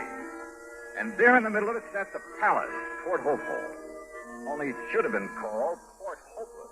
Ain't it a beautiful spot, Johnny boy? It was an atrocity, a huge, rambling jumble of native stone badly cemented together. There were almost as many doors sagging on their hinges as there were windows, as though the whole place had been put together one room at a time. Windows were set in at cockeyed angles, and most of them were dirty. 3 fairly new cars were parked out in front. The relatives, Dollar. They've been here ever since the old coot died, like a bunch of buzzards. Vultures. Yeah, I know what you mean. Well, come on, let's go in. Yes, and see how they've messed up our lovely palace whilst I've been languishing myself away in that hoot car. Hey, look, Sergeant, if old Alkali was murdered... Of course he was. How else would he get that poison?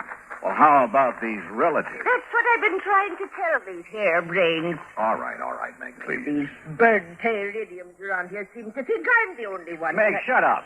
Yes, dearie. You know I loved you when you talked to me like that. Just like my dear departed husband, God. Yes, all right. Well, what about it, Sergeant? Oh, you mean his own kin? No, Mr. Dollar. People out here in this part of the country have too much respect for their own kin. Even when there's a lot of money involved? Yes, I even go so far What do as you mean, Sergeant, bringing that killer back here?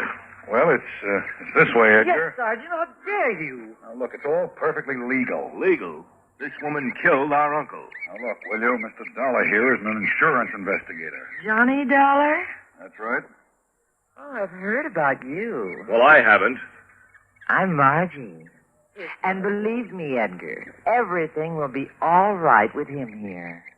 Won't it, Johnny? Will it? I'm sure it will. We'll see. You want to come in? What do you mean, do we want to come in? You think we're going to stand out here on our feet all day? Why don't you drop dead? Oh, blatherskite. All right, Meg. Come on. Sit down, Johnny. Here. Incidentally, where's the other nephew, Danny? I'm Danny Murphy Dollar, and I agree with Ed. You've got no business bringing that old witch that murdered our uncle back into this house. Oh, that's all? She had no business ever being here. Chiseled her way into his affection so she could cut in on whatever dough he'd leave. And then to make sure he'd leave it in a hurry, she knocked him off. Uh-huh. Wouldn't that same reason make all three of you want to see him out of the way? Now, just a minute. Just take it easy, Danny. Well, what do you mean, take it easy? He's practically accusing us of killing Alkali. If the shoe fits, Danny boy. Why, you dirty... You lay one hand on Johnny Dollar and I'll tear your eyes out from limb to limb. Okay, Meg. Meg! Yes, darling. Mr. Dollar's right, Danny. Margie, and you know it. You know it as well as I do. Sure, we wanted him gone. We wanted his money, that insurance. If Danny here hadn't talked him into that insurance, we wouldn't even have that to look forward to. Well, can you blame us, Johnny, for not wanting her to share it? But she will. Unless you can prove she killed your uncle. What's she ever done, knowing him for only a few months, to make her deserve a share? Margie, I suspect Meg is the only one who showed your uncle any kind of care and consideration in years. Well, what did you expect of us? Mr. Dollar's right. Why kid about it?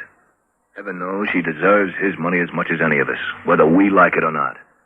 The fact remains, Dollar, somebody killed our uncle. And you've all carefully made sure that Meg would be suspect. Well, yes. Johnny. Look, I'm going to play a hunch that maybe he wasn't murdered at all. But the evidence, Dollar. What evidence, Sergeant? He was poisoned. Yeah, all right, we'll accept that. But I'm still going to play that hunch.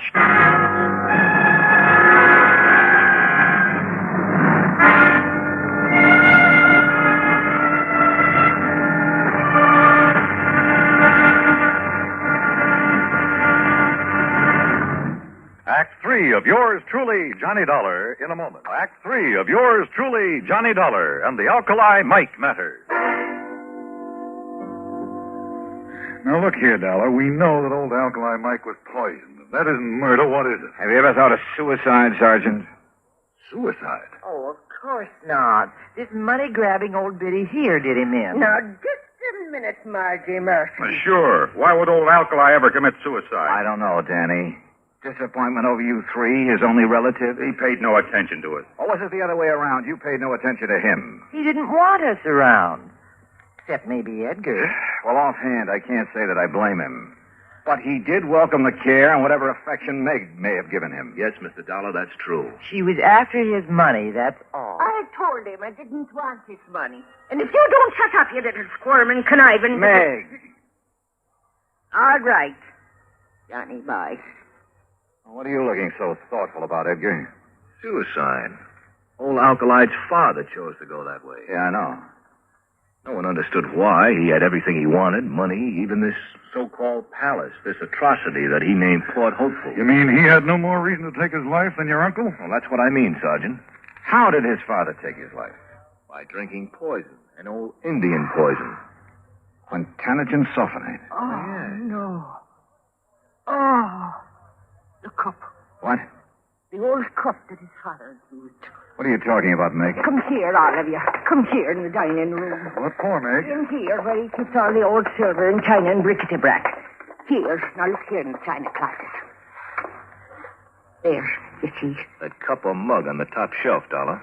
Is that the one his father used to drink the poison? Yes. But it's never been used since. Oh, no, Mr. Edgar, that's where you're wrong. What? Oh, saints preserve us. This is terrible. What is it, Meg? Get to the point. Yes, Johnny, but it scares me. Well? Every night after his dinner, Alkali, God rest his poor soul, he'd have his whiskey from one of the clay mugs on that shelf, a different mug every night. Yes, that's true. Except that never would he touch that one. The lavender one. Well, so what? Called it the death cup. Only he joked about it. But then the night before he died, he talked about it again. Let me see that mug. Well, I'll get it for you. He said it was making a superstitious old fool out of him. Here. He said his father drank from it and died. But that he would drink from it and live. That he'd show he weren't superstitious about it. Oh. Good heavens, look here. And I poured the drink for him. What is it, Dollar? Yeah, what is it? The heavy deposit in the bottom of this mug. Hard as a rock. But still the poison? Yeah. The same deep purple color of quintanogen sulfonate. After 40 years? Oh, I tried to wash it out, Johnny, before and after use. Oh, water wouldn't touch that stuff. Oh, that's why I thought it was part of the clay. But the alcohol in this whiskey would. Oh. It released enough of that poison to kill him. Oh, if only I'd have known.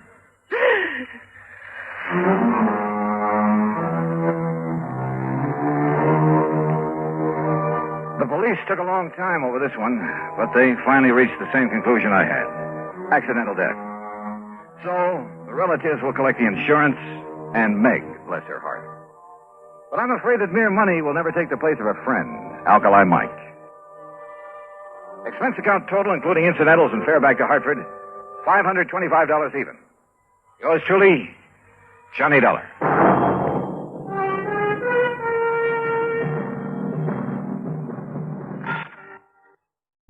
Pat McCracken, Johnny, Universal Adjustment Bureau. Oh, hi, Pat. What's on your mind? A beautiful model, name of Dorothy Blair. Ooh, hey, wait. The girl with the $1 million face? That's the one. Well, you probably got company.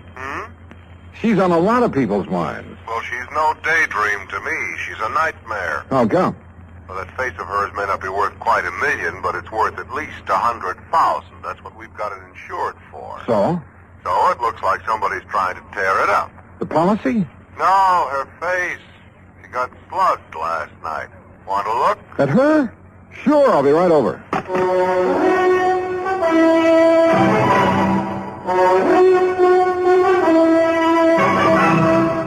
Bob Bailey in the exciting adventures of the man with the action-packed expense account. America's fabulous freelance insurance investigator. Yours truly, Johnny Dollar.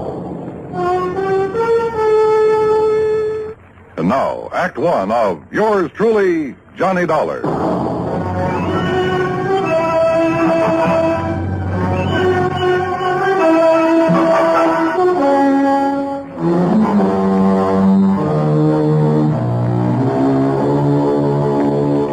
Expense account submitted by Special Investigator Johnny Dollar to the Home Office, Universal Adjustment Bureau, Hartford, Connecticut. Following is an account of expenses incurred during my investigation of the model picture matter. Expense account item 1, $1.20 for a taxi from my apartment to your office, Pat, where I picked up Dorothy Blair's address, then headed for New York. That's item 2, $36.20. I arrived at her apartment just as the doctor left. Even with a couple of bandages on her face, I think you got a bargain, Pat, insuring it for only $100,000. I guess I'm lucky, Mr. Dollar. My doctor says there won't be any permanent scars. Well, just what happened, Miss Blair? Well, I came home last evening about dinner time. I opened the door to my apartment here and started to reach for the light switch, then suddenly I saw a shape beside me in the dark. And? Before I could do anything, he hit me on the side of the head. I think it was a gun. It stunned me and I fell to the floor. Then what? I remember hearing the door slam. When I could get on my feet and turn on the light, whoever it was had gone. I see. You think it could have been a burglar looking for money or valuables? I don't think it was a burglar, Mr. Dollar. You mean you have some idea who it was? Well? Jerry Dunsmuir. Who's he? A fashion photographer. A creep, Mr. Dollar. Oh? The real article, believe me. They ought to put that guy's eyes in jail. You modeled for him before. About a year ago.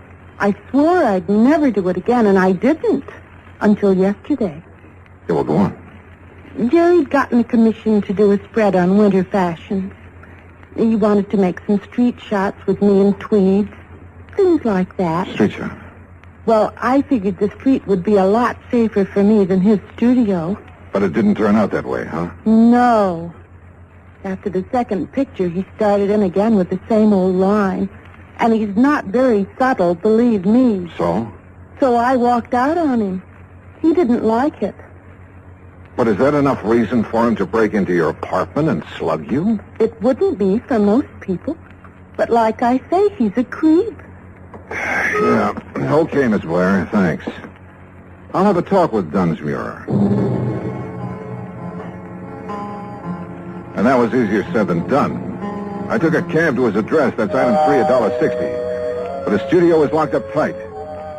So I contacted my old friend, Detective Lieutenant Al Rico at 18th Precinct Headquarters. You think you got troubles, Johnny? Try some of mine on for size. Oh, like what, Al? Like an unsolved murder I got tossed in my lap. Oh, that one I've been reading about. The girl up in... Yeah. Edith Summers. No lead. Sure, a real fat lead, except it's no good. Her ex-boyfriend, Ed Chatsworth. Lots of motive, but no case. Alibi? Airtight. So I got troubles. Now tell me yours. Mine? Well, I'm trying to get a lead on a fashion photographer named Jerry Dunsmuir. Dunsmuir? I never heard of him. How come you're interested? Dorothy Blair got slugged last evening. Oh, yeah, the girl with the $1 million face. I heard about it. She thinks Dunsmuir might have done it. I went up to his studio to have a talk with him, but it was locked up. Well, I'll have her files checked, but if we had anything hot on him, I think I'd remember. Yeah. Well, it was just a chance. Excuse me. Rico. What? Yeah. Okay, I'll be right down. That was about your Jerry Dunsmuir, Johnny. Oh? A couple of my boys have found him. Great. Yeah. They found him floating face down in the river. Act 2 of yours truly, Johnny Dollar, in a moment. And now, Act 2 of yours truly, Johnny Dollar, and The Model Picture Matter.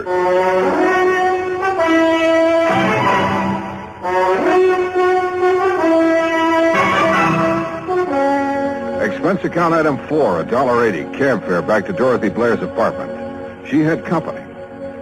I'd like you to meet Edward Chandler, Johnny. Hi. Glad to meet you, Mr. Dollar.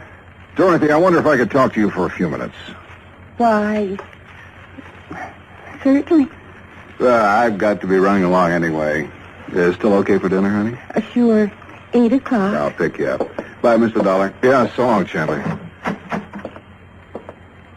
Dorothy. Did you talk to Jerry Dunsmuir? Now, look, you say Dunsmuir tried to get a date with you when he was taking some fashion shots of you on the street yesterday. That's right. He was pretty persistent about it. That's putting it mildly, John. And you think Dunsmuir is the one who was hiding in your apartment and slugged you last evening? Yes. I think he must have been the one. Why, who else could it have been? And why are you asking me all this again? There's nothing you haven't told me, Dorothy. Of course not. Why? Well, the police just fished Dunsmuir's body out of the river. He was murdered?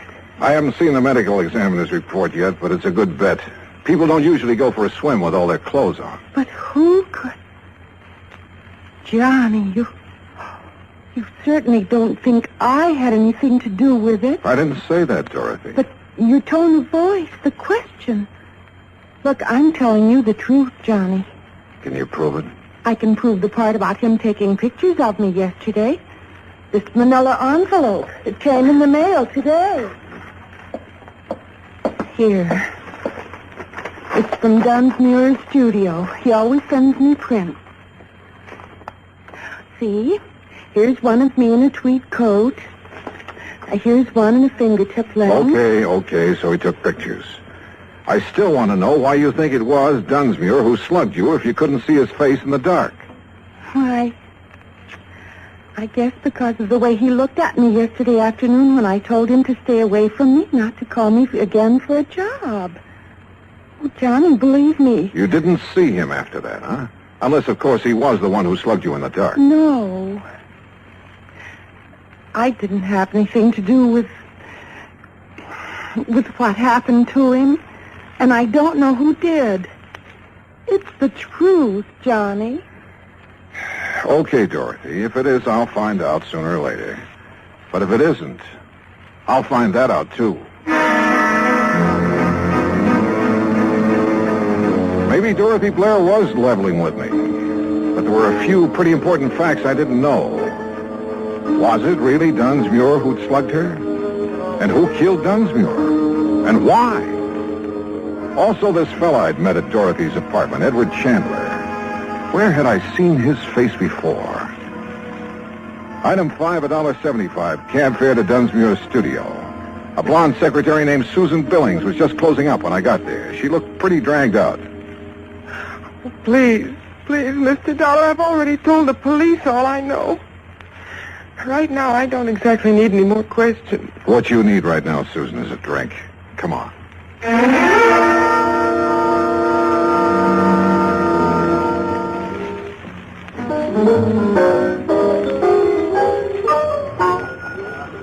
Feeling better, Susan? Oh, yes.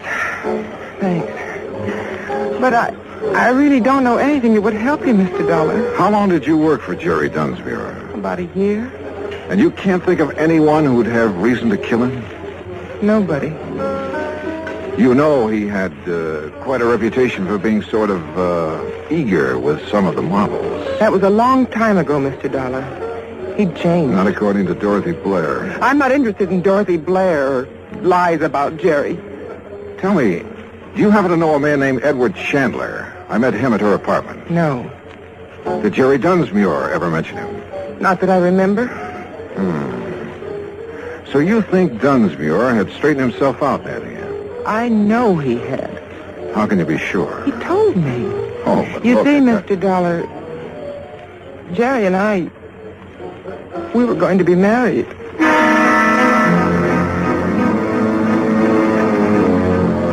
Either Dorothy had been lying to me about what kind of a guy Dunsmuir was, or else Susan had been living in a dream world. Either way, I was fresh out of leaves.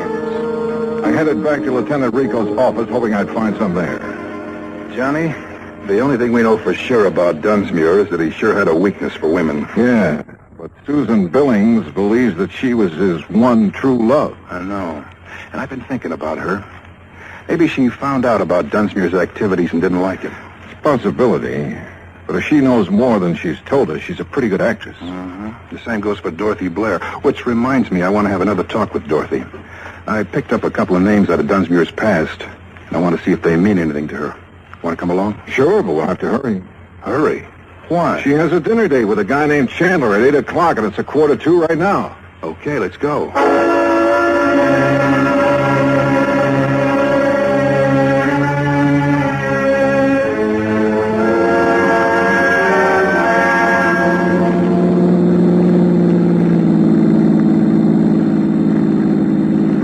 Her apartment house right ahead. Wait a minute. Isn't that Dorothy coming out the front door? Yeah, with Chandler. Come on, we can still catch them. Hold it. What's the matter?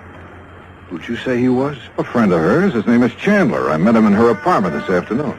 Johnny, remember when you came to see me today, I told you I had a murder case in my lap? I mean, before the Dunsmuir murder? Sure, a girl, Edith Summers. I told you her ex-boyfriend was the logical suspect, except that he had an alibi. Ed Chatsworth.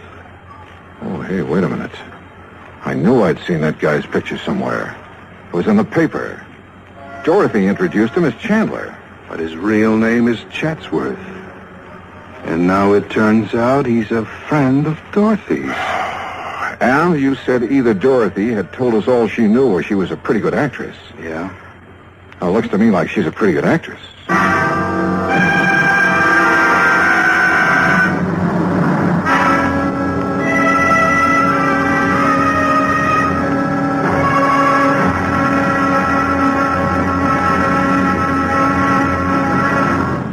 Act 3 of yours truly, Johnny Dollar, in a moment. Act 3 of yours truly, Johnny Dollar, and the Model Picture Matter.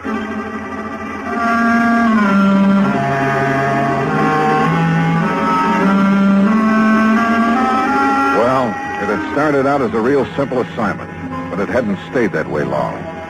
All of a sudden, we had 2 murders on our hands, and it looked like there was a connection between them.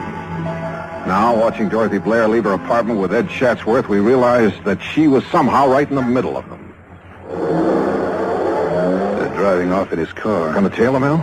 That won't be necessary. Ever since I questioned Chatsworth about the Edith Summers killing, I've had a tail on him. No, Johnny, what we better do right now is start putting some pieces together and see what they add up to. Okay. The first victim was Edith Summers. Killed in her apartment, the Blackton Arms. And you figure that her ex-boyfriend, Ed Chatsworth, had the motive. Well, we heard that Chatsworth wanted to drop her, but she wouldn't drop.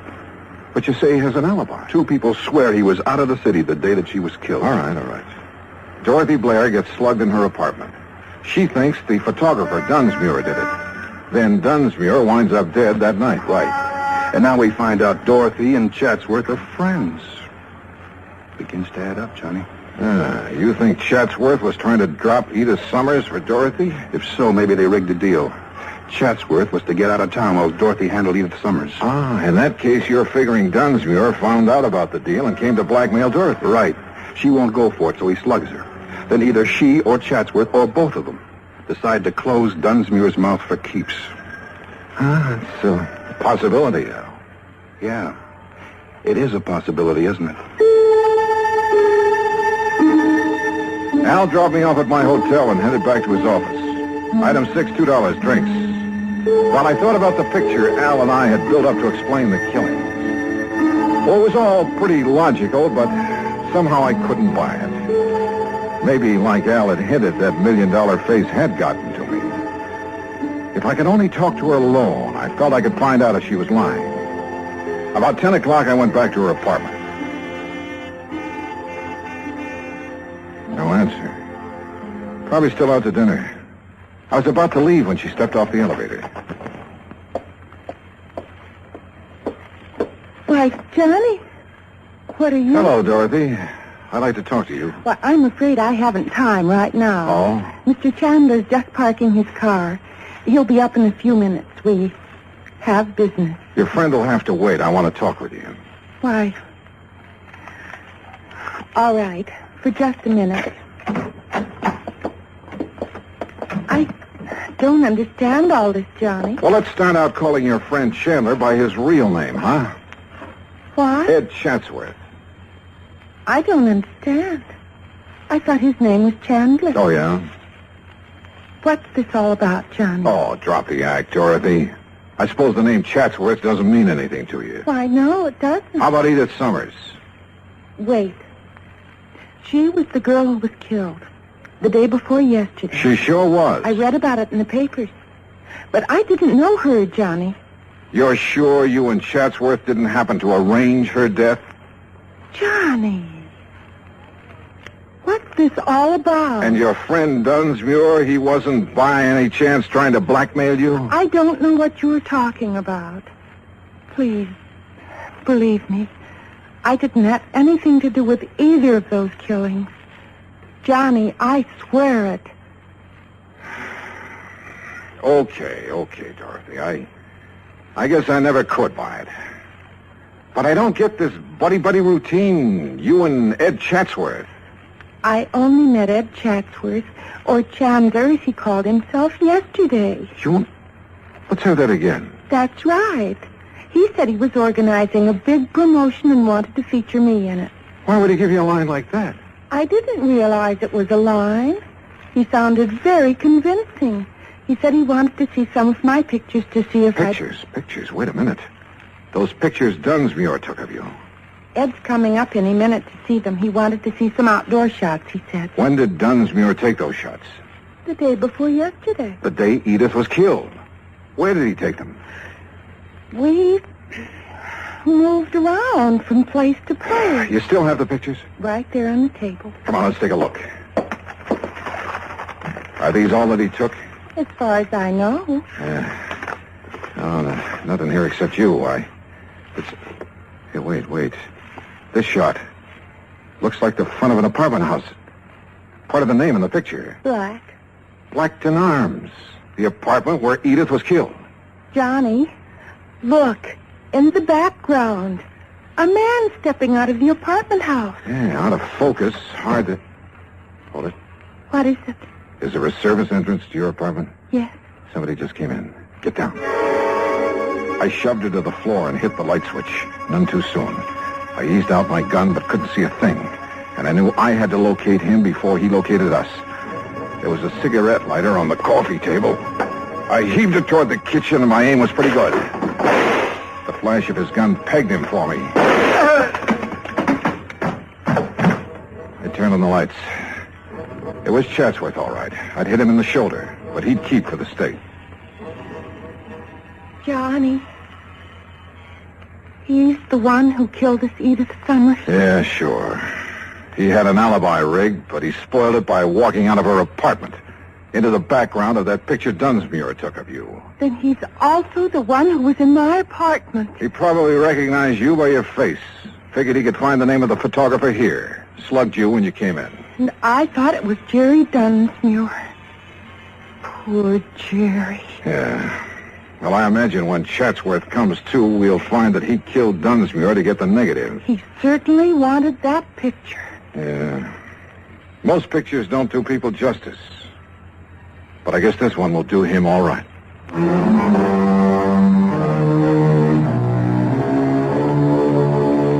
Item 8, $36.80 transportation back home.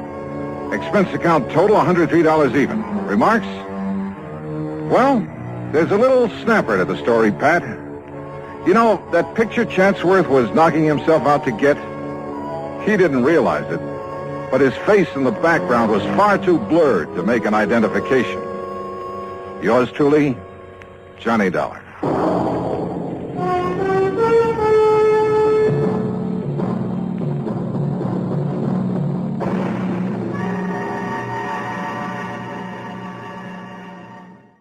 From Hollywood, it's time now for... Johnny Dollar. Howdy, Mr. Dollar. My name is Jake Denham. I own a cattle ranch out here in Craig, Colorado. How'd you like to come out here and see me? Colorado? That's right. I have a policy with one of your companies, Tri-Western, office over in Denver. Well, what seems to be the trouble, Mr. Denham? Trouble? Oh, nothing like that. Not at all. Then why have you called me? Well, you see, the brand I use in my beef cattle is a Lazy JD. Yeah, you said your name is Jake Denham. That's right. But JD is your initials, too. Oh, yeah. Yeah. And the lazy part fits me to a T. But now why have you called me? Well, you see, I listen to your radio program every week. All those insurance cases you handle all over the country. Glad to hear it.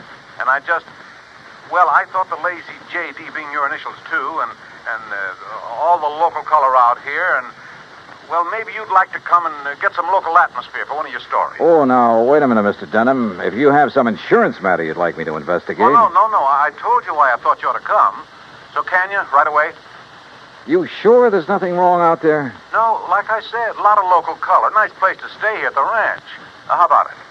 Well, I've a couple of days' work on some reports to finish up. Then right after that, huh?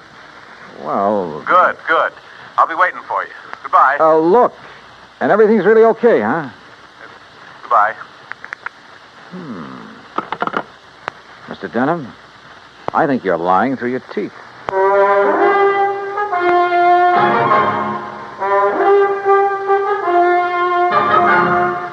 Bob Bailey in the exciting adventures of the man with the action-packed expense account. America's fabulous freelance insurance investigator. Yours truly, Johnny Dollar.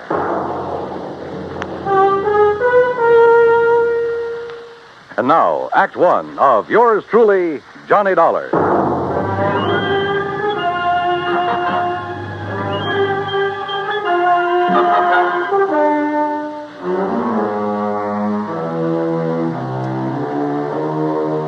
Expense account submitted by Special Investigator Johnny Dollar to the Tri-Western Life and Casualty Insurance Company, Home Office, Denver, Colorado. Following is an account of expenses incurred during my investigation of the bum steer matter.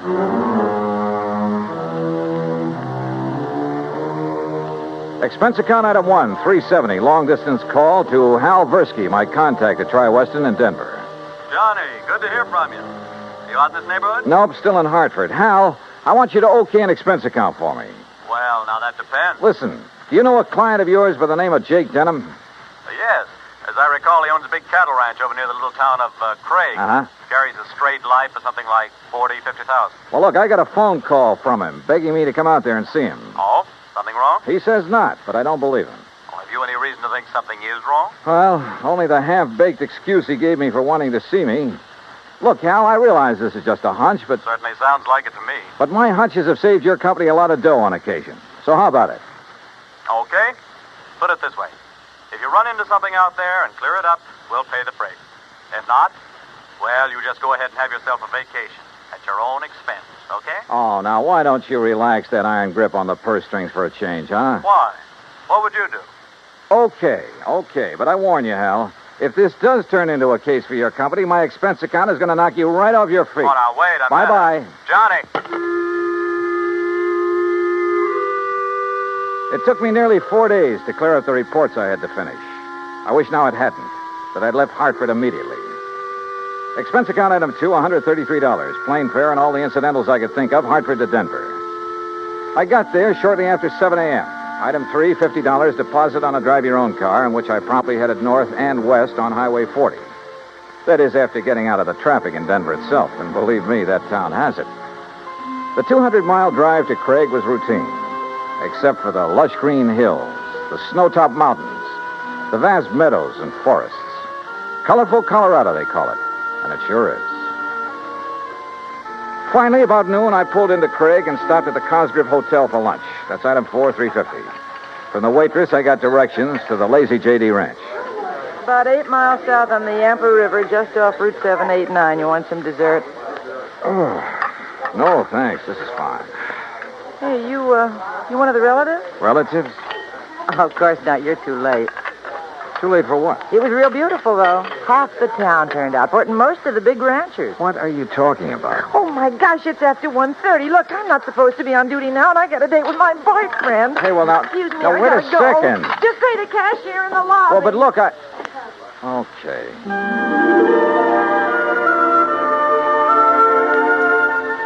I paid my check to the cashier, went out to my car, climbed in, and headed for the YTJD.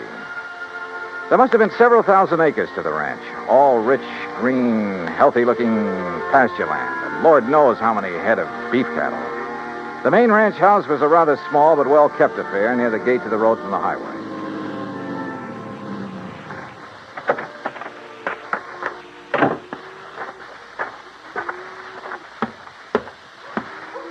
And then I saw it.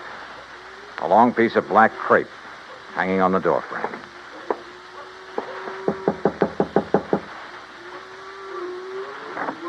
Yes? How do you do? My name is Dollar, Johnny Dollar. Oh, Johnny Dollar. Why didn't you come before? What? He begged you to come, didn't he? To come right away? Mr. Denham? Yes, but I Then told why him... didn't you? You might have saved him. Saved him? Yes, saved him. We buried him this morning. And I think he was murdered.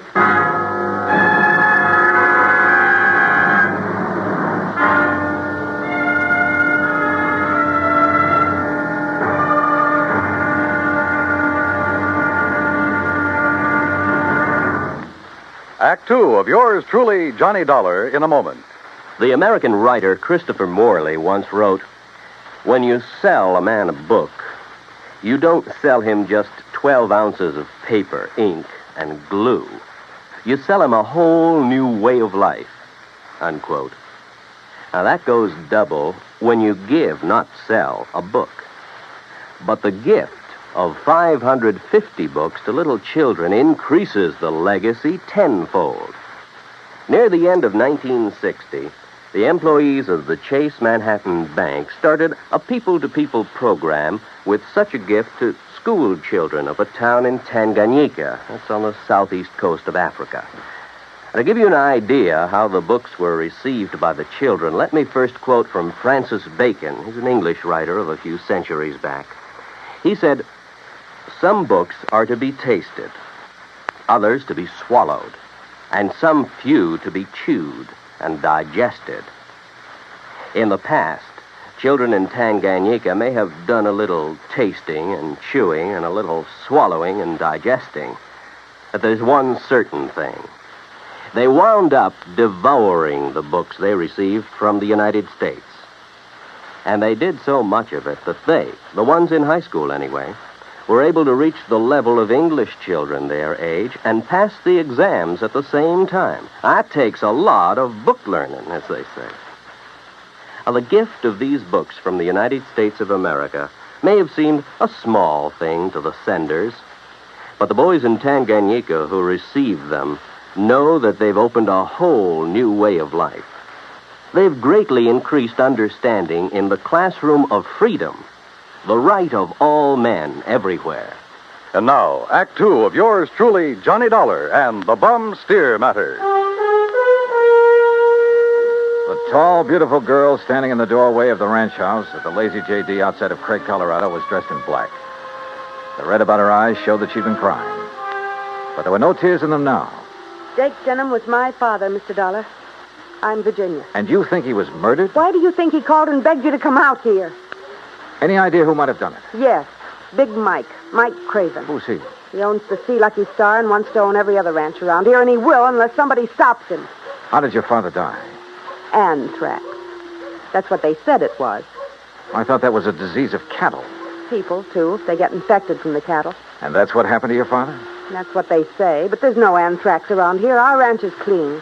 Look, let's go inside and sit down and talk about this. Sure, I'll talk about it. Only somebody will listen. And here, John. Oh, thanks. Are you, all alone? Now that Dad's gone, he and I ran the ranch. Now it's up to me. Sit down. Thank you. Virginia, were you trying to tell me out there that you think somebody tried to infect your herd with anthrax? What would you think? Who was your father's doctor? Dr. Regis Ross from in town. Who are you? Well, my name is Dollar, insurance investigator. Say, you fellas act pretty fast, don't you? Sometimes. Feeling all right now, honey? I guess so. I told the hands that you're in full charge now. They'll take their orders from you. Or from me. Or from... Sure. Sure, I guess that's best. Thank you, Pete. They might as well get used to it, because after we're married... Look, honey, why wait any longer? I know this is a bad time to talk about yes, it, but Pete. I also know, and you know, that this is no time for you to try to go it alone. But what about your medical school? I'll give it up. This is a lot more important than... Well, you're a lot more important. Oh, look, Jenny, you stalled me for a long, long time. I know, Pete, because Don't you see I can run this ranch alone? No. You need me, honey. And I'm here to help you. Do you know how Dad felt? Sure. That all I wanted was this ranch. The same as he felt about anybody else who ever came here. Just who are you, Pete? This is Pete Kermer, Johnny, my fiancé, I guess. That's right. Didn't I see a Kermer ranch on the way out here, a small one? That's right, my pa's. He's Carl Kermer. Well, what do you think caused the death of Virginia's dad? Just what everybody says, Mr. Dollar. Galloping anthrax from that Hereford. Then why did he send for Mr. Dollar to come? I'm afraid we'll never know, honey. Well, I do. It's because he knew something was going to happen to him. Where is that steer now? Buried. On orders from the vet and the state inspector.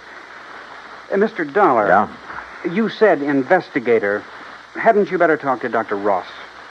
Yeah, I guess so. Want to let me have his address? Sure.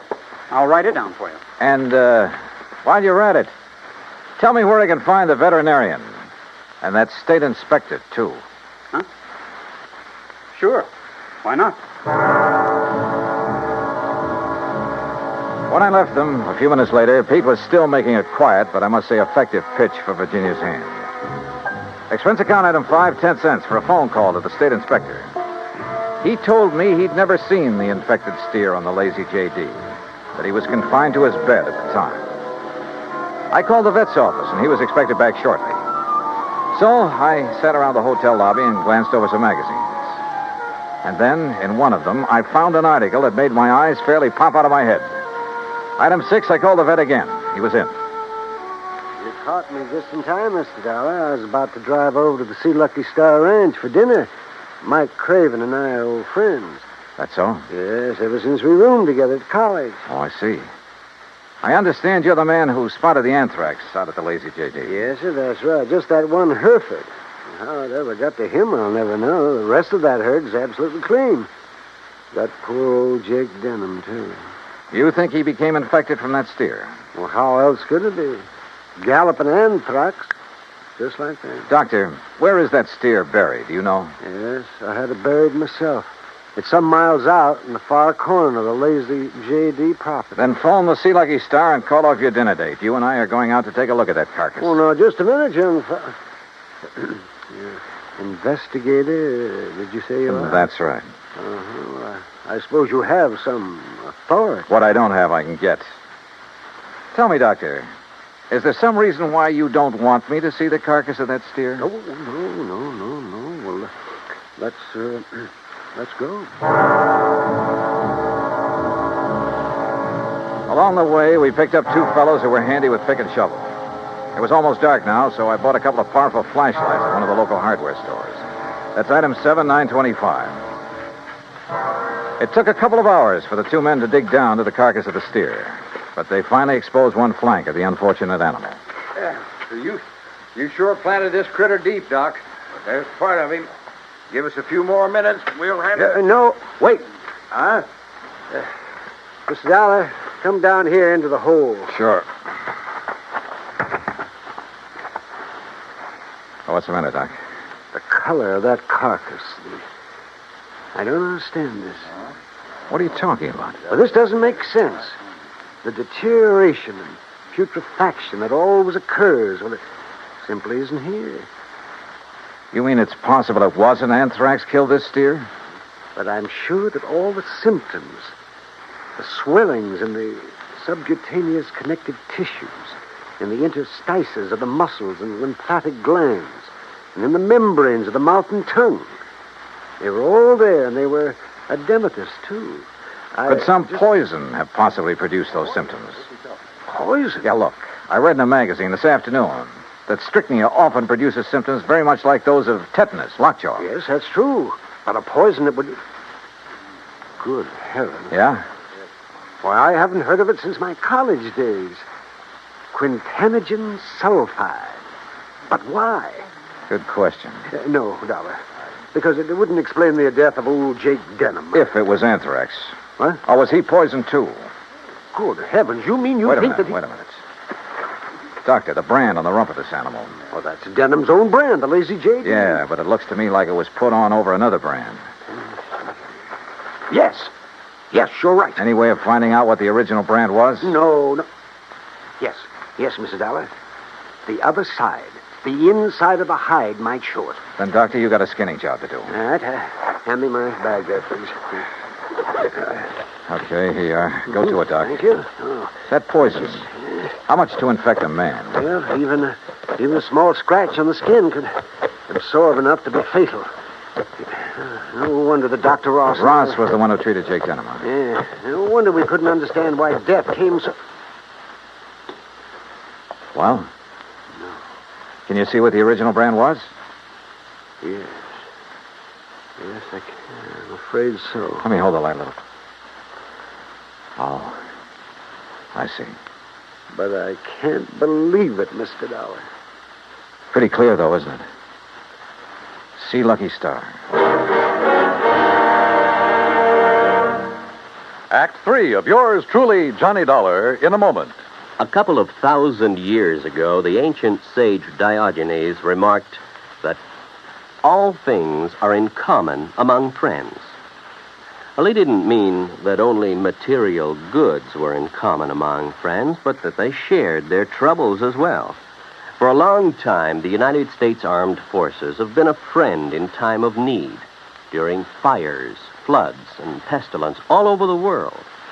Many peoples of the earth have come to believe in the friendship which the U.S. military personnel have spread for so many years, and the calls for help they answer in time of personal emergency, a response which has always been immediate. Not long ago, a Korean Buddhist nun was suffering from beriberi, an advanced form of acute malnutrition. But she was living in an isolated monastery deep in the Korean hills and valleys. Her sister nuns contacted the nearest Army Signal Corps relay station, and wheels began turning. In no time, an Army helicopter landed at the station's helipad. American soldiers carried the stricken nun to the copter. She was flown to a waiting ambulance and whisked away to the hospital.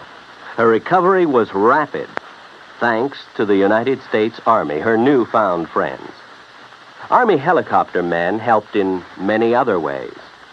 Over the 108 islands of the Ryukyus that spread from southern Japan to northern Formosa, Army helicopters are constantly whirling their blades as they hop from one island to another on missions of mercy. They bring food donated by American women on Okinawa, or they bring vital medicine to save a life. They also bring friendship and understanding and freedom, the right of all men everywhere. And now, Act 3 of yours truly, Johnny Dollar and the Bum Steer Matter.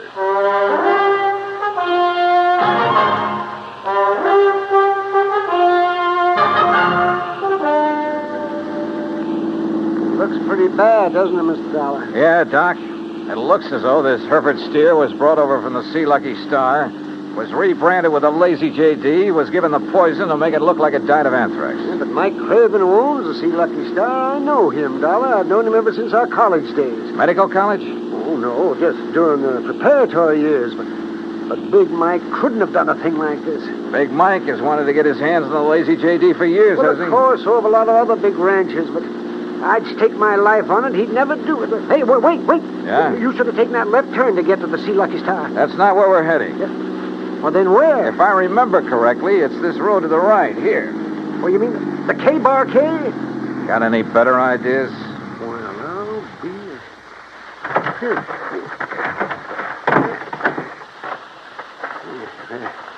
The ranch house is dark. It won't be for long.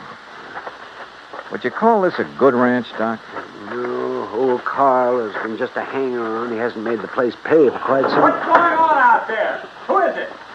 Johnny Dollar, Pete. Oh? I want to talk to you.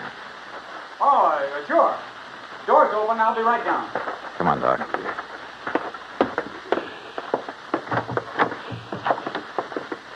Let's see if I can find the light switch. This flashlight will do. And we're going on upstairs. Huh? Wait down there. I'll be right down. We'll be right up. Well, now, wait a minute, if you don't mind. Wow. Nice place you have up here. Look, I asked you to wait down. Dr. Cummings. I'm sorry, Peter, but this... How'd you make out with Virginia Denham, Pete? Convince her to marry you? That's none of your business, Mr. Dollar. Now, just what do you want? Pretty nice ranch to get your hands on, that Lazy JD. I beg your pardon. Combination bedroom and study, huh? As Virginia told you, I've been going to college. Yeah, medical school. Nice set of books you have here. Of course, I'll have to give that up now. Well, you're going to have to give up a lot of things. What? Where did you get it, Pete? What was the name of that stuff, Doctor? Quintanogen sulfide. What do you know about... Well? I don't know what you're talking about. Then why the marker in this book on toxicology? Marker? That was a foolish thing to do, Pete. A dead giveaway. Yeah, I told you. I don't know what you're talking about. Yep. Right here. Quintanogen sulfide. I had never heard of it. You're lying, Pete. No. Giving it to that Hereford was probably a cinch. Listen, you... But how did you give it to Jake Denham? Dollar, that's something you'll never live to know. Oh, look, now wait a minute. Put the thing away. No. Now stand back. I said, look out, you... Stop! Oh, thanks, Doc. I guess he'd forgotten all about you until you landed that chair on his head. Yes. Now, I suppose I'll have to patch this... patch him up a bit. Oh, absolutely. He'll have to look nice for the trial, won't he, Doc?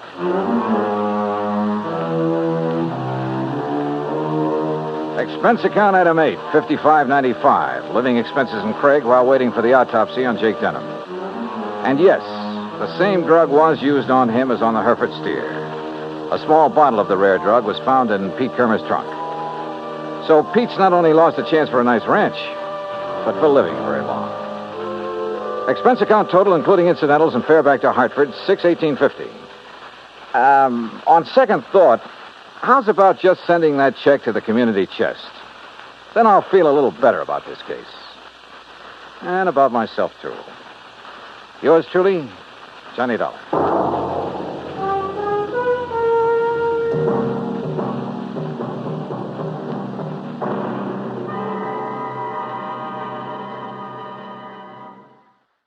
From Hollywood, it's time now for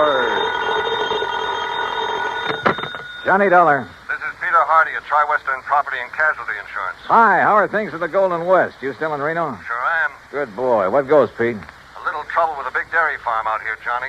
Armenian Dairies. Okay, Pete, tell me all. A year and a half ago in a fire, Armenian lost one of his silos. You know, one of those big towers where they store and cure a lot of chopped up corn and stuff. Yeah, I know. Cost us $21,000. $21,000 for a silo? This time it's a compound silo, and the claim is for $56,000. Oh. But I don't want to pay it. I don't blame you. Sure, because, Johnny, I think it was arson.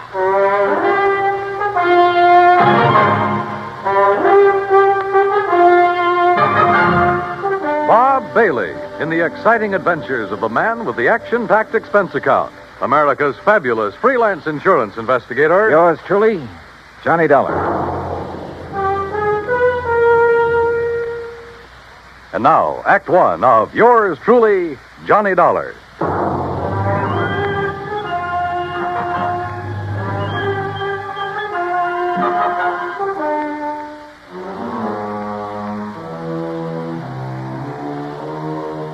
Expense account submitted by Special Investigator Johnny Dollar to the Tri-Western Property and Casualty Insurance Company, Reno, Nevada office. Following is an account of expenses incurred during my investigation of the Doubtful dairy matter.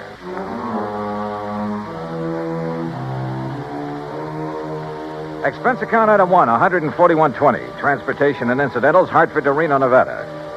It was about 9 a.m. when I arrived, so I checked into the Mapes Hotel, then walked over to Pete Hardy's office. Armenian Dairies is just north of here, Johnny, in Warm Springs Valley off Route 33. Well, then I'd better rent me a car. Or you can use mine. Now, Pete. How can I run up my expense account unless I have something to run it up with? Johnny, for once... Anyhow, the reason why these silos Armenian has are so expensive... Is that the owner's name, by the way? Yes, Aram Armenian. And I take it he's Armenian? Strangely enough, no. Now, he's had all his silos very specially built. Oh, how specially can you build a silo? Just a concrete base, a lot of long wooden staves to get the circular shape, and a good roof on top. Well, he has some trick with them inside. Like what? That's his deep, dark secret. But he claims it makes better silage for his cattle than is possible anywhere else in the world. And one of these things burned up a year and a half ago. The word exploded best describes it. Yeah. And as I said, cost us $21,000. And now the replacement has gone up in flames. Yes, day before yesterday. He filed the claim the same day. Well, why do you suspect arson? Did the local authorities find anything suspicious? No. But you go out and talk with Armenian, Johnny. And if you don't end up with the same kind of feeling I have, well, I'll leave my shirt. Expense account item 2, $50. Deposit on a drive-your-own car. Finding the Armenian dairy and ranch some 20 miles north of the city was easy. It was spread out all over the countryside. Hundreds of acres of well-irrigated, lush green pastures. Square in the middle of the ranch sat one of the cleanest, most modern dairies I ever saw. Aram Armenian gave me the grand tour, and I must say I was impressed. There was close to 200 well-kept Guernseys in the main barn, which was clean as a whistle. The milking machines, coolers, separators, clarifiers, and so on were the same. Yep, a prosperous-looking setup. Finally, Mr. Armenian took me out to where a small group of workmen were cleaning up what was left of his compound silo. As you can see, Mr. Dollar, only the concrete base is left. That must have been a pretty big silo, Mr. Armenian. That's the largest and most efficient in the entire West. Still, $56,000. Oh, the size had nothing to do with that. It was the inner construction, known only to Barnwell, the man who built it for me, and to myself, of course. What was so special about it? Principally a method of venting. Venting? Yes. It increases the phosphorus and lactic acid content. Well, I thought the point in the silo was to keep it pretty well sealed up. Venting within, Mr. Dollar. But that's all I'll tell you about it. It cost me $56,000 to have Barnwell build it. And I wish the company to pay my claim as quickly as possible, because I'm starting construction on a new one immediately. Of the same type? Oh, vastly improved type. Oh, then it was to your advantage to lose the old one. Just what do you mean by that? Your loss came at just the right time, didn't it? Now, just a minute, Dollar. With the insurance money, you can build a new and better one. And when it gets out of date, I suppose you'll have another fire. Oh, I see. You think perhaps these last two were deliberately set? Were they? Ridiculous. Is it? But if they were... Yeah? If they were, I certainly wouldn't know it. Oh, come on now. After what you've just said. And what's more, Mr. Dollar, I'm sure you'll never be able to prove it.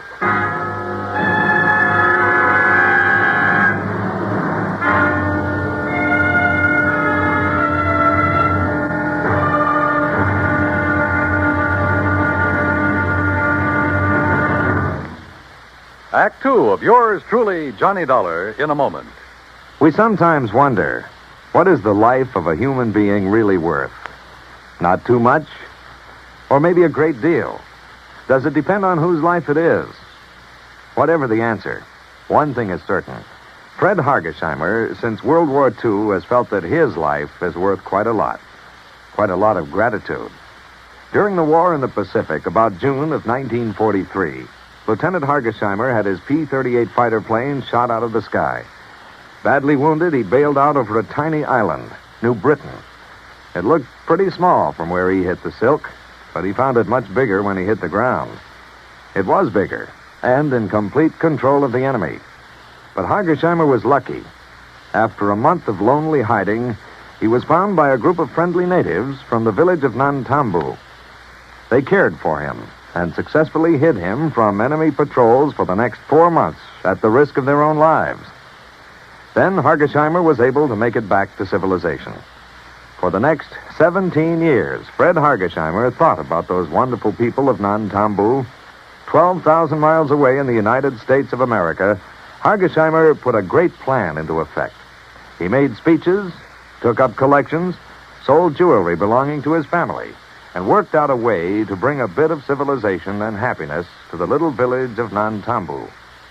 Needless to say, the villagers gave him a spectacular welcome upon his return. Fred Hargesheimer showed his gratitude to the people who had saved his life. But life is worth little without freedom, the right of all men, everywhere. And now, Act two of yours truly, Johnny Dollar, and the Doubtful Dairy Matter.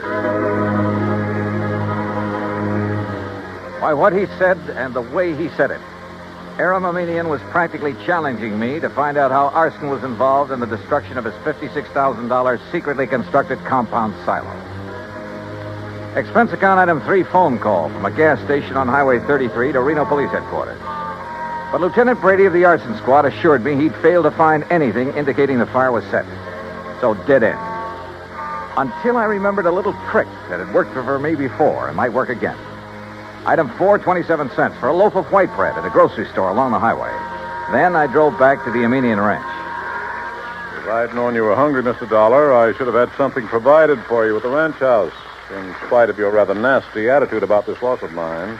Food is the last thing I'm thinking of, Mr. Armenian. Well, then why this loaf of bread, if you're not... Whoop! Now, let's see. Oh, now, surely you're not going to eat the piece that dropped in the ashes. No. No. Then get it out of your mouth, man. Well, mm-hmm. Whatever in the world are you doing, Mr. Dollar? Yeah, I knew it. You knew what? A sure test for kerosene, Mr. Armenian. What? Yeah, fresh bread dropped in the ashes of a fire even days after the fire is out. I don't understand. I can still taste the kerosene. And, mister, it makes things look pretty bad for you. Me? Oh, good heavens, man, you can't... Dollar, I resent this completely unfounded accusation. Go right ahead and resent. Or better still, let me get hold of a stenographer and you can dictate a confession. Get out of here. Want to do it the hard way, huh? Get off this ranch, Dollar. Now leave. Immediately. Sure. And I warn you, don't come back. Because if you do... Better be careful, Mr. Armenian. The kind of a threat you're about to make wouldn't sound very good in court. Get out. Get out. Out on the highway, I stopped at the Mobile gas station again and made another phone call. Item 5, another 20 cents. It was to my old friend Herb Carlbert, cashier of Reno's Farm Trade National Bank. It was past closing time, but he promised to leave a door open for me. So I grabbed a sandwich and a Coke along the way. That's item 6, 80 cents, including tip. Then at the bank, Herb led me back to his private office. Oh, sit down, Johnny. Tell me all about yourself. Yeah, later, Herb. We'll go out on the town and talk our heads off. Right now, I need some information. I hope you can tell me where to get it. Oh? Information about what? The Armenian Dairy. Or better still, Armenian himself. You know him? Oh, I certainly do. We're his bank. His happens to be one of the best accounts we have, especially in our investment department. You mean it's big? Plenty big. Like how much? Well, now, Johnny, I'll tell you this. If I had a quarter of his net worth, I'd have retired long ago. No big outstanding debts on his place? Anything like that? Not a penny. Aram's financial condition is as... Now, wait a minute. Yeah? That fire and explosion of his compound silo? Yeah, that's right. Herb, I found evidence indicating arson. Well, certainly aren't accusing him. Who else? Oh, no, you're wrong. Oh, now look, Herb, he filed that claim so fast. It's the most natural thing in the world for him. It's the way he does everything. Like paying his bills immediately on receipt. He works that way. You expect everybody else to. Well, he gave me the impression he wanted to collect quickly in order to have money for rebuilding. Of course. Rather than cash in some of his blue chip investments. Herb, somebody fired that silo. Well, it certainly wouldn't be Aram. You sound like you're in cahoots with him. What about his employees? From my impression of the man, They love him like a father. Every one of them. And if every employer was as generous as he is, there wouldn't be any labor troubles in this country. Well, the fact remains that somebody somehow stood to profit by destroying that silo, and the one before it. Well, I can't imagine who. Even his competitors like and respect the man. Or so they say. No, they do. He's helped them stay on their feet during hard times, developed new ideas and methods, then passed them on to them. Oh, the fact remains... Look, Johnny, I've had a rough day. How about a nice, cool, casual drink? Then we'll have dinner and take in the town. Item 7, 2130, for drinks and a good dinner back at the Mapes.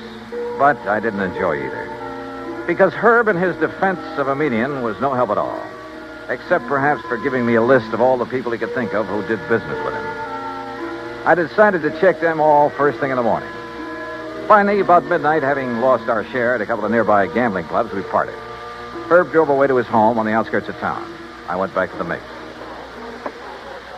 Take Mr. and Mrs. Kenworthy to room 314, boys. Yes, sir. What can... Oh, Mr. Dollar. Just my key, please. Certainly, sir. Here you are, sir. And I hope you enjoy a pleasant night's rest. Thanks. Oh, by the way, there was a gentleman here looking for you early this evening. Hung around quite a while. Said he'd be back. Oh, who was he? He didn't give his name, sir, nor did he wish to leave a message. Mr. Armenian? Mr. Armenian the dairyman?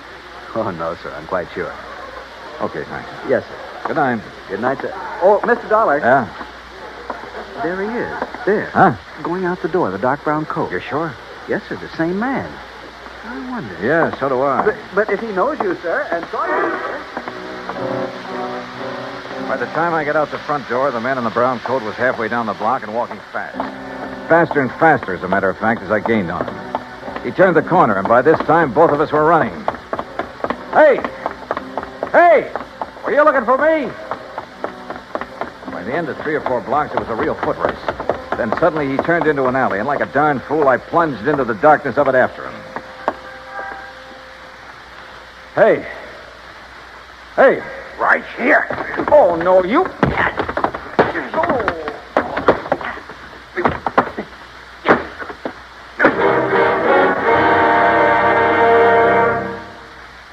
Act 3 of yours truly, Johnny Dollar, in a moment.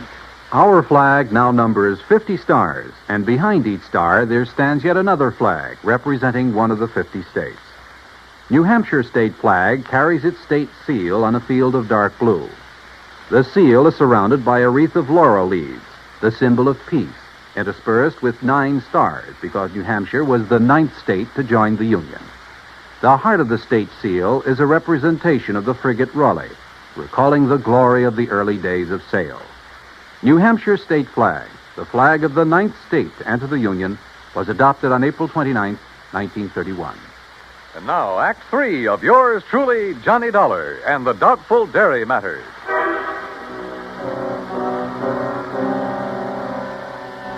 If it hadn't been for a big interstate moving van that drove into the alley where I'd been waylaid, well, I have a strong hunch I wasn't supposed to have lived through that beating. The truck driver, who absolutely refused a tip, incidentally, half walked, half carried me back to the Mapes. And the desk clerk had a doctor in my room within a few minutes. Terrible thing, Mr. Dollar. You're being attacked like this. And, of course, I'll have to make a report of it at the police. Oh, do anything you like, Doctor. Just get me patched up, will you? And you, easy now. You have no idea who could have done this to you. Believe me, I intend to find out. Judging by this swollen hand of yours, you got in some good licks, though, and whoever... What's the matter? Well, this is a very unusual ring you're wearing. Oh, some kids in the YMCA gave it to me a couple of years ago. I helped them with the softball team. Oh, yes, of course. That's the Y insignia. Yeah, one of them made it. And the 3 raised points stand for spirit, body, and mind. Yeah, that's right. Well, now, if you just... Oh, wait, what's that for? To make sure you get plenty of rest. Oh, no, Now, wait, Doc. I'm the doctor. Roll up your sleeve, please. Here, I'll do it. Look, if this shot leaves me groggy in the morning... You wake up feeling fine. There you are. Incidentally, that ring... Listen, before you notify the police... Ooh, hey, this shot works pretty fast. Yep. As I started to say, if that ring of yours didn't leave a mark on whomever you defended yourself against out there in the alley, I'll be very much surprised. In a few seconds, I was out like a light. But then a whole set of weird dreams began to plague my somewhat battered mind. And questions about who had attacked me and why. Only the why was only too obvious to keep me from finding an arsonist who... who probably bore the mark of my ring on his kisser. I thought of the names Herb had given me and his insistence that none of them could be guilty. Wait a minute. There was one name he hadn't mentioned, but a median had, of one man who stood to gain a lot by the destruction of the silos. Or maybe it was just a crazy hunch, part of the wild dreams that came from the beating I'd taken. In any event... In the morning, as soon as the bank was open, I was in Herb Carlbert's office again. Well, yes, he has an account here, too, Johnny. At least he did before. How about loans? Has this man we're talking about taken out any loans? Well, yes, but, Johnny, you know I can't... Yeah, I know. The fact remains he's pretty hard up for dough, isn't he? Well, I didn't say that. Although, of course, if that's the conclusion you choose to draw... Tell me this. He owes the bank money now, doesn't he? Yeah. All right. Did he also owe the bank a lot of money about a year and a half ago? Johnny. Yeah. Well? Johnny, you're right, but who would have suspected? And when you consider that Aram Armenian is the one man who has given him money for all the work he's... I can't believe it. Herb, it started out as a pure hunch, but right now I'd bet my... Where can I find him? Well, if Aram plans to go ahead with new construction, he's probably... Sure, out there at the dairy. You want to come along? Well, maybe I'd better after the way Aram threatened you. I guess I owe him an apology for the way I tore into him. Let's go. Johnny. Yeah? What if we're wrong? What if this man we think is the arsonist... Will you agree that the firebug is the same man who attacked me in the alley? Well, I suppose so. Then we'll soon know. Because believe me, he's a marked man.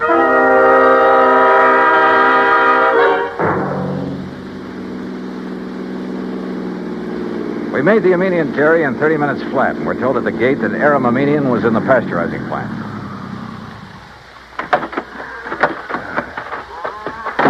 Maybe you better let me talk to Aram first, Johnny. It's not Aram that I'm interested in, Herb, and you know it. Hold just a minute. Huh? What's the matter? Hold it a second, will you, while I tie my shoelace? Yeah, sure.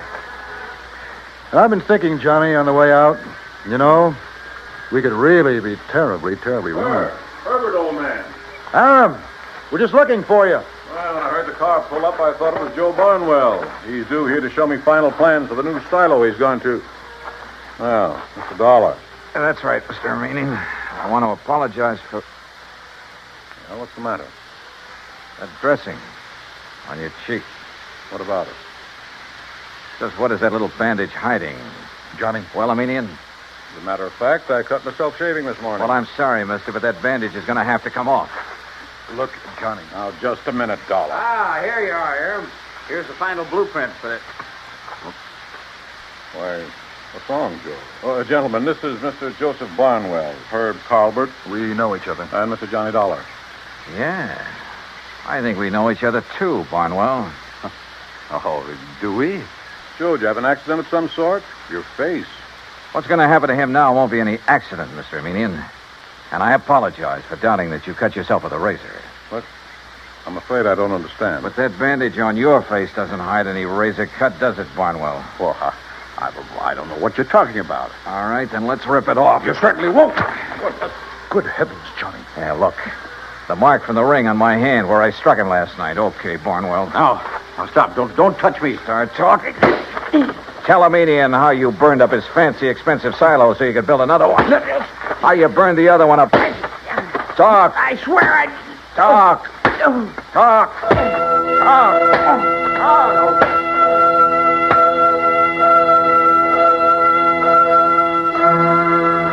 Yeah, he talked all right, plenty. About a racket so old I hadn't heard of it in years. The crooked builder who burned out his own clients to get himself more work. And in this case, a natural, because he was the only one who shared Aram's secret construction plans. And by the time I was through with him, he blabbed about some of the other clients he'd taken the same way. Expense account total, including incidentals and the trip back to Hartford, $418 even. Yours truly, Johnny Dollar.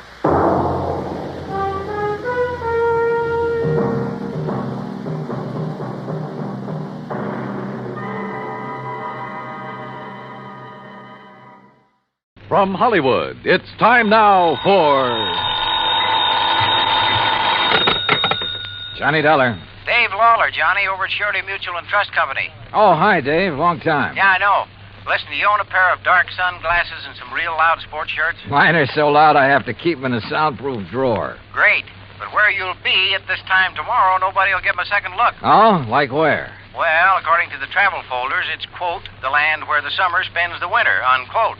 In other words... Palm Springs, California. Dave, you're on. Good. But don't forget, this can be pretty expensive for your company. Oh, more than you know, Johnny. $75,000 hard cash. Ah, oui. Unless you're able to prove the bracelet Dan Galloway gave to his child bride wasn't really stolen. For a trip to Palm Springs at this time of year, I think I could prove anything.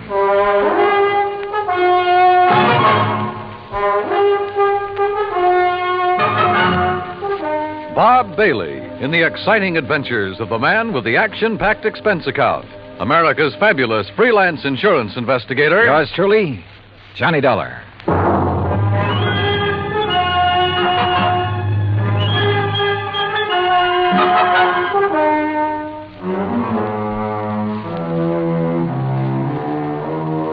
Expense account submitted by Special Investigator Johnny Dollar to the Home Office, Surety Mutual and Trust Company, Franklin Building, Hartford, Connecticut. Following is an account of expenses incurred during my investigation of the Suntan oil matter.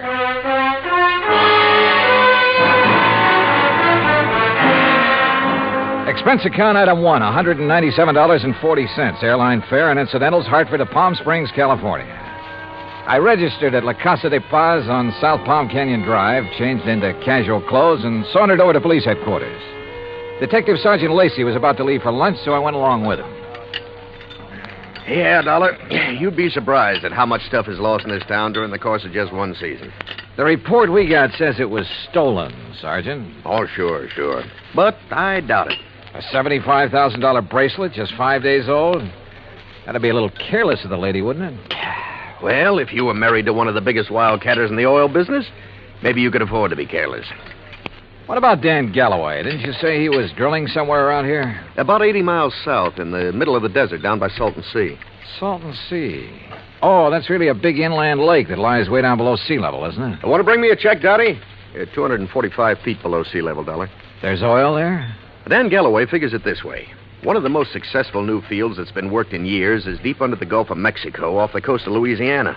There are a lot of salt domes down there, and underneath them are big pools of oil, millions of barrels. So, why not under the Salton Sea, which is all salt deposits? Who knows? Maybe he has something. Anybody else drilling down there? Just Galloway. Who else needs it? I mean, any more than he does. Well, does he? All yours, Dottie. How would I know if Galloway needs it? But there has been talk around. You know.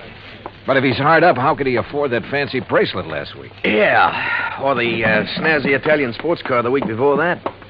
I don't know either, Dollar. What about his wife? Oh, that Roberta. What a doll. And in 3D, if you know what I mean. How an old coot like him could ever latch onto a pretty little chick like her. Ruff. I take it Roberta's somewhat younger than her husband. Oh, not more than 35, 40 years. Oh, I see. How long have they been married? 2, maybe 3 years. Down in Dallas, I think it was. She's a Texas girl. Well, is it working out? I mean, are they happy? There's talk about that, too. What kind of talk? Oh, it's really just small-town gossip for the most part. Ever hear of Sonny Wyman? Wyman? No. Well, Sonny's around Roberta's age. One of those kids who came up from nothing, but all the time knew exactly where he was going. You know, made a point of meeting the right people, shaking the right hands. Real nice kid, too. What's he do? Well, when the season's over here, he works Pasadena, Beverly Hills, and L.A. Always has something that'll intrigue his wealthy friends. This season, it's Italian sports cars. Cosmo Romas, I think they are. And he's the one who sold the Galloways theirs, huh? He sold Roberta hers. Any angle there in connection with the bracelet? Huh? There is. You let me know. Well, if there isn't, what have you been working up to? Well, actually, nothing. You see, I still believe it was lost.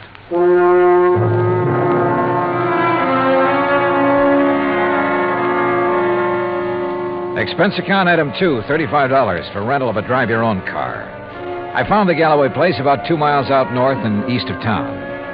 As I parked in the broad U-shaped driveway, I noticed a low, shiny suntan color sports car standing in the shade of a date palm back by the garage. I started over to take a look at it, but the front door of the house opened, a Filipino boy appeared, took my name, and showed me into the living room. Through the solid wall of picture windows, I could see that the whole place was built around a kidney-shaped swimming pool. Mighty inviting. And so was Roberta, Mrs. Galloway, when she stepped into the room a minute or two later. Hi there, Mr. Dollar.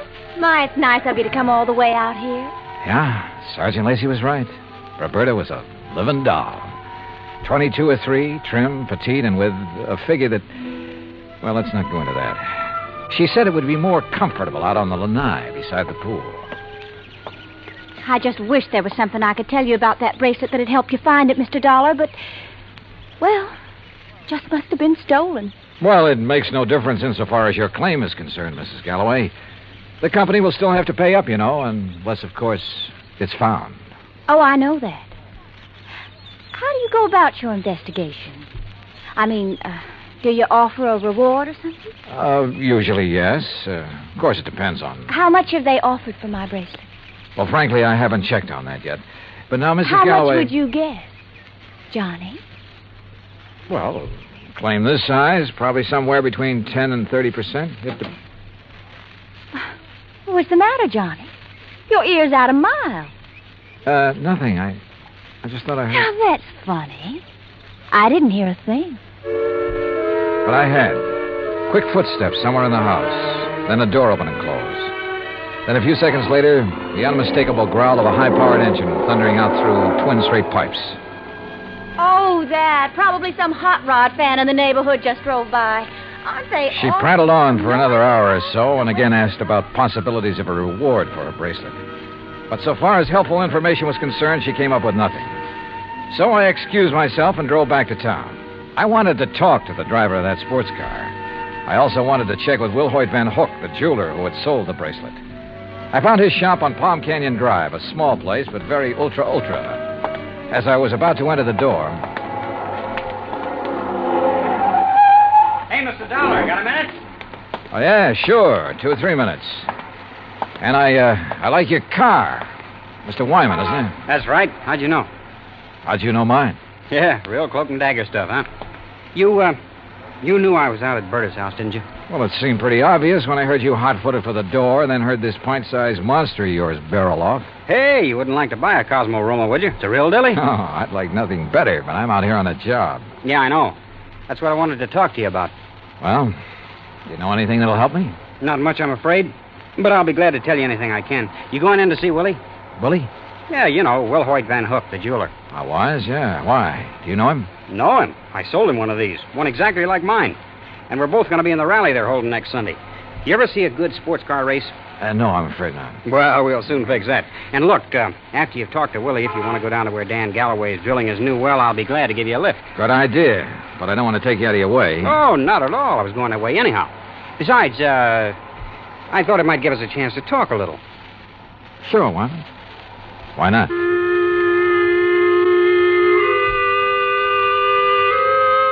With a name like Wilhoit Van Hook, I expected... Well, I don't know what I expected. As it turned out, he was a smartly dressed chap of about 40, tall and slim, blonde hair and quick blue eyes, an alert mind. I told him why I was in Palm Springs, showed him my credentials, and he immediately offered full cooperation. Now, here we are, Mr. Dollar. Here's a copy of the appraisal. A duplicate of the statement I sent Dan Galloway. And here, yes, here's a sketch of the bracelet. Ah, very good. Diamonds here, emeralds, and the mounting is yellow gold. Hand-worked, all of it. Mm-hmm. One thing I can't help wondering about, Mr. Van Hook. Yes? Isn't a $75,000 bracelet a bit unusual for a shop in a resort town? As a matter of fact, it is. As you can see, I specialize in rare and exclusive sort of things. But very little over, say, $10,000 or $12,000. Then the Galloway bracelet was an exception. Yes. After Dan told me what he had in mind to give to his wife, I had some sent over from Pasadena and Los Angeles by wholesalers with whom I do business. You know, had them shipped down on consignment. He liked one, and that was that. I see. Mr. Dollar, I wouldn't want this to go any farther, of course. But after all, jewelers and insurance companies are... Well, our businesses are pretty well tied together, at least on occasion. Yes, unfortunately. But what are you getting at? I'll tell you. 2 days after the bracelet was delivered, one morning, just as I was opening up, Dan came in here. So? He was ill at ease, looked worried. He said he had to have some cash quickly. He asked if I could possibly refund his money. Oh? Did you? No, because I couldn't. Things have been rather slow for me this season. Quite frankly, I'd used all I'd made on the bracelet to pay up some old bills. I told him as much and that I was sorry, but I just couldn't help him. Did Galloway say why he had to have that much cash right away? Yes. Well? I don't know much about oil drilling, but as I understand it, his test well is down some 400 feet further than he'd planned on going. And the day before he came in here, something on his rig had broken loose and left him with a highly expensive repair job before he could proceed any further. Apparently, it was all very serious and very expensive. Strange, his wife didn't seem to be bothered. I just talked to her. Berta? Believe me, Mr. Dollar, she wouldn't be. In fact, I doubt if she even knows. Oh? Figure it out for yourself. A man of nearly 60 who has to give bracelets and fancy cars to his wife to keep up her interest. Well, you'd hardly expect him to tell her that kind of news, now would you? No, I suppose not. Especially if he's worried about the competition. And if you ask me, he has competition. If only he could see it.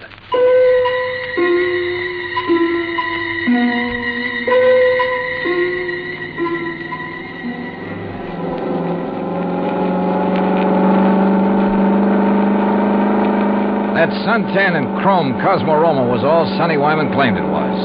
It purred like a kitten, performed beautifully. But I was more interested at the moment in what Sonny wanted to talk about. Johnny, I'm going to be perfectly blunt with you. I'll go along with that. Out at the house a while ago, I felt pretty foolish when you arrived, and Berta insisted I hide until she could get you out on the lanai. Did she have any particular reason? Well, you see, we know that...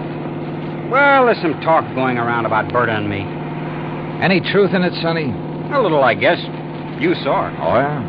I mean, there's nothing serious between us. It's just that, well, with Dan away so much of the time, we have fun together. Yeah, sure. Now, what about the bracelet? You mean who might have stolen it? That's the general idea. I don't know. I have no idea. That sound funny to you? Should it? Well, after all, Dan and Berta keeping their house open to everybody. People in to swim, play badminton, cocktails, barbecues. I guess half the population of Palm Springs has been there at one time or another. And even if it weren't an invited guest, why, it'd be simple for someone to just sneak in and walk off with it. Providing, of course, they knew where it was kept. Well, yeah, someone who was close enough to... Well, yeah, I heard Berta ask you about a reward for it.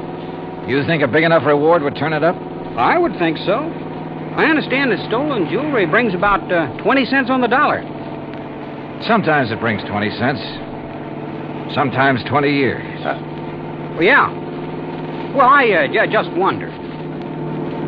How's the car business doing, Sonny? Oh, great.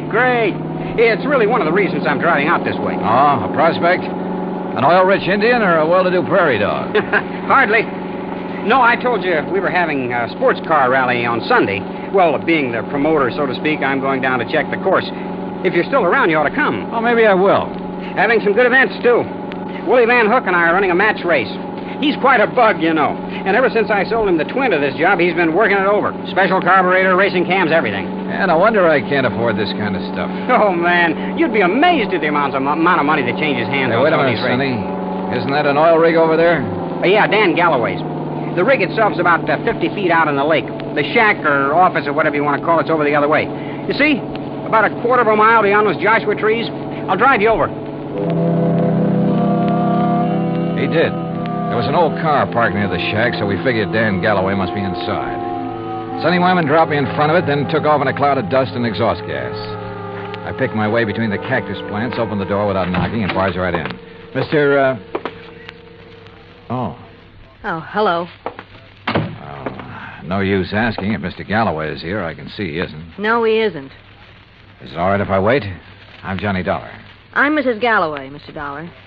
Huh? Hell, that is, I'm the first Mrs. Galloway. The former. The one who scrimped and saved while Dan was booming around every oil field all over the country trying to make his score. I'm the forgotten Mrs. Galloway. Oh, well, I'm sorry.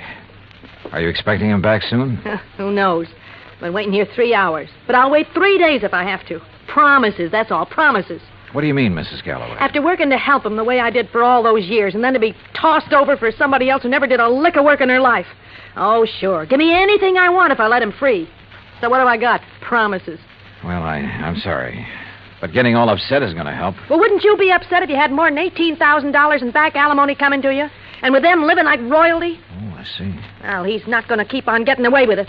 That's why I'm here. Well, now that gun in your handbag isn't the answer, I'm afraid. How'd you know? I've seen that kind of bulge in a handbag before. You really have ideas about using it on him? Well? Well, I don't know.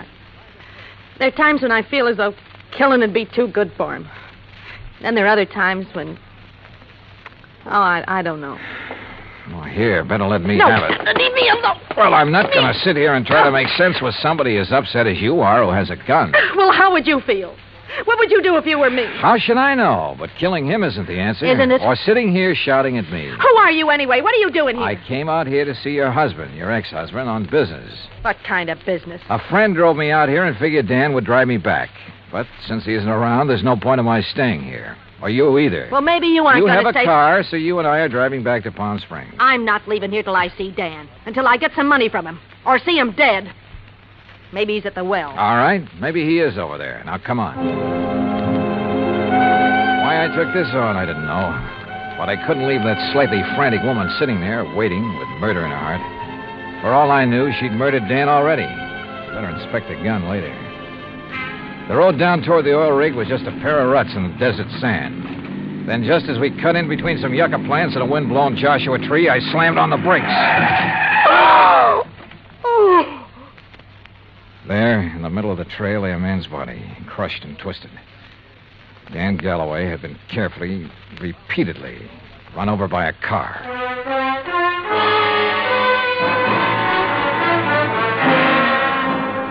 Expense account item 3, $1.19 for a quick phone call to Sergeant Lacey in Palm Springs and smelling salts and a bromide for Florida, the ex-Mrs. Galloway. Then I dropped her off at the Galloway house. She and Roberta ended up consoling each other while I huddled with Lacey in his office at headquarters. Some of the boys are still out there, Dollar, checking tire prints, taking pictures, and so on. No clue as to who ran Galloway down? Not yet. Looked to me as though Galloway stepped out of his own car to see whoever had pulled up in the other and was run down for his trouble. The car that did it ran around in a circle over and over him. Any suspects, Sergeant? You found his ex-wife, Flora, waiting for him in the field office, you said. That's right. And she was pretty nervous, on edge, you said. So? Also, she was carrying a gun. Whoa, now, wait a minute. Any reason why she couldn't have run him down earlier, then gone back and just waited for somebody like you to come along? Somebody with whom she could then discover the body? Only one hitch. You told me yourself, Dollar, that she was pretty insistent about your going over there to look for Galloway. Yeah, I know. But, Sergeant, you're off on the wrong foot. Why? Because of the tracks left by the killer's car. They didn't match the tires on Flora's car. You checked? I checked. And if I were you, I'd have your boys find out whose car did make those tracks. I'm way ahead of you. Well, if you know, then what do you... Wait a second. Yeah? Levine, Sergeant. I got news for you. Hey, listen to this, Dollar. About those tire tracks at the scene of the killing. Well, right on cue. They're the same make and size as the tires on Sonny Wyman's Cosmo Roma. You sure? Well, I told you at the scene I thought it was a sports car by the small size of the circle the tracks made. Yeah? And knowing the feeling between Wyman and Galloway, I went right over to his place. Nice, clean tracks all over. And they match. You holding Wyman? Oh, well, I don't know where he is, Sergeant. He wasn't at his place, and there was no answer to the phone at his showroom. Well, then get after him. Put out a flash on him. With that car, he shouldn't be too hard to find. Let me know when he's picked up. Yes, sir. What do you think, Sergeant? You know something, Dollar? I have a notion that when we find Sonny Wyman, we'll also find out what happened to that bracelet. Yeah, could be. One thing was certain. Dan Galloway could no longer be suspect in the case. But Roberta? Why not? Maybe she did know that Dan had run out of money. Maybe that's why she was so interested in the amount of reward for the bracelet. Now, what about Sonny Wyman? Well, it looked bad. A smart young opportunist out for the fast buck. And, of course, close to Galloway's wife. Anything he could do to hurt Galloway would help him. And now these tire tracks, the one solid clue to Galloway's killer. Sergeant Lacey and I drove out to the Galloway house. No, Johnny. I haven't seen Sonny since he left here this afternoon. That's when you were here. He didn't call up? Why should he call up? Why shouldn't he call, Roberta, if he'd heard that Dan was killed? Now, you listen here, Mr. Dollar. If you're trying to trick me into saying something about Sonny having anything to do with Dan's death, you're wasting your time. And what's more... Pardon me. Hello? Oh, yes. Just a minute. For you, Sergeant Lacey. Oh, thanks. Hello? Yes? Yes, when? Yeah, I see. Okay, Levine, thanks. Has he found Sonny Wyman? He sure has. And if you want to see him, you'll have to go to the coroner's office. What? Oh, no. Yeah, that souped-up car of his, a couple of miles out of town. Ran off a curve and over a 100-foot bank. Within minutes, Lacey and I were at the scene of the accident, looking things over with the help of flashlights. Yeah, he must have been really burning up the road to spin and roll this far off the highway. But surely he must have been familiar with that curve. Oh, sure. He knew these roads around here as well as anybody in the county. Tires still in one piece, too. And these sport cars usually corner pretty well. Well, this one didn't. Hey, Lacey, look here. Yeah? This left rear fender. Looks to me like this car was sideswiped. Hey, you're right. Rolling over would never make a long crease like that. Uh-huh. No, wait. If another car sideswiped him, there'd be paint on this fender. Paint from the other car. Sergeant, you're absolutely right. And since there's none here...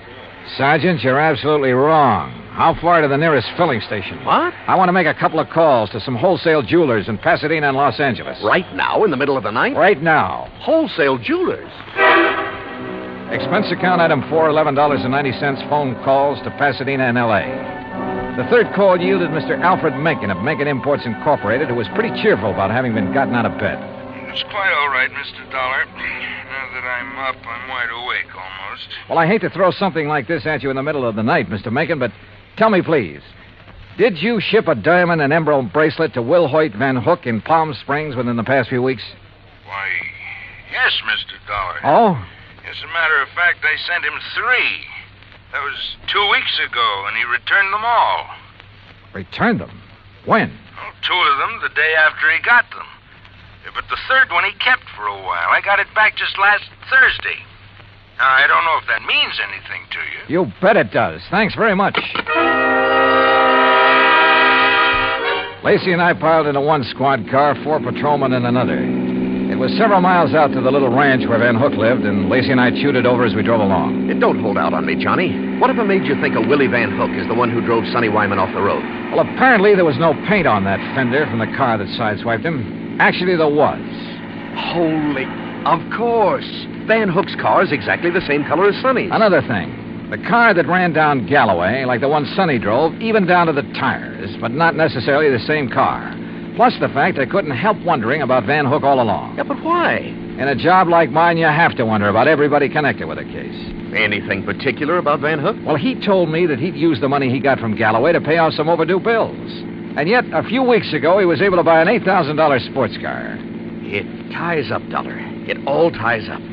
But how did Sonny Wyman figure in it? Oh, Sonny was a fellow who lived by his wits. He may have reached the same conclusion about Van Hook that I did. May have had an idea for latching onto the reward money. He mentioned the matter of reward to me a couple of times. Or he may have had ideas for blackmailing Van Hook. Another thing. Van Hook saw me drive away from his shop in Sonny's car. That meant he had to act fast, get rid of Galloway, who'd given him back the bracelet, and, of course, take Sonny out of the picture, too. Yeah, it all seems to add up very nicely. And when we face Van Hook, well, there's his place now. Here's his driveway. Well, either he's skipped out or he's asleep. No lights on in the place. Well, if you ask me, he's far... No, wait. Yeah? The third window on the right. The blind was pulled away for a second or two. Well, then let's get out of this car. We're sitting ducks in here. Well, how about it, Sergeant? What do we do? You boys split up. Cover the back and sides of the house. He's in there? Yeah. Okay, boys. Come on. Johnny, maybe you better keep out of this. Are you kidding? Hey, listen. That car door, I'm sure of it. Yeah, I know. Holy... What's he up to? Gonna lock himself in and take the monoxide route? Come on. Are there back doors in that garage? Not that I know of. Here, wait a minute. Van Hook! This is the police. We've got men all around this place. Turn off that engine and come out of there with your hands over your head. Don't be a fool, Van Hook. You haven't got a chance. Come out of that garage. Hey, did you see that? He drove right through the door of his garage. Come on, Lacey, the car. Get after him, you guys. Get moving. Yeah, come on, boys.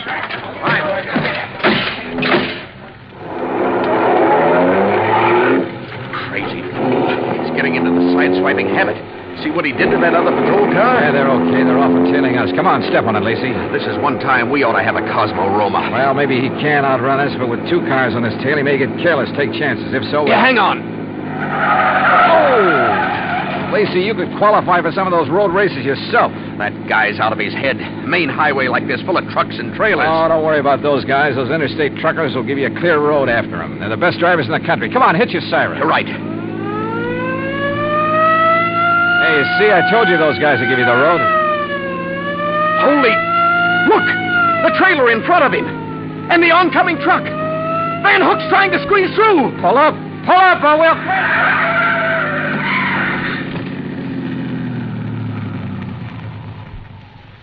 Well, he squeezed through all right. Squeezed right through the pearly gates.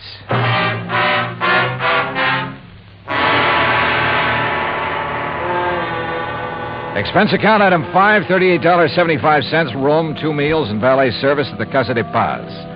Item 6, $191.60, airfare and incidentals, Palm Springs, California, back to Hartford. Expense account total, $474.84. Remarks? Well, justice is done in pretty strange ways sometimes. Kind of makes you think.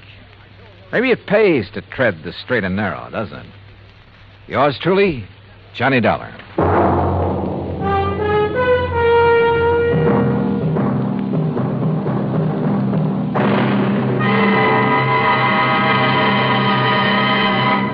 Now, here is our star to tell you about next week's story. Next week, international intrigue. A beautiful girl and a very clever chemist. Join us, won't you? Yours truly, Johnny Dollar.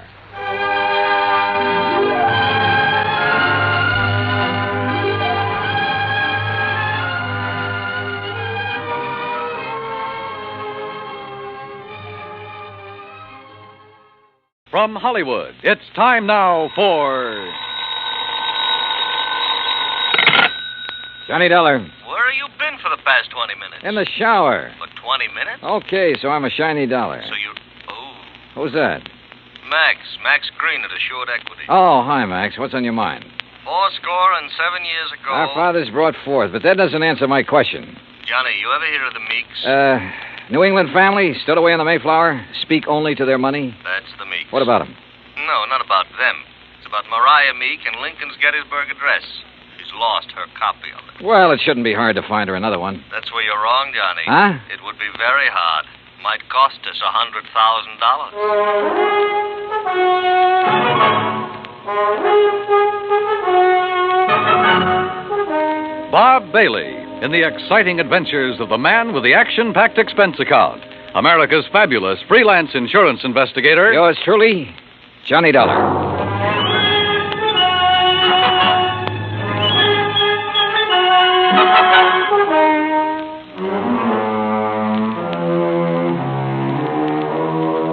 Expense account submitted by Special Investigator Johnny Dollar to the Assured Equity and Trust Company, 325 Scott Avenue, Hartford, Connecticut. The following is an account of expenses incurred during my investigation of the Meek Memorial matter. Expense account item 1, $1.90, cab from my apartment to Max Green's office. He was standing in a haze of cigar smoke, ashes on his vest, and a worried look on his face. Oh, good morning, Johnny. Oh, you want a cigar? Oh, no, thanks. Then sit up. Phew. Excuse me. Listen, Johnny, what do you know about that speech that Lincoln made at Gettysburg? Well, I had to memorize it in school like every other kid. All right. You know how many words are in it? Maybe a couple of hundred. Why? Wait a minute. It's in this book. Here. It's page 143. Speech is printed here exactly as Mr. Lincoln released it to the newspapers after the Gettysburg Address. You find it? Yeah, but now what do you... Okay. Total number of words, 268. Oh. But the first two drafts of that speech, including the one he read that day, contained only 266 words. So he padded his part. That's right. 2 more words. Mm-hmm. How come? Oh, according to the historians, Lincoln ad-libbed the 2 additional words at the time he read it. Later on, when he made 3 new copies of the speech, he included those 2 words. You with me so far? Keep going, Max. Yeah, all right. Right down at the end of it, just before of the people, by the people, where he said that this nation under God shall have a new birth of freedom, the words under God do not appear in the first 2 drafts you wrote. Yeah. Well, this is all very interesting, Max, but I still don't see what it is or what it has to do with me. Well, Mariah Meek's copy has disappeared. Oh? And, Johnny, that copy happens to contain just 266 words. You mean she owns one of the first 2 original drafts? Handwritten by Mr. Lincoln himself while he was on the train riding to Gettysburg. Wowee. Yeah. Which is, of course, why we insured it for the full amount it cost her. Which is $100,000 even. Of course, you made sure it was authentic before you issued the policy. Oh, naturally. Well, who'd she buy it from? An antique dealer down in Richmond, Virginia, a fellow named Jason Penrod. Uh-huh. Well, where's she been keeping it? Under glass, in the Meek Memorial. What's that? Well, she collects Americana, so she had a museum built to keep it in, and she calls it the Meek Memorial. Follows? Follows. Also follows the most expensive item in the collection, the Gettysburg Address, would be the one to disappear. Oh, you're just an old pessimist, Max. You think somebody lifted it? What do you think? It walked out by itself. Okay. So what are you going to do about it? Well, we're going to run newspaper ads. We're going to offer a $10,000 reward for information leading to its return. If anyone answers it, you let me know where you'll be, and I'll refer them to you. Good. When was it taken? The night before last. Is there any kind of market for something that rare? It's hard to say, Johnny. A hot camera would be easier to peddle, sure. But a good many wealthy people, like Mrs. Meek, they make a hobby of collecting things, antiques, objects of art, etchings. But whoever took this, or buys it from the thief, couldn't just let everybody see it. Well, it wouldn't matter to some people. They take it and put it in a vault and keep it there. Then what's the point in having it around? Pride of possession. You got something no other collector could own. And, of course, it might not have really disappeared at all. You're thinking of fraud? $100,000 is a lot of cash.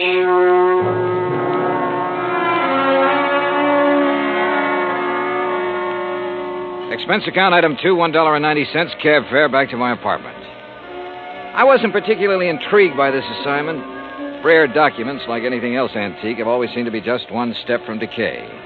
And that sometimes goes for the people who collect such things. Item 3, $16.10, transportation, including a round-trip ticket, Hartford to New Bedford, and cab fare to the Whalers Hotel. There was a convention in town, so I was lucky to get a room. After checking in, I called the Meek residence. Mrs. Meek was expecting me and said she'd have her car pick me up. I had just put down the phone when someone knocked on the door. You in there? Depends on what you're looking for. Oh, looking for Mr. J. Jay, did you say? Nobody by that name here. Oh, yeah. I see. I guess I got the wrong room. Yeah, well, why don't you ask down at the desk? Huh? Yeah. Oh, sure. Yeah. Funny. Or is it? I cracked the door open again. Watched him walk to the stairs. Then I took the elevator down the 8 flights to the lobby. Half an hour later, I was in the back seat of the Meek limousine heading toward the home out on Buzzards Bay. It was a big, sprawling frame building facing on the beach. About 50 yards behind it, closer to the road, was the Meek Memorial Museum. I was starting up the front steps when the door opened. Mr. Dollar? That's right. I'm Paul Meek. I understand you have an appointment with my grandmother. Right again. Now, come in, please. She's waiting for you upstairs in the sitting room. Okay, thanks. Before you go up, I wonder if I could have a few words with you. Why not? In here, then. You've never met my grandmother, have you? No, I haven't had that pleasure. Some people consider it a dubious one, Mr. Dollar. Oh? Mr. Dollar, this is my wife, Janice. Mrs. Mead? Hi. How about a drink? Thanks, not just now. How about you, old stick in the mud? You want another one? After a bit, Janice. And if I were you, I wouldn't have any more. But you're not me, are you? You will have to excuse my wife, Mr. Dollar. We've both been under a severe strain since moving here. Grandmother is blind, you know. No, I didn't know. Her sight began failing about 4 years ago. I'm surprised the insurance agent didn't tell you. Well, Mr. Green was so concerned over the theft of the Lincoln manuscript, I imagine it slipped his mind. Mm-hmm. And just how do you intend to locate that manuscript? I'm not so sure that I can. It'd be a pity if you couldn't. It'd be just awful. It's grandmother's prized possession. She hasn't been herself since it was stolen. And being quite elderly, well, we're all very much concerned. Oh, my, yes. We're afraid she might die and leave us all that lovely money. Janice. It's the truth. You see, Paul and I don't have any money of our own, Mr. Dollar. We'll never have any until she does die. Instead of giving it to us now while we're young, you know what she does with it? Spends it buying junk for that silly old museum. Now, look. That's gratitude, isn't it? I bathe her, feed her rubber feet, and do all her dirty work. Janice, you've said quite enough. Mr. Dollar isn't interested in our personal problems. Oh, stick in the mud. All right. I'll be in the den if you want me. And that's the funniest thing I've said all day. If you want me. I'm sorry. She doesn't mean half of what she says. That's grandmother's signal. Then hadn't we better go up? Yes. Yes, we'd better.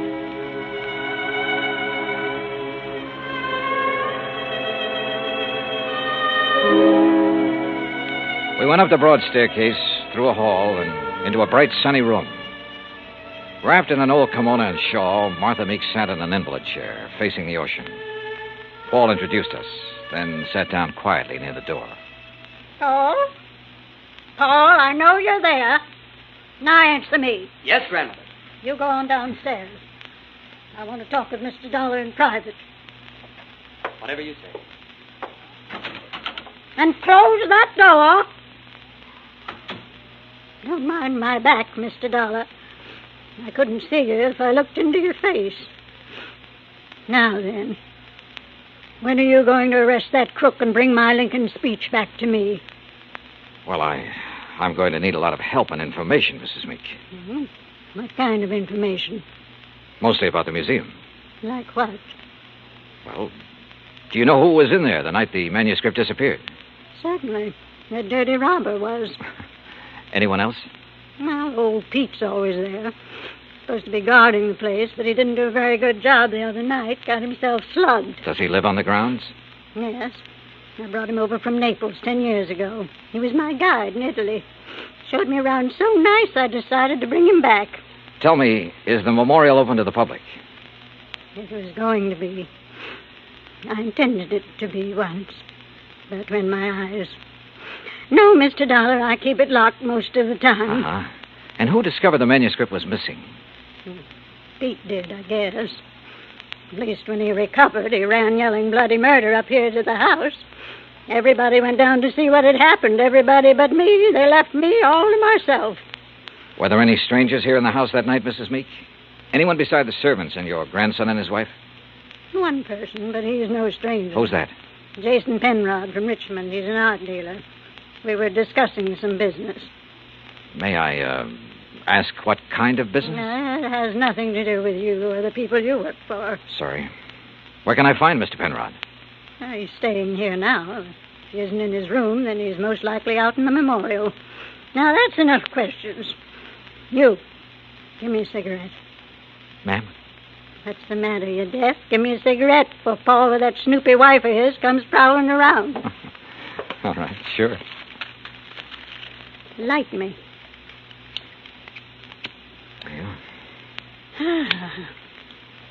Well, you want any more information, Pete's the one to talk to. All right, thanks.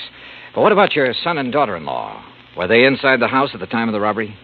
You don't suspect them, do you? Right now, I suspect everybody, Mrs. Meek. Even me? Yes, ma'am. Even you. Well, bless you, boy.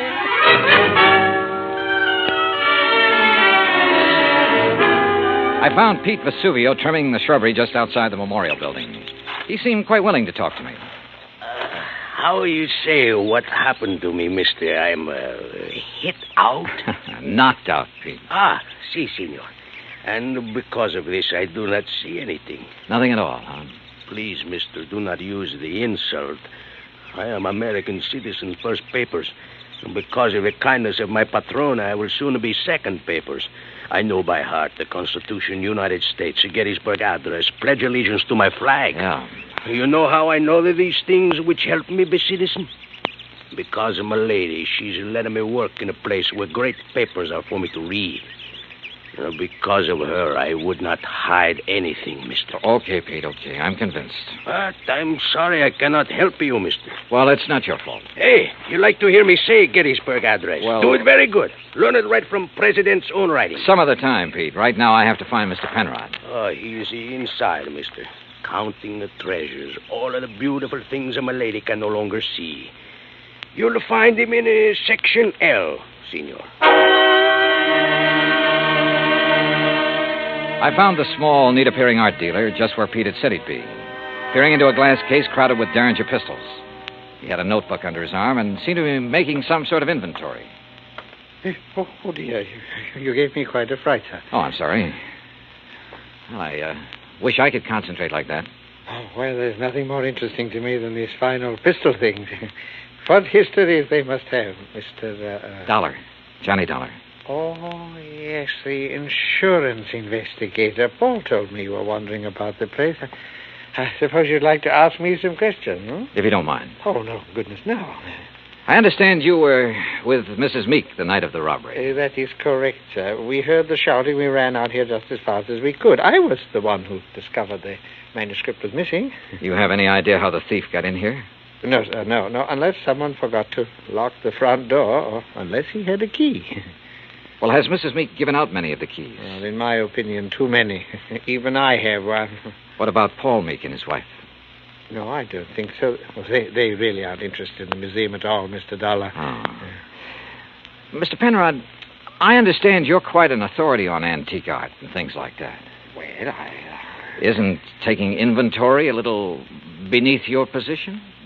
Well, I suppose it is, Mr. Dollar. Last week when I received dear Mariah's wire asking me to do it, I simply couldn't refuse. She's been such a good customer of mine. Well, yes. You have any idea who might have wanted the Lincoln manuscript? Well, I know several persons who'd love to have it. Give most anything, but I don't know anyone with the nerve to break in here and take it by force. You remember where Paul Meek and his wife were when you heard Pete shouting? They were right in here when I arrived. I see. Well, thanks for... Oh, just one more thing. Oh, yes? If you'd stolen the manuscript... Mr. Dollar... A hypothetical question, Mr. Penrod. But if you had, and you wanted to sell it at a good price with the least danger of being caught, how would you go about it? Well, I'd take it abroad, of course. I'd put it on the open market over there. Huh. You aren't planning on going abroad soon, are you, Mr. Penrod? Oh, gracious, no. You know anyone who is? Anyone who, Well, didn't Paul and Janice tell you? Oh, they're flying to Paris Wednesday night.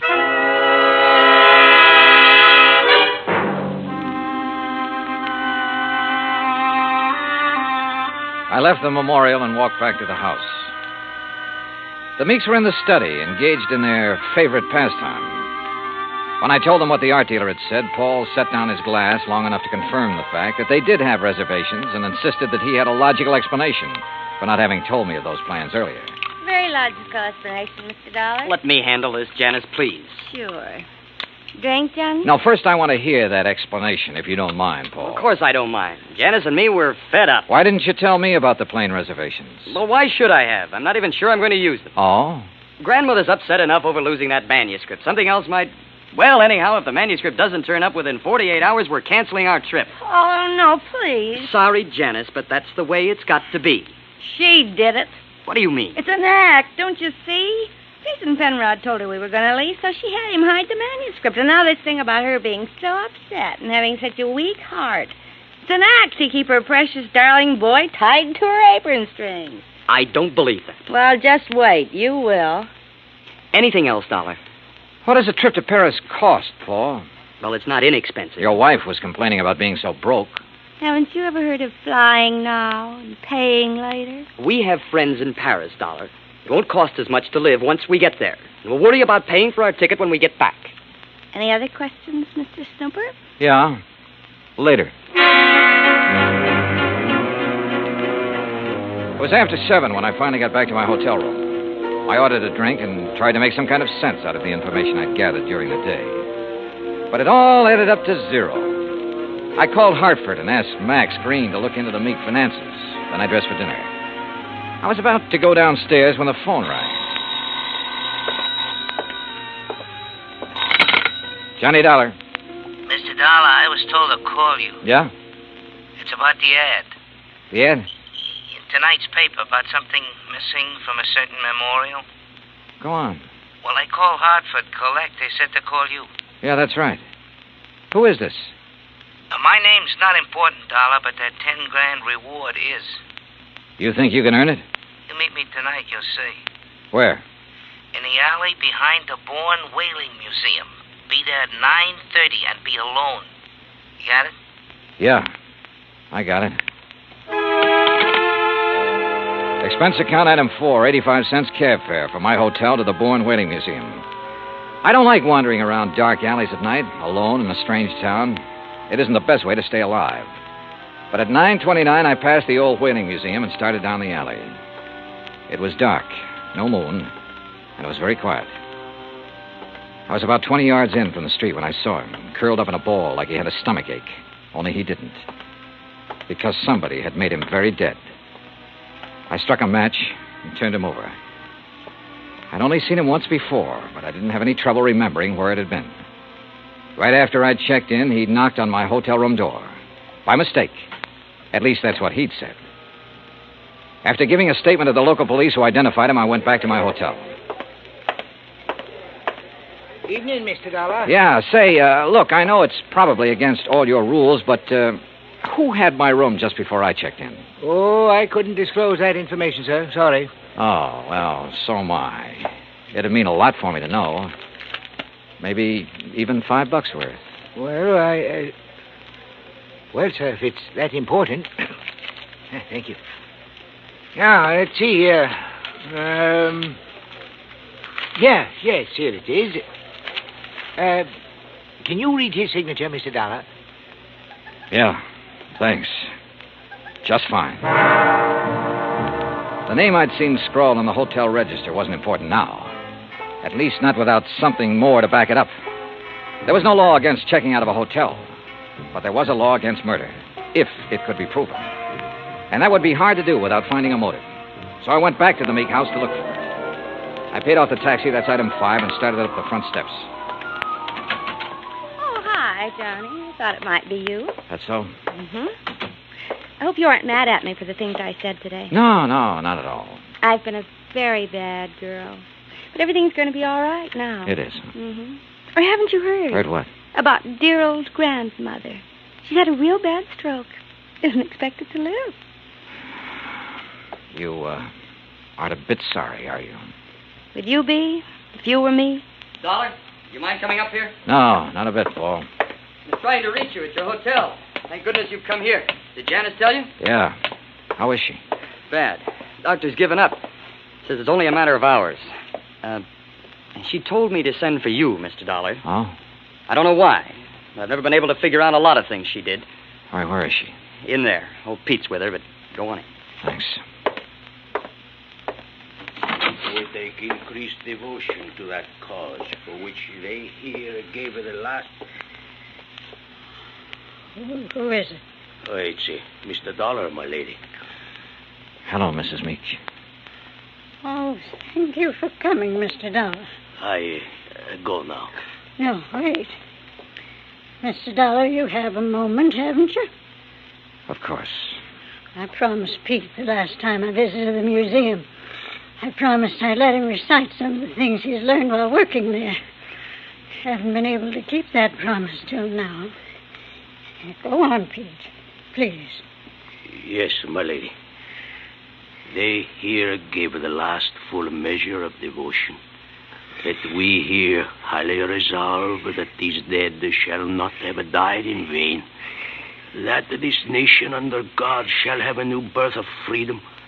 and that the government of the people, by the people, for the people, shall not perish from the earth.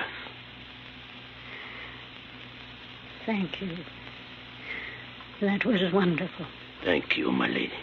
Now I go. Well, Mr. Dollar, I have a confession to make to you. Yes? I lied to you. Oh, I'm sure it wasn't a very big lie, Mrs. Meek. Oh, but it was. I told you the business Mr. Penrod and I were discussing the night of the burglary. Yes? I told you it had nothing to do with you or the people you work for, remember? Yes, ma'am. Well, that was a lie. I'm broke, Mr. Dollar. All I have left in the world is this house and the things in the memorial. I see. That's why I sent for Jason Penrod. He purchased most of my treasures for me. He's evaluating them now, so Paul and Janice will know what they're worth when they go to sell them, which they'll do immediately. Mrs. Meek, don't you think you should try to rest now? Will you give me a cigarette? No, ma'am. Sorry. And you must rest. There isn't much else to do, is there? Good night, Mr. Dollar.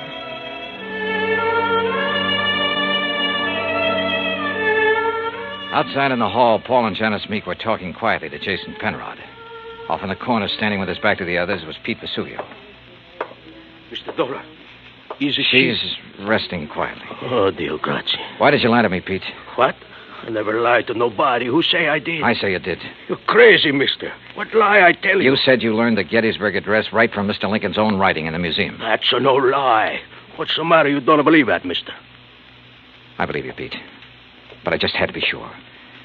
Come on, let's join the others, shall we? See. Well, good evening, Mr. Dollar. Mr. Penrod? Tell you any of the family secrets, Johnny? Not too many. You learn anything in there you didn't know before? Yeah? I know which one of you stole the Lincoln manuscript. One of us? Why, you're crazy, Dollar. We were all in the house at the time it happened. That's right. But one of you hired a little man named Leo Jones to do your dirty work. Jones called me earlier this evening. He was going to tell me which one of you it was. Evidently, he didn't like the deal he was getting. What was he doing, Penrod? Trying to blackmail you? What are you talking about? I don't know any Leo Jones. Then why did he come around to my hotel room this morning? The same room you just checked out of. Well, that doesn't mean a thing. I imagine several persons have been to that room today. Sure, but they're still alive. Now, let's get to the phony Lincoln manuscript. Phony manuscript? It wasn't phony, Mr. Dollar. Wasn't it? Well, you correct me if I'm wrong, Penrod. After Mrs. Meek purchased one of the first two drafts of Mr. Lincoln's Gettysburg Address, she started losing her sight. When she closed the museum to the public, you saw a chance to make yourself another $100,000 sale. So you switched copies of the manuscript, replacing that draft with one containing the words, "Under God," which isn't worth anything close to $100,000. What do you mean, Dollar? All right, let me quote. That this nation, under God, shall have a new birth of freedom, and so on. What?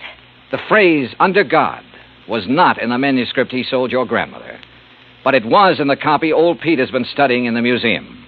Right, Mr. Penrod? All of you stay right where you are. You get what Jones got. Mr. Dollar. He won't go far, Pete. But I am the guard. The lady will want me to stop him. Pete, come back here. Keep away from me. Pete! Come on. Oh. You tell the lady I am a better guard now. Much better. Si, senor? Yes, Pete. I did good. You did fine.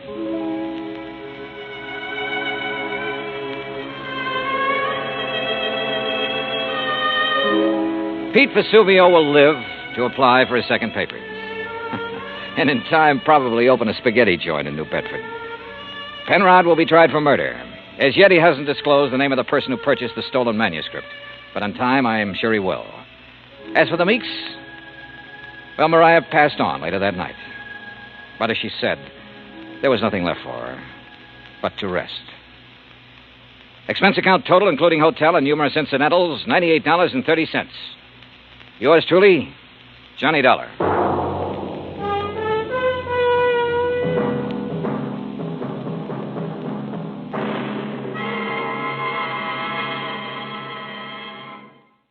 From Hollywood, it's time now for...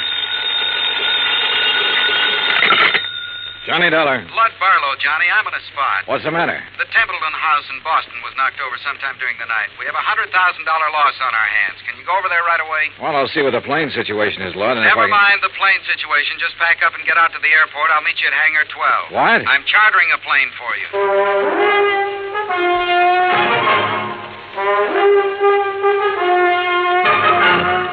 Bob Bailey in the exciting adventures of the man with the action-packed expense account. America's fabulous freelance insurance investigator. Yours truly, Johnny Dollar.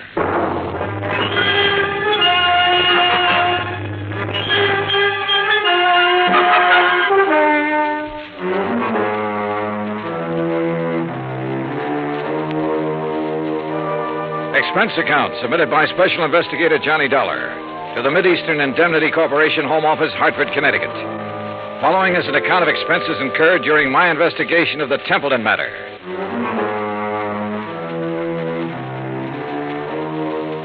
Expense account item 1, $5 even, cab fare from my apartment to Hangar 12 at the airport. A twin-engine Bonanza had been rolled out and a fueling truck was pulled up alongside. A man in a sheepskin seemed to be supervising things. The man who seemed to be supervising him was Lud Barlow. When he saw me, he waved his briefcase. Hey, Johnny. Hi.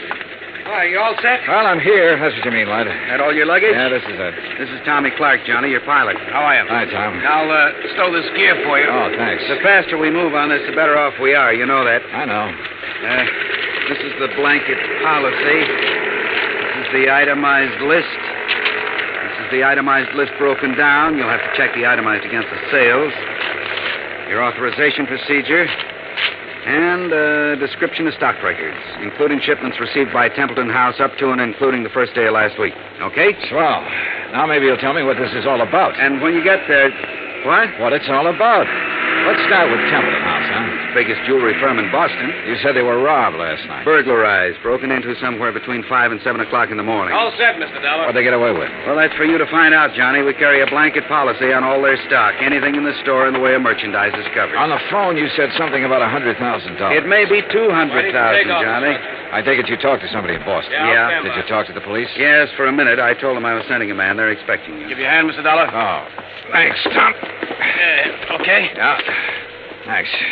Who's in charge, Lud? Lieutenant Roebuck. Roebuck? Yeah. Get your seatbelt, Mr. Dollar. Oh, sure. He'll want to see those contents records. You be sure and tell him they're up to date. Who's the man with the company? What?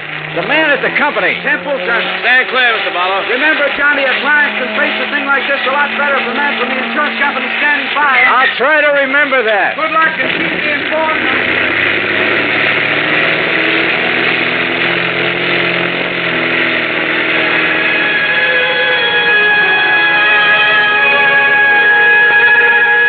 By the time we arrived at the Boston airport, I'd read over the policy and had a fair idea of the coverage involved. Expense account item 2, $10, more cab fare. I dropped my bags off at the Independence Hotel and had the driver take me over to Templeton House. 2 police cars were parked in front of the building, and 2 uniformed police officers were parked in the doorway. I'm sorry, mister. The store's not open today. Well, I'm from the insurance company. Oh. Lieutenant Roebuck's in the back. Go ahead. At the back of the store, a white-coated intern and an ambulance attendant were working over a blanket-wrapped figure laid out on the stretcher. One of them was operating a plasma tube. The other was checking the pulse. A group of men, some in uniform, were watching closely. The tall, thin one seemed to be in charge of things. Roebuck? Yeah. Johnny Dollar, Mideastern Indemnity. Oh, didn't take you long. This Sergeant Younger, Sergeant Toohey, this is Mr. Dollar from the insurance company. Hi, man. What's this? Oh, this man was a special patrolman working the area. He must have walked right into the middle of it and got himself shot. They've been giving him transfusions ever since they found him. Uh-huh. Said anything yet? He hasn't been conscious. Doc, how about it? We can't do any more here, Lieutenant. We'll have to risk a trip to the hospital and try to operate. Okay, boys, load up. Doc, this is Mr. Dollar, insurance company. How are you, Doctor? Okay. Doc, we're going to want to talk to him the minute he comes around. I'm not going to promise you anything, Lieutenant. Well, see you. All right. Yeah, Mr. Dollar, you didn't waste much time. I brought a contents list that might help you, Lieutenant. Good. The best help we're going to get from that patrolman. Come on, I'll show you around.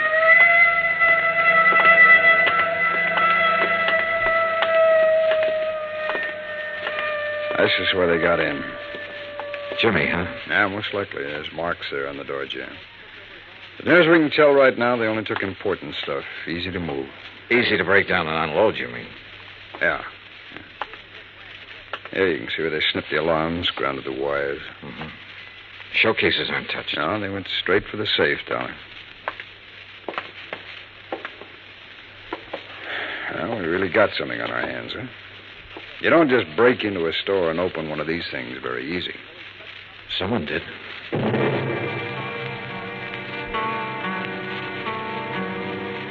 The neighborhood was canvassed for possible witnesses. I spent the rest of the morning with Dorian Templeton, the owner of the company. By noon, we had taken an inventory of the missing stock and drawn up a tentative list. As far as I know, that about does it, Mr. Dollar. Now, what's the next step? I'll check this against the merchandise received reports, Mr. Templeton. It'll take a while. As soon as I have that finished, you can check it over again and file a formal claim. And then? The company will reimburse you in cash. Well, what are the chances for recovery in a case like this? Well, I could quote the actuaries, Mr. Templeton, but I won't. Why not? Whoever broke in here last night knew what they were about. They opened your vault the way you'd open your front door. They took what they wanted and got out very quickly. No alarm, no witnesses. The chances are they planned the rest of it just as well. They probably scattered. The police aren't sure how many men were involved. They know it was at least 2 men, possibly 3. How do they arrive at that? 1 man working on the safe, another man looking out, possibly 2. The point is, the more men who are involved, the harder it'll be for them to take the jewelry, break it down, sell it, and stay out of sight. They're going to get away with it? I didn't say that. Well, nothing seems to have gone wrong with their plan so far. One thing went wrong. That special patrolman surprised them. True, he didn't have time to draw his gun or sound the alarm, but they had to shoot him. And if something hadn't gone wrong, they'd have been satisfied to knock him on the head. Yes. Well, what happens now? Well, that's up to the police. I can tell you their investigation will take some time. Burglary is the toughest kind of thing to work on. Why? No witnesses. I never thought of that. Dollar, you all cleaned up? Well, we got a tentative list. As soon as I check it, I'll give it to you. Okay. Mr. Templeton, I'd like to have you come with me now. Now? Yes, we'll want your statement, sir, and there's quite a bit of work to do with the employees. All right. Dollar, as soon as you get the list up, give me a ring, will you? Yeah, okay. Any news about the policeman? Yeah. It's a murder case now. Expense account, item 3, $25, stenographic fees. The public stenographer at the hotel helped me make a comprehensive list of the stolen items, which was verified by Templeton. The amount of loss was set at $100,000. By late afternoon, clerks, stenographers, accountants, designers, salespeople, stonecutters, all in Templeton's employ had made statements to Lieutenant Roebuck. The statements were in the process of being checked. A general roundup of known safecrackers and burglary suspects had begun. Expense account item 4, $3.75 dinner. Lieutenant Roebuck and myself. Well, it's going to be a long night. Yeah. Any luck on the employees? Oh, it's hard to say yet. One of them has a record. Hmm? Yeah, a fellow named Tabor, one of the janitors there. He's a 2-time loser. I had him tucked away in a cell until we clear some of this other stuff away. Has he said anything yet? Oh, he denies all knowledge. As far as time incident goes, he was home sleeping when all this happened, but that doesn't rule him out of somehow getting that safe combination and passing it on to a friend. Yeah. Man with a record's apt to have that kind of friends who'd be interested in just that kind of thing. Hey, how much do you want me around? You're a free agent, Dollar. If you have any ideas, I'll listen. It's a tough baby, any way you look at it. Let me talk to Tabor. There might be a shortcut. Why not?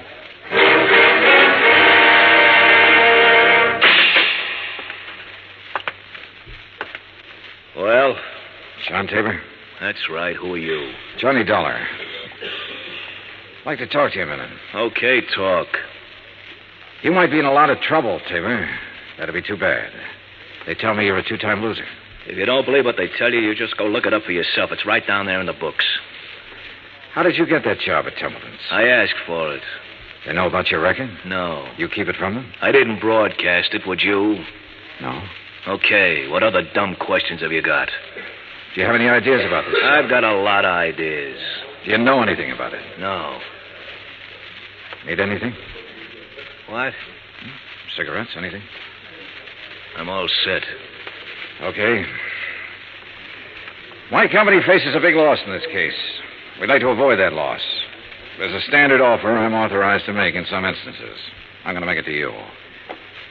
If you have any knowledge of this crime and can furnish any information that will lead to the arrest of the persons involved and recovery of the merchandise, my company will guarantee you the best possible legal assistance in the event that information should incriminate you. That's pretty generous. Well, I have to say it to you. You can use your own judgment. Hey, guard. It's a pretty good offer when you think about it, Tabor. You have a record. The police can't pass you up without a lot of scrutiny. You know that. That record makes me a real hot one. I swiped a couple of cars, and now they think I might have opened that vault. No, they don't think that. But they have to find out if you might have contact with somebody who did open it. I don't know anything about it. In that case, you'll be released. Oh, sure. Sure, I'll be released when every cop in town had a go at me twice.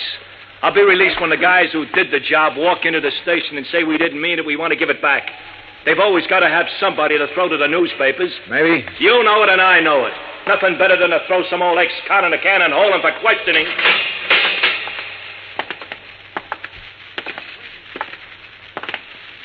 Well, darling, you go for it? No.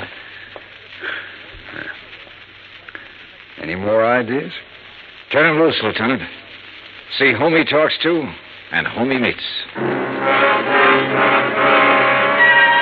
John Tabor was released without bail, and a 24-hour watch was put on his residence.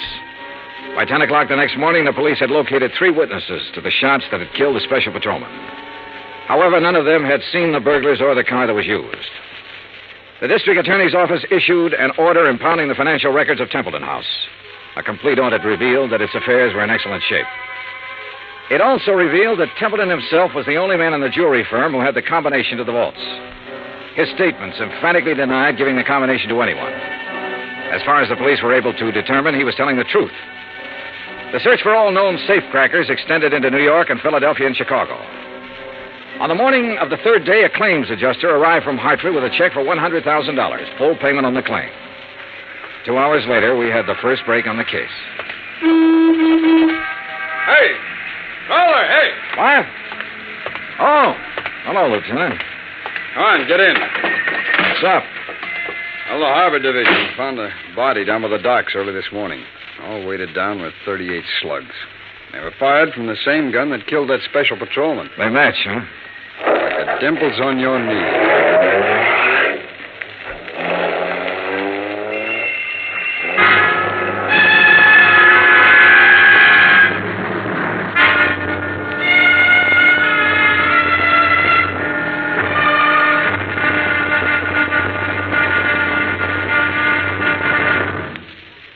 Act Two of yours truly, Johnny Dollar, in just a moment. It is a rare event when a young man decides to leave civilization behind and hide himself away in the steaming jungle, just so he can help his fellow humans in a remote corner of the world. The late Dr. Tom Dooley did just that when he left the United States to help the sick and starving jungle people in the little kingdom of Laos in Southeast Asia. Dr. Dooley's story is well known to nearly everyone. And all over the world, people talk of his little jungle hospital on stilts. That's where he treated the dread diseases of the jungle and trained native medical technicians so that they might help their own people. Dr. Dooley wrote and lectured to many people so that the work of his medical assistance program, Medico, might go on. It was not easy for someone so young and so talented to give up the bright lights of the city and plant himself down in an unknown jungle just for the purpose of helping unfortunate people he didn't even know. But through Medico, Dr. Tom Dooley wanted to help people. They wanted to help people to help themselves. Today, the work of Medico is going forward in a number of countries besides Laos. Young men are being sent to the United States to be schooled in medicine with the idea of returning to their own countries to help their own people. Hundreds of thousands of dollars worth of medical supplies have been donated by American businessmen and pharmaceutical companies. Today, Dr. Tom Dooley's work is being continued for him. It is helping to create better understanding. It is an injection of the spirit of freedom, the right of all men everywhere. Now, Act Two of yours truly, Johnny Dollar and the Templeton Matter.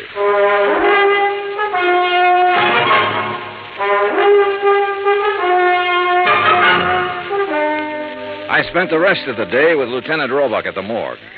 The body that had been found in the harbor was a man about 35 to 40 years old, slim build, dark hair. The labels had been cut out of his clothes and the laundry marks torn off. His fingerprints didn't check with anything in the local files. Roebuck put them on the wire to Washington and requested an urgent identification. Johnny Dollar. Blood Barlow, Johnny. What's this in the paper? Well, the special patrolman and the unidentified man were killed by the same gun. As soon as we get an identification, we can go to work. Well, how about that ex-con that turned up working at Templeton's? Tabor? Well, they're still watching him. He might have been the case man. So far, it's just an idea. I'd like a recovery on this one, Johnny. So would I. What do you think is possible? Well, 2 days ago, I would have said no. Today, things look better. For one thing, none of the merchandise has shown up on the market. For another thing, there has to be some kind of connection with this unidentified man. I just read your report on Templeton himself. He's out of the question as a suspect? So far, yeah. He's the only one who had the combination to the safe. There's no apparent motive for him to rob himself. But he's the only one Don't who start yelling at me, Lud. I know what you're thinking. Find a motive. Well, give us time, boy. Give us time on everything. Lud? Oh, I guess I hate to pay off big claims. You may get it back. Keep your pants on. Expense account item 5, $50 deposit for rented car. That afternoon, I drove from Boston to Creeksdale, the home of the Grantland Safe Company, where I met a man who looked as formidable as the product he manufactured. I am Grantland, sir.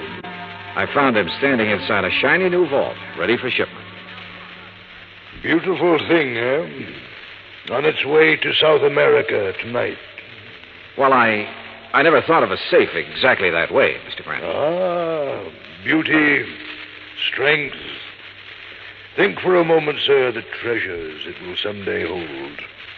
But I bore you, sir, with my enthusiasm. Now then, you say you are here on a matter of vaults?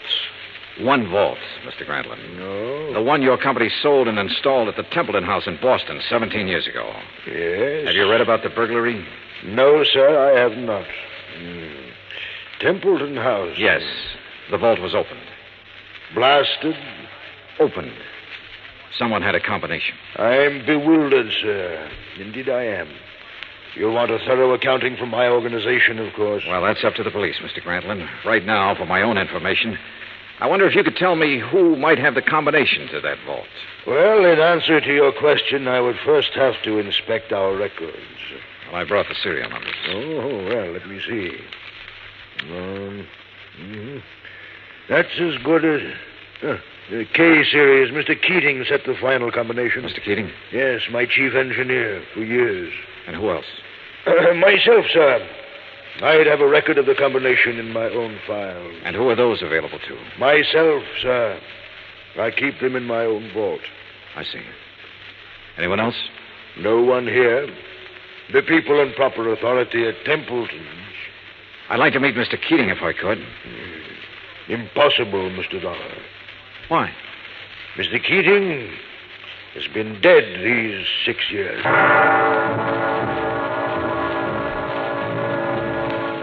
I drove back to Boston, phoned Roebuck, and told him about my interview with Grantland.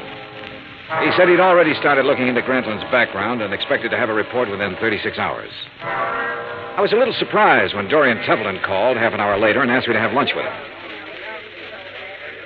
Would you like a drink? No, not now, guys, no. I didn't know whether to call you or the police, Mr. Dollar. I finally decided on you. Uh-huh. What's the matter? Well, it's one of those strange things. I'm not a particularly observant man, and I don't know why I observed this. Go on. However, last night, Mrs. Templeton and I went to a dinner dance at the country club. We thought with all this business, a little relaxation should do me some good. Yeah, sure. There was a young girl at the table next to ours, a very pretty girl whom I've never seen before. I happened to notice her handbag, jeweled affair, quite expensive. One of our items. Yeah? It didn't occur to me until we were leaving that it had been sample stock, not for sale. What do you mean? It was stolen, Mr. Dollar. Why not the police, Mr. Templeton? I was going to call them first thing this morning and report it. And then I got a package in the mail. It was the handbag, intact. Crazy? You said it. Did you happen to get the name of the girl? I asked the maitre d'. He said her name was Helen Tabor. That's not so crazy.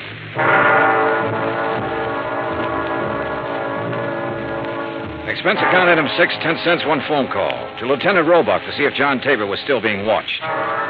Roebuck said that 2 men were on duty watching his house at all time. I saw them when I drove up an hour later. They were parked across the street.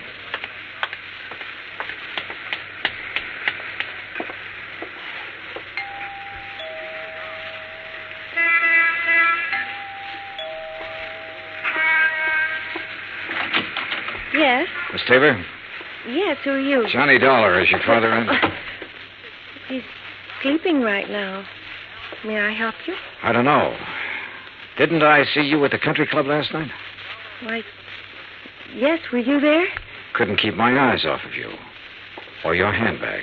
Oh. I'll talk to him, honey. Dad, is anything wrong? Nothing I can't handle. Go ahead, fix up a pot of coffee. All right, Dad. Nice girl, Tabor. Yeah. Templeton was at the country club last night. He saw her. You can talk to me or you can talk to the police. I don't have to talk to anybody. The way it looks is that you cased the job. You might even have killed the special patrolman. He was shot close range. Could have been somebody new and trusted. You've got your share of things. That handbag was part of it. A little part of it. The way it looks, huh? That's about it. Of course, I don't understand why you sent the handbag back, but then you've probably got a good story for that. Oh, I've got a good story. Nobody will believe it, but I've got a good one. It starts off by me saying I didn't help in that heist. I had nothing to do with it. I didn't case the place for anybody. I didn't even know it was coming off. Let's get to the handbag, huh? I took that 2 days ago. I borrowed it. I've been borrowing stuff right along whenever my kid needed anything. I always come back in good shape. I told her they let me do it. She don't know anything. Borrowed, huh? That's kind of a strange philosophy. I don't even know how to spell the word. I do know my kid's got a life ahead of her. I got to give her every chance to look good, act good, use her brains, meet the right people. Not just because the right people have money, but because they know more right people. It takes a little extra to let her do things like that. You let her use the handbag because she had a date to go to a dance. You guys are all the same. I didn't expect you to believe it. Oh, relax. Maybe I do believe you. What? It sounds nutty enough to be the truth. It is the truth. All right. You taking me in? I'm going to tell Roebuck about this. He'll probably want to talk to you. He can check it better than I can.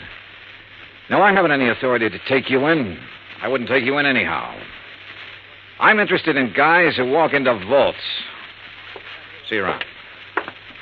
Hey, wait a minute. What? I never thought I'd see the day when I try to help a cop or anybody like a cop. Maybe this is the day. I saw the paper last night. Oh? The picture of that guy they found floating in the harbor. They tagged him yet? He's a John Doe until we hear from Washington. His name's Kiley. Billy Kiley. How do you know? I used to know him a long time ago. Billy Kiley? Yeah, from Philadelphia. Thanks. A check with the Philadelphia police and a comparison of fingerprints identified the man as William H. Kiley. His Boston address was on Parker Street. I drove out there with Lieutenant Roebuck. It was an ordinary, undistinguished apartment house. No one answered at apartment 12A, so we let ourselves in. The room had nothing to offer in the way of evidence. Well, did you find anything? No. Well, I'll have some men come out here and give it a good going over. Well, maybe the manager or the tenants or something will help us. Come on, let's go. Yeah. Now, be careful, Dollar. Yeah. Yeah? Tim? Yeah, this is Tim. Any trouble there? A little. Say that again. A little. I don't know who you are, but I know you're not Tim. Let's sounds like we're getting something. Here, let me have the phone. I'll see if I can trace it. Don't bother. I know where we can find him. What? I'd recognize his voice anywhere.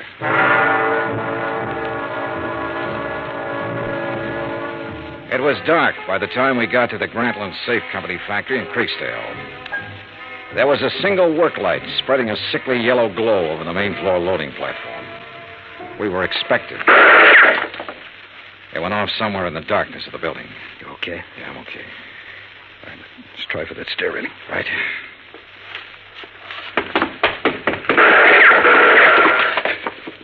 You see the flashes? There. All right.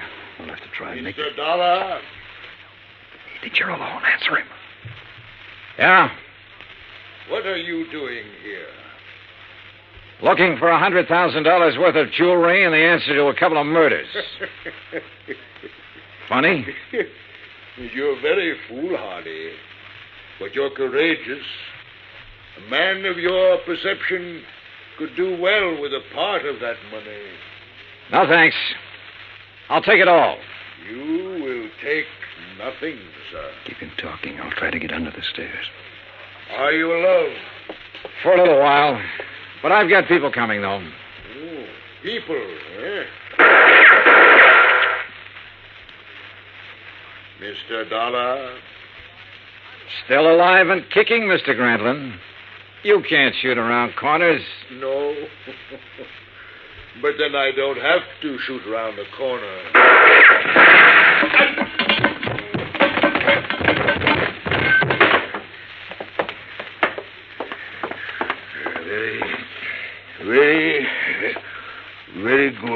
Very good shooting, sir. Grantland, I want a statement. No statement.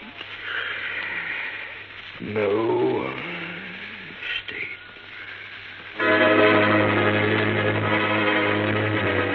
He was dead before the ambulance arrived, and there was no statement. There was never a statement.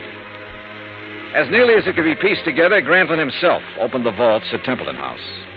William Kiley and possibly a man named Tim helped him. Kiley, of course, was killed for his efforts. Tim never appeared, was never identified. My hotel bill ran up to $168. That's M7. Item 8, $35. Car rental. I got $50 deposit back. Item 9, $32.50. Airfare and incidentals back to Hartford.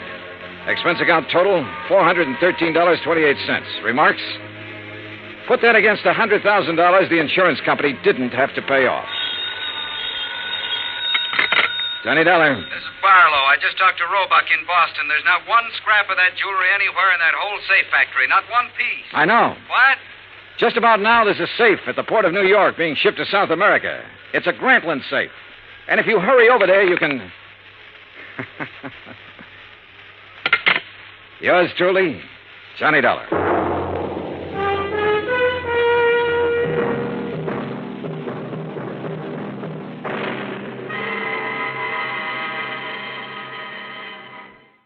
From Hollywood, it's time now for... Johnny Dollar. Pat McCracken, Johnny, Universal Adjustment. Oh, hi, Pat. What's on your mind? The sleek, lovely, beautiful Ellen Deere. On the strength of that description, I'll take her. And she's loaded. $325,000 worth of jewelry. Hey, that girl needs a bodyguard. Sleep. Yeah, Johnny. Needs a guard of some kind, only she isn't a girl. She's a boat. I've just lost my enthusiasm. What's the matter with the old tub? That's what I want you to find out, Johnny. That last crack suddenly got me interested again. Okay, Pat, I'll be right over.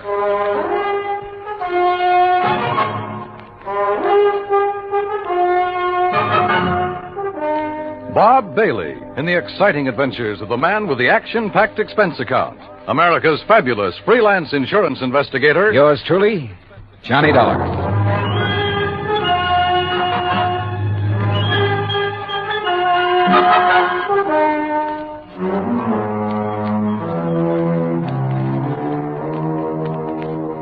Expense account submitted by Special Investigator Johnny Dollar to the Western Maritime and Property Insurance Company, Los Angeles, California. Following is an account of expenses incurred during my investigation of the Ellen Deere matter. Expense account item 1, 90 cents taxi from my apartment to the offices of Universal Adjustment Bureau in Hartford. Pat McCracken's usual smile was noticeably missing when I walked in on him. Come in, Johnny, and sit down. Thanks. Oh, and you're to bill Western Maritime and Property on this one instead of us. Okay, but how are you involved? We handle all their claims that are of any size. Story, you ever hear of Randolph Berman? I know of a jeweler down in New York. That's named the Berman. one. And if you know him, Johnny, you've been putting too much gravy in your expense account. I said no of him. Didn't he bring in the Star of Cape Town and the Kamandu Emerald? That's right. Everybody seems to think he's a crook, and yet somehow he manages to handle some of the finest jewels in the world. How can an honest man afford it? This time it's the Bettenhouse collection. It's out of Hungary. Oh, yeah, I read about that. Only I thought somebody down in Mexico owned it. Yeah, a fellow named Rigo Mariani, down in Guadalajara. He's the one who sold it to Randolph Berman. Okay, now. Is this Ellen dear you mentioned Berman's wife? No. Former wife. He's on about his fifth. All beautiful, dumb dolls. But more important, it's the name of his 72-foot motor cruiser. And the Bermans have been traveling around in it, down the coast, through the canal, along the coast of Central America, and so on. Anyhow, when he got word that the Bettenhouse collection could be had, he wasted no time in getting to Guadalajara. And that's where Western Maritime and Property comes in. Right. They had already written a policy on the boat for $52,000. Their main office in Los Angeles was close at hand, so he had them write the policy on the jewels. Is that where Berman is now, in Los Angeles? Oh, no. He's still in Mexico. Didn't want to move with those priceless rocks until he was certain of the insurance.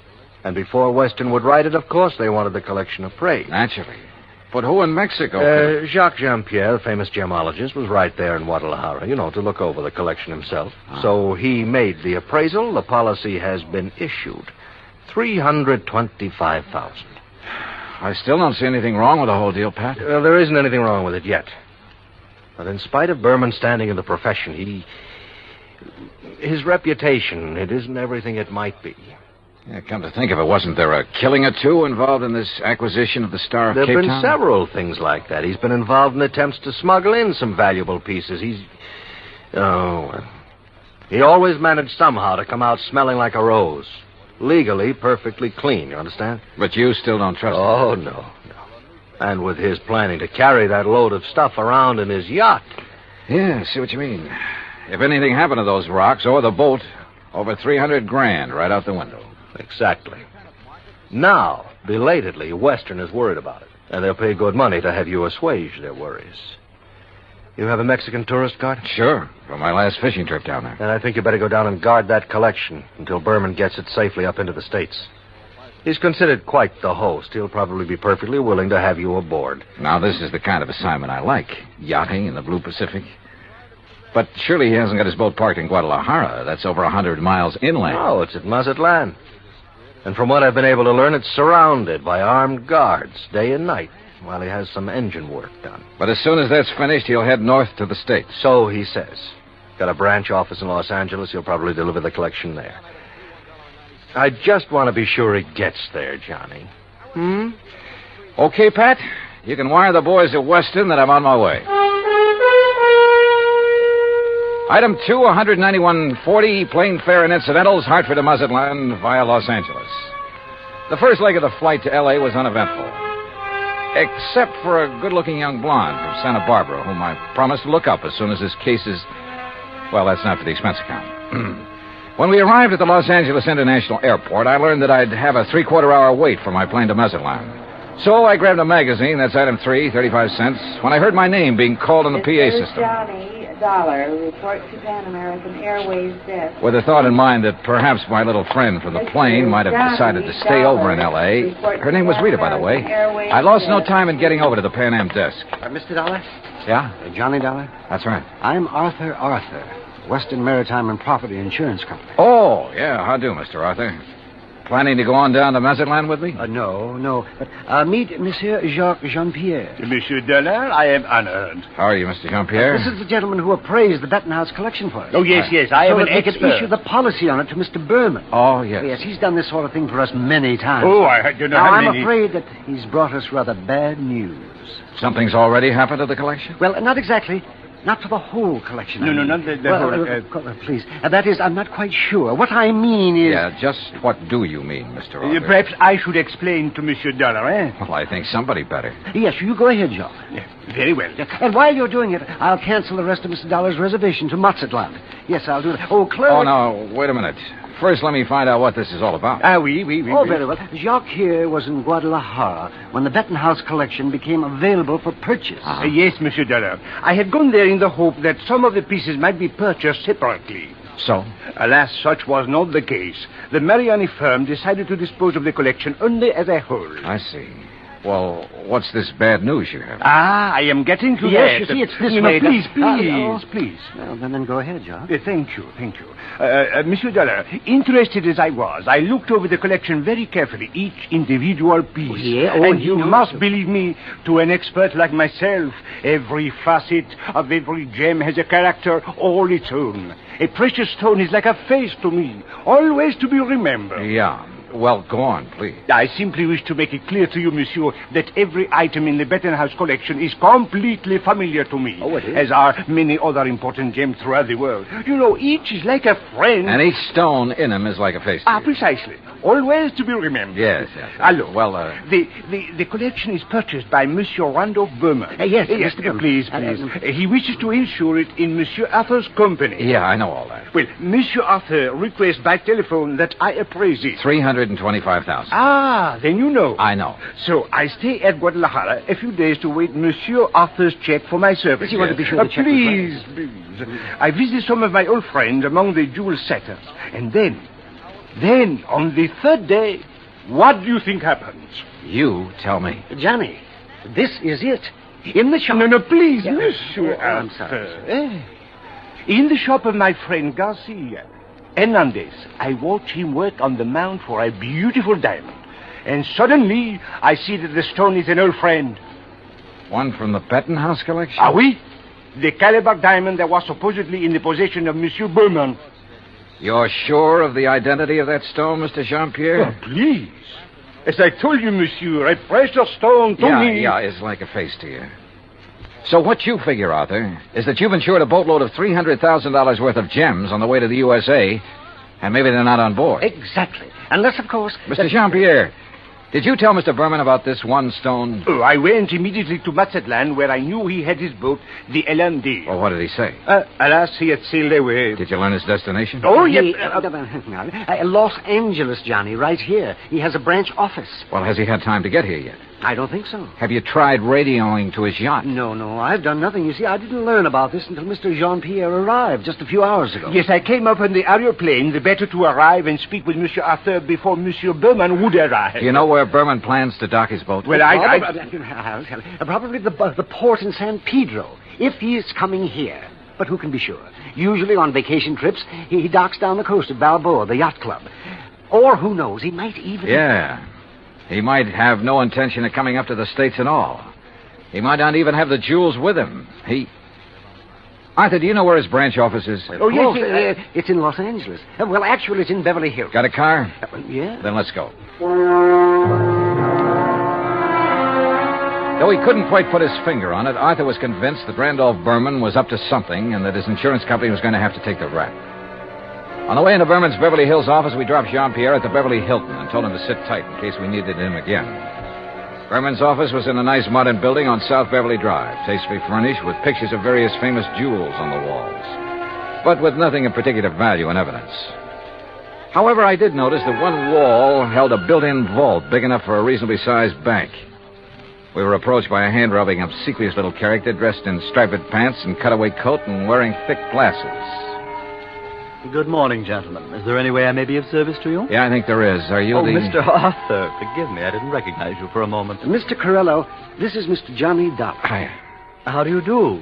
Is there something I may show you, Mr. Dollar? Some little bauble, perhaps, for a charming lady? Well, not at the moment, Mr. Corello. Oh, Mr. Arthur, there's no reason to mail this to you. Let me see now. Oh, yes, here it is. Here is a request for slight revision of the policy on the Bettenhouse collection. Oh? What's this? Well, the wire was sent by Mr. Berman just before he embarked from Mazatlan. I was going to put it into letter form to be more proper, it say? But... Well, now here, I'll read this. Please request Arthur Revise Bettenhouse policy. Exclude Calabar diamonds.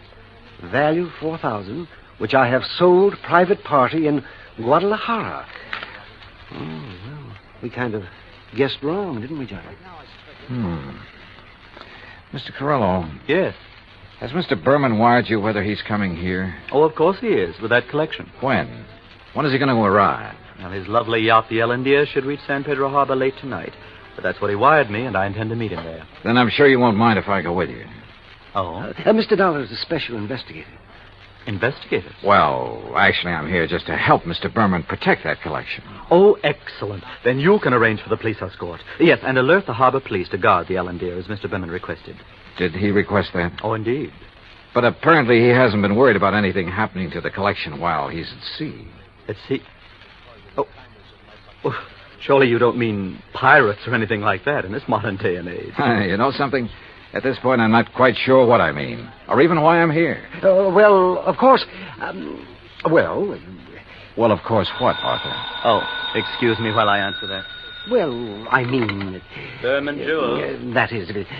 What? Well, at least I'll feel better when the stuff is here in the vault. Wait a minute. Oh, no. Corello at the phone paled visibly, then gasped and clutched the back of a chair for support as he listened on the phone. His jaw dropped, his eyes widened, and he shook his head once or twice in horrified disbelief. Finally, slowly, he hung up and came unsteadily toward us. Mr. Corello? Yeah, what is it, Mr. Corello? The Coast Guard. Yes? They said the Ellendeer, the yacht. Yes? Sunk.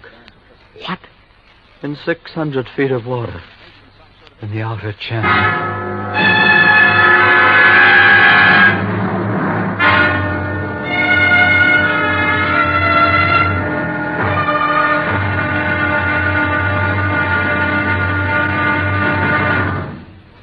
Act Two of yours truly, Johnny Dollar, in just a moment. Democracy. What has it to do with money, the medium of exchange of mankind?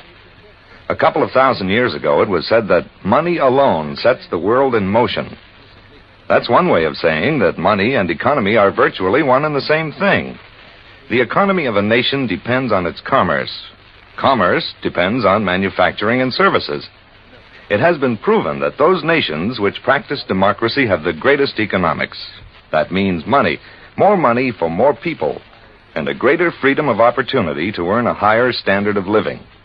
That's why democracy provides mankind with its richest legacy of freedom. Now, Act Two of yours truly, Johnny Dollar, and the Ellendeer matter.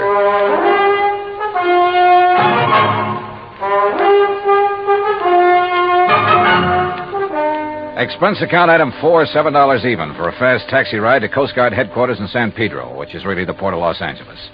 By dint of elbowing my way in, I got directly to Captain Barney Thorson. I'm afraid you got only half the story, Mr. Dollar. All I know, Captain, is that the Ellendeer went down in some 600 feet of water in the outer channel. Total loss. That's correct. However, what you don't know is that the passengers, Mr. and Mrs. Berman, and the crew were picked up and brought in here. Oh? Outside of a little soaking and a little scare, they were perfectly all right. You see, the Ellendeer had apparently had some engine trouble before she left Mazatlan. Yes, so I understand. Mexican authorities, with whom we fully cooperate, notified us we'd better keep an eye out for her. So when she reached the channel, we weren't surprised to get a radio call from her asking us to stand by that Universal joint was kicking up. Is that what happened? By the time one of our cutters got within hailing distance, she was on the way down.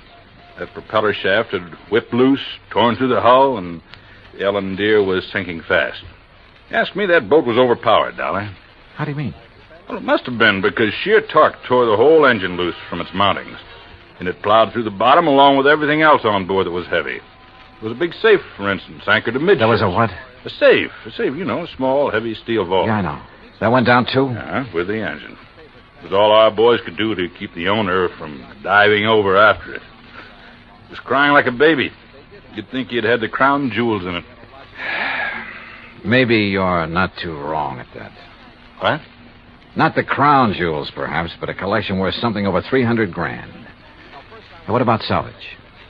Salvage operations in 600 feet of water in that channel? Oh, yeah. No, Dollar. Salvage, even if it were possible, it'd cost a couple of times the worth of that stuff at least. The only passengers were the Bermans, huh? That's right. Prove 3. And they weren't able to save anything? Nothing. Not of any consequence, that is. One of the crew didn't even have his shoes and shirt on. What about Berman and his wife? It's funny what people will do in an emergency sometimes. What do you mean? Well, you've heard about the man whose house catches fire. He gets panicky, throws all the china and the glassware out the window, and carries out the mattress. What are you getting at, Captain? The only thing Berman saved in his excitement was 2 beat-up old hats and a fishing rod. Oh, yeah, I see what you mean. And all his wife brought along was a handful of nylon stockings. She was hanging on to them for dear life. Oh, yeah, a big hat box with an evening dress half hanging out of it. And that's all? That's all. Hey, you know, that Mrs. Berman's quite a dish. Not too bright, but a real looker. Where are they now, Captain? They're headed for Beverly Hills. Beverly, Wilshire was the hotel, I think. In any event, Dollar, I'm afraid your company is going to have a big, fat claim to pay. On the yacht, yes. What's that mean? What do you think? Item 5, 320, long-distance call to the police in Mazatlan. I wanted to be sure that the Benton House collection had been on board the Ellen Deer when she left port down there. Inspector Romulo assured me it had, that he'd checked the safe on the boat himself before allowing it to sail. Furthermore, he had insisted his own maritime service keep tabs on it up to the point where it made contact with the U.S. Coast Guard. In other words, the loot couldn't very well have been passed to someone else at sea. Item 6, 580 cab fare to Beverly Hills, where I dropped in at Berman's office. No, Mr. Dollar. He and Mrs. Berman are at the Beverly Wilshire. I'm sure you understand it's been necessary for them to buy a lot of clothes and things. Yeah, but he will come here. Oh, yes, indeed. From his last phone call, I'd say he'll be here within the hour. All right, then I'll come back. Please ask him to stick around and wait for me if he doesn't mind. Of course, Mr. Dollar, I shall be glad to. Oh, incidentally, he has had me phone Mr. Arthur and ask that claim forms for both the Benton House collection and the loss of the cruiser be brought here to the office just as quickly as possible. Yeah, I'd figured as much.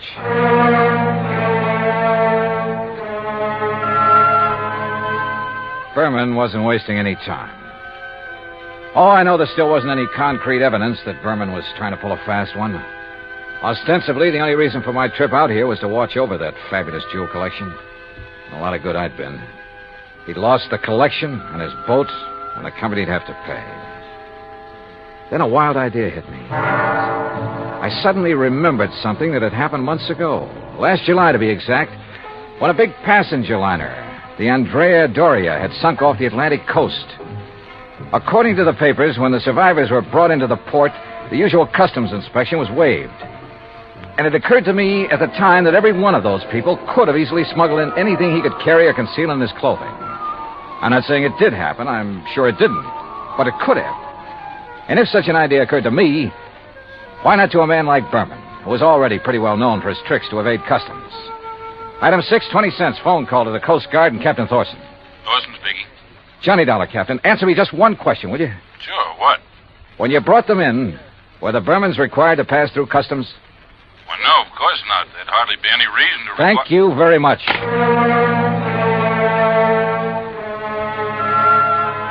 Item 7, 10 cents, another call. This time to Arthur at Western Maritime and Property Insurance. You caught me in the nick of time, Johnny. I was just walking out the door. On your way to Berman's office?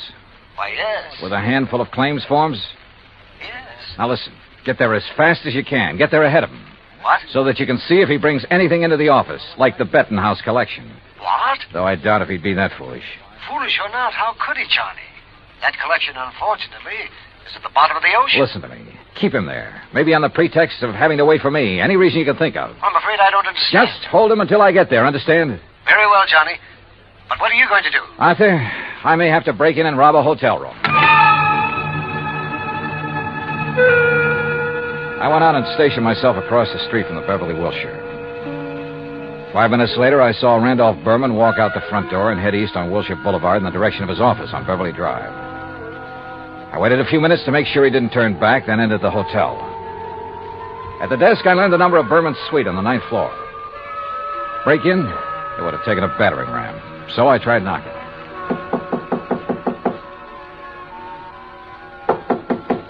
All right. You don't have to bust down the door. What's the matter? You forget your key and... No. Get out of here, buddy. Randy said not to let anybody in. He's out buying us clothes. Oh, he'd tell you to let me in, baby. Hey, who are you? Hernandez sent me up here from Guadalajara. Oh, well, then come in. Oh, you are in? Yeah. Well, have a drink then. No, thanks. A girl's entitled to a couple of drinks after that dousing in the ocean, and you might as well... What about Hernandez? Your husband sold him the wrong stone from that collection. Sold? Oh, he gave it to him. Oh, then you know about it. Well, sure. So he could make a legit-looking change in the insurance and convince everybody he was on the up and... You sure you're from Hernandez? You kidding? How else would I know about the whole deal? I don't know. Hey, Randy said not to let anybody in here or he'd kill me. Dumb blonde, he called me. You? A smart, beautiful girl like you? Oh, hey, you're okay. My name's Vi. Come on, let's have a drink. No, thanks. Listen, Vi. I've got to get the right stone from that collection, the caliber diamond. Then I'll leave this one I've got in my pocket here. Which one you got? Let me see it. Oh, no, only Mr. Berman, and only when he gives me the caliber. Well, which one you got there, huh? Well, never mind. I'll show it to Mr. Berman. I just want to see it. Not until I get the caliber from the collection. So, if he isn't here, if he's taken it to the office, I'll just... You think he's crazy? Let everybody know he... Let me see the one you have, huh? Look, I just told you. Anyway, how do I know I can trust you? I didn't even see you in Guadalajara. Oh, now you sound like Randy. Dumb blonde, he says. Keep the door locked. But I let the bellboy in with the drinks, and I let you in, didn't I? Well, let me see the one you got. Will you, if I get you the other one? From the hat box that didn't have to go through customs? How did you know? Hey, you're a cutie. I'll bet you read about the Andrew Dorsey, just like Randy did. Come on, now let's talk Where is the hat box, Vi? Now, wait a minute. Maybe I am dumb. Who did you say you are? Where's the hat box? No, I won't tell you. You get out of here. Now, without the collection, Vi. No, you can't. Randy would kill me. He'd kill me if he even knew I let you in here. Who are you? Johnny Dollar, insurance investigator. Oh, please, Johnny, get out of here. The stuff in the bedroom? You can't go in there. I mean it. He'd kill me. Sorry, but that's your worry. Oh, no. Stop it or I'll set your eyes out. Now, Hey, you can't... pull in those claws, baby. No, you... Well, I hate to do this, but... No, help! Help! Oh, yeah, that's right. Get the manager up here. Get the police up here. Police? Oh, no. Oh, yes. Then you'd really be in trouble. You'd be better off if Berman tried to kill you. Now, where's the stuff? It's in the closet, on the floor, in the hat box. Thanks.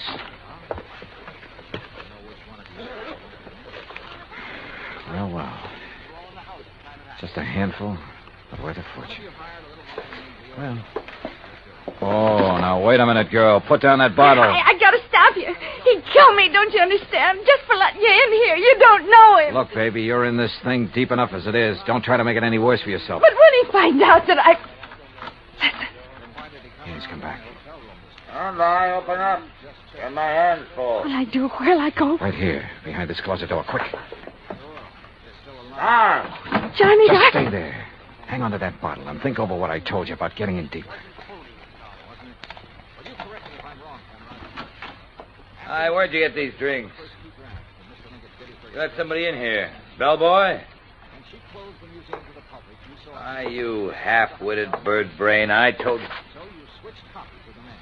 Who are you? The name is Dollar, Mr. Berman. Insurance Dick? I just dropped by to pick up the Bettenhouse collection. Put it down, Dollar. I'm a good shot with this thing. Yeah. And it wouldn't be the first time you killed over a handful of jewelry, would it? That's right. Won't be the last. But you'll never know about it. Now, where's Vi? How should I know? She let you in here? I'll murder that dizzy blonde. That dizzy blonde is a lot smarter than you think. Where is she? What do you mean? By helping me, she has a chance of getting out of this mess you've involved her in, of getting out clean. That dirty two-timing... Dollar, I'm going to kill you. You'd even like to involve her in that, too, wouldn't you? Thanks for the idea. I'll make it look like she killed you. Oh, no,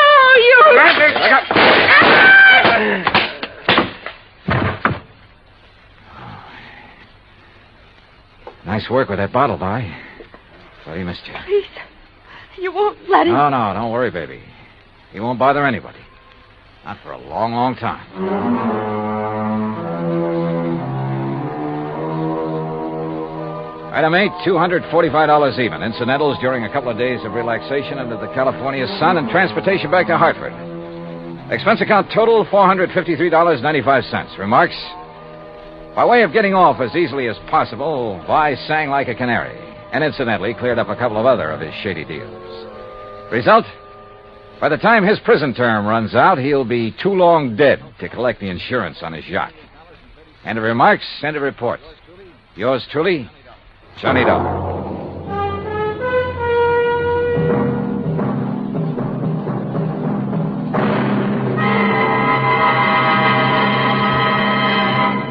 Now, here is our star to tell you about next week's story. Next week, the DeSalle matter, and I promise you a double-barrel thrill in it.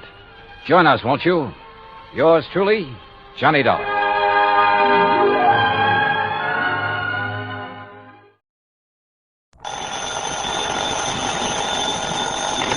Johnny Dollar.